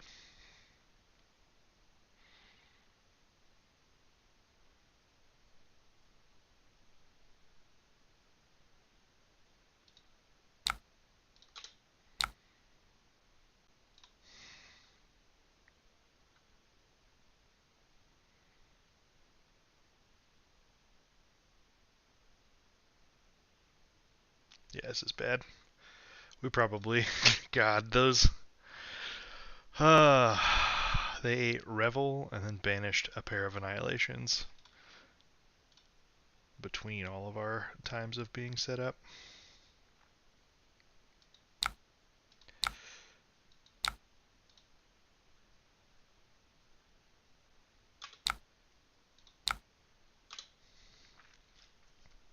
Alright. Problem is, this is not threatening quite enough that our opponent will be particularly afraid, and we are... I mean, I guess we can... Let's see. Are they going to start blocking, and then she can take these? Taking them. Okay, cool. So we'll have creepers, so we have 3 armor block that we can throw at something if need be. Hey, if this was a Revel right here, oh boy.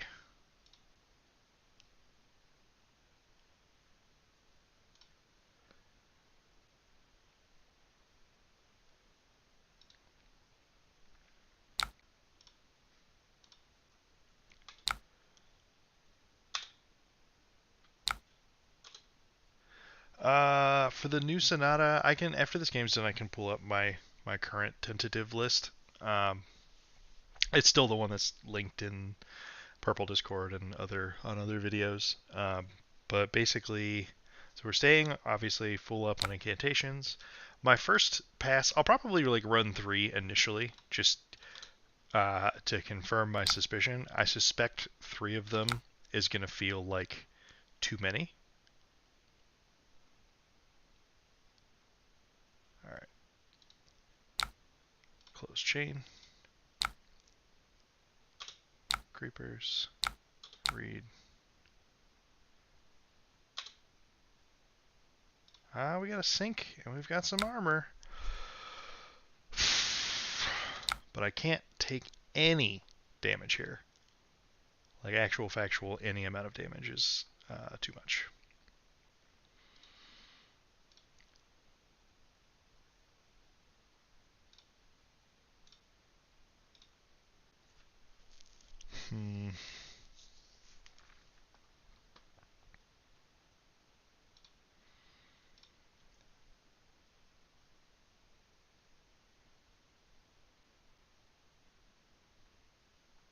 Okay, let's block like so.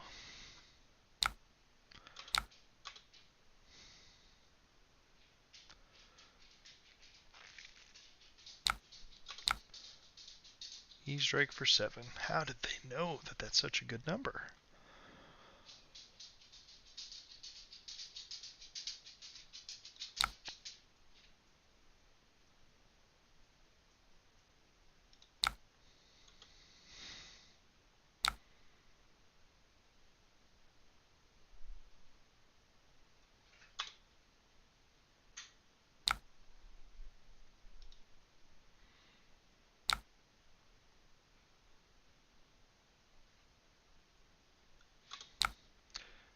The So there's definitely a world where the top card of our deck is Oblivion and we get unfathomably punished for this decision, but there's a lot of other stuff that's better. Oh, alright. Well, we'll just Moto Bug. Same thing. No harm, no foul. Infect for 3. We've got 5, 6. So basically debating, because I can just give this all of the rest of my equipment, but I don't think that's worth... No, that's not going to be worth what I... Yeah.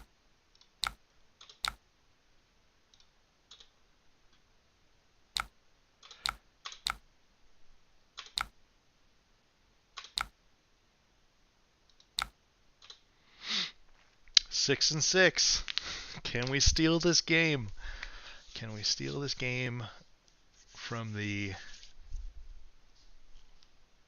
leave no witnesses low roll?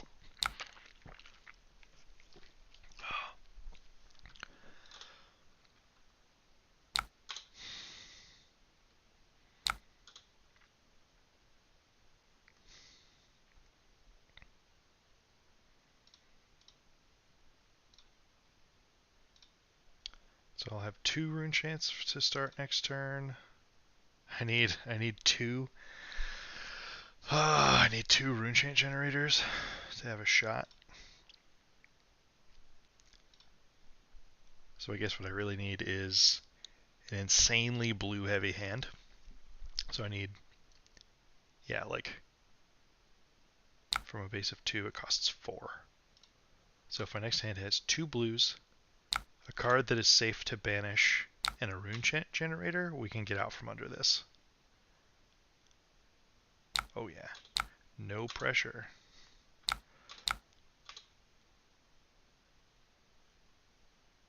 Hey. Oh no! Well, we missed. We missed on the generator.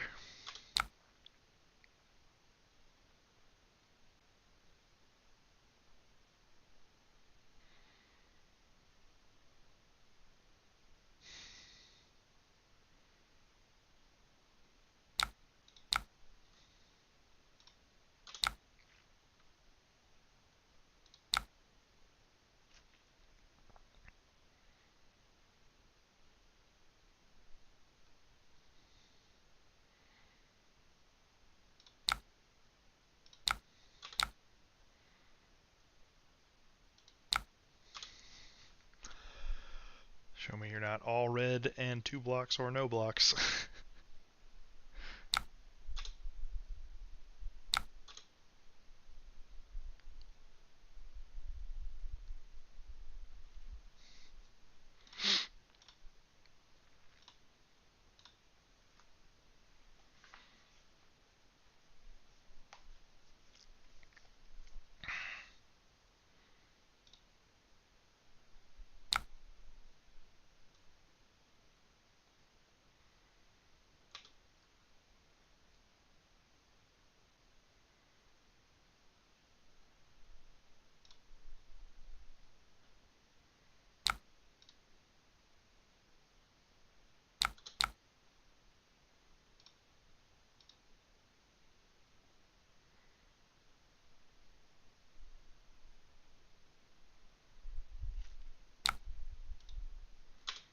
Okay, a red 2 block.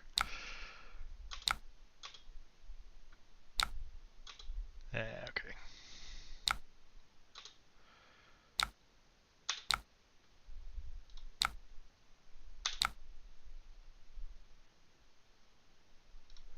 Just scare him a little bit.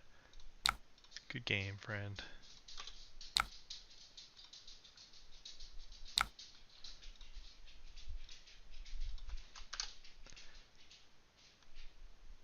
I think if our opponent played that game pretty well, kept the pressure on.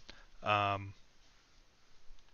think if we don't get a touch unlucky and hit 2 of our 3 widespread annihilations off of those involuntary banishes, or off of the the random banishes. Oh snap! Vynnset showdown.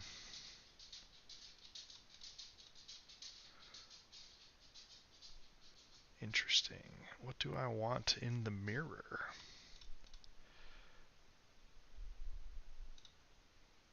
They get to go first, which I don't know. Kind of feels like cheating, but I jest. I do need to switch to better equipment. Just because the nature of the random banishes, I am going to run both Revels.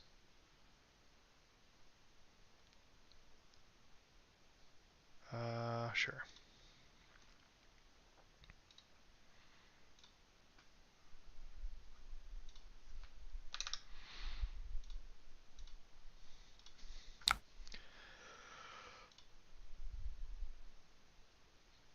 Banshee that, okay.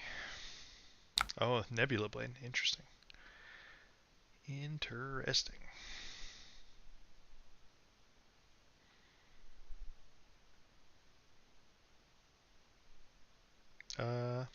This is gonna be a weird one, but we'll try it anyways. Pay life.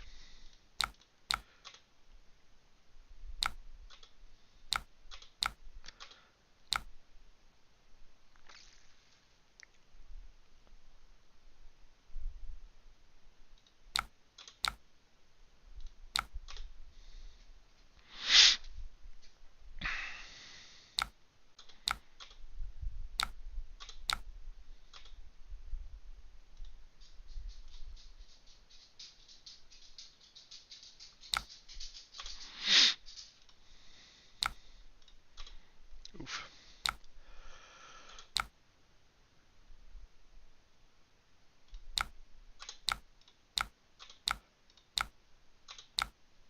Ten. 10 is a good number with the red mouse guys attached.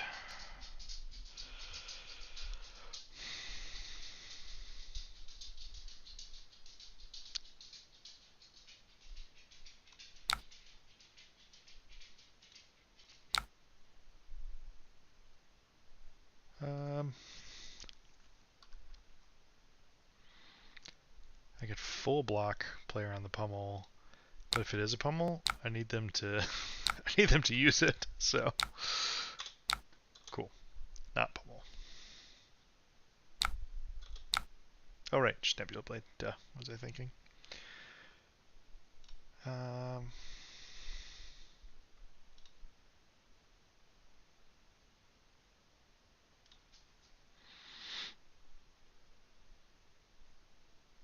hmm.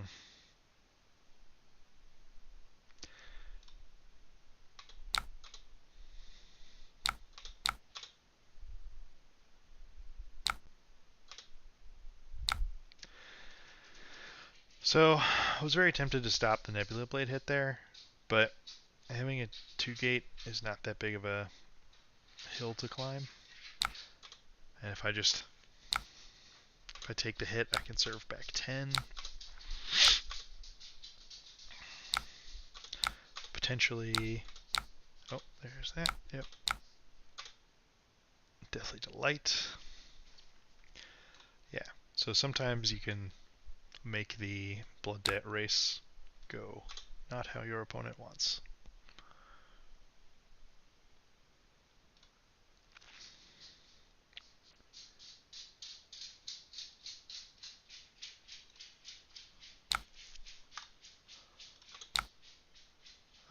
We don't have a blue.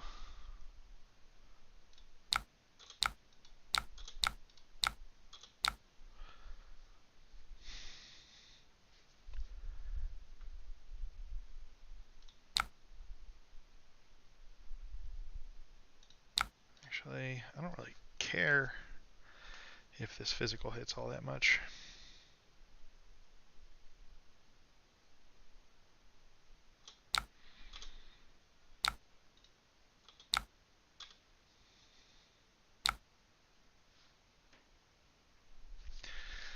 Bet.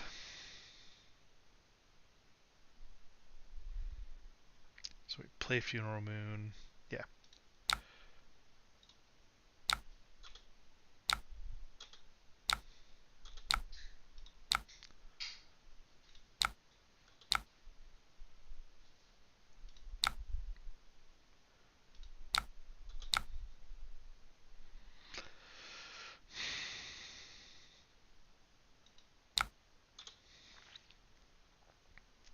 So, well, I guess we still have Crown of Providence up, so it's not that risky of a gambit. I could throw Mob Skies out here to make this attack scarier and be more likely to pull out blocks, but and maybe there's an argument for that because they're floating 2 Blood Debt already. But I kind of like the idea of ending with a setup that I can, if I keep 1 card out of the next hand, I can still have a complete turn.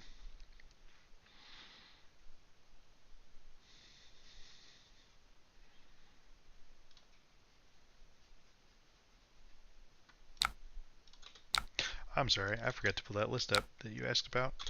I promise after this game I'll pull it up. Whew.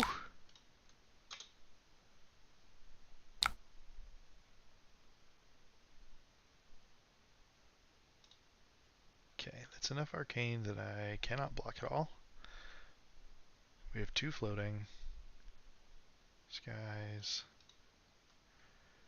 So this feels like a Creeper's second envelop or something along those lines play.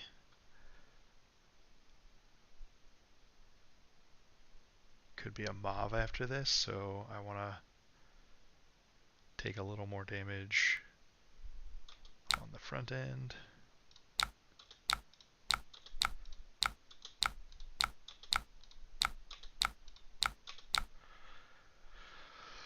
Oh, and it's 9.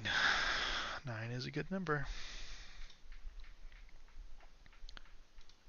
Okay, so if I just hold Deathly Delight,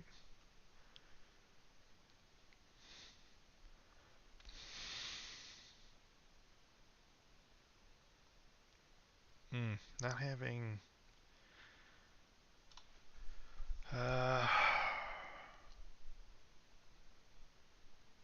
what do they got? They have a 5. Yeah, okay. You can have this. Yep. Ooh, okay.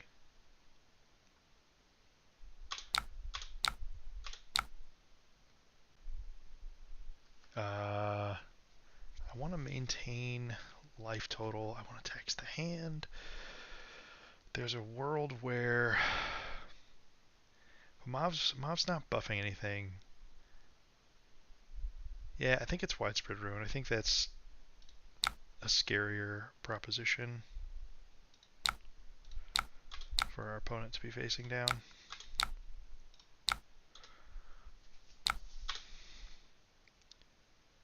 Yeah, taking hits, which means they're going to banish more.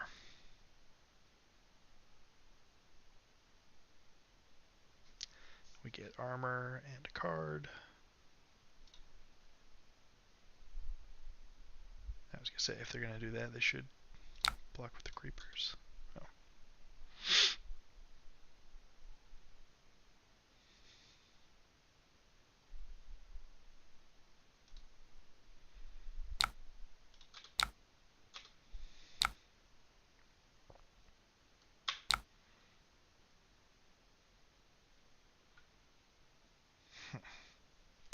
Do I want to banish?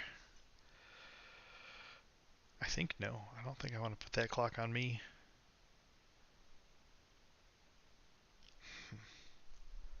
Then again, I could fully block and still play a 2-gate. But I'll banish again. So close this, flail.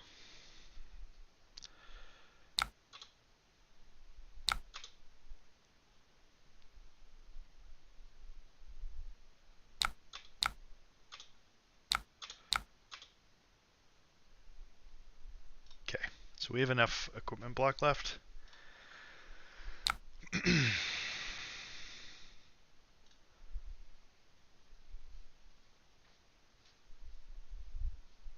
They don't have gloves.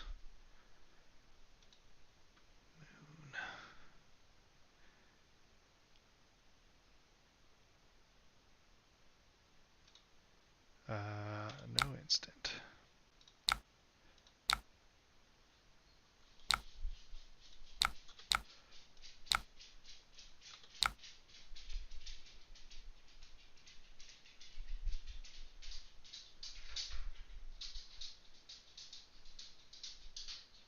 I could just take this hit. Or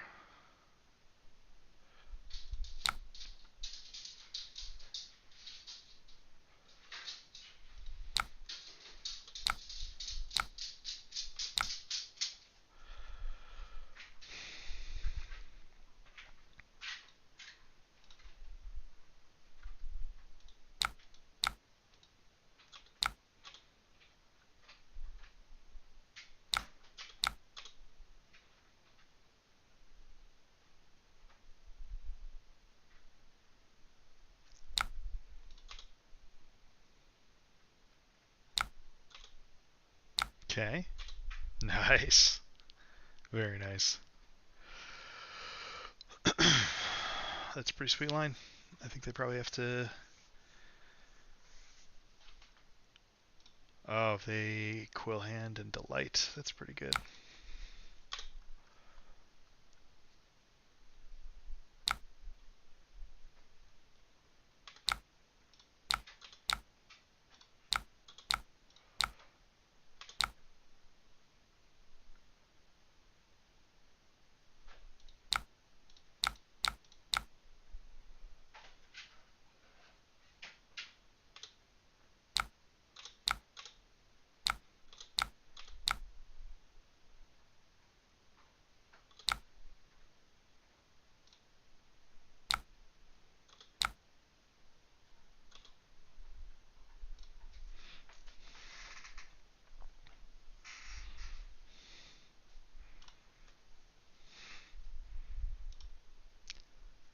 Yeah, they got to Sonata. They Sonata, they Creepers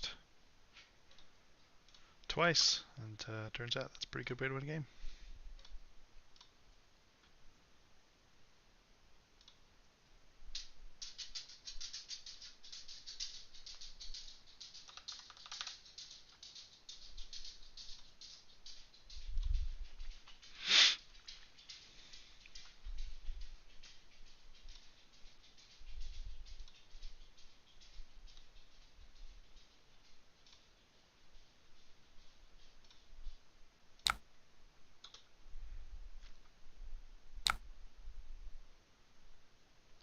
Oh,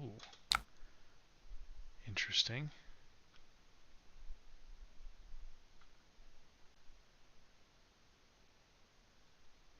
So this is just one rune chant, and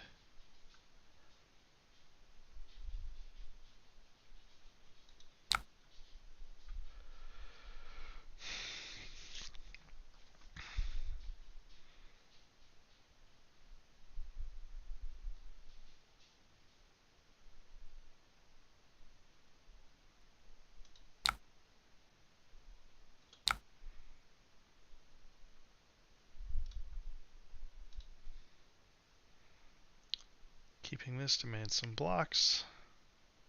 That just gets banished, so we'll block here. Pass. Reduce.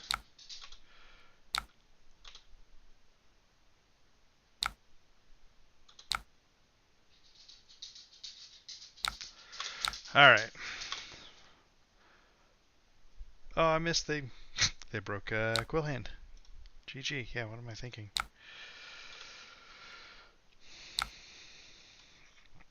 Wow. That was the they cleared the blood debt well enough, but the hand after was kind of bricky. They didn't have. They ended up pitching 4 playing out incantation. Oh, they just don't have grasp. What am I thinking? Doesn't matter how many resources they had, they couldn't do grasp. All right. The Vynnset dub.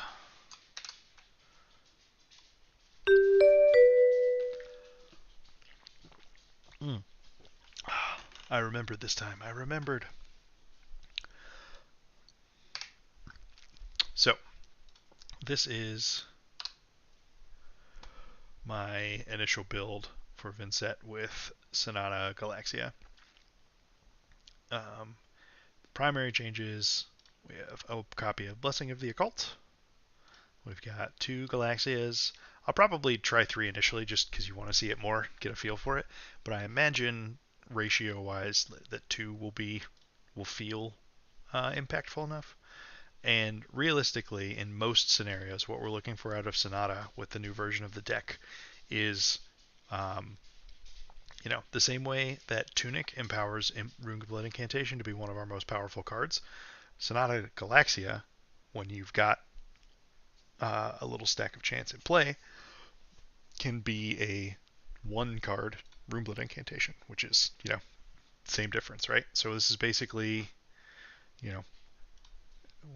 saying we're adding more Tunics to our deck is not an accurate statement, but sort of. Like a little more frequently, we'll get to pretend like we've got Tunic up for this incantation. And this gives us another like resource dump when we've got spare blues or spare resources. And so being able to, and also our turn 0 or turn 1, we now have effectively like the equivalent of 2 more copies of incantation in the deck, so it just increases our chance of seeing that. The concessions made to play this card are, so Read the Runes are still in this list, but we have a Blessing of Occult, right? So this is, we want to make sure that we have, you never want to draw this card and not have a target in your deck of some kind, and Blessing of the Occult is the next most reasonable option from Runeblade Incantation. So, my dog Pickle in the background enjoying his humorously large rawhide bone that he got for Christmas. So if you hear some weird scraping noise, that's a dog eating a bone. The other sacrifice, we cut one of the blue envelopes for a blue Looming Doom. Gives us another 3 block, and then it gives us something else to do if we're ever in a situation where the game slows down and things like grind down a bit. If we can, build up that stack of 5 or 6 rune chants, and suddenly, or I guess realistically, the real magic number is 6 specifically, because we want to use Sonata Galaxia to tutor our Looming Doom, which will eat all the rune chants and then start shooting 2 arcane to the face. To any target. You can kill dragons with this. Fun fact. As if we needed more help in the Dromai matchup. But yeah, that's the general idea. Nothing else too outrageous is different, right? The core of the deck remains the same. We're just seeing if this helps us do what we're trying to do a little more consistently. It's possible. I could certainly see a version of this where we lean a little heavier on these auras, because right now there's only 5 total auras in the deck. There's also this lovely card that has been errated to be an ETB effect for the 4 rune chants. It's on the list of things to consider, but initially I just don't see it. You need 6 rune chants in play to turn Sonata Galaxia into a 0 for 4, right? A 0 for 4 with Go Again, which, that's very real. And there are certain cards that care if you've played non-attack action. There's a little bit of value there. But that's just not, I don't think that's what we're trying to use Sonata Galaxia for. And yeah, that's realistically, those are the only 4 reasonable aura options. But I could definitely see a version where we lean a little heavier on this motif and even run additional copies of Blessing of Occult. Because it's basically, if you draw Sonata Galaxia and you already have an incantation running, then spending Galaxia to get a Blessing of the Occult helps you set up a more explosive turn rather than consistent turns over multiple. Oblivion is in the list. It's in the sideboard. It is at this point strictly, well, it's a blue for wizards and part of the OTK plan. I have literally never drawn this card when I am attempting to execute said OTK plan. So your mileage may vary, but theoretically what we want to do is just, block a lot, banish a very specific subset of cards. These Funeral Moons are in place of Putrid Stirrings to help us build up to the magic number of rune chants, which I think is probably 20-ish. And when we're, especially if that game plan, if I'm able to find a version of that sort of game plan that feels really pretty consistent at beating Bravo, I could definitely see at that point to lean more heavily on Galaxia. Because if you're just sitting there not attacking, you're building up infinite rune chance, and suddenly Sonata Galaxia just says, I'm whatever the best aura in your deck is at the moment for one card with Go Again, for this card with Go Again. So you could draw a hand that's I don't know, play an incantation and then go Galaxia for a blessing, Galaxia for a blessing, read the runes. Obviously that is pie in the sky, best conceivable draw in that game plan situation. But the ceiling is there. The ceiling is there. And the floor seems fine, right? Just some more redundancy when we're a deck that is trying to battle our own inherent variance is good. Alright.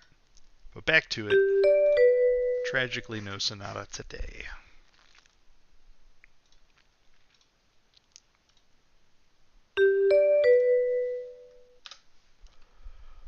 Rhinar. Let me go first.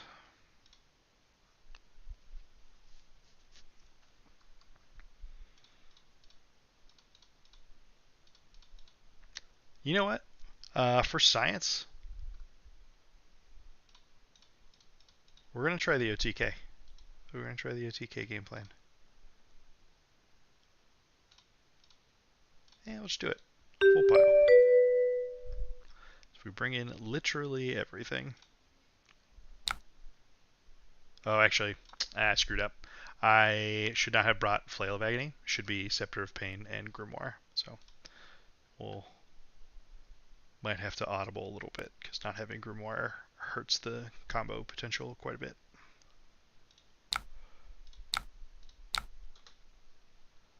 They brought AB1 wisely.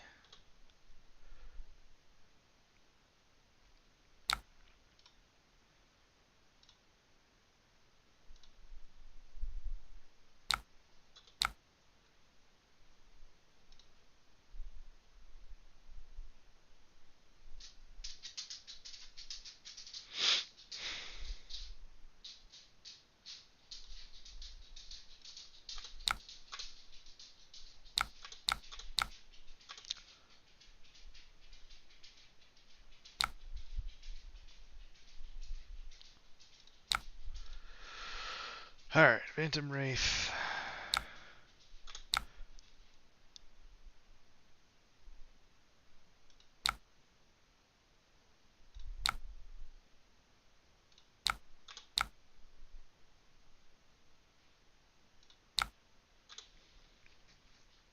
OTK being a one-turn kill. It's where we basically we completely change the axis of our game plan, and instead of trying to sort of present consistent bigger chunks of turn, we completely forego attacking for the vast majority of the game, and instead try and build up a ludicrously high stack of rune chants. And so with 20-ish rune chants and a certain combination of blood deck cards and a hand, uh, you can pump out like a 40 to 50 damage turn and potentially just kill your opponent in one fell swoop.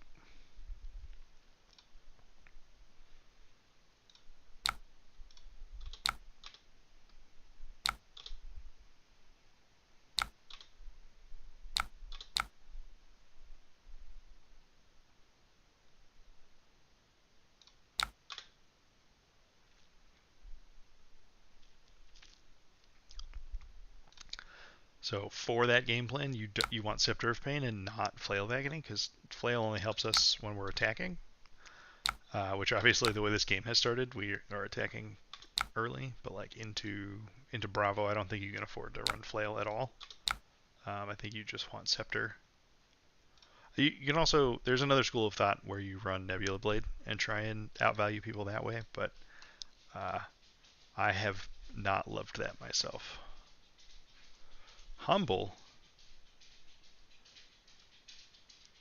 Humble. Are you mad? Are you trying to give me... I'm going to be a real hero. Are you crazy? Alright. You're doing it. I'm humbled, but also not.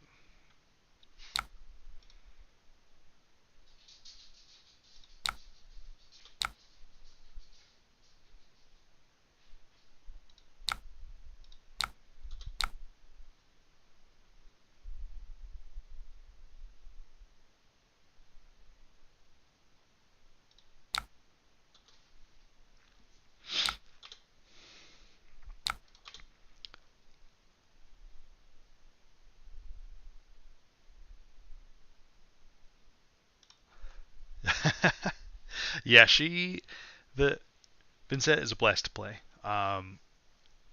The floor, you'll lose a lot early because it's, I mean, heck, I lose plenty, and I've been playing this deck for quite a few months at this point. But she's tough, but the skill ceiling is there. The cards and interactions tend to be really cool, and I don't think she is. I don't think she's far off from being a real deck.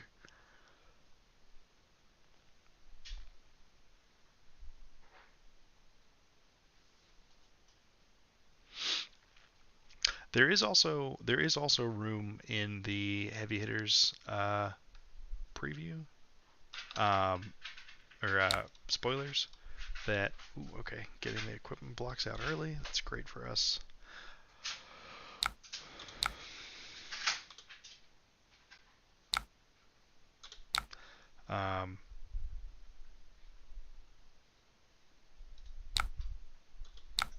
That there's still room. There could be another Runeblade card.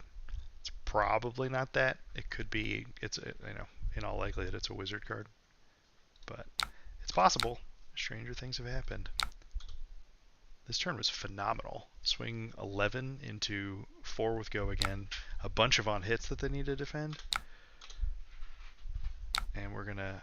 Oh man, they had all the on hits the whole way up, but now they only have Tunic left, so Flail is gonna do some work.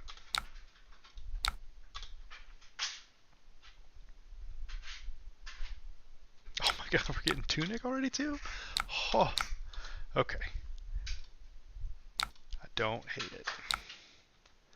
I want to get... Humble me.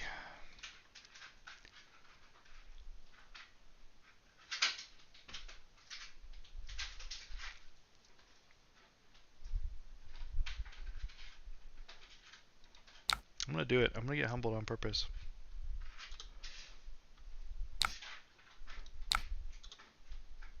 So we're there. We're gonna take 2. Feel great about it.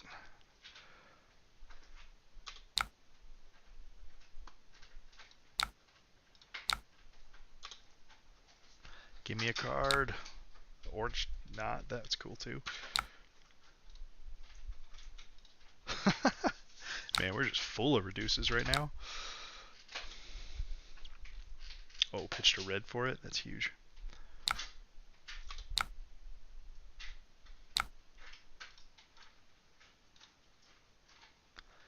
What you got, amigo? Oh, pitching beast with it. Okay. So we are quite behind in the life race, which is not great.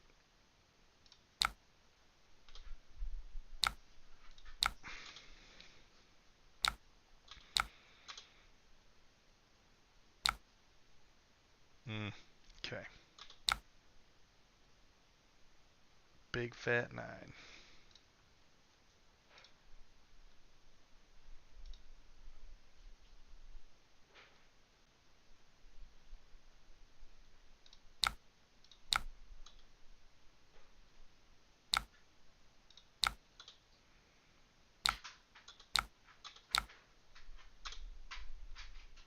Oh, I forgot I had a second one of these.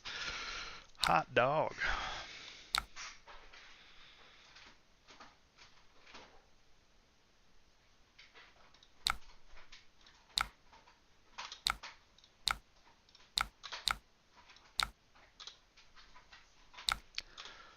Okay, 7 arcane, 12 physical.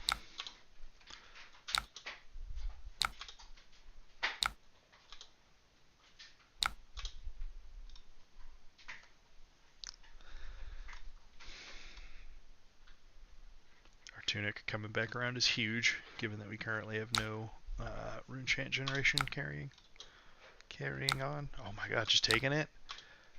Alright, I'm a little scared, but also excited.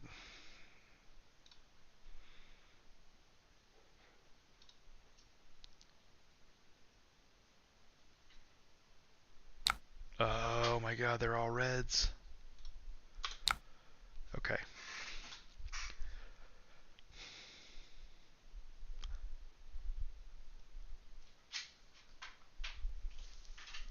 Okay, so if I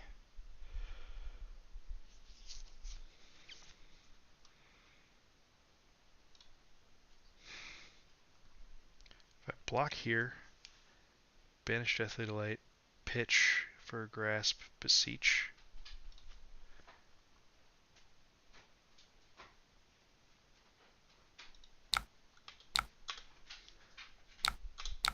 Got the life lead now. Oh wait, I'm a moron. I can't do that. Oh god. Thanks, friend. Even I sometimes forget that cards need to be banished to Runegate. So.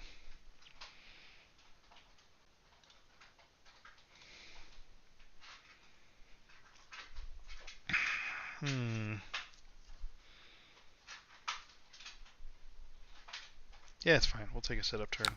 So block 6.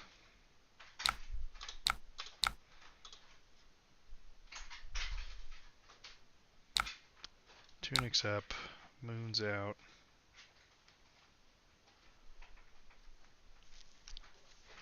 I can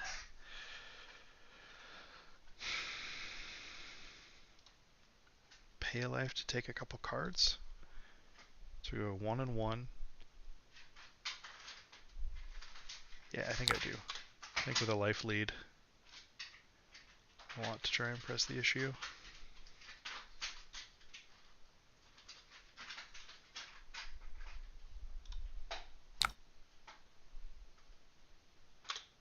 Okay, pitching for it. Huh.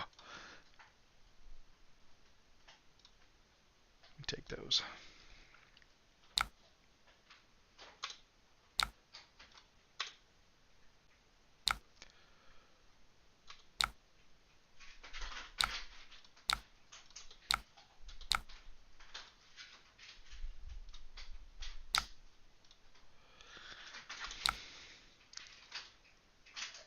Casual 6, eh?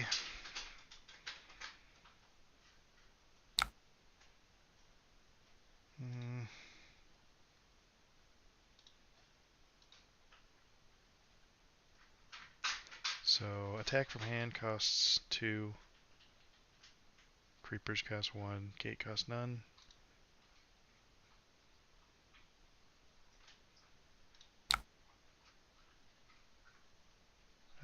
No, undo block.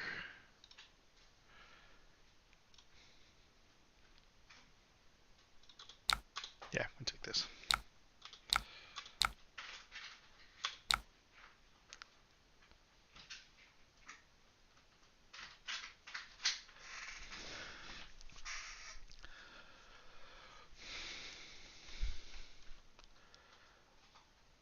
Yeah, we'll banish delight.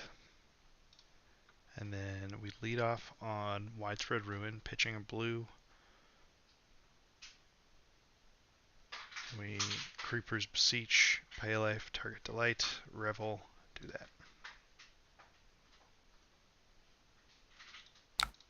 Nope, shit. Card moved on me. Now the secret might be out though.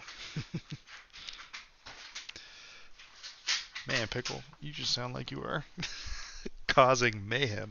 I promise he's just eating a rawhide bone. One of his favorite pastimes.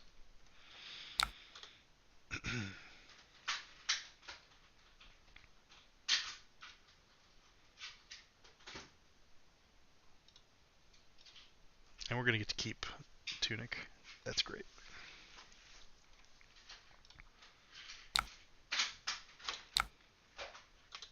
Double dig up dinner.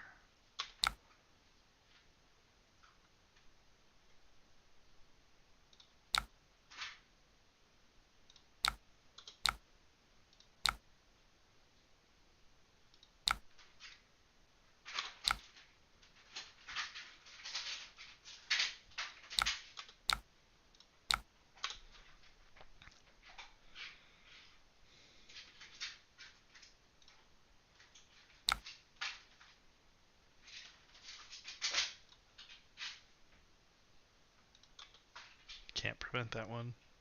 It says it in big red letters.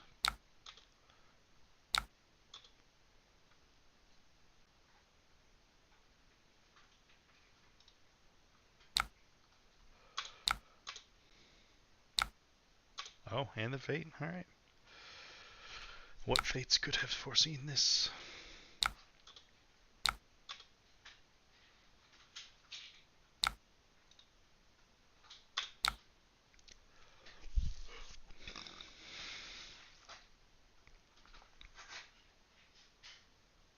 Alright, they get 1 turn of reprieve.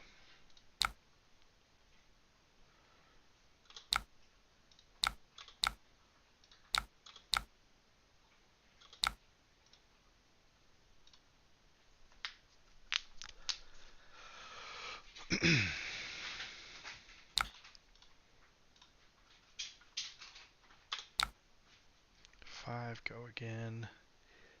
I want this, I want this. These 2 are expendable because I've got 2 delights.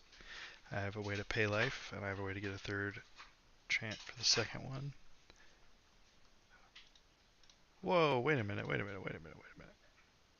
Oh no, never mind. That was a turn cycle ago. My creepers absolutely are correctly gone.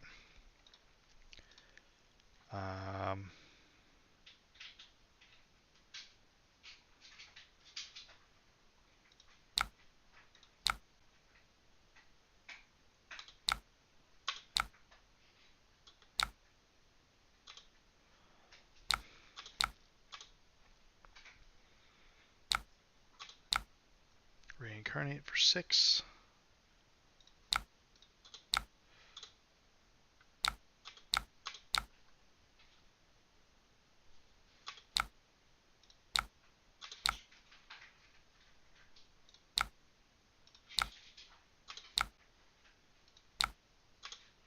Here we go. So we get to do 6 arcane. First one can't be prevented. 7 physical with go again. Since we've paid life, we can we'll close the chain. We'll get 2 from this Deathly Whale. We'll get a 3rd rune chant from this Funeral Moon, and then Deathly Whale again.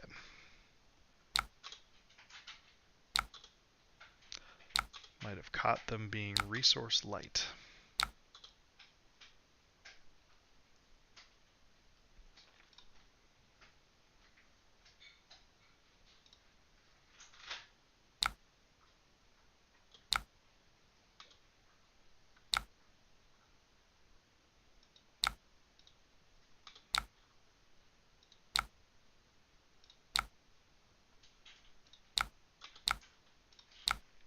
one unpreventable chant for the win.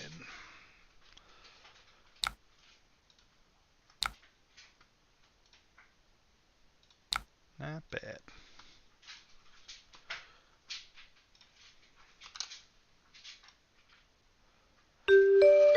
Another.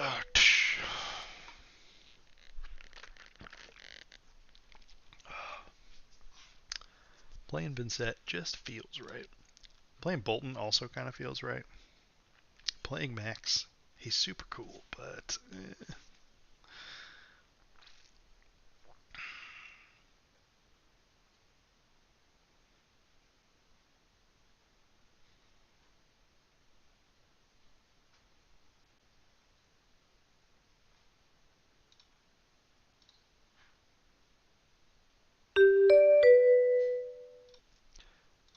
get to play Boltyn.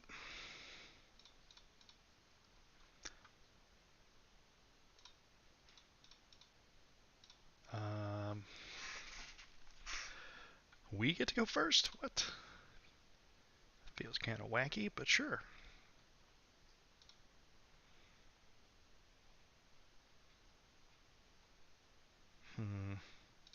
Well, these are 3-block non-attack actions.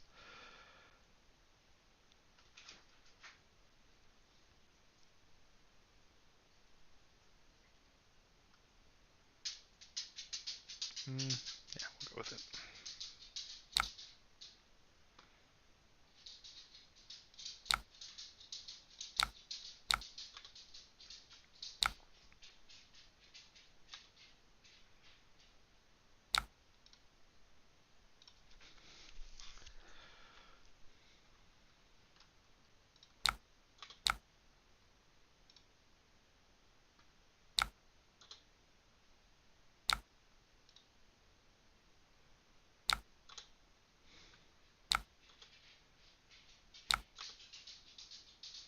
No AB. Alright, so we've got that going.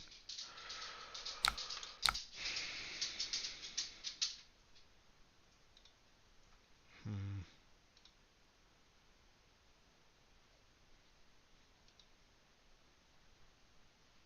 almost want to block with the Funeral Moon and save the reduce, but that doesn't really do anything productive.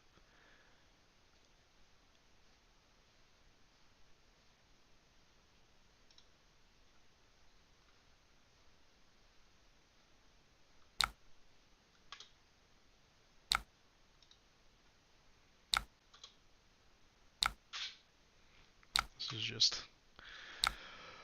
trying to use resources as efficiently as we can.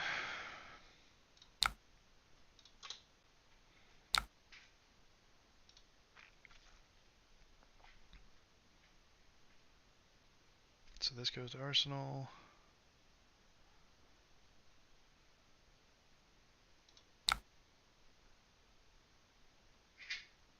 We will pay a life.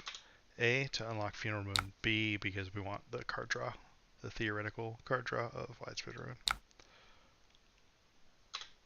And it's much better for us to Funeral Moon after we do this so that we roll the Rune Chant next turn. So as long as if banishing Funeral Moon this turn means that we hit a relevant threshold next turn, it's like Funeral Moon pitched for whatever we gate next turn cycle. Thank you very much. It was a good game. The Vynnset games have been just pretty stellar so far today. Just taking the hit. Okay.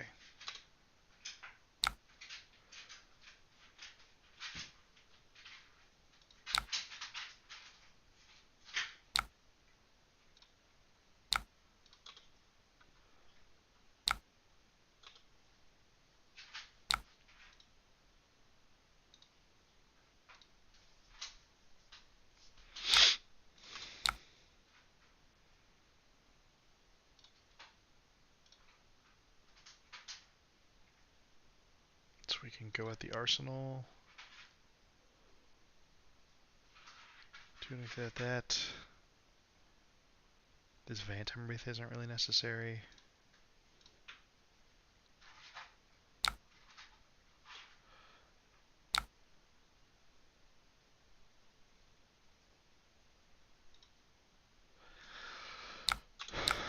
But if it's a snatch, we can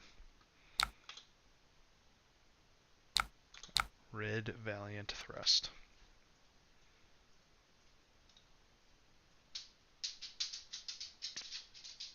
Sure.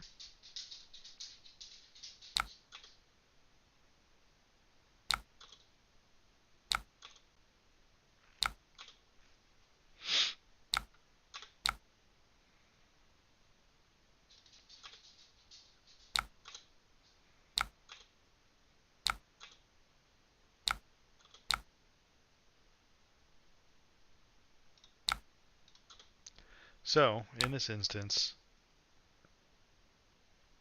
we would have hit our threshold anyways, so Funeral Moon was literally just a card for a rune chant, which is not great value. Actually, maybe that just means we save it. We save Envelop in Arsenal. Or no, this would be arsenaling Phantom Wraith or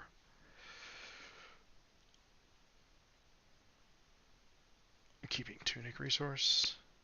I'd rather Arsenal.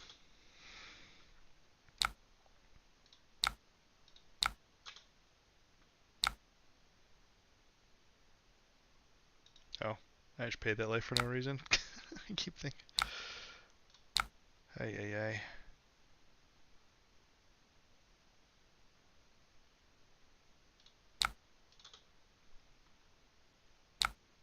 Hey, Bryce.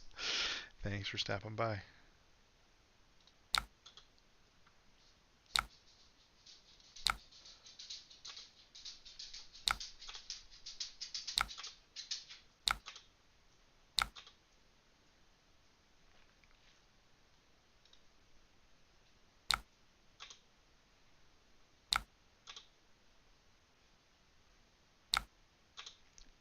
Block and a Soul Shield. Sure.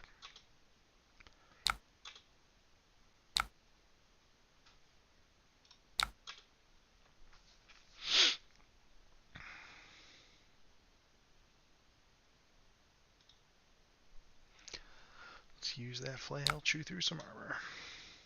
Oh, perfect. Yeah, please give me a 2 armor equipment when I've got an incantation running.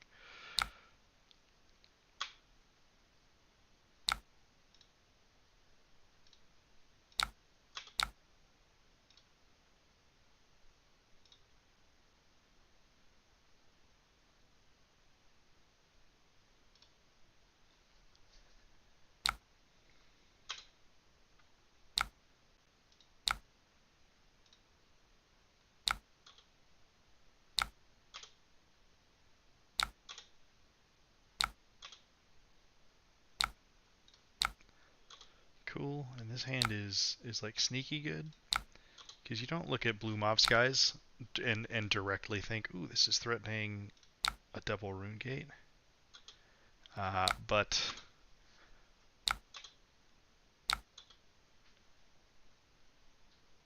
if the physical hits, we get the 1 from the... Yeah, okay, so moot point. But if the physical hits, we'd get the 1, and then 1 more from Whale. 1 from mob skies, 1 from Whale. And we could double gate off of it.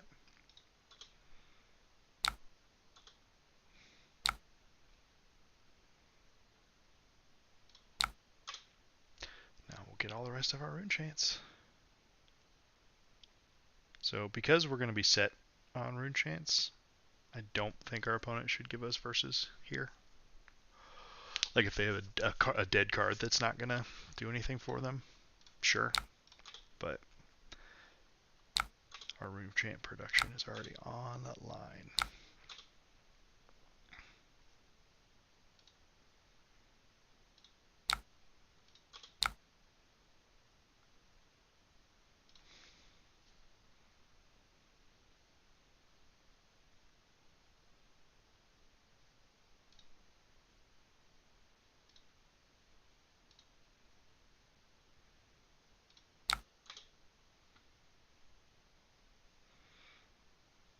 Doing this, the ceiling on this turn can go pretty high if this Phantom Wraith becomes a blue or a decent non-attack. That counts as a decent non-attack for sure.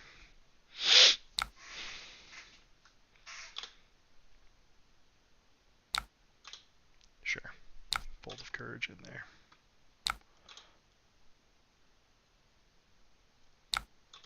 Lumina. Time to go Boomina.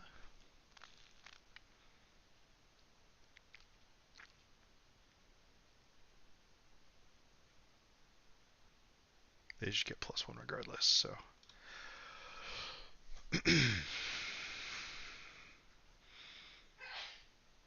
Do I just block out this Lumina turn? Can I block out this Lumina turn? This first one's buffed by a Might token. So if I just block here,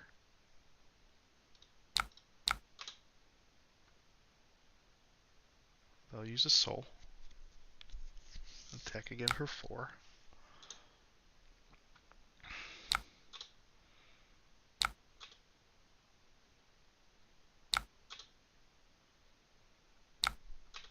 One soul.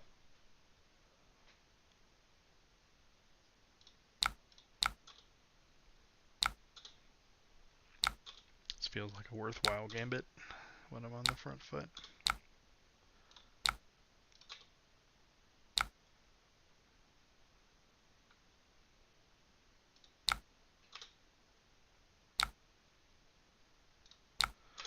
We'll do the Deathly Delight just so that we get the extra point of effective value, because we're going to flail.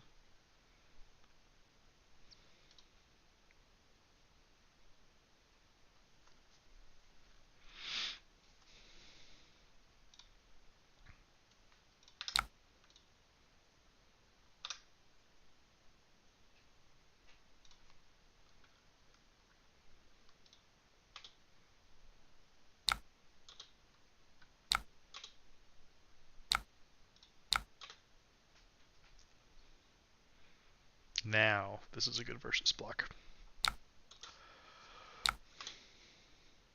Or you can just let me hit you. That sounds great too.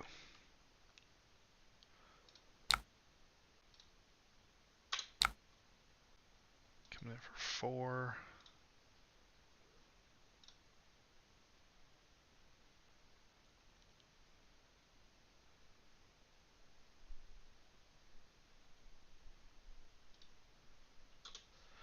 You got it.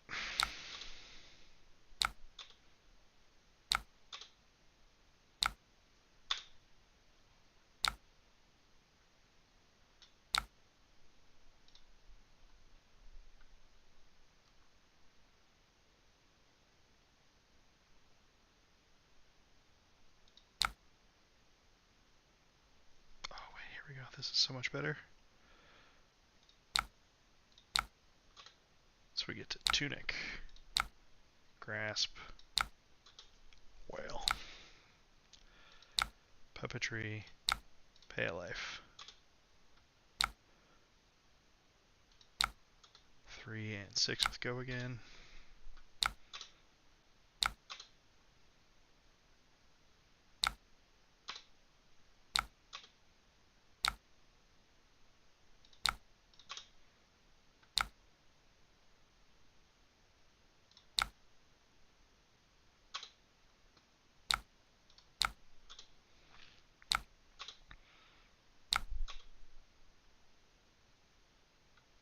This takes 2.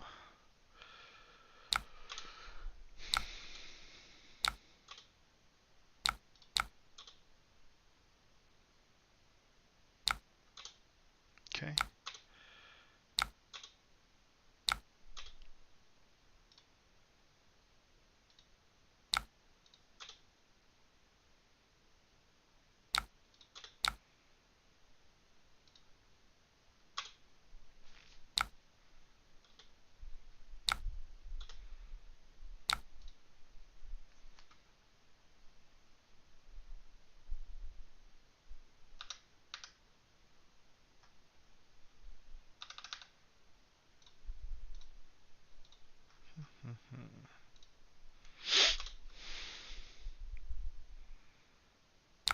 Lumina, my Doomida.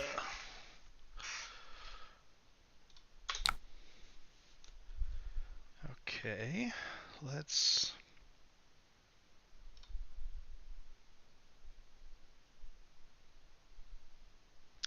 Don't really want to let them gain life.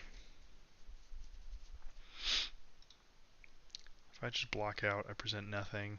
Oh, a Scepter of Pain is a layup here. What am I doing? So, my turn is banish, pitch for Scepter.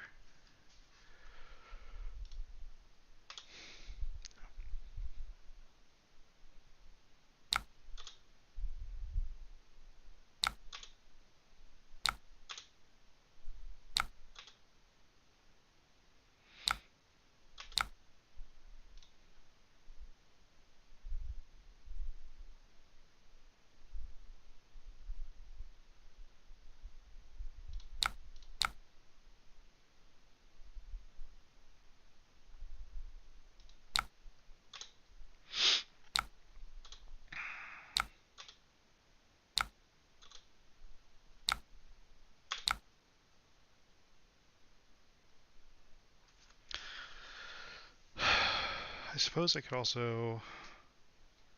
Let's just throw 2 and 7. That demands some cards.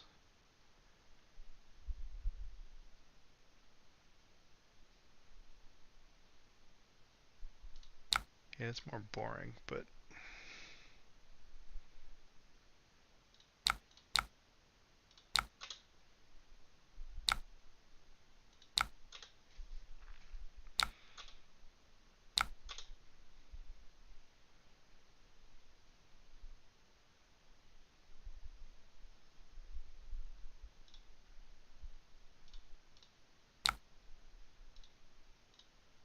Oh, we get a V block. That's 2 of the 3 Vs. I don't think we have been hit with V this game.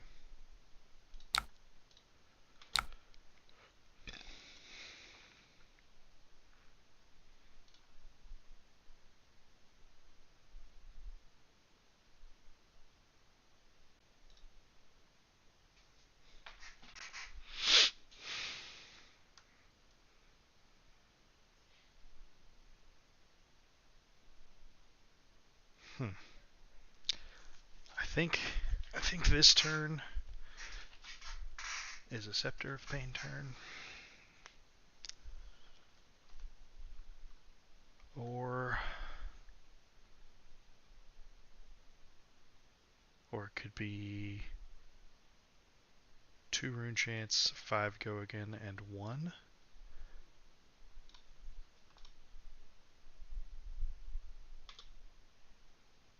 I think that's it.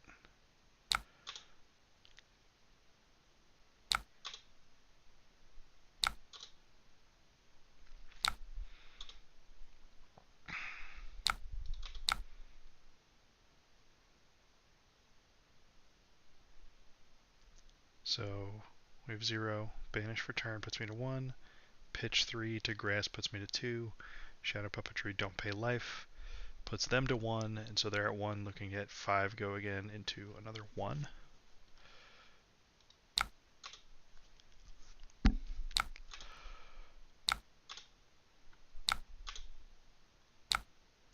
then at that point,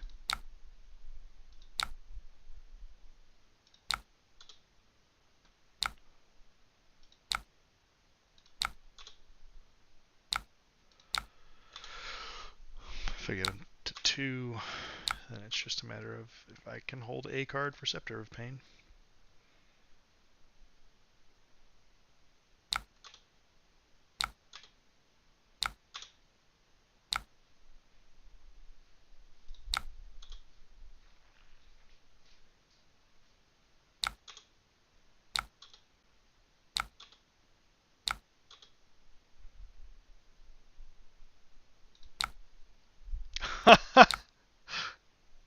Oh my goodness.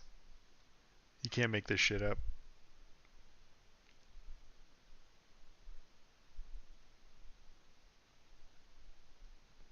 I could, but it wouldn't pressure their hand as much, and I'm more afraid of them with a full a full grip.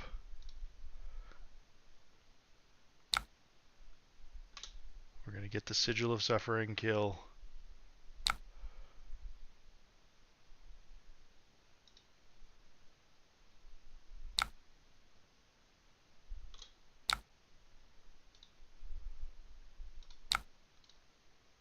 Yeah, if we didn't have Sigil there to cover that, yeah, what they had banished.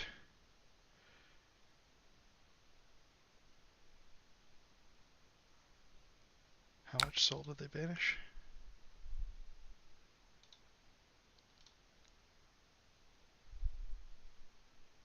At least 4. Yeah, so they went for the 1-card cheese gambit. Yeah, I mean, Sigil just has that covered.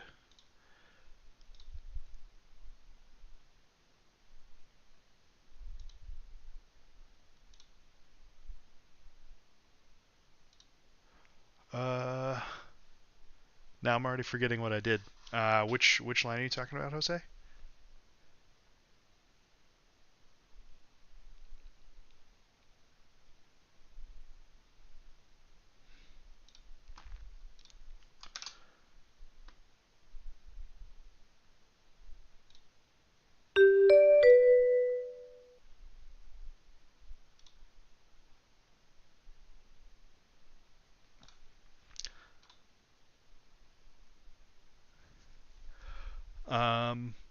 I'm trying to think. I think I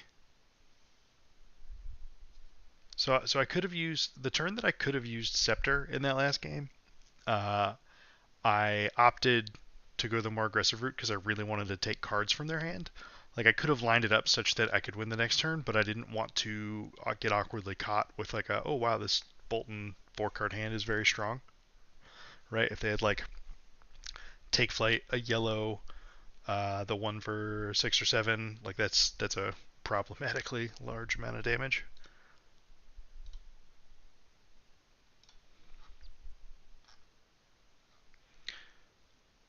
And we won despite Funeral Moon being in our deck. Turns out Sigil of Suffering, real good card when your opponent's not running AB.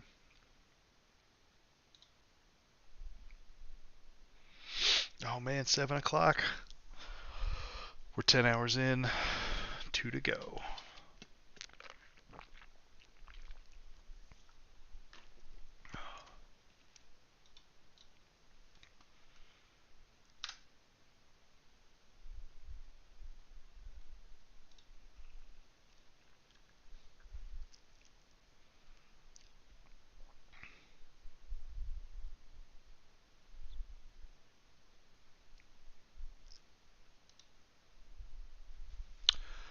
Uh,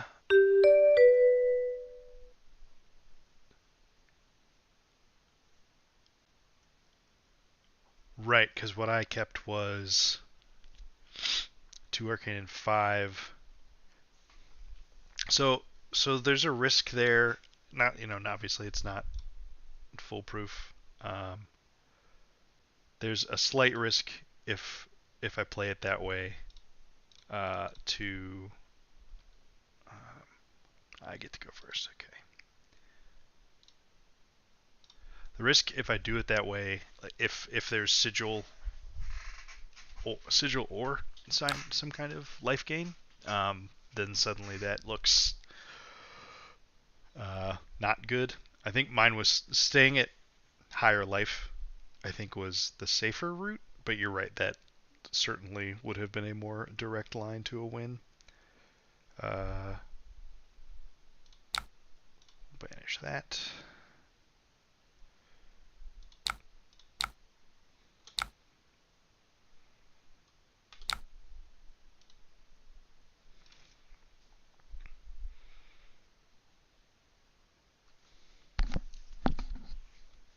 Yeah, it's more. Yeah, it's more. I'm afraid. Like, I know Boltons generally don't play Sigil, but uh, it could have. It would have been a real bad way to get got, I guess. And instead, I ended that game at I think 4 life. So I'd rather keep it on the safe side like that.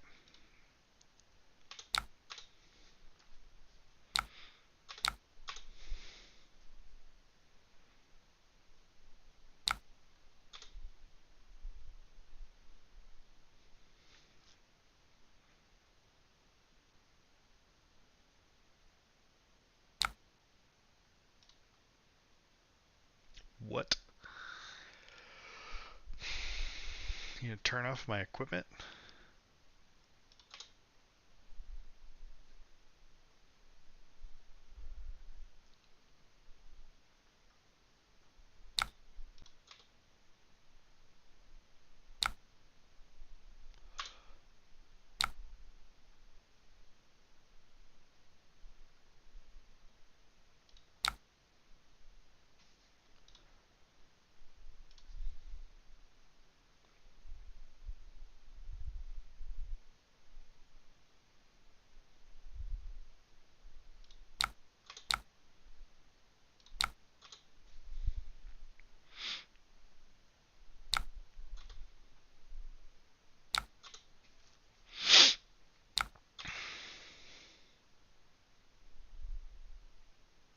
I just Crown of Dominion, man. I don't know how that didn't even occur to me. This person is cooking.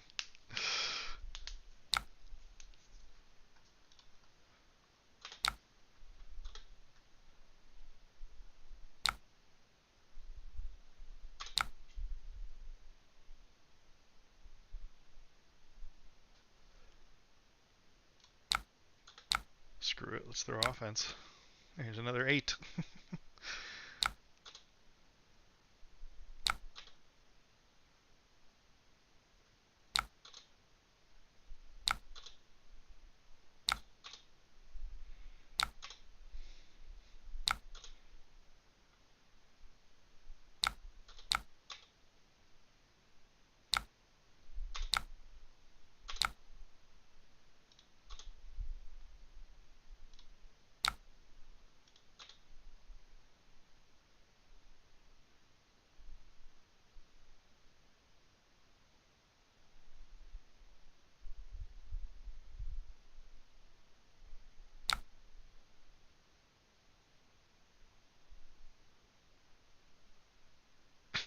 I don't know what.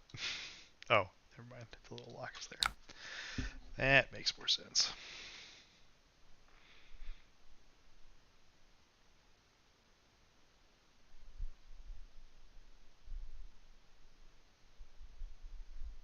Alright, so we're going to do a bit of blocking.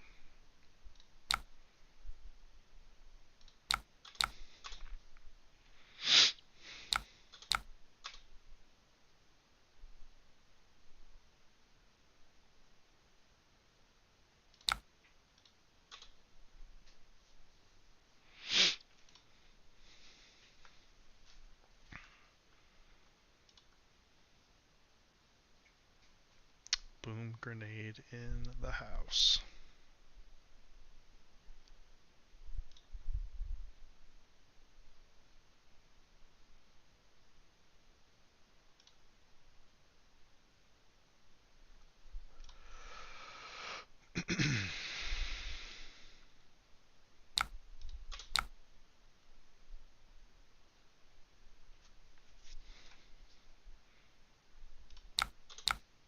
I think we're just going to block this out.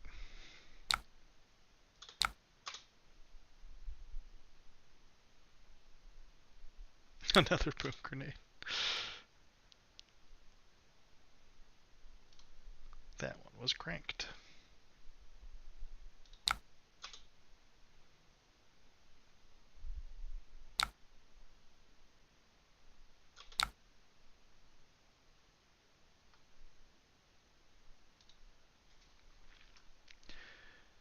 Well,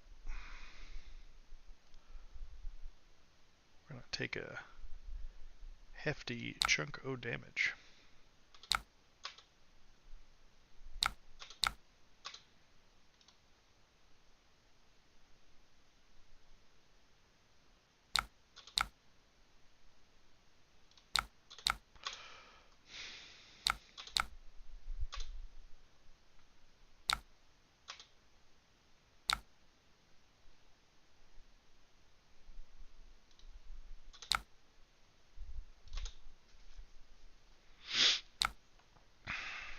Oh no, high octane.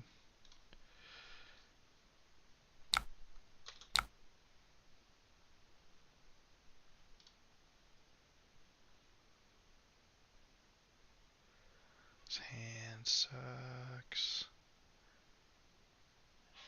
I think we're just going to block with it.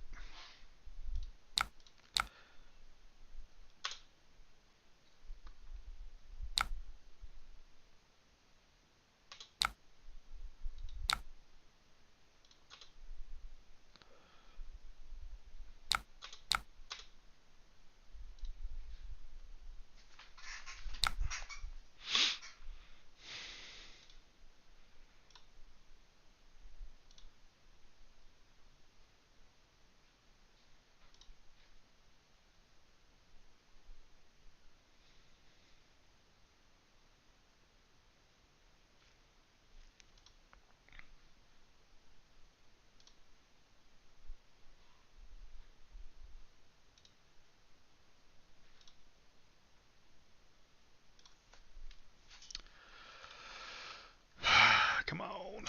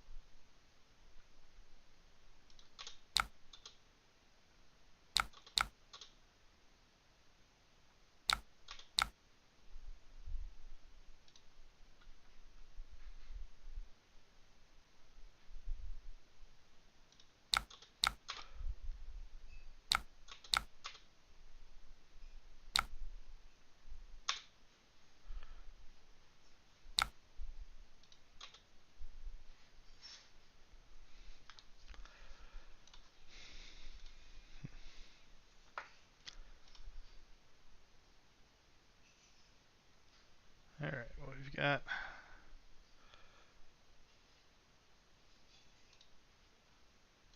This hand is alright. Need to save at least one card to banish. Breaking the gold. Oh, I guess it's just draw a key card that you don't want to banish. Oof.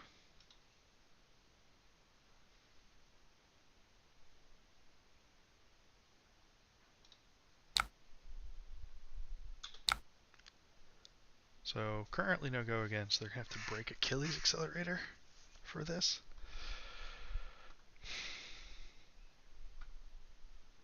There's no on hit though.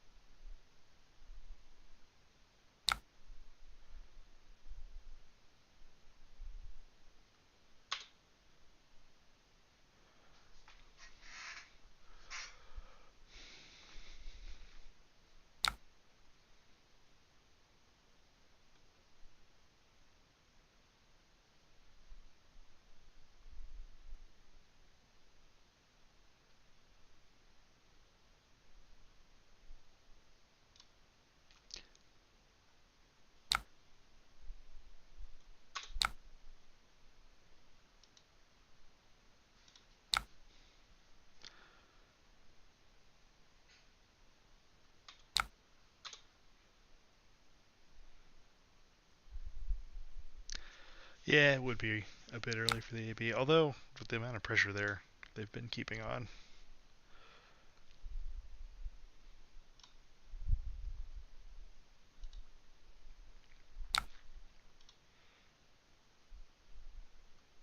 Well, Not how I imagined that turn cycle playing out.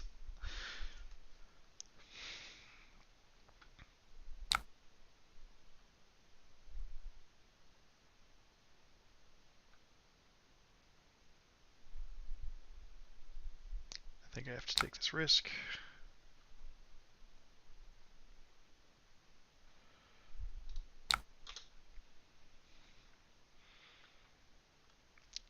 At least this gives me a 5th card to defend with on this next turn.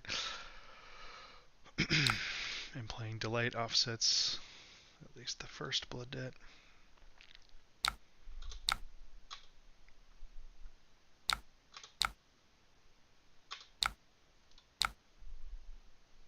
Damn it. Need my reduces this game.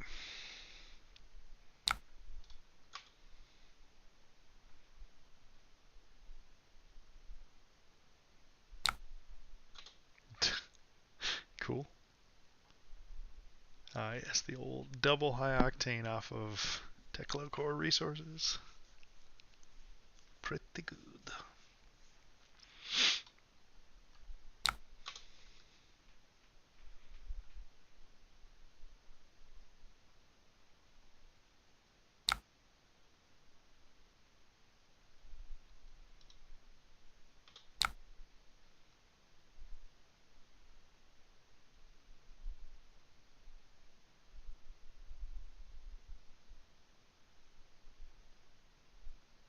Oh, it's the first. Yeah, the next time you do it. Okay.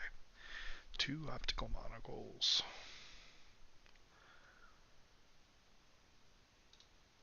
Um,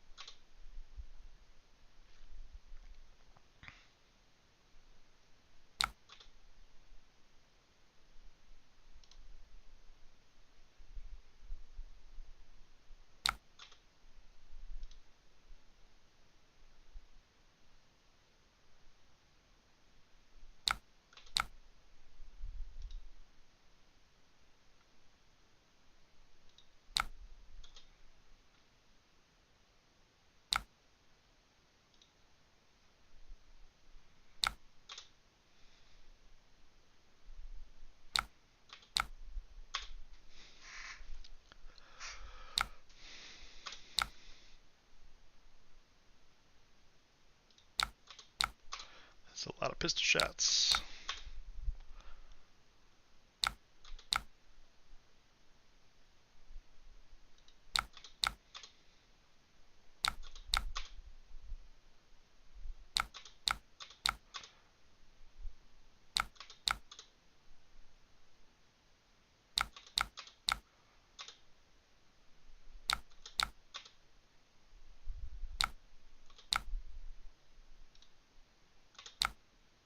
There we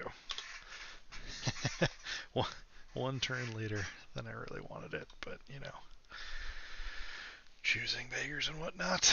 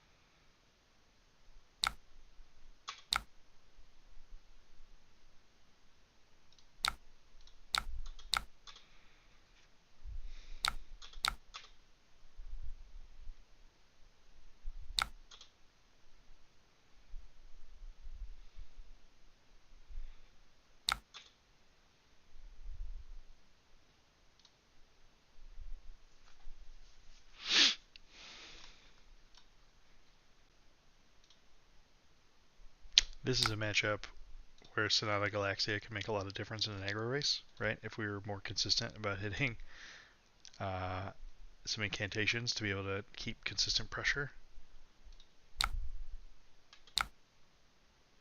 Jesus.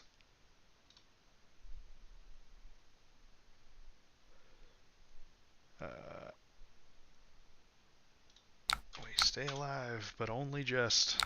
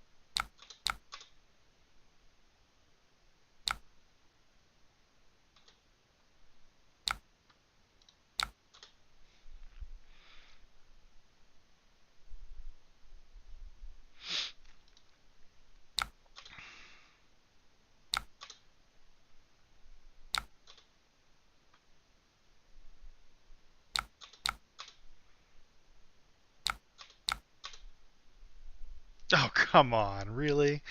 In this penultimate moment of this match, I get served up fucking quad non-attack actions and are all 2 blocks. Dear Lord. Alright, well, let's... If you can be one thing, be efficient.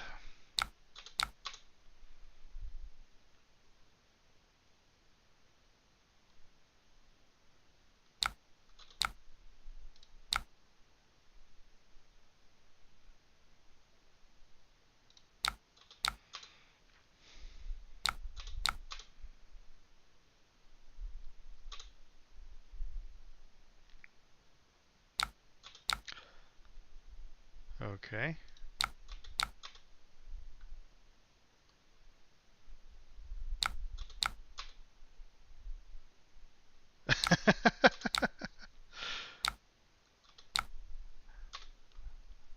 Well, what do you know? Man, average value per turn, 15.5. Not enough. Let's see what they get. Even less? What on earth? Burn Rubber is some spicy tech in these decks. Burn Rubber's ability, what, pushed 8 plus damage? I think I took 13 because of double red boom grenade. Quite strong. But my value, it was so good, but it wasn't good enough.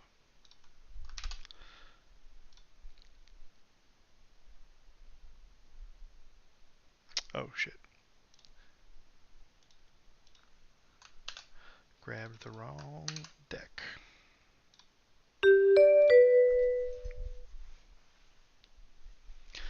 Actually, I'm going to take my final bio break of the night. I'll be right back and we'll close it out. We'll ride out Vynnset until 9 p.m.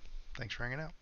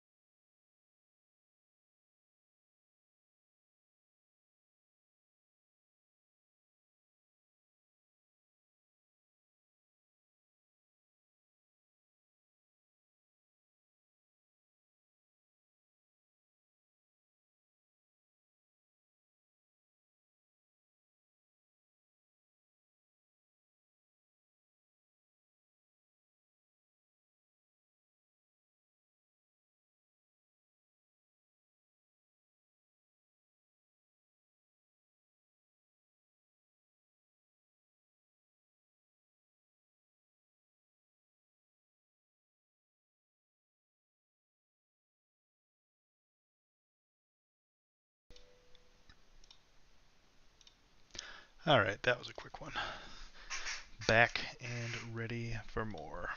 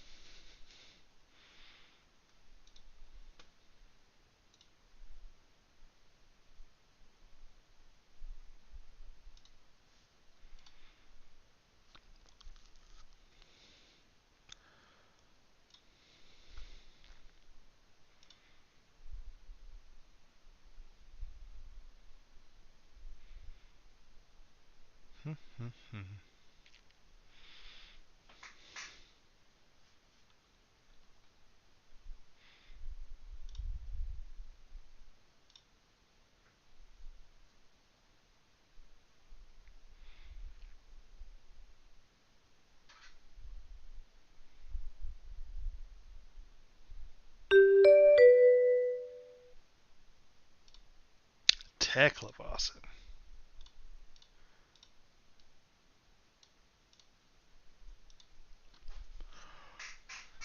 Alright. Into Voss the Boss.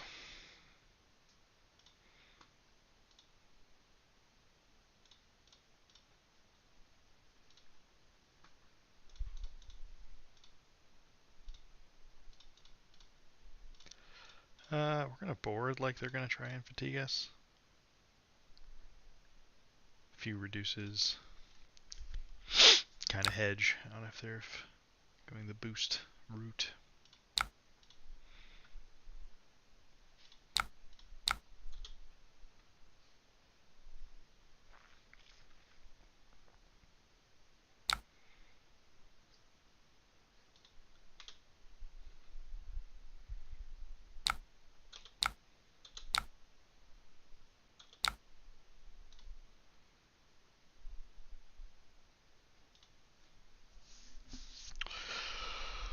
All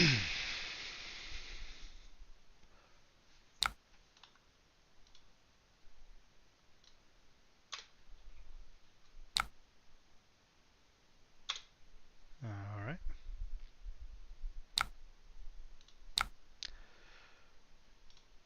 So we've got Deathly Whale, which we can play.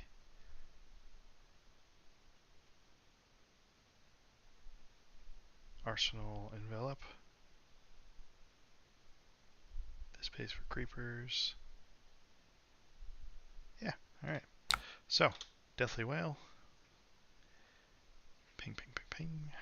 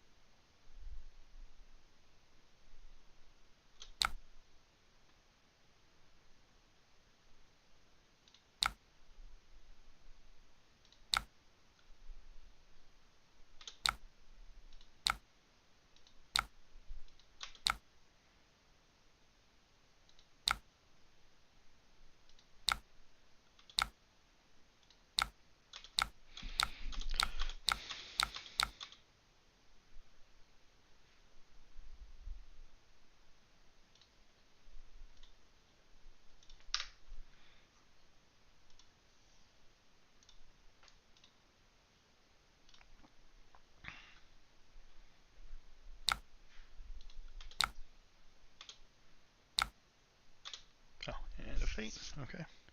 Yeah, so they're playing the Hunker Down control version.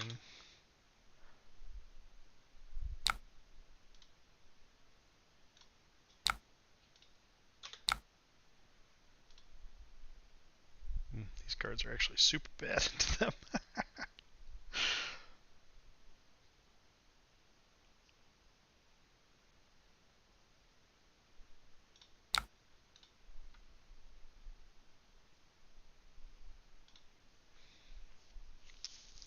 Let's see. So, no, I don't have enough to do it all.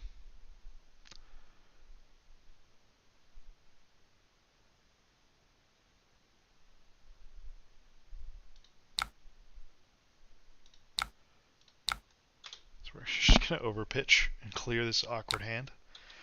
Because we don't want to Annihilation Teklo because they'll just banish Evos that they want to play.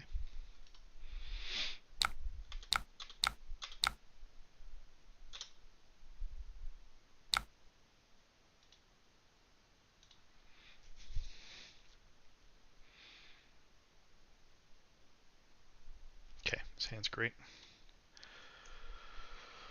If they attack us at all, we'll Tunic Reduce. On our turn, we actually were a little... It's just 4.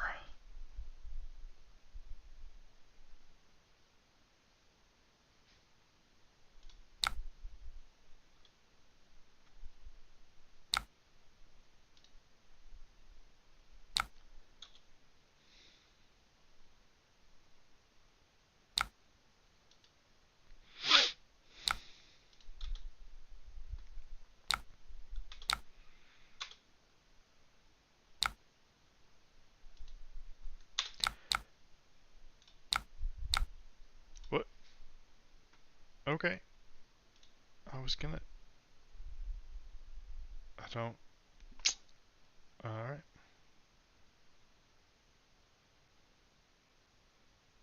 Sure.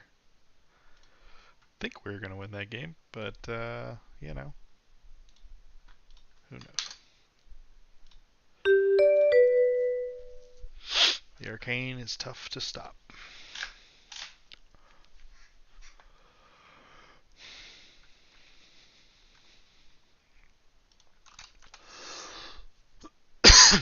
Excuse me.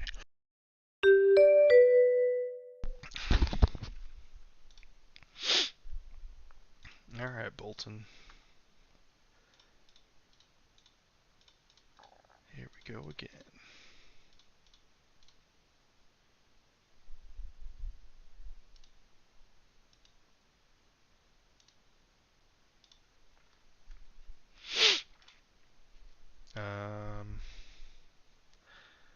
I get to go first.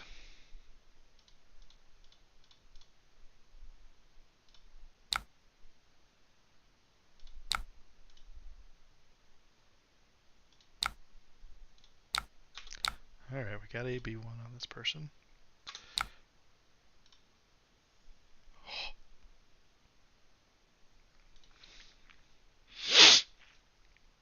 Except none of these are not attack actions, so this actually kind of sucks.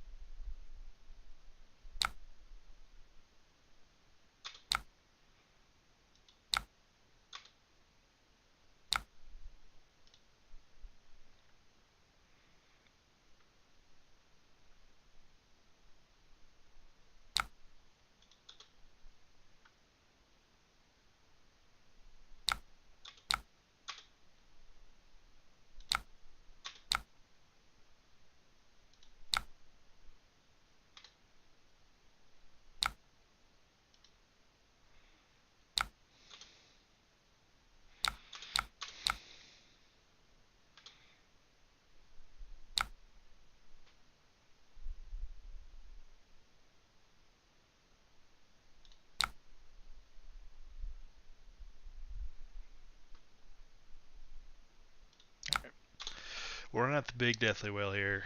Just gives us the best chances of one half of this batch of damage connecting, so we can keep our rune chance carrying over. Cool.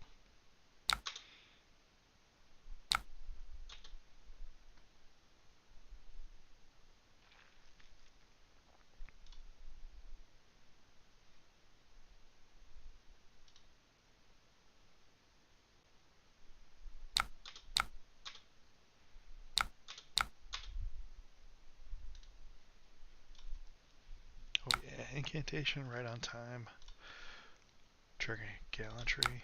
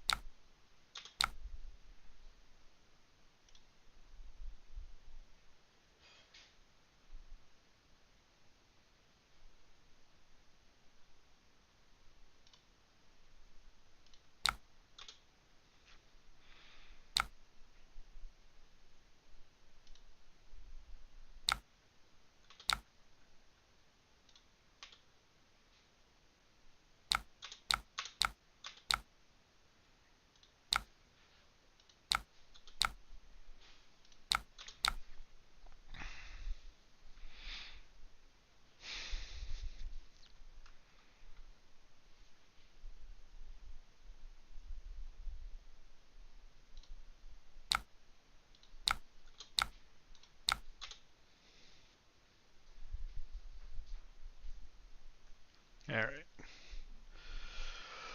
Pushing some arcane. 6 physical. Paying the life in advance for Shadow Puppetry means that if we hit a 2-gate, if they let it hit and we hit a 2-gate off the Puppetry, we can just break the chain and play that, which is pretty great value.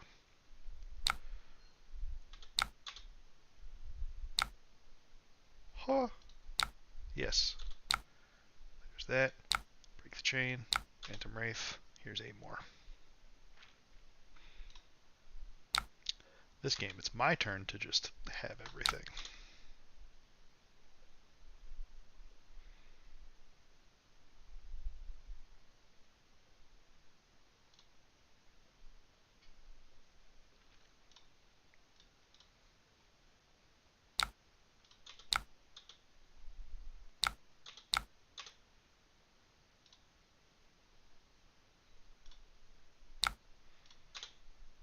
Tunic V. Come on, for you to eat all that, it's gotta be. Yeah, there we go. There we go. Gallantry gives a quicken. That's pretty good. We don't block the V.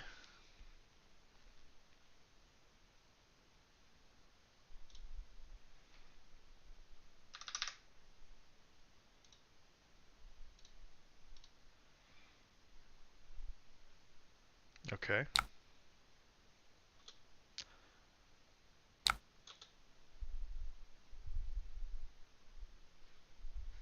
This is an interesting choice because doing the beacon now to grab a Lumina, like they're low on soul. There's a real chance we can shortcut or short circuit a a Lumina turn. Well, never mind. They've got a quicken, so that's +1 soul. Oh, they got a snatch. Okay, makes sense.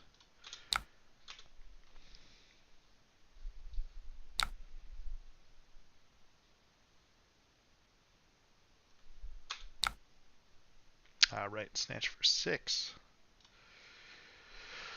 This ain't your this ain't your grandmama's snatch, something like that. So I just want to hurl some offense out this turn. So we're banishing Delight.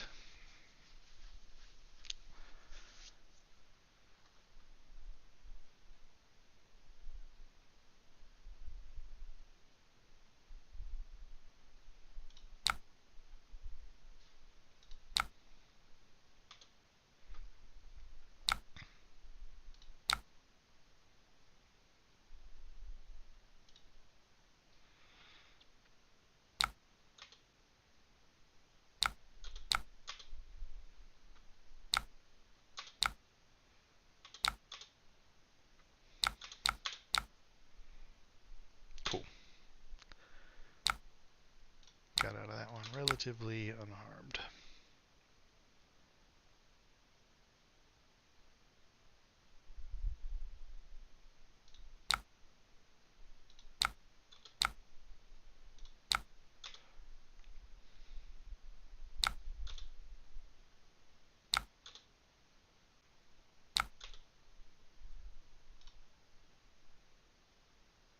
Banshee, you're so cool.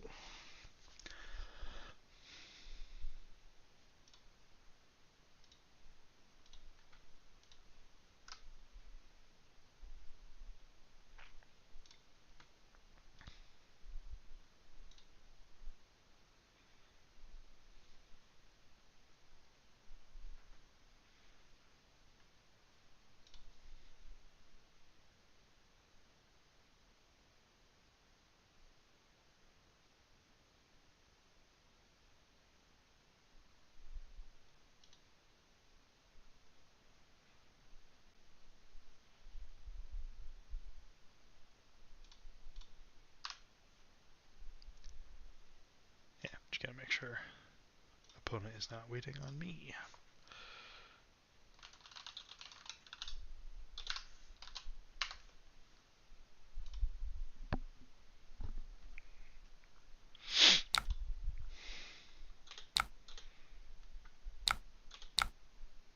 Okay. That's a lot of damage. Yeah, I get the get.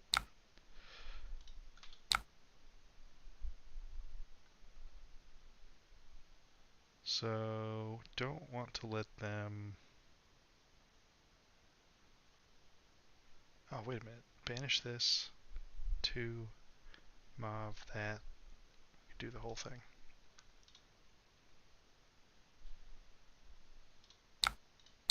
Okay. There's my initial block. There will be no more blocks by cards.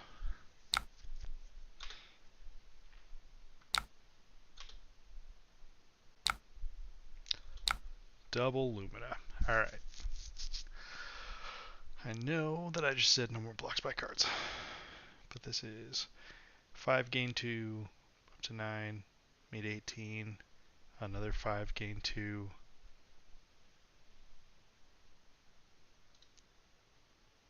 I think this is too many fives for me to stick with my original plan.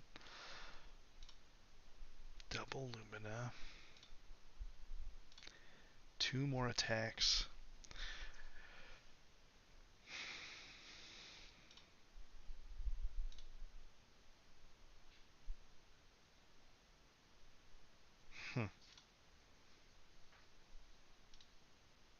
I could also just take 15 and let them gain 6 up to 11 and then have my turn.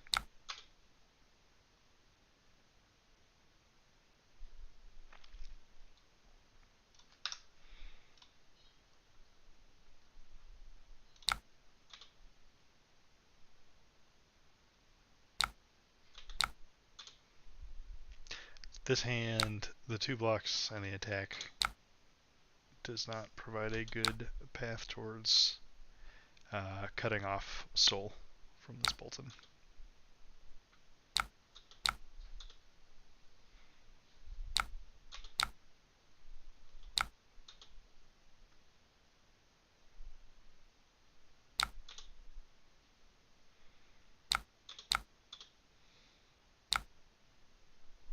Aw, what an asshole.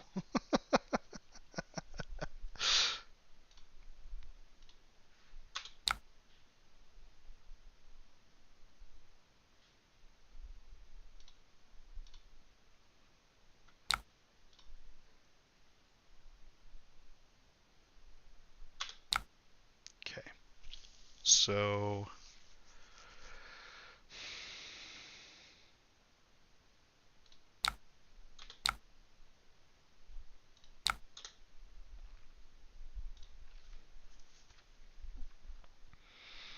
we'll keep the Revel in hand.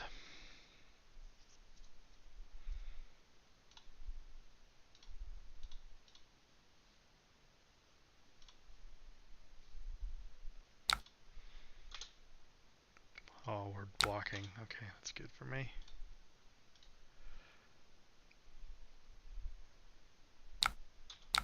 Sure.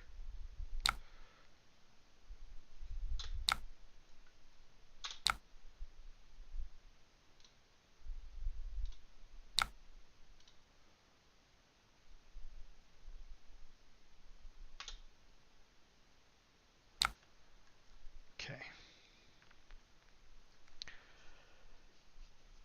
So I'm going to go to 2, so the first one has to be a 2.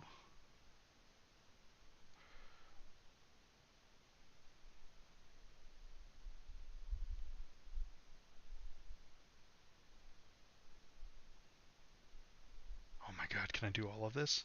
I might be able to. So we're at 2. So if I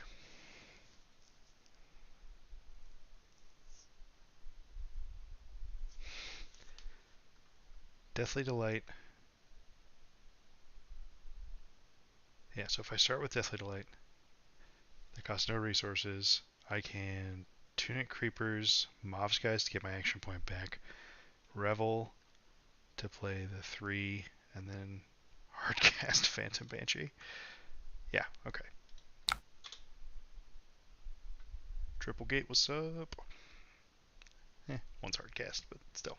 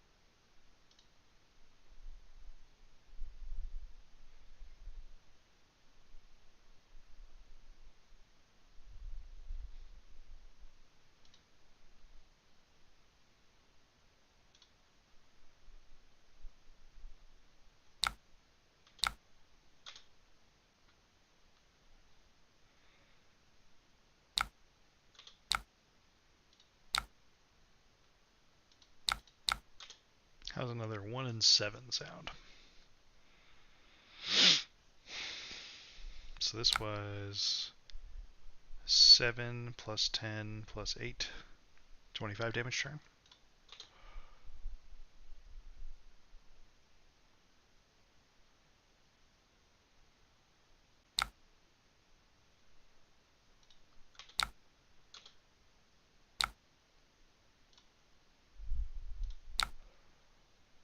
GG.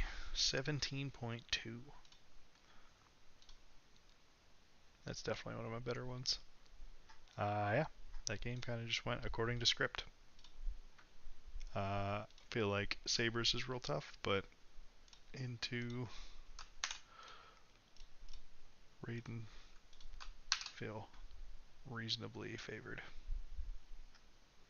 Cool. Another.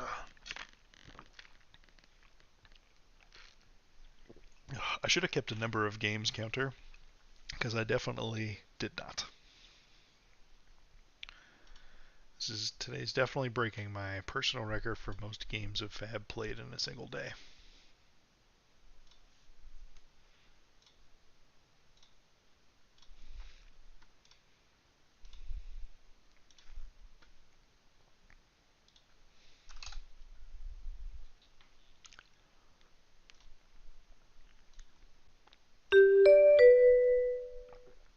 Kablamo. Okay. Well, this is where we get to be happy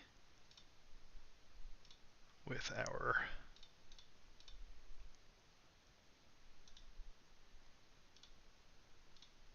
sideboarding situation. I get to go first.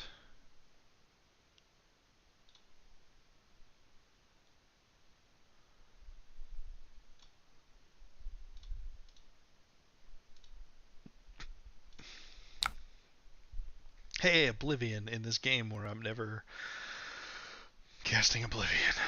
You know what? Maybe I just should. Maybe I'll just play Oblivion. We're going to do that. We're going to play Oblivion this game. It's going to happen. So we will start with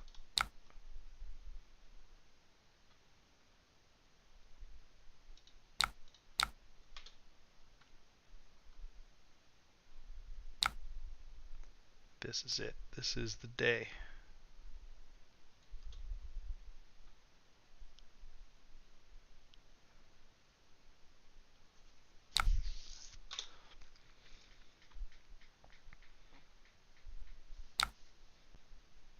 Oh my god.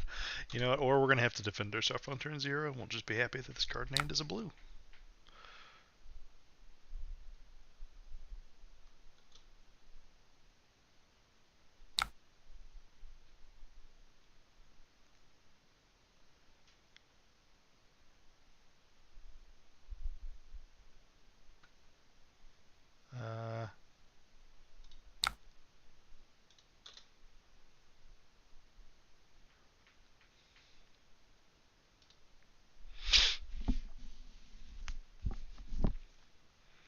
Oh, actually, this was really dumb.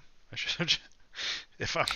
If I'm just resigning myself to stacking Oblivion, then I should have put Annihilation in Vanish. Then again, maybe not. Not doming myself for the next few turns sounds like a positive thing.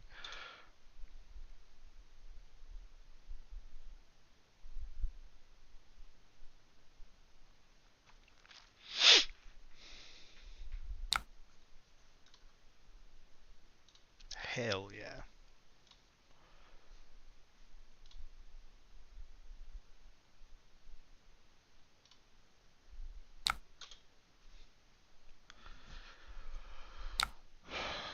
Sonic Boom.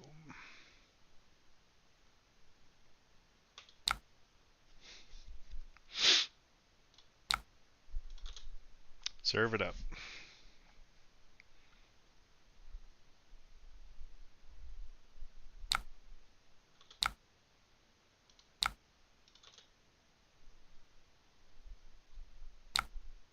Oh, right, it's their turn, so it's only 2, not 4.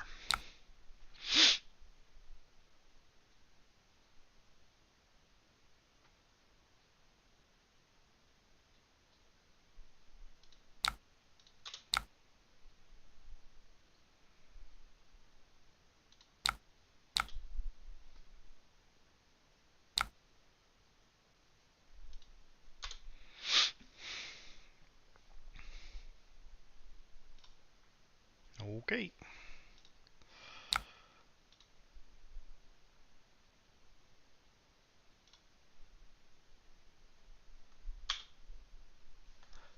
So we want to Oblivion at the end of Kano's turn.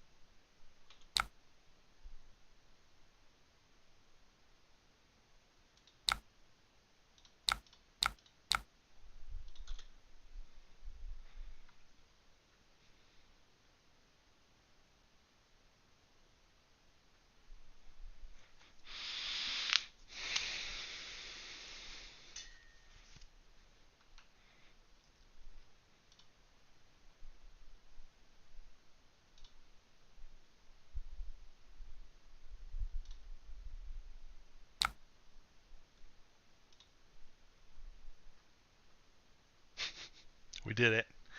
We did Oblivion.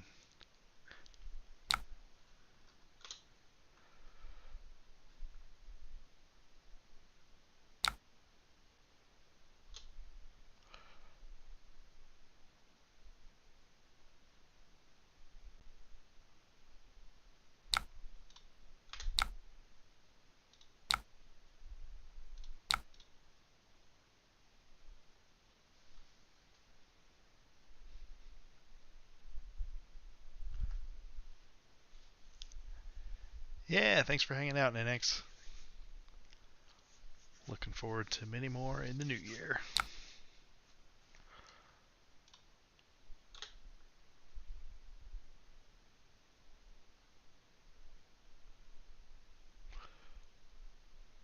Are they gonna go for it?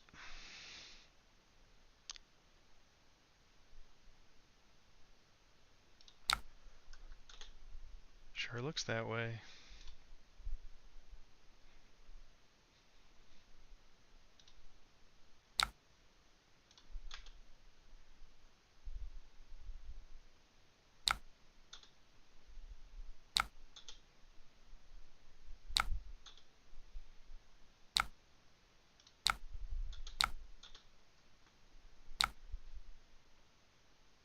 Alright, well let's stop hurting ourselves.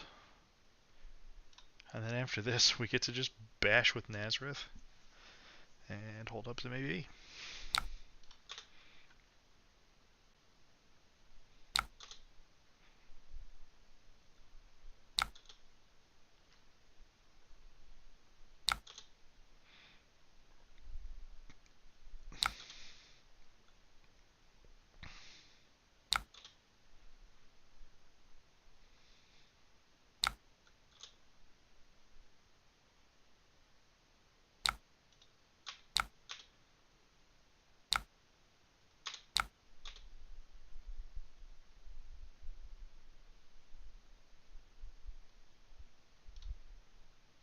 Oh my god, come on. I brought in all of my blues. I've seen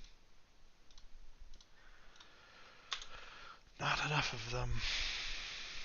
Fudge. This is bad. Well.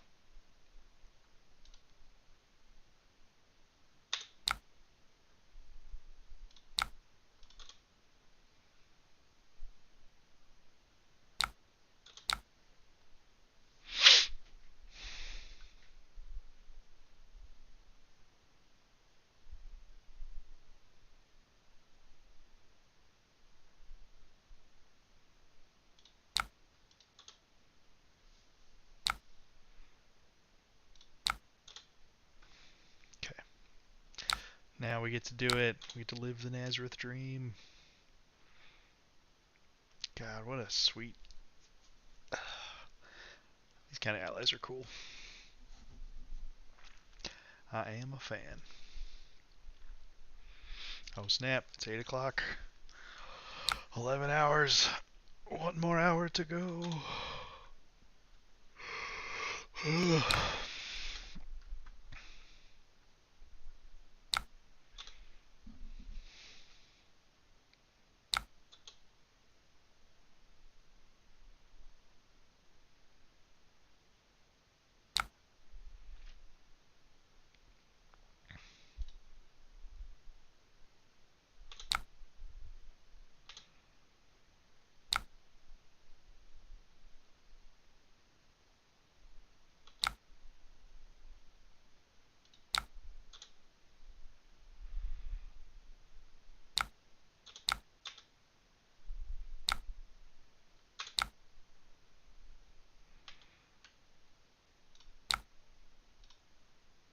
There we go.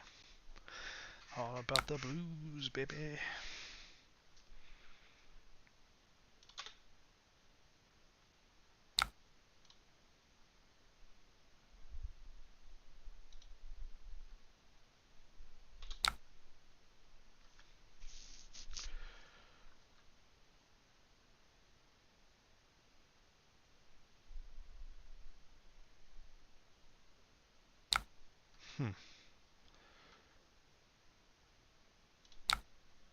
Get rid of that. That goes away.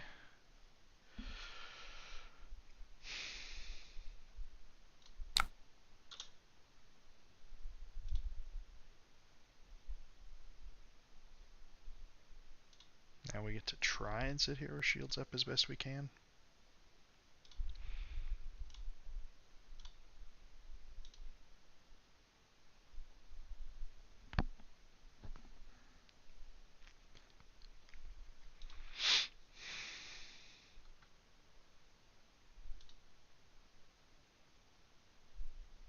Oh right, and it doesn't pop the chance. I did forget about that aspect.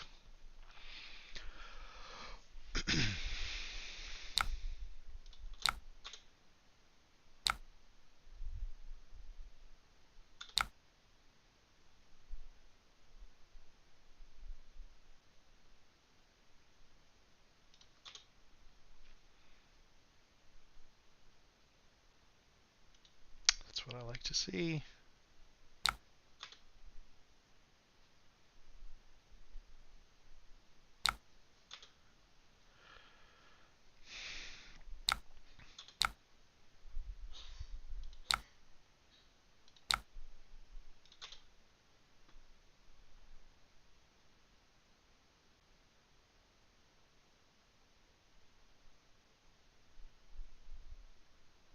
Oh, it's a discount. Oh man, wildfire off the top, huh?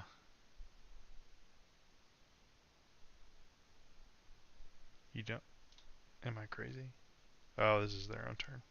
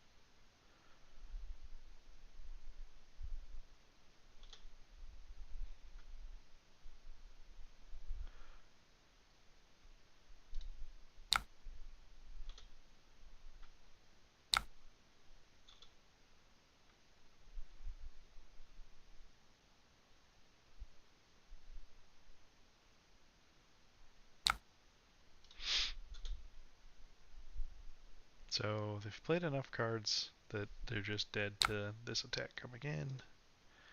Yeah, they found another wildfire.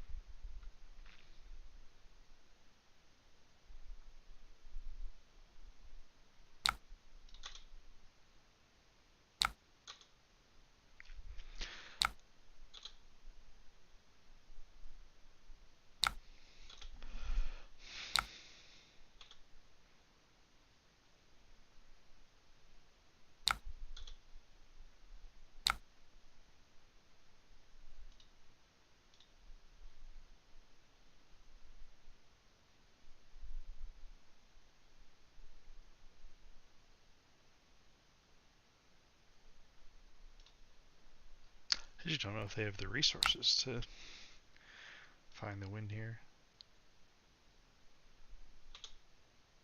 Then again, maybe I'm crazy. I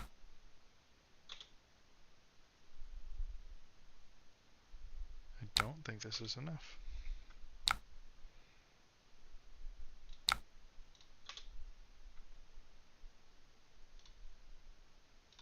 Good game.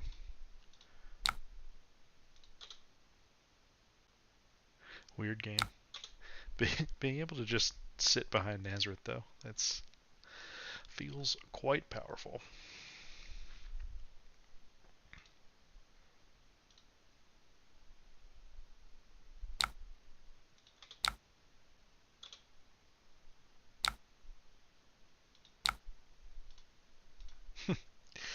Terrible value, but would I end up at 5? Yeah, if I'm not able to hold 2 blues through that end sequence, would have been in a lot of trouble.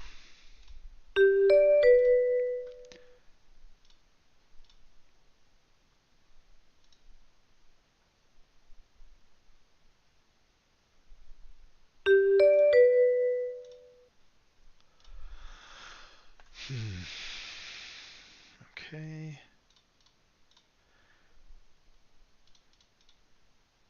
They will go first.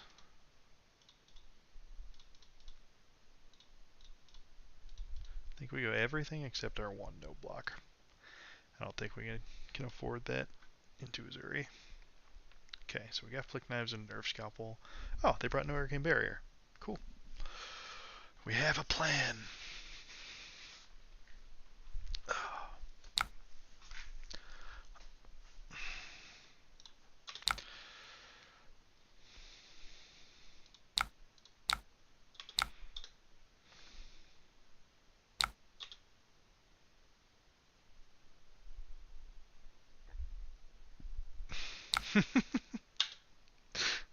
Touche.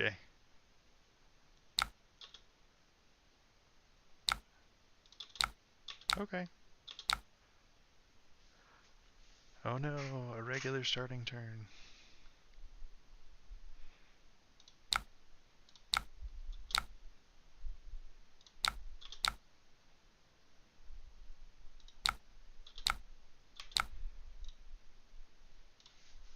We take those.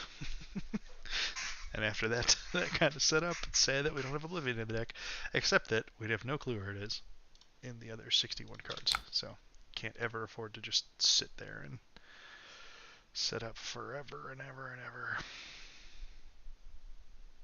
Deathly Whale.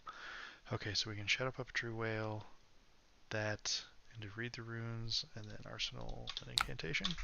That sounds good to me.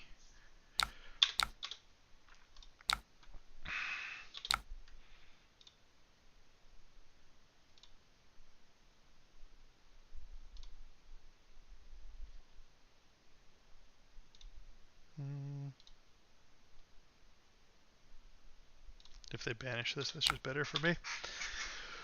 Leave no witnesses. Do it, you won't. One-time dealer. Leave no witnesses. Ah, that's worse. Fine.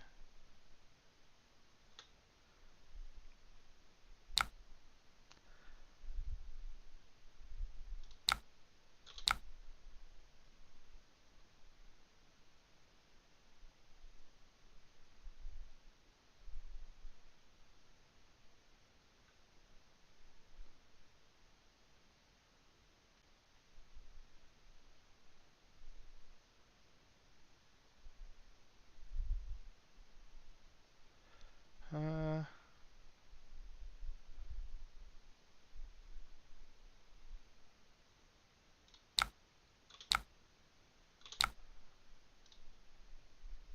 Jesus.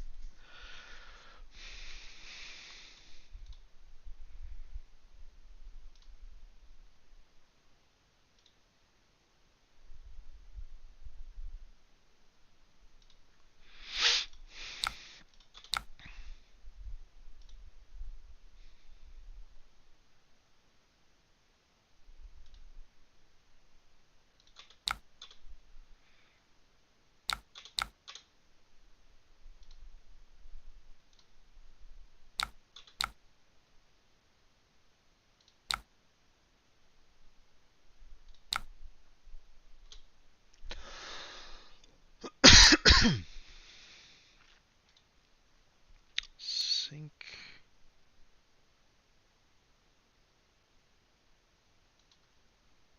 Are they gonna do it? Is this the flick knives moment?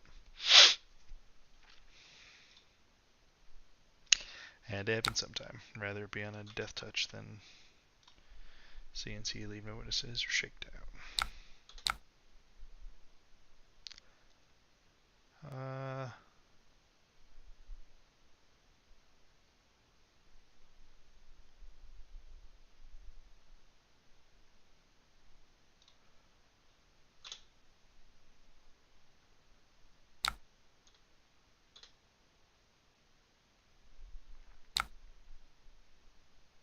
okay.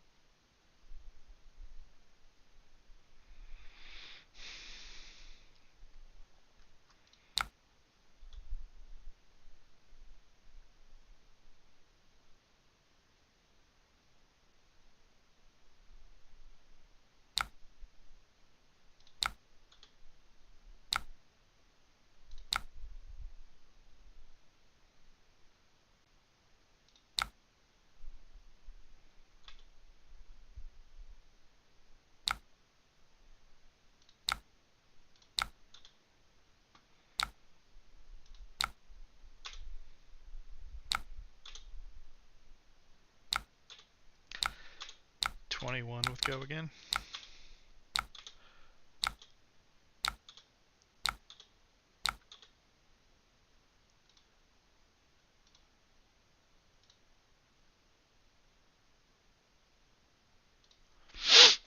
Screw your inertia token.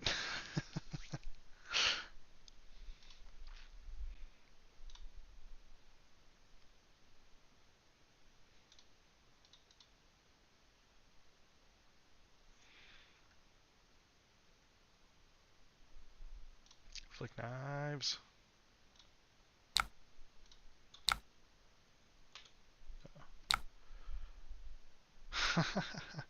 No.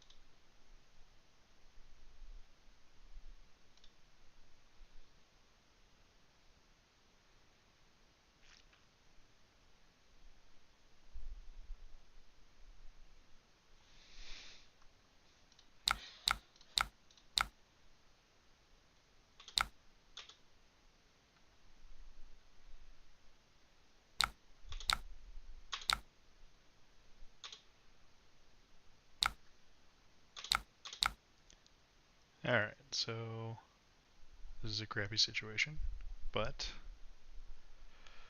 we need to get out from under this Deathly Delight.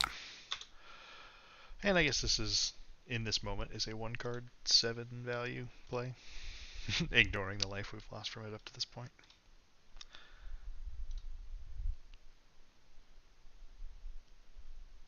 But getting back to clear here is huge.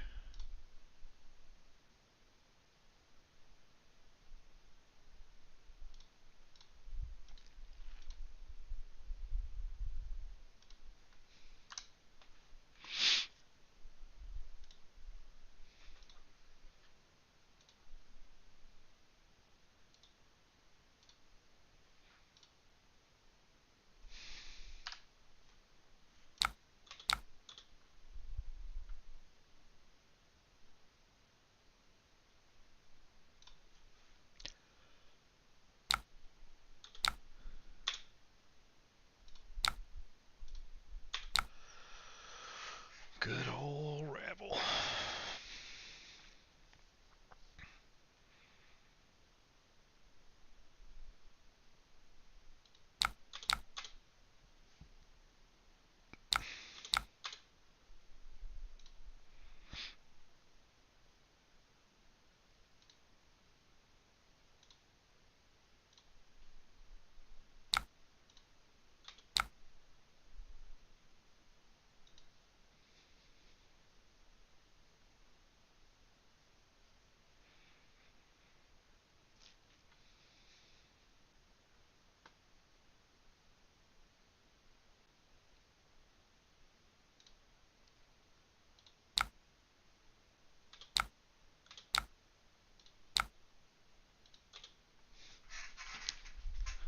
Okay.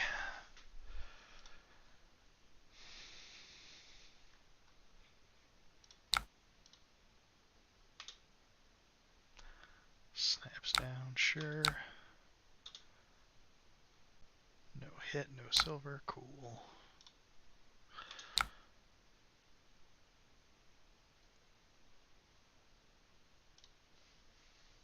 Well, if it's CNC, I don't give a shit. So let's block here.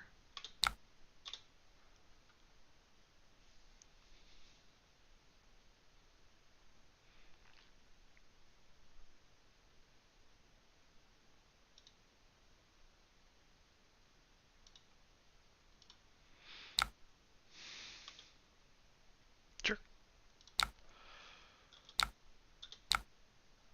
No harm, no foul. Well, some harm, little bit of foul.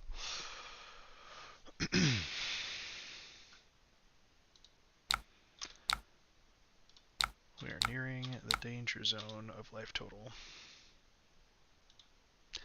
Man, turns out. Turn 0.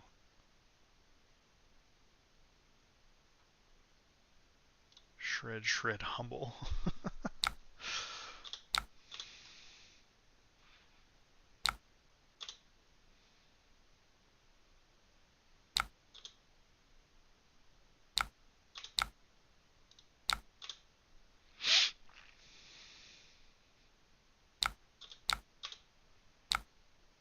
That's huge.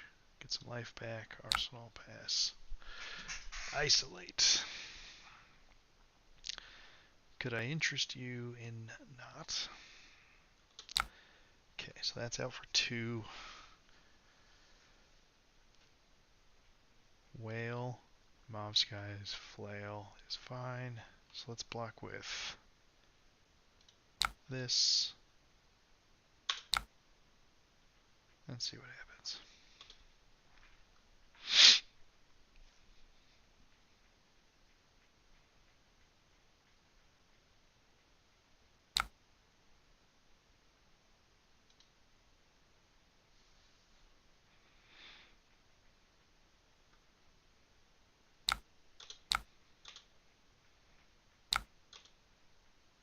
Sick.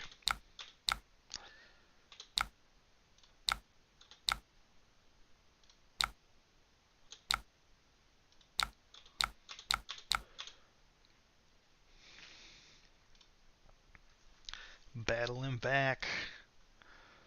I wish this was a defense reaction.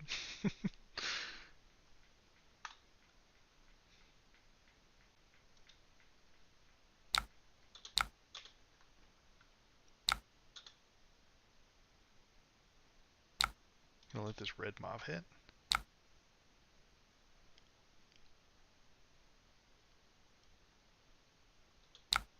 Sure.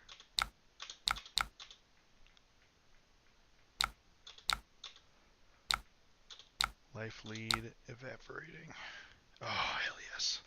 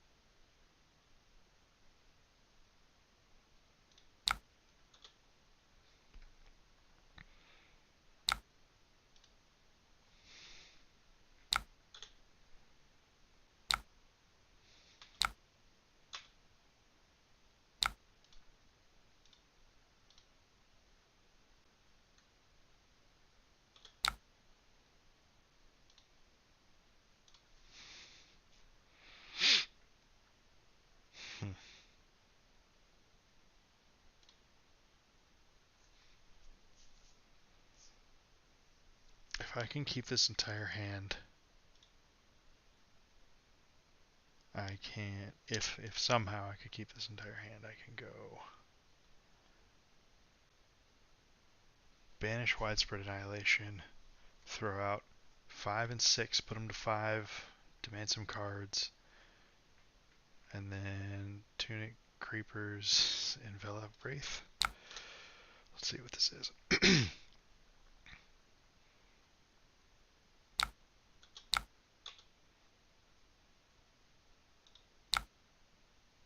Oh my god.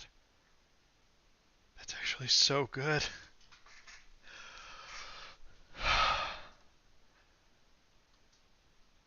That's legitimately has the potential to be helpful. So the attack's happening. Attack's coming in. So these are debuffed.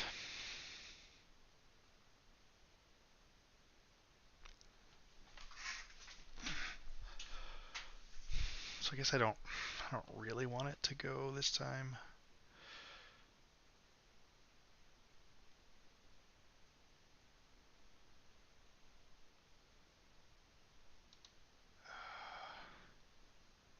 I could just take this.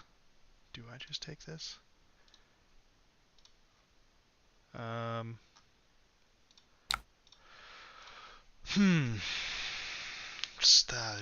There's a few ways this can go.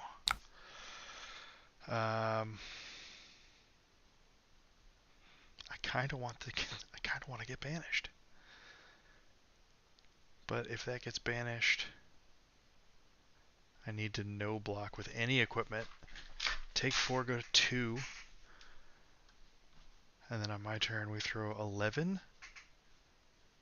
And then no. That's stupid. I'd be short a rune chant. So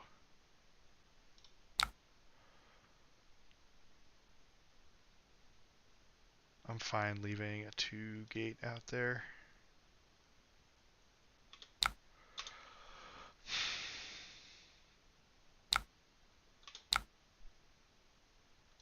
Oh no. We hit twice. That was about the worst possible. No, not the worst possible. Would have been awful if it was an annihilation.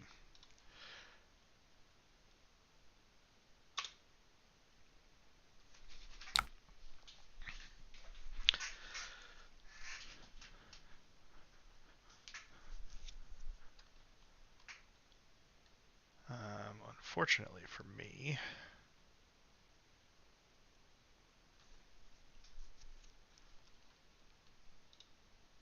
yeah, if I was going to block 2, I should have not blocked at all.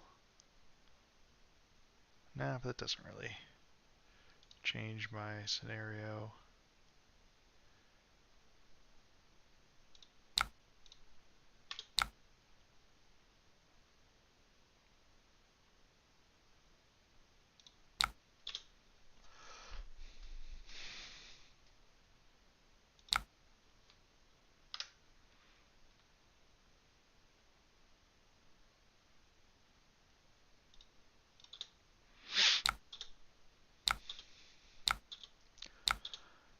Okay.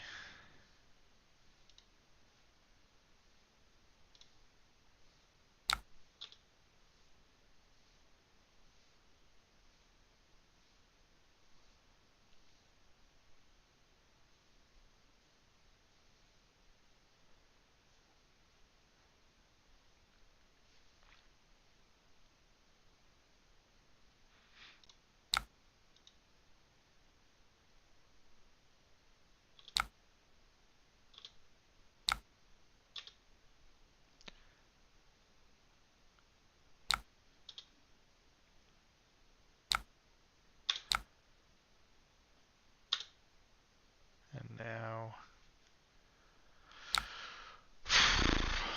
what's a block 3?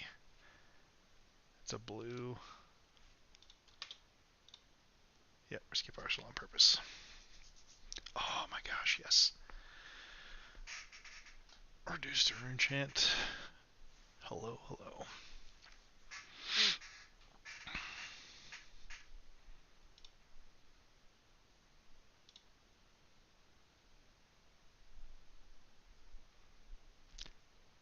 I don't know if I'd feel better or worse if Widespread Annihilation was in my arsenal.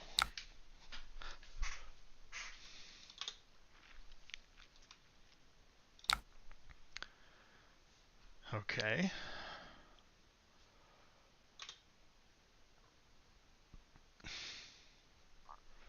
So they grabbed a Nimble Strike. That's going to be 8 with Go again.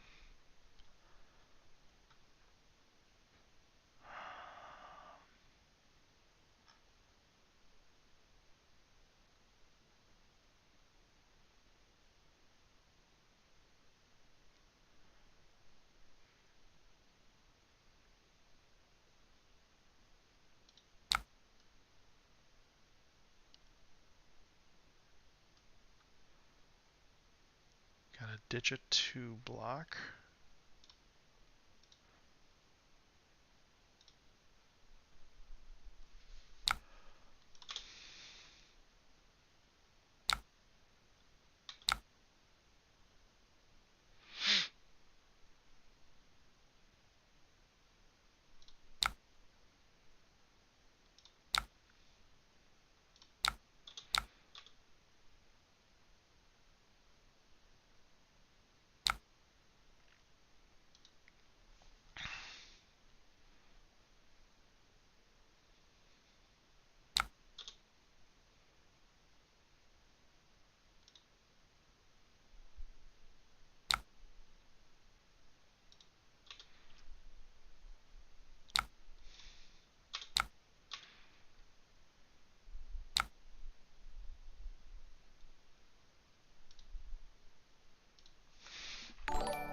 Oh man.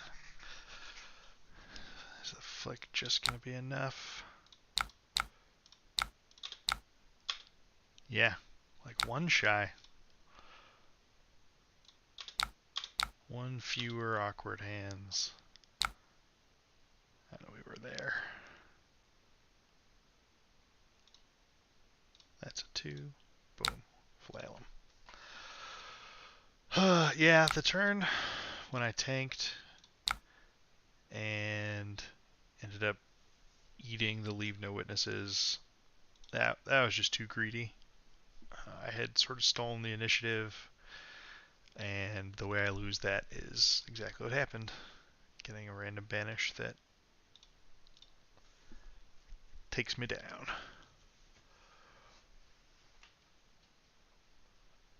Oh, hey, fan Vynnset build.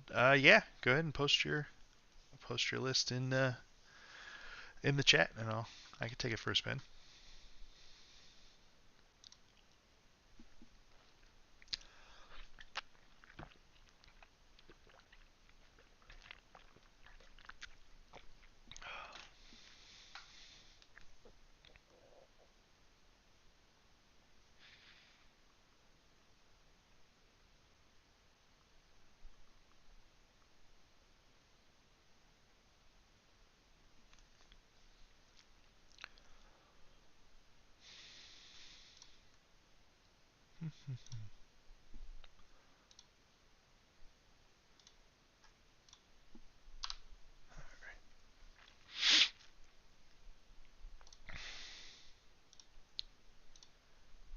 Thanks for the sub.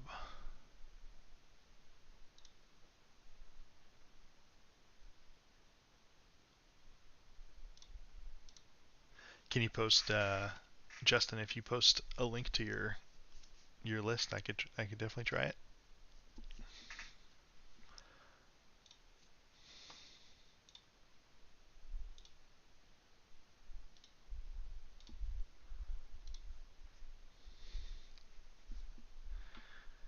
Going once.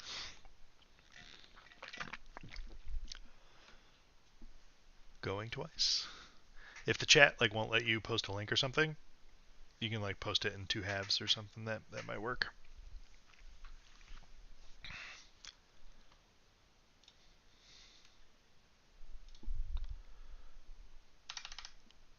Uh, it did not show up. That might be a me thing. That might be like a.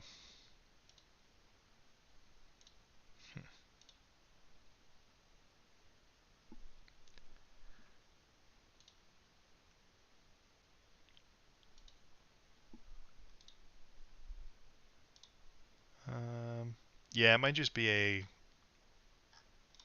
like you can't post links in the chat. Let me see if I can change that setting for subs. And thank you for the sub. Um,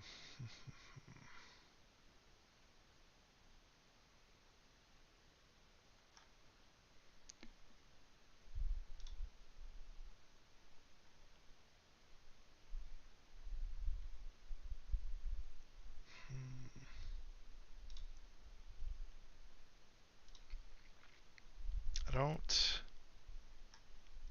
don't see a setting that looks like it controls links.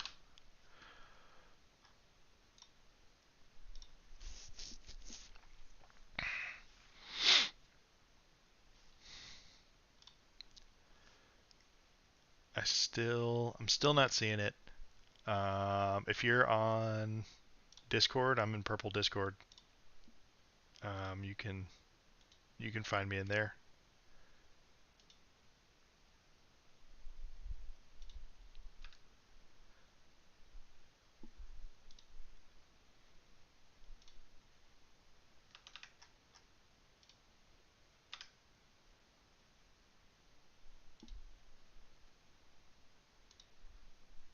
No, I can't. I can't see it. No links. I see 5 total messages from you. Would you be interested in trying? There you go. Did it not show up? Maybe that'll work. You can't see the number letter. Gotcha. Hold on.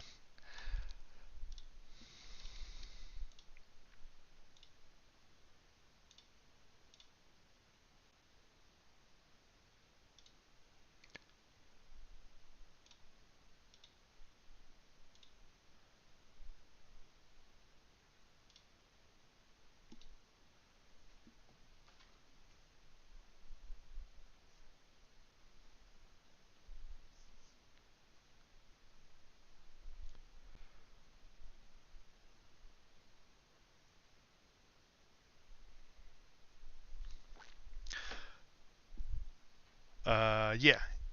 Name in the purple Discord is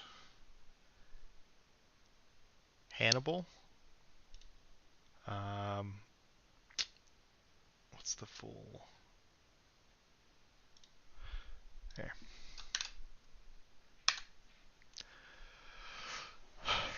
That's my full Discord username.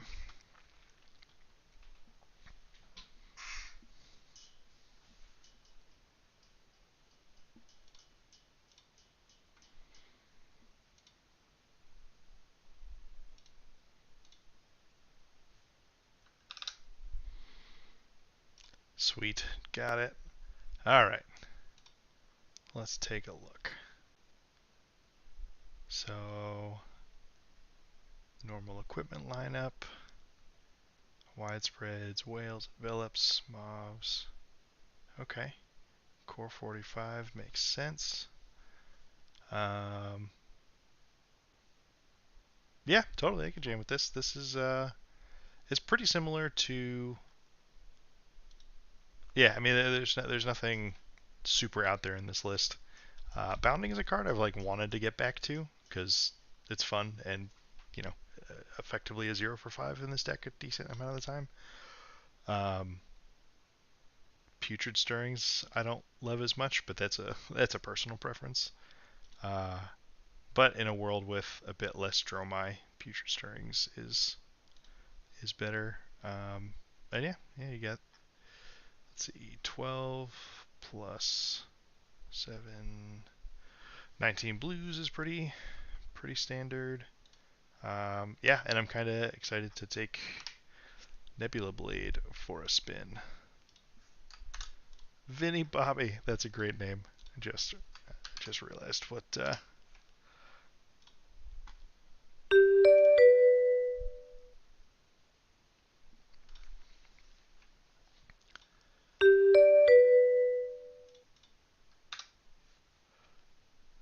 Dorinthia.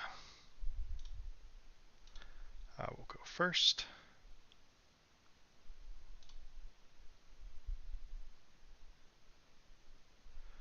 Gotcha. Yeah, that makes sense. The point on fatigue. Um, so you have Revels. Okay, you don't have Sinks. That's a difference.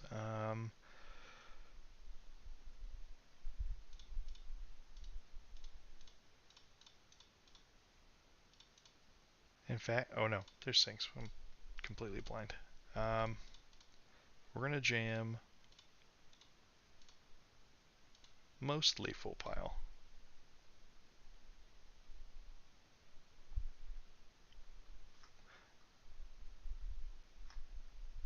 And yeah, no, sorry, I was missing them. Would you run Nebula or uh, the Flail Scepter into Dori?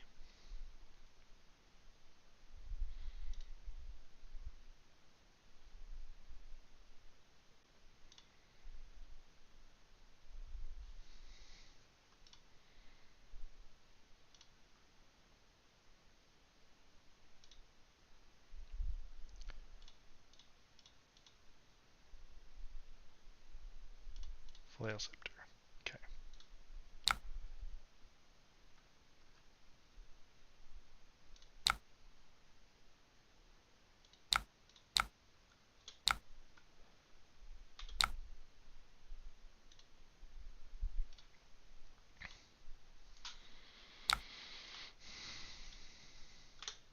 Oh yeah, start off with the bang with the Supremacy.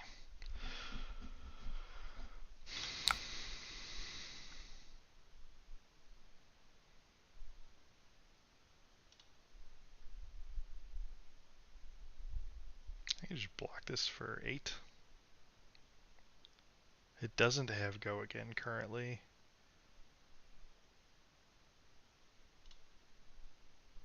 And they got Hood.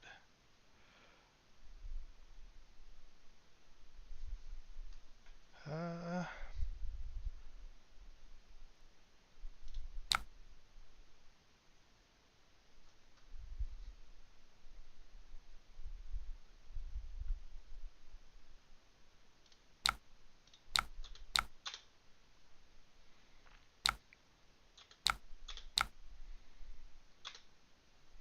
cool.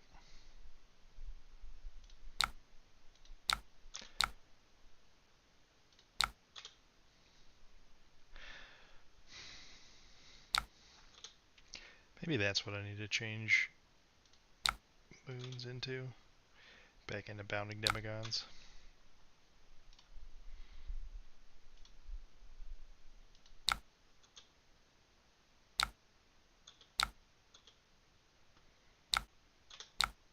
Steelblade Shunt in this economy?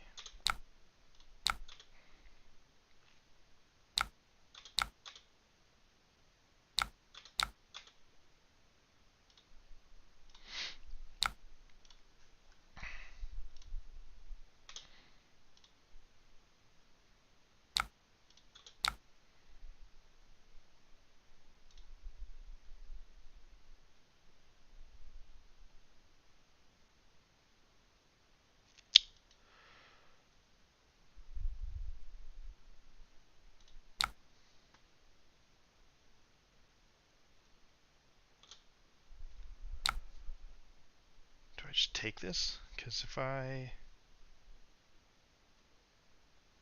go Tunic, Mouse Guys, Flail, well, definitely end with Rune Chance. Yeah, this feels like a safe 6 to take. If they pop Bolters here, so be it. Okay.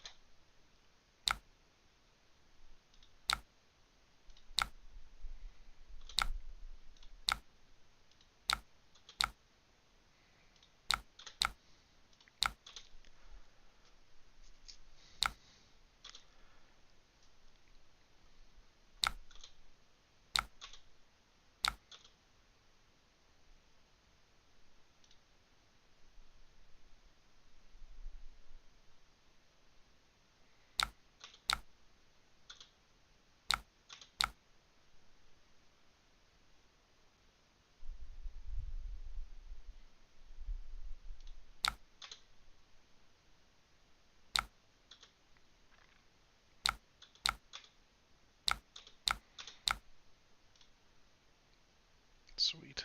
Alright, this turn. This turn's a big time setup turn. 6, if it hits, go again.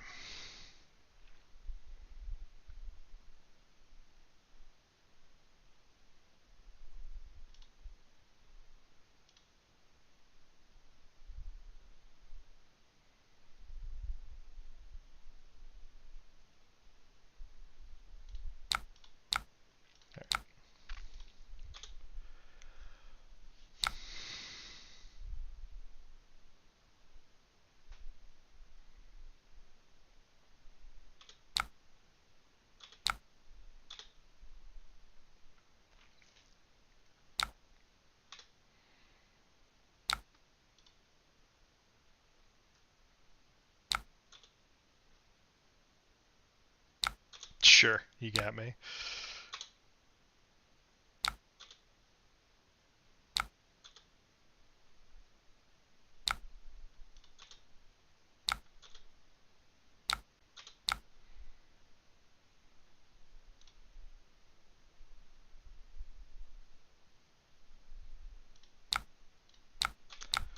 Need to not let him get a counter.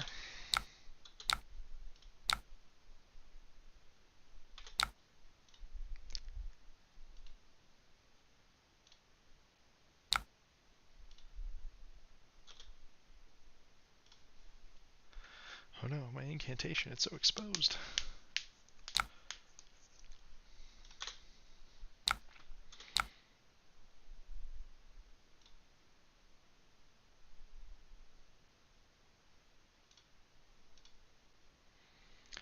Three go again, floating 1.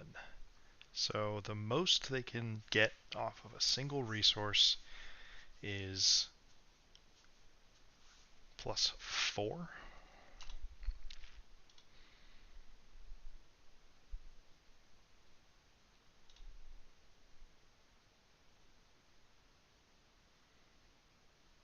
So if I block for 7,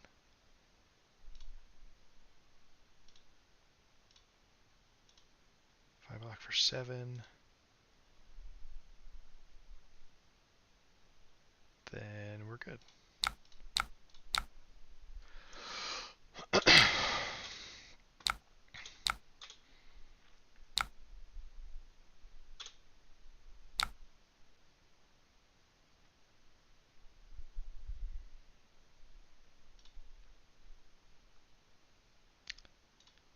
think I want to wait until I can do more. This isn't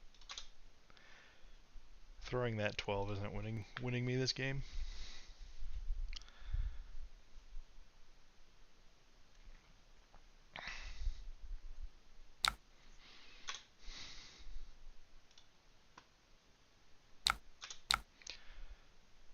This hand is worth taking a bit of damage, I think. Oh, and especially